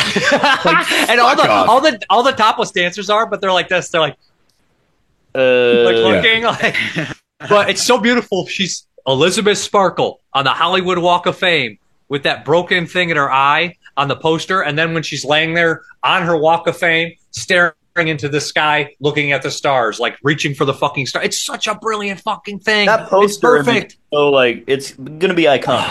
It's fucking wonderful. And it's fucking and chef's kiss at the end. and it's a new year and it's a rebirth. You know what I Is mean? that New Lee year, gonna do rebirth. shit after? Like, I don't really know her from anything New year, else. new me. Exactly. Right? It is a new year movie. It's What all has she about done? rebirth, What has she new done? Beginnings. What has she done in before this? The young version of Margaret Demi Moore? Qualley. Once Upon a Time in Hollywood. She was in Yeah. Drive-Away Dolls. That sucks. Yeah. But it was a Coen Brothers movie. She was the porn star in The Nice Guys. Yep. Okay, I thought I recognized her. She's a Couldn't figure out viral where I never looked it up. But She's yeah, what's her name? she was in She's, Once Upon a Time in Hollywood. Yeah, she was the one Right. that had the weird feet shot. That like Oh, when really? Brad Pitt Right. was Yeah, in she it. brings Brad Pitt to Spawn Ranch. Right. That's a weird Oh scene. shit, dude! Blind That's one. her. She Oh, does the God same damn! thing. Yes. She's Andy McDowell's I knew I recognized her from somewhere. I couldn't place it though. I just didn't look it up. So, whatever. But she's fucking. She's gorgeous, man. Something. Best practical effects of the year were those titties, right? Yeah. Even though it was Them kind of fake. titties, man. Them titties. I mean, Best fake boobs I've ever seen in my life. that's one thing that we never do I on the also show. believe it. We never talk about like the best effects and like best kills and all that type of stuff. Like, I mean, but there is a lot of good shit this year, man. I'm so glad that film making has gone back to like old school ways where we don't really see a lot of the CG bullshit, at least in the shit that we're watching. Fuck me, man. A lot of good kills this year. A lot of good gore. me running. Hell yeah. You ever hear that saying? Fuck me running. Hell yeah. I've never Always even makes heard me that. laugh. You It never always heard that? makes me laugh. They say it in Devil's know that? Rejects. Yeah, Lou fuck Temple me says running. Fuck. That's so Always pop make zombie me that laugh came up because I with. picture it literally. I picture these two people running, and Fuck How me the fuck you fuck when you're running? That's crazy. I don't know, but yeah. it's a funny imagery. JP's like Just a past the stupid level, expression. sleep deprived. He's just COVID brain now. He's like, Yeah. he's like, hey guys, I got a funny joke. Knock knock. Who's there? Penis. Yeah. Funny. All All right, go. man. So Dudes. my number one of 2024 is the independent film Street Trash. Get the No, fuck. it ain't. No, it's not. Can't be. Nah, it's fucking Oh, Ty West, Maxine. Yeah, I got her. Yeah. Everybody, when it kept telling me, like, man, you might like this movie. I'm not sure if you're gonna like it, man, dude. I liked it, but then I rewatched it last night, and I was noticing shit that I didn't fucking notice. I was like, God damn, I love this movie, man. It's fucking great. Oh, dude, I love Maxine, man. My first thing that I take away from this film, man, the soundtrack is absolutely phenomenal. The music cues in this is beyond on point, man. Like when fucking Maxine beats the shit out of fucking Kevin Bacon, and St. Elmo's Fire is playing. Oh my god, dude, it's fucking amazing. I love this movie, man. My favorite thing about Maxine's character is that Maxine is a piece of shit. She's a likable piece of shit. She's not to be liked. She is nothing. She's not a good person. She doesn't give a fuck about anybody but herself. And generally, I would not like that about somebody, but I like that in Maxine because it's Hollywood, man. You have to be about yourself. You have to be all about yourself to advance in what you're doing. And Maxine is that perfect example of somebody that doesn't give a fuck, that keeps getting to where she needs to be. And I love that about Maxine. Yeah, so people criticize the storyline, about like, how, her father and like, where shit goes from the, the original story and stuff like that. Whatever, man. It is what it is. NOGP, you were tripping dicks on like the father and like, Yeah, he sucks. No, his character. Like, I mean, what is so it? the He acting? sucks. So the acting is whatever. It is what it is. But the Sucks. story makes sense because this guy's tripping dicks, man. He's tripping dicks. Joe Biden. That guy could not get a single fucking. That dog couldn't get a dog to follow him. Bullshit. That man. old dude was You're not. Bill You're Paxton's misinterpreting dad in the Spider-Man times. 3. You're misinterpreting the times and how people were so influenced, man. Like it's not like these days, man. You see some shit on some TV. and you get a pamphlet or whatever. People are influenced the fuck out of that shit, man. Yeah, people are blind followers. 100%. No, every single fucking Jim Jones I've ever seen is charismatic, and I'm like, I can see how a gullible. Dude, but he was though. We saw the charismatic version of him in X. But you got to remember, this is 6 years later. This is 1985 now. This is 1985. It's 6 years later. He's elevated to the point where he's gone completely bad shit. Obviously, he's out for vendetta against his daughter and shit like that. He wants, to get her. Blah blah blah. I'm an evil church guy. Yeah. So the story is a little bit it's a little bit quirky, but I love it. Twirling. I love it because the one thing about Maxine that I love the most is that everything that I was expecting in Maxine, I didn't get, and I generally would fucking hate that. I would hate that because I think in my mind, what I want is going to be the best shit. But I didn't get that, and I got something totally you just different. Got like the worst shit instead. No, no, dude, fuck you, dude. Stop being a fucking COVID bitch and shut your fucking mouth. Seriously, are we gonna pull some Jeremy shit right now? You're like, shut the fuck up. You brought me into this. I was quiet until you were like, no, you're making fucking comments. You're making fucking comments. You're making fucking comments. You brought me into it. Because you're the bitch that's always talking shit about like stupid ass shit like the father suck. I mean, yeah, the father's acting wasn't great, but I'm saying the narrative, it's fine. It's fine. I like it. This movie is gritty, grimy, and it's like I said, it's exactly what I didn't want. But I got a totally different version of what I was expecting in this, and I loved it. I thought it was great. Ty West kind of outdid me in in that aspect and stuff, but I fucking love this movie, dude. I think it's fucking fantastic, man. So you only watch this shit once, obviously, right? You saw it one time in the theater. That was it. Are you talking to me? Yes, I'm talking to you. Yeah. It was one of like 3 movies that I wanted to rewatch, but I just ran out of time. I just want to say, when Kevin Bacon stepped out in that Chinatown drip, I went fucking crazy in the theater. Yeah, no, I mean, I don't think it's a bad movie or anything, but it just was very disappointing for me. I'm glad to have it on my list. Dude, movie. It was my #1 most anticipated movie. Like, I wanted to love it. Dude, I love the fact that it was Mason's number 10. Nobody else had it, and it was my #1 to end the show. Well, I'm not ending the show. It was my number 4. Yeah, that's right. You had it on there too. So at least the 3 of us can talk about this shit, man. Like, I mean, dude, I didn't really like this movie. I like the Maxine character so much. Like, I like the fact that she doesn't give a fuck, and she's doing anything possible Maxine to get where she is and stuff. And like, I always feel so bad for her gay friend, the video store owner. Like, that guy, like he had a nasty fucking fate, man. Like, that guy, that I would have liked to follow her and all those characters more than the father thing. But it again, was a big turnoff to me. But again, it's just, it's this crazy narrative, because the thing I liked about the narrative. No, it is crazy, because what's happening in the film is based on her dad, which you don't even think about that shit. Because if you just watch Pearl, if you watch She's in Order, you're not thinking that this narrative is coming from, X, right? So I like that. It had to happen, because at the end of Maxine, she's cut everything behind her loose, and now it's time for her to finally do her thing. You know what I mean? So it had to end that way. It literally had to end that way. Yeah. Yeah, and I love the fact that Maxine is starring and she's getting out of the porn, she's going into the horror films, and that's our realm. But my favorite scene in the entire film, man, is the scene where she's talking to the director of the film, and she's at the Psycho House, and it really explains the entire film in a nutshell. Right there, that whole dialogue is the entire film in a nutshell, and it's fucking phenomenal. And I was watching this last night. I was having a couple of beers, and I'm like, motherfucker, I love this movie. Were you like fucking dude from Once Upon a Time in Hollywood, where he's like motherfucker and pointing at the screen? I was being that douchebag. Yeah, I was all by myself. Yeah, totally was. No, I do want to rewatch it though, because as much as I feel that Ty dropped the ball on the perfect trilogy, I don't think he did at all. I think it's actually.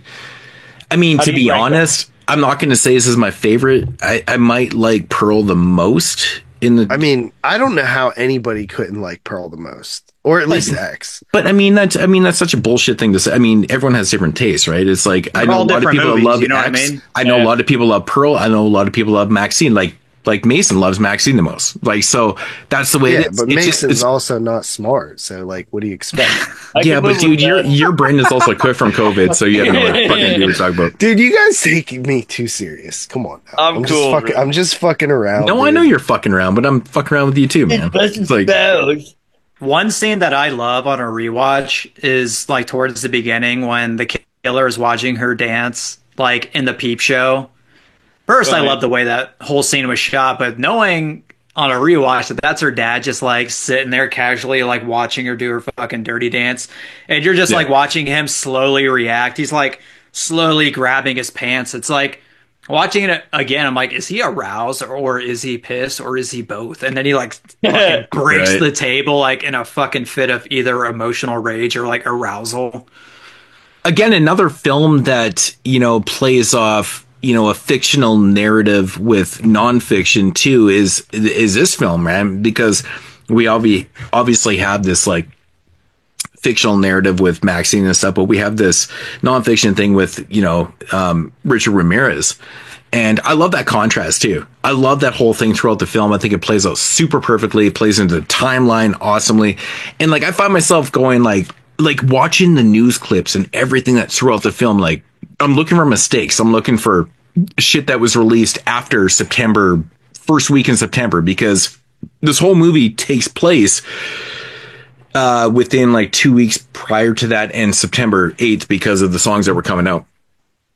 Yeah, and the marquees. Yeah, I looked into it. Like, I was really like, I'm like, man, they didn't fuck up any timelines here. I'm like, this is awesome.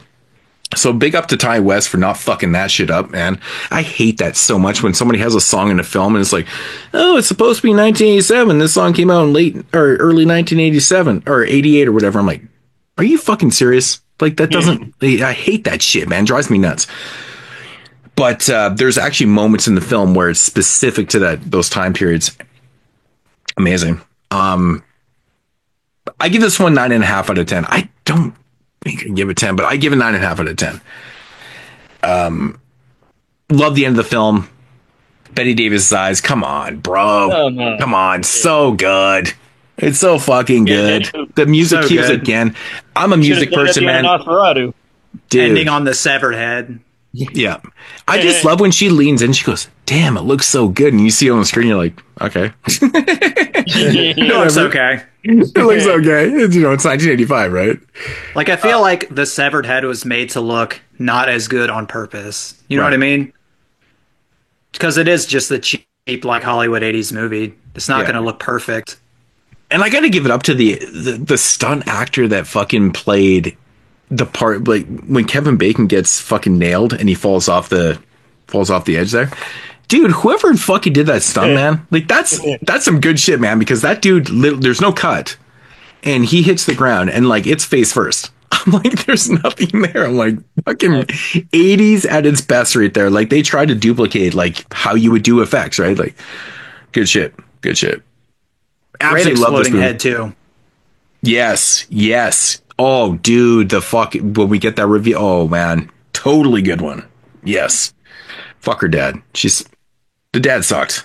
But I mean, I love that whole cult aspect because like that shit was huge in the 80s, man. You know, like that TV cult shit, like it just, I mean, if you were there, you were there. I mean, not too many of us were there.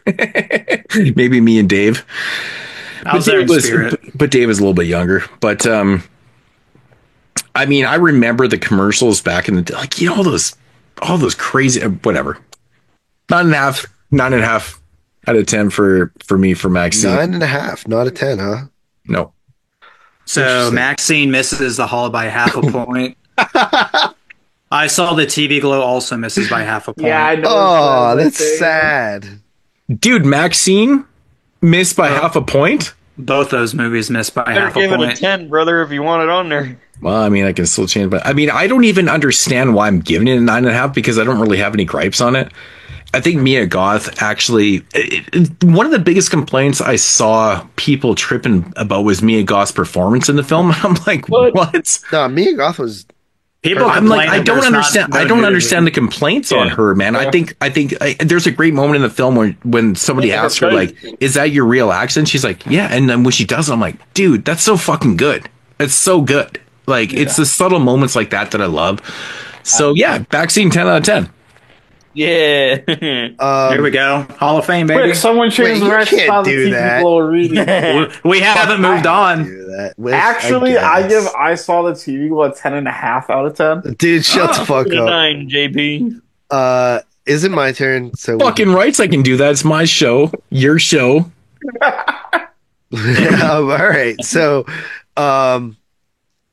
my number one, probably no surprise. I've talked about it all year. Really enjoyed it. I mean, I assume all 5 of you guys have this, right? The Substance? Is that it? Yeah. No, only 4 of us do. Oh. Interesting. All of us Who didn't have The Substance? Everyone had it. No, I'm saying I met all 5 of you guys have this as my number one. Oh no. Oh yeah. Yeah, I do. Yeah, I have it as your Who's one. did it? Yeah, I do too. Oh, I had it as your one. Yeah. Wait, Moods, what did you have as my number one? No, I The Substance. misunderstood. I misunderstood what you were saying. I thought you were saying, like, is it? Yeah. Yeah, no, I got you right. Yeah. I got Dave I got JP anyway, fucked right, up on and I Mason. got Mason right, and I I fucked got. up I only on got Mason Tony. and JP right. That's it. And I actually got Tyler's right. So I actually got 3 number 1 rights. So I'm not going to go like deep into it, but one thing that I just wanted to bring up more, like how Tony did, would just address something. So like I talked to a lot of people about this. Dave Z was one of them, about the movie in general. But like I think one of the complaints Dave Z had, and I'm not sure if it for sure was Dave Z. So if it's not, excuse me. Actually, speaking of that, I've had a conversation about people, and Carly feels this way too, but like people complaining that, or at least bringing up the fact that, like, how would she be making money as this model? Like, is this new person? Like, where is she getting paid? Like, where's her checks going and stuff like that? And I'm like, come on. And honestly, I'm like, there's this drug that transforms your psyche into another human being, and they can't figure out, like, dude, that is the information stupidest thing stuff. I've ever fucking heard in my life. I'm sorry, Like, but that is dumb do as not shit. Do illegals not like skirt the fucking like shit all the Yeah, time dude. in this world? Yeah. That It's like, is it's not literally that the hard to stupidest create complaint I've ever fake heard in my life. identity. And I just think also there's the stuff with her living in that apartment, like, wouldn't there be questions? Like, wouldn't people be like, hey, that's not the person that What, a rents this 3-hour movie? apartment? That guy But it's had like, questions until he saw her tits, and then he's like, okay. Yeah, right. But the And then thing he is, forgot like, about it. They show enough about the neighbors and stuff. Like, it's there. dude, It's I there. think the substance company seems so, like, on point with everything. I feel like all that shit for you, man. You ain't got to worry about that stuff. Yeah. Dude, you're right, man. So do you sign up for the substance and you're creating a different version? That money that you're making is going into the other account, like your normal account. Yeah, probably. Or 100% it is. 100% it is. But they're just they. It's just the have all same that shit person. handled for you, man. Why wouldn't it be? It's the better version of yourself. It's still you. Well, because she's a different person. If they can to create society. a drug to create another person, they can figure out how to wire the money into your fucking normal account. Or they don't even have to be in your normal account. You just have two accounts. Like, it doesn't. You don't have to have 2 accounts because it's the same person. Yeah, but to society, maybe she's it's paid a in different cash. person. Maybe she's paid in gold. It's like, who the fuck knows? Maybe It she's doesn't paid even in matter. crypto. Yeah, it could be cryptocurrency. Like, it really doesn't. I just feel like if we're, like, looking for I feel like if this is the complaint in a movie where about like where you inject yourself with a liquid. I know, that's what this is Tyler's fucking what's that group that you're in there? They all love this movie. Reddit or Discord. Discord shit, man. This is Discord fucking bullshit that people complain are about. trying to put grounded reality on a satirical world that doesn't fucking exist. Exactly. Put this into a different world. This is not the place you put this into. You put this into a grounded world like Heat. He is the world you put this into. You don't put it in the substance. That's like, man, you know what? And Psycho Goreman, man, I really was wondering where Psycho Goreman kept his fucking wallet. Shut up. Yeah, exactly. Like, how did he pay for that ice cream? It's fucking stupid. It's fucking stupid. Anything. It's set in a different reality. Yeah, it's the just Jeepers Creepers it's fucking license plate's a little iffy because that seems Where's he like a getting grounded his- world, but that's a little suspect. But this That's is the best not one. because right away you know this world is not. Yeah, they have the Hollywood Walk of Fame, but they also play an '80s fucking show on broad day. It's just a weird fucking world, man. It's not the same world.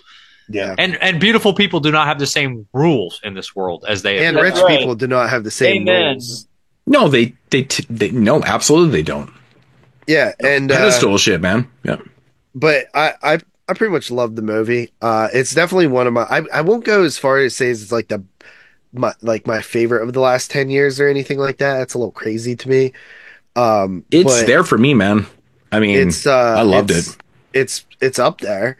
I give it a. Get ready for this. A 9.5 out of 10. Whoa! Ding ding ding. So it wasn't an 8.5 is what I'm saying. I'm proud of you. You guys were giving me shit for having 8.5s. There's your 9.5. So Mason, me and you, only one with Maxine. It's great. Or and Tony had it too. too. Tony had it too. So Dave, do you have Thanks to your stats? dad, he's a Hall of Famer now. But I actually want to touch on that a little bit because David, Mr. Z, is one of those dudes that fucking hates guns in films. He doesn't like guns in horror films, you know what I'm saying? Dream sequences. And like the end of this film has a lot of guns in the film. Like there's a fucking shootout. I think I think it's because it's a minor part. It's not a slasher doing the gun killing. He doesn't like that, but he likes Art the Clown because it's a random like one-off, and he finds it funny, which makes sense. I understand what he's talking about. He doesn't like a movie where the killer uses predominantly guns. Like of course, but I just feel like the whole not the whole third act in this, but like there's a whole big scene where there's a big shootout, man. There's a big fucking Western shootout in this, and I'm like, okay. I'd put this movie as thriller, then horror first, honestly. I put it like thriller, horror, crime. It's those three. It's horror. It's a horror movie, but it's like the second genre in it. It doesn't as long as you're in the first three genres, I consider you still I just fuck with everything about this movie, man. Like not only the look of it, but like I need to rewatch it. I liked it said the first time, but on thinking about it, I fucking hate that old man. I don't think it ruins the movie. I don't think it ruins the movie. I just. But think he's honestly, a it's such a small part of the movie. It's like the whole buildup. Like really, the old man. It just was like it's such a small part of the film. I don't think it's just broke script-wise bad. I don't think it script is written bad. I think it's literally like just a bad actor that walks in the set, and it's just like I feel like it's the guy they hired for Maxine. And he has no speaking real lines, and he's just in the background like, right. And then they're like, we got to give this guy. We're bringing him back. We're giving him lines, and he's not an actor. You mean that's what happened X. with us? It's Spider-Man 3. Remember Spider-Man 3? They have Bill Paxton's dad, John Paxton, in the background the entire time, and then they finally, in all the Spider-Man movies, they give him dialogue in Spider-Man 3. And if you ever watch the bloopers, he is not a good actor. He's like, your father's guider. He fucks up like 40 bloopers. It's the funniest thing in the world. I have no idea. Guider. And like he just fucking sucks. So watch that scene in Spider-Man 3 if you ever watch it again. And he's like, I was there when your father died. It was by his own blade. And then you watch the bloopers. He's like, you're Guider's father. And he keeps fucking up. And Sam Raimi's just like, stop.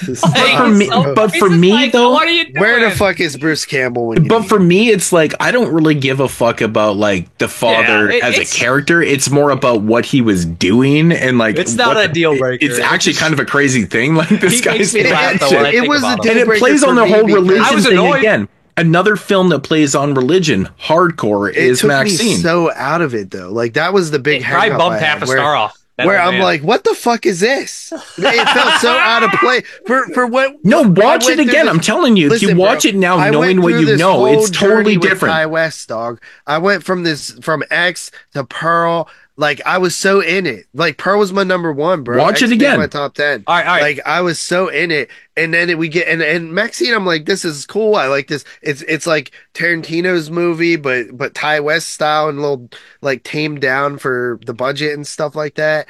I fuck with it, and then that shit starts happening. I'm like, I literally put my hands up. I was like, what the fuck is this? I was like, is this a joke? Like, I felt like I was in it. But who do you think was doing the killings though? Like, it had to be somebody. I know you're missing. We just didn't think he was that bad of an actor. I thought they were breaking the fourth wall or something. Like, and at the end of the thing, Ty West was gonna be like, "Hey, these are movies." He's like in the background, like he's like got 20 scammers whining. And he's like, "Oh, God." Okay, I get it. I get I get what you're saying. Yeah. It was so out of nowhere for me that I thought it was I thought it was like a joke or something. I'm like, okay, so I didn't have that. This guy didn't feel like reaction the first time, but like you had the reaction this like movie, I loved it way more. Like I was at like a 7. I was at like a 7.5. Yeah, it was like that. 8.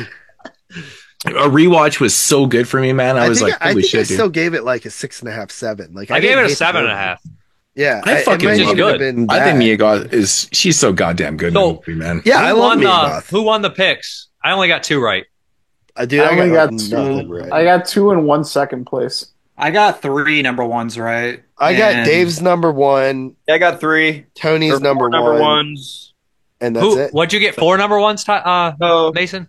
No, 3. Sorry, I got 3 too. Tony, Moods, and Mason all got 3 number 1s. Yeah. Who got any number 2s right? I don't think I got any. I got 2 number 2s. I got Mason's and Dave's. I got Moods and Dave's.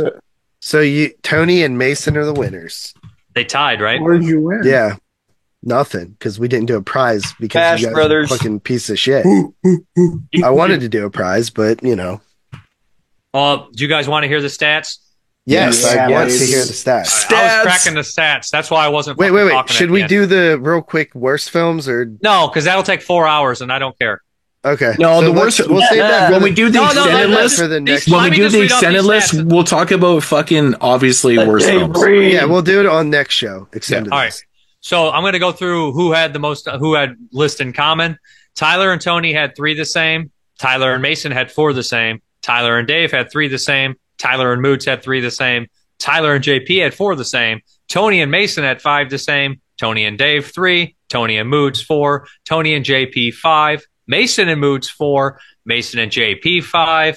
Dave and Moods 4. Dave and JP 5. Moods and JP 2. So their list was the most unlike. Moods only had Tyler had 3 unique titles on his list. Tony only had 1, surprisingly. Mason had 2. I had 2. Moods had 3. And JP had 1. So it comes down to Tyler and Moods having the most unique list. And the most generic list goes for a tie with Tony and JP. What a surprise. And what was it? The most generic. We said, I think you were in the bathroom. I said that you would have the most unique list, Tony.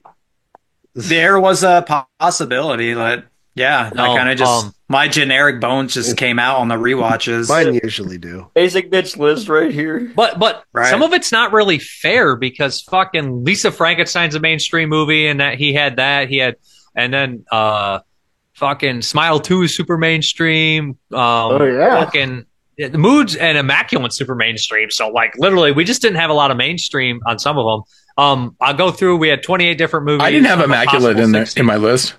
No, JP had Immaculate. JP did. Yeah. Your ones that nobody else had, Moods, were Die Alone, The Coffee Table, and Abruptio. So if we're going down the 28 movie list, I did the points. 56 points. Number 1, The Substance. 35 points. Substance made 6 list. 35 points, make it 5 list. Terrifier 3. Number 3 is Exuma, 4 list, 25 points. Number 4, 3 list, I Saw the TV Glow at 24 points. Number 5, 3 list, Red Rooms with 21 points. Nosferatu is number 6, 4 list, 18 points. Tied with Maxine, 18, 3 list. And then number 8 is 13, 2 list, Long Legs. Number 9, 12 points, 2 list, The Devil's Bath. Number 10, also tied with number 9, that is 12 points, 2 lists, Late Night with the Devil. So the top 10 is actually really solid. The Substance, Terrifier 3, Exuma, I Saw the TV Glow, Red Rooms, Nosferatu, Maxine, Longlegs, The Devil's Bath, Late Night with the Devil.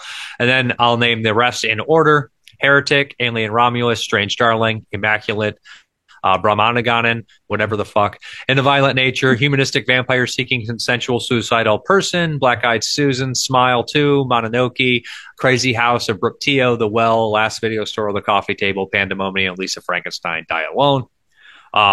So we had the top 10 by list.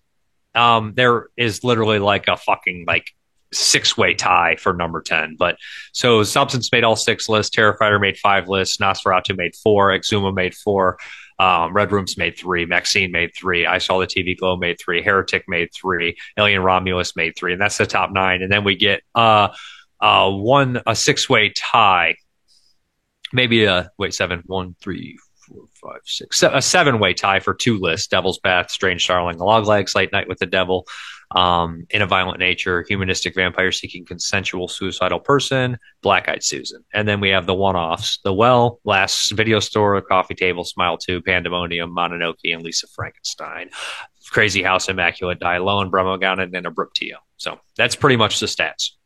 Wow. Damn, dude. That is so impressive. So impressive. It's I think super impressive. The takeaway for me is, would Nosferatu have made? Did it make 5 lists? 4. It didn't make Mirror Mood's list. I'm the only hater on Nosferatu. What was the movie that made 5 lists? Terrifier 3. It didn't make Tyler's list. Yeah, I was surprised. Which is I actually thought it was going to be on his list. It made Tyler's top 10 Christmas films, but not ours. Yep. Yeah, interesting. So it was The Substance and The Substance was the only film that made all 6. Yeah, which was my prediction before the show. I think it would only one. I forgot to do one list. You do the list of who actually has the top 10 movies in their top 10. So let me think of that. We could do that right now. Who had The Substance? All of us. Who had Terrifier? So that's 2. Let me see how many I had on this. Let me go through this. All right. Well, he does that. I thought the Terrifier was going to be called 6, but yeah, I only had 5. GP had.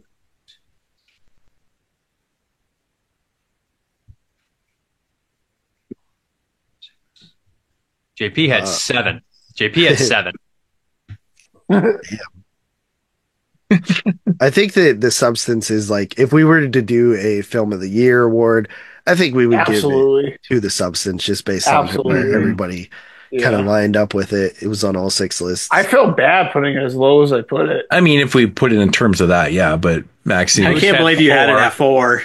Moots has 4. So JP has the most. He had fucking 7 I so thought far. it was, Let me when see I the rest. started my top 10, I thought it, like my rewatches, I thought it was like locked at 2. So what does that say about me? It says I'm most in tune with. Well, I don't know yet. All of I you. haven't done Tony's and Mason's yet. That means you got great taste, JP. Yeah, technically, right? Because that's our combined top 10, and I have the most of them. Mason beat you. Mason's got Fuck 8. Mason, he sucks. No, literally, Mason's got the best list. So how many do do you have? This way. He had 8. I can't fucking believe that nobody else had Humanist Vampire on there, man. That's crazy. I had it. He did. I had it. No, me and you. Yeah. 2 out of 7. That's crazy. Moots had 5. JP had 7. In a Violent Nature was on what? How many lists? 4 or 5? Just us 2. 4 or 5, 2. It was only Just 2? us 2. Yeah, it's only ours. So Exuma was on more than. But we talked about it a lot. Exuma was on 4. Right. Exuma's. That's just the thing. There's so many good movies that barely got talked about, like Strange Darling. That was only on 2 lists. Yeah, just me and Dave. Longlegs, that only made 2 lists. That actually was surprising. I expected I that to be Longlegs was like 4 gonna or do 5. I cut a movie as we were in when we were all on here. I changed out my number 10. Yeah, I did. So that movie I really loved, and I was like, oh my god, like actually, dude. Red Rooms was initially there, but I just overall didn't feel it was horror enough. Right. It's fair. That was kind of my thing. Tony got 6. But I will say, Tyler talked Red Rooms up enough for me that it would have been. I think I would have included it. Maybe. Well, we're doing. So Mason had technically the best overall list of all of us. Shocking. If we look at our group, technical so best you're the list supreme above winner, us. Mason. So Substance, Terrifier, Nosferatu, Exuma, Red Rooms, Maxine, Heretic, Alien Romulus. The only ones he didn't have were I Saw the TV Glow and Devil's Bath. I was actually surprised Mason didn't have I Saw the TV Glow, but I was very surprised JP had it as high as that was kind of like. I'm not surprised that JP had that. I expected him to have that. All the TV Glow? Yeah, I didn't. Why are you saying I'm not smart enough to handle? I didn't say any of that. I just say I'm the only one that had the coffee table. Come on, guys. Jesus. Yeah. That shit's fucking It horrible. was alright. It was alright. I like the coffee alright. table is It the was same way you feel about Devil's Bath. Like I enjoyed it. I laughed a little bit. I felt really intense, but I'm never watching a coffee table again. Yeah, I'm like that with the Devil's Bath. I will watch honestly, I will watch the coffee table again because a few years down the road when I've kind of need a refreshment. Devil's Bath right now. I'll watch Devil's Bath again. I won't watch Coffee Table again. Yeah, Devil's Bath. I could watch it a couple times. I don't know which one's better. Listen, you know what I mean? What's gonna happen? It's 2 hours. It's 2 hours, and I only get one thing out of it, man. And it's depressing as shit. It's too long. In Severin's third edition of the folk horror box set, Moods is gonna buy it and he's gonna watch it again. Yeah, it might. There you go. It might be in there. Sick. Yeah, there you go. That. I could see that being in there. Well, the Hans Volume 3 for sure. Vinegar Syndrome. Oh, the Hans Volume 3. And Vinegar Syndrome has the Shudder deal, so there's a good chance it could end up in there. Severn has it's a good chance. Too, yep. Severn's putting out Shudder stuff too. Yeah. Well, Severn is? Yeah, I believe so. Well, that's Vinegar Syndrome has the sub-label deal. Yeah, but I think I literally think Severn has a deal with Shudder as well. They put out. They also have a deal with IFC RLJ. Like you see Shudder shit in Walmart all the time. So but that deal, I think that RLJ deal is RLJ did the deal with Shudder. Yeah. No, I'm saying Severn. Yeah, I know. I was talking about what Tony said, but I'm pretty sure that Severn is putting out Shudder stuff as well. Yeah, they are. They've got like multiple deals with companies. Didn't they just? What was the? I'm just saying. One of the titles. Shudder is actually one of the partner labels of Vinegar Syndrome. I know, and I'm saying that Severn also. Severn's also putting them out. They haven't yet, though. Yeah, I know. I can see that for sure because Vinegar Syndrome and Severn, like, they work out of the same fucking office, basically. Makes sense. They're right in the same area. Like, they're almost a lot of those companies are close. They're friends. Some are not. Yeah, some are not. I think like some that have the same sort of mentality, same like circles of people, different people worked between the companies. Well, Vinegar Syndrome does a lot of like restorations for other companies too. Yeah, because they have the best equipment to do it, it seems like. Yeah. They don't just put a fucking master on a fucking Blu-ray disc and charge you $37.99 for an exclusive. Yeah, like Scream Factory. They charge you $37.99, but it's got 6 slipcovers and a bunch of commentaries. So you could only get it here, and it's actually remastered well. Some companies are like, I don't mind paying expensive prices as long as I get something cool.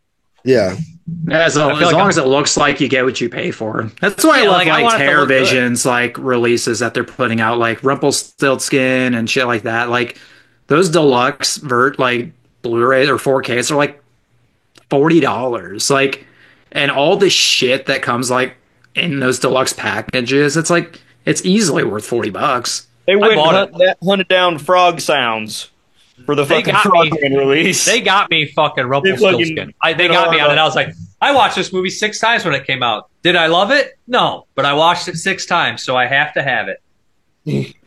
I don't. It's that just 4K it's like looks something amazing. I haven't got it yet. It's going to ship with my what's the Phantom of the no, that's Radioactive Reporter, Revenge of the Radioactive Reporter. I got that too because I've seen. I can't wait to get that too. I want Phantom of the Ritz to come out because I have that on Laserdisc and I never watched it, and it's just like I've always had that in my background for like 20 years. It's like melted Phantom. I know it's terrible, but I just have to see it. I want a good release now though.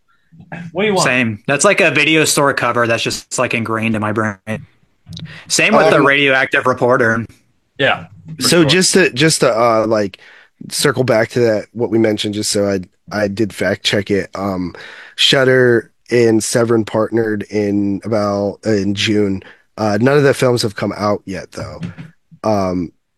Except so IFC and Shudder technically partnered with Severin. Dude, you're pissing off Tyler with this fact checking.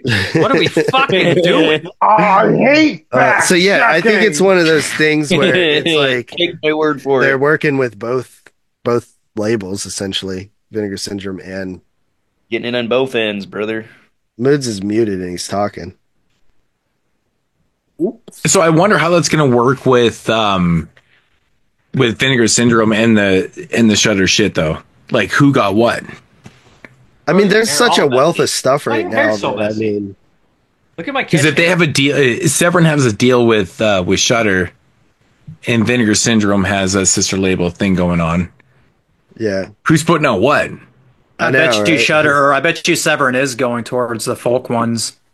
Yeah, I would assume that Severin would probably. Yeah, you're right. You're right. Because even their documentary, Vinegar Syndrome has just released basic shit.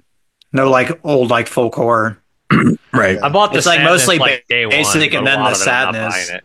Like I don't need modern movies. The Whoever Sadness puts was out for different. Devil's Bath, I'm gonna buy. I mean, I I'll buy wasn't the I Devil's wasn't Bath. sad about the Sadness, if that's bad. The joke. Sadness to me is the only like must buy they've even put out on a Shutter line so far. Sadness. Yeah, totally. Yeah, it's like you can just instant favorite. It rarely happens. 100%. That and Psycho Gorman. Those movies were both like 10 out of 10s. Couldn't believe they were that good. Substance, the same thing.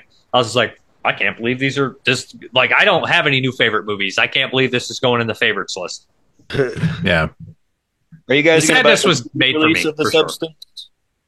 I bought. Yeah, I already ordered the 4K. I got it with the buy two get one at Target. So I got a good deal. the Substance release, like for me, like there's no pre-order for it. Really? I pre-order. Yeah, it's like it all disappeared. It was there and now it's gone. Like what the fuck is going on? You get the substance. You don't get the substance. You get the substance. I get the substance. Yeah. The Korean version of it, the substance. You gotta drive over by Wisconsin area though. They'll ship it Funny to you. enough for me, the only two movies I picked up this year, and I didn't do it on purpose, that made my top 10 were my 1 and 2. Do you remember when I used to joke around about Canada and people got mad that they thought I hated Canada? Yeah. Like I would have any legitimate. I was waiting for the punchline there. Canada. You're like, I still hate Canada. No, but like, what legitimate reason would you ever have to hate Canada? I mean, to be honest, I live in Canada and I'm not really the biggest fan, but yeah, but everybody hates kind of the place that they live until then, like somebody else badmouths it. Like it's because we have a leader. You don't know nothing. We have a pussy leader, and like he's a piece of shit, and like yeah, it sucks, but whatever. Like if I'm from Point Place and it's like Trashville, and if somebody badmouths Point Place, it's not from it. I'm just like immediately like if my friend me are laughing about it, like and then somebody's not from Point Place, I'm like, yeah. Yeah, just like shut up. That's the same thing. Like I talk mad shit on Brownsville, but like you know, it's you like get mad when I make home, fun of it. bro. It's like man, you got to specify when you say Brownsville, though, man. Because Carly got so mad when I was there. I was like a horrible mood. I was sleep deprived, and I just got over being like sick. And I'm like, what is this shithole? There's no goddamn streetlights. Everything's a fucking mountain. I was like, why am I? And then JP recommended a restaurant he hadn't been to in fucking 37 years. He's like, oh, it was great. And I go there, and literally like the cash only. Yes, it's taking us in circles. It literally takes us under a fucking under a bridge. Where is this place? It's it was under a bridge. A fucking bridge in like a little shack trailer. And I was like, went in there, and there's like a couple of people down there, like looking down there, like looking like the toads from Friday the 13th when you walk in a fucking diner. There's like cash only. And we only had like $35 on us. I was like, bro, I ain't washing dishes if we run out of money. So we stopped on some place. We stopped on some place on the way home instead, and it was the worst restaurant I ever. It was not in your city, but it was the worst restaurant I ever had in my life. See, when people recommend restaurants, though, the ones that are like these off the beaten trail, like shitty hometown cash only places, those are the best ones. This one was a piece of shit. Usually, I stopped that. Yeah, I but threw away I didn't even finish my I didn't finish my pancakes. Man, that joint, that joint before Wasteland was good, man. It tasted like fucking Oh my water. god, that If you threw away pancakes, that's really bad. Where the fuck because is that never throw place away at? Very food. simple. That was place a we good stopped joint. at in Strongsville. That was excellent. Yeah, that was really Yeah. good Dude, and it cheap was as so- fuck, dude. What did Yeah, I get? like I dude, got like that uber would cheap. have been twice the price and half the size in Massachusetts. Yeah, dude, that was. Yeah, I want to go cra- back. I don't remember what it's called though.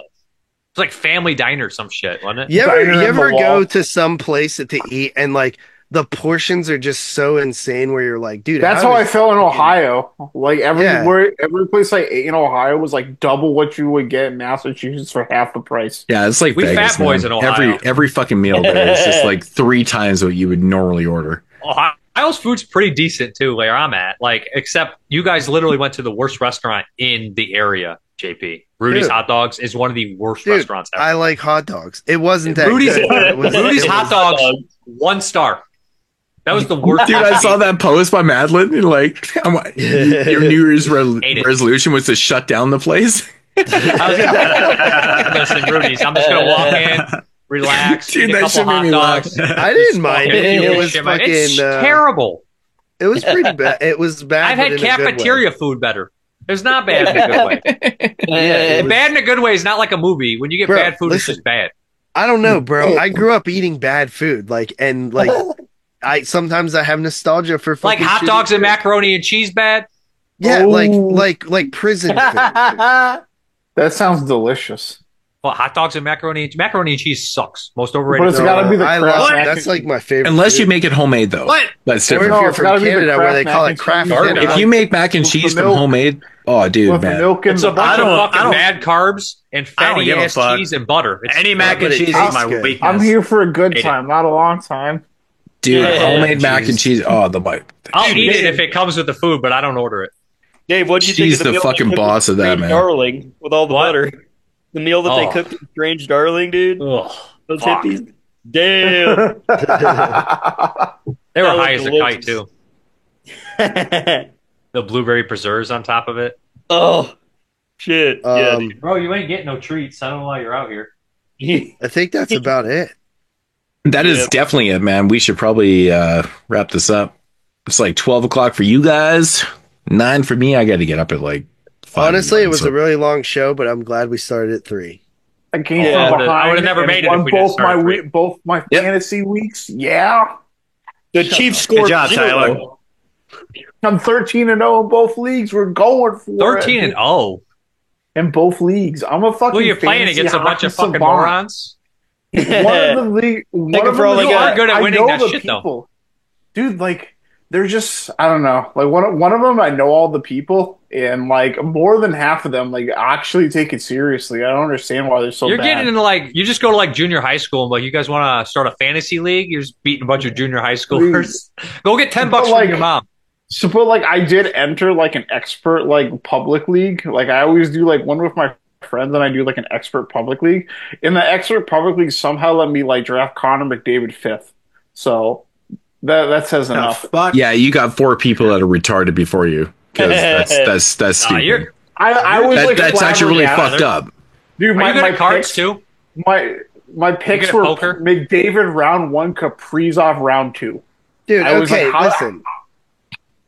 People did not sit through this whole entire show to listen to this. All right, guys, we're out of here. We're out of here. Hockey. Mason, thank you for joining us. Dave, it's always a pleasure. Tony, we'll see you guys. We'll see you in like a couple days. Yeah, like a few days. Yeah. we got Simbin coming up in a couple days. Awesome show, guys. Oh, shit, we do. Yeah, dude, it's like literally in like 4 days. So I already watched The Keep. We good. Also, people that are always like, next year, New Year's resolution, I'm doing it. Just start now. Don't wait till the new year. If you really meant it, you'd start right now. my prediction on the Keep was totally right. Everyone that's been watching it, and that was so hyped up for the Keep, no one's talking about it because everyone hates it.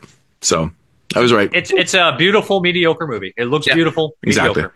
Hard to I mean, watch. like I said, I wasn't even Doesn't make excited any fucking sense. when Great they cast. when they announced it. I was like, okay, fine. I guess I'll be grabbing that with the package. Had but to have it. I wasn't excited Had to about have it.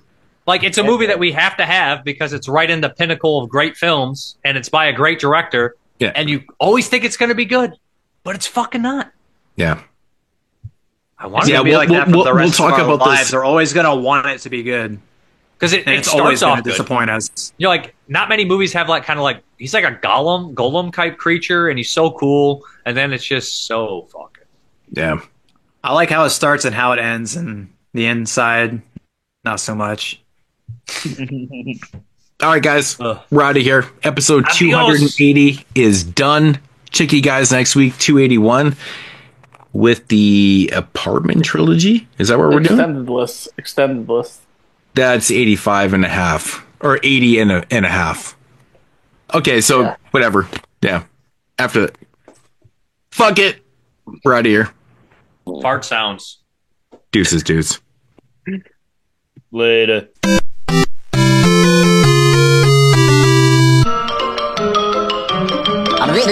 That's all, folks.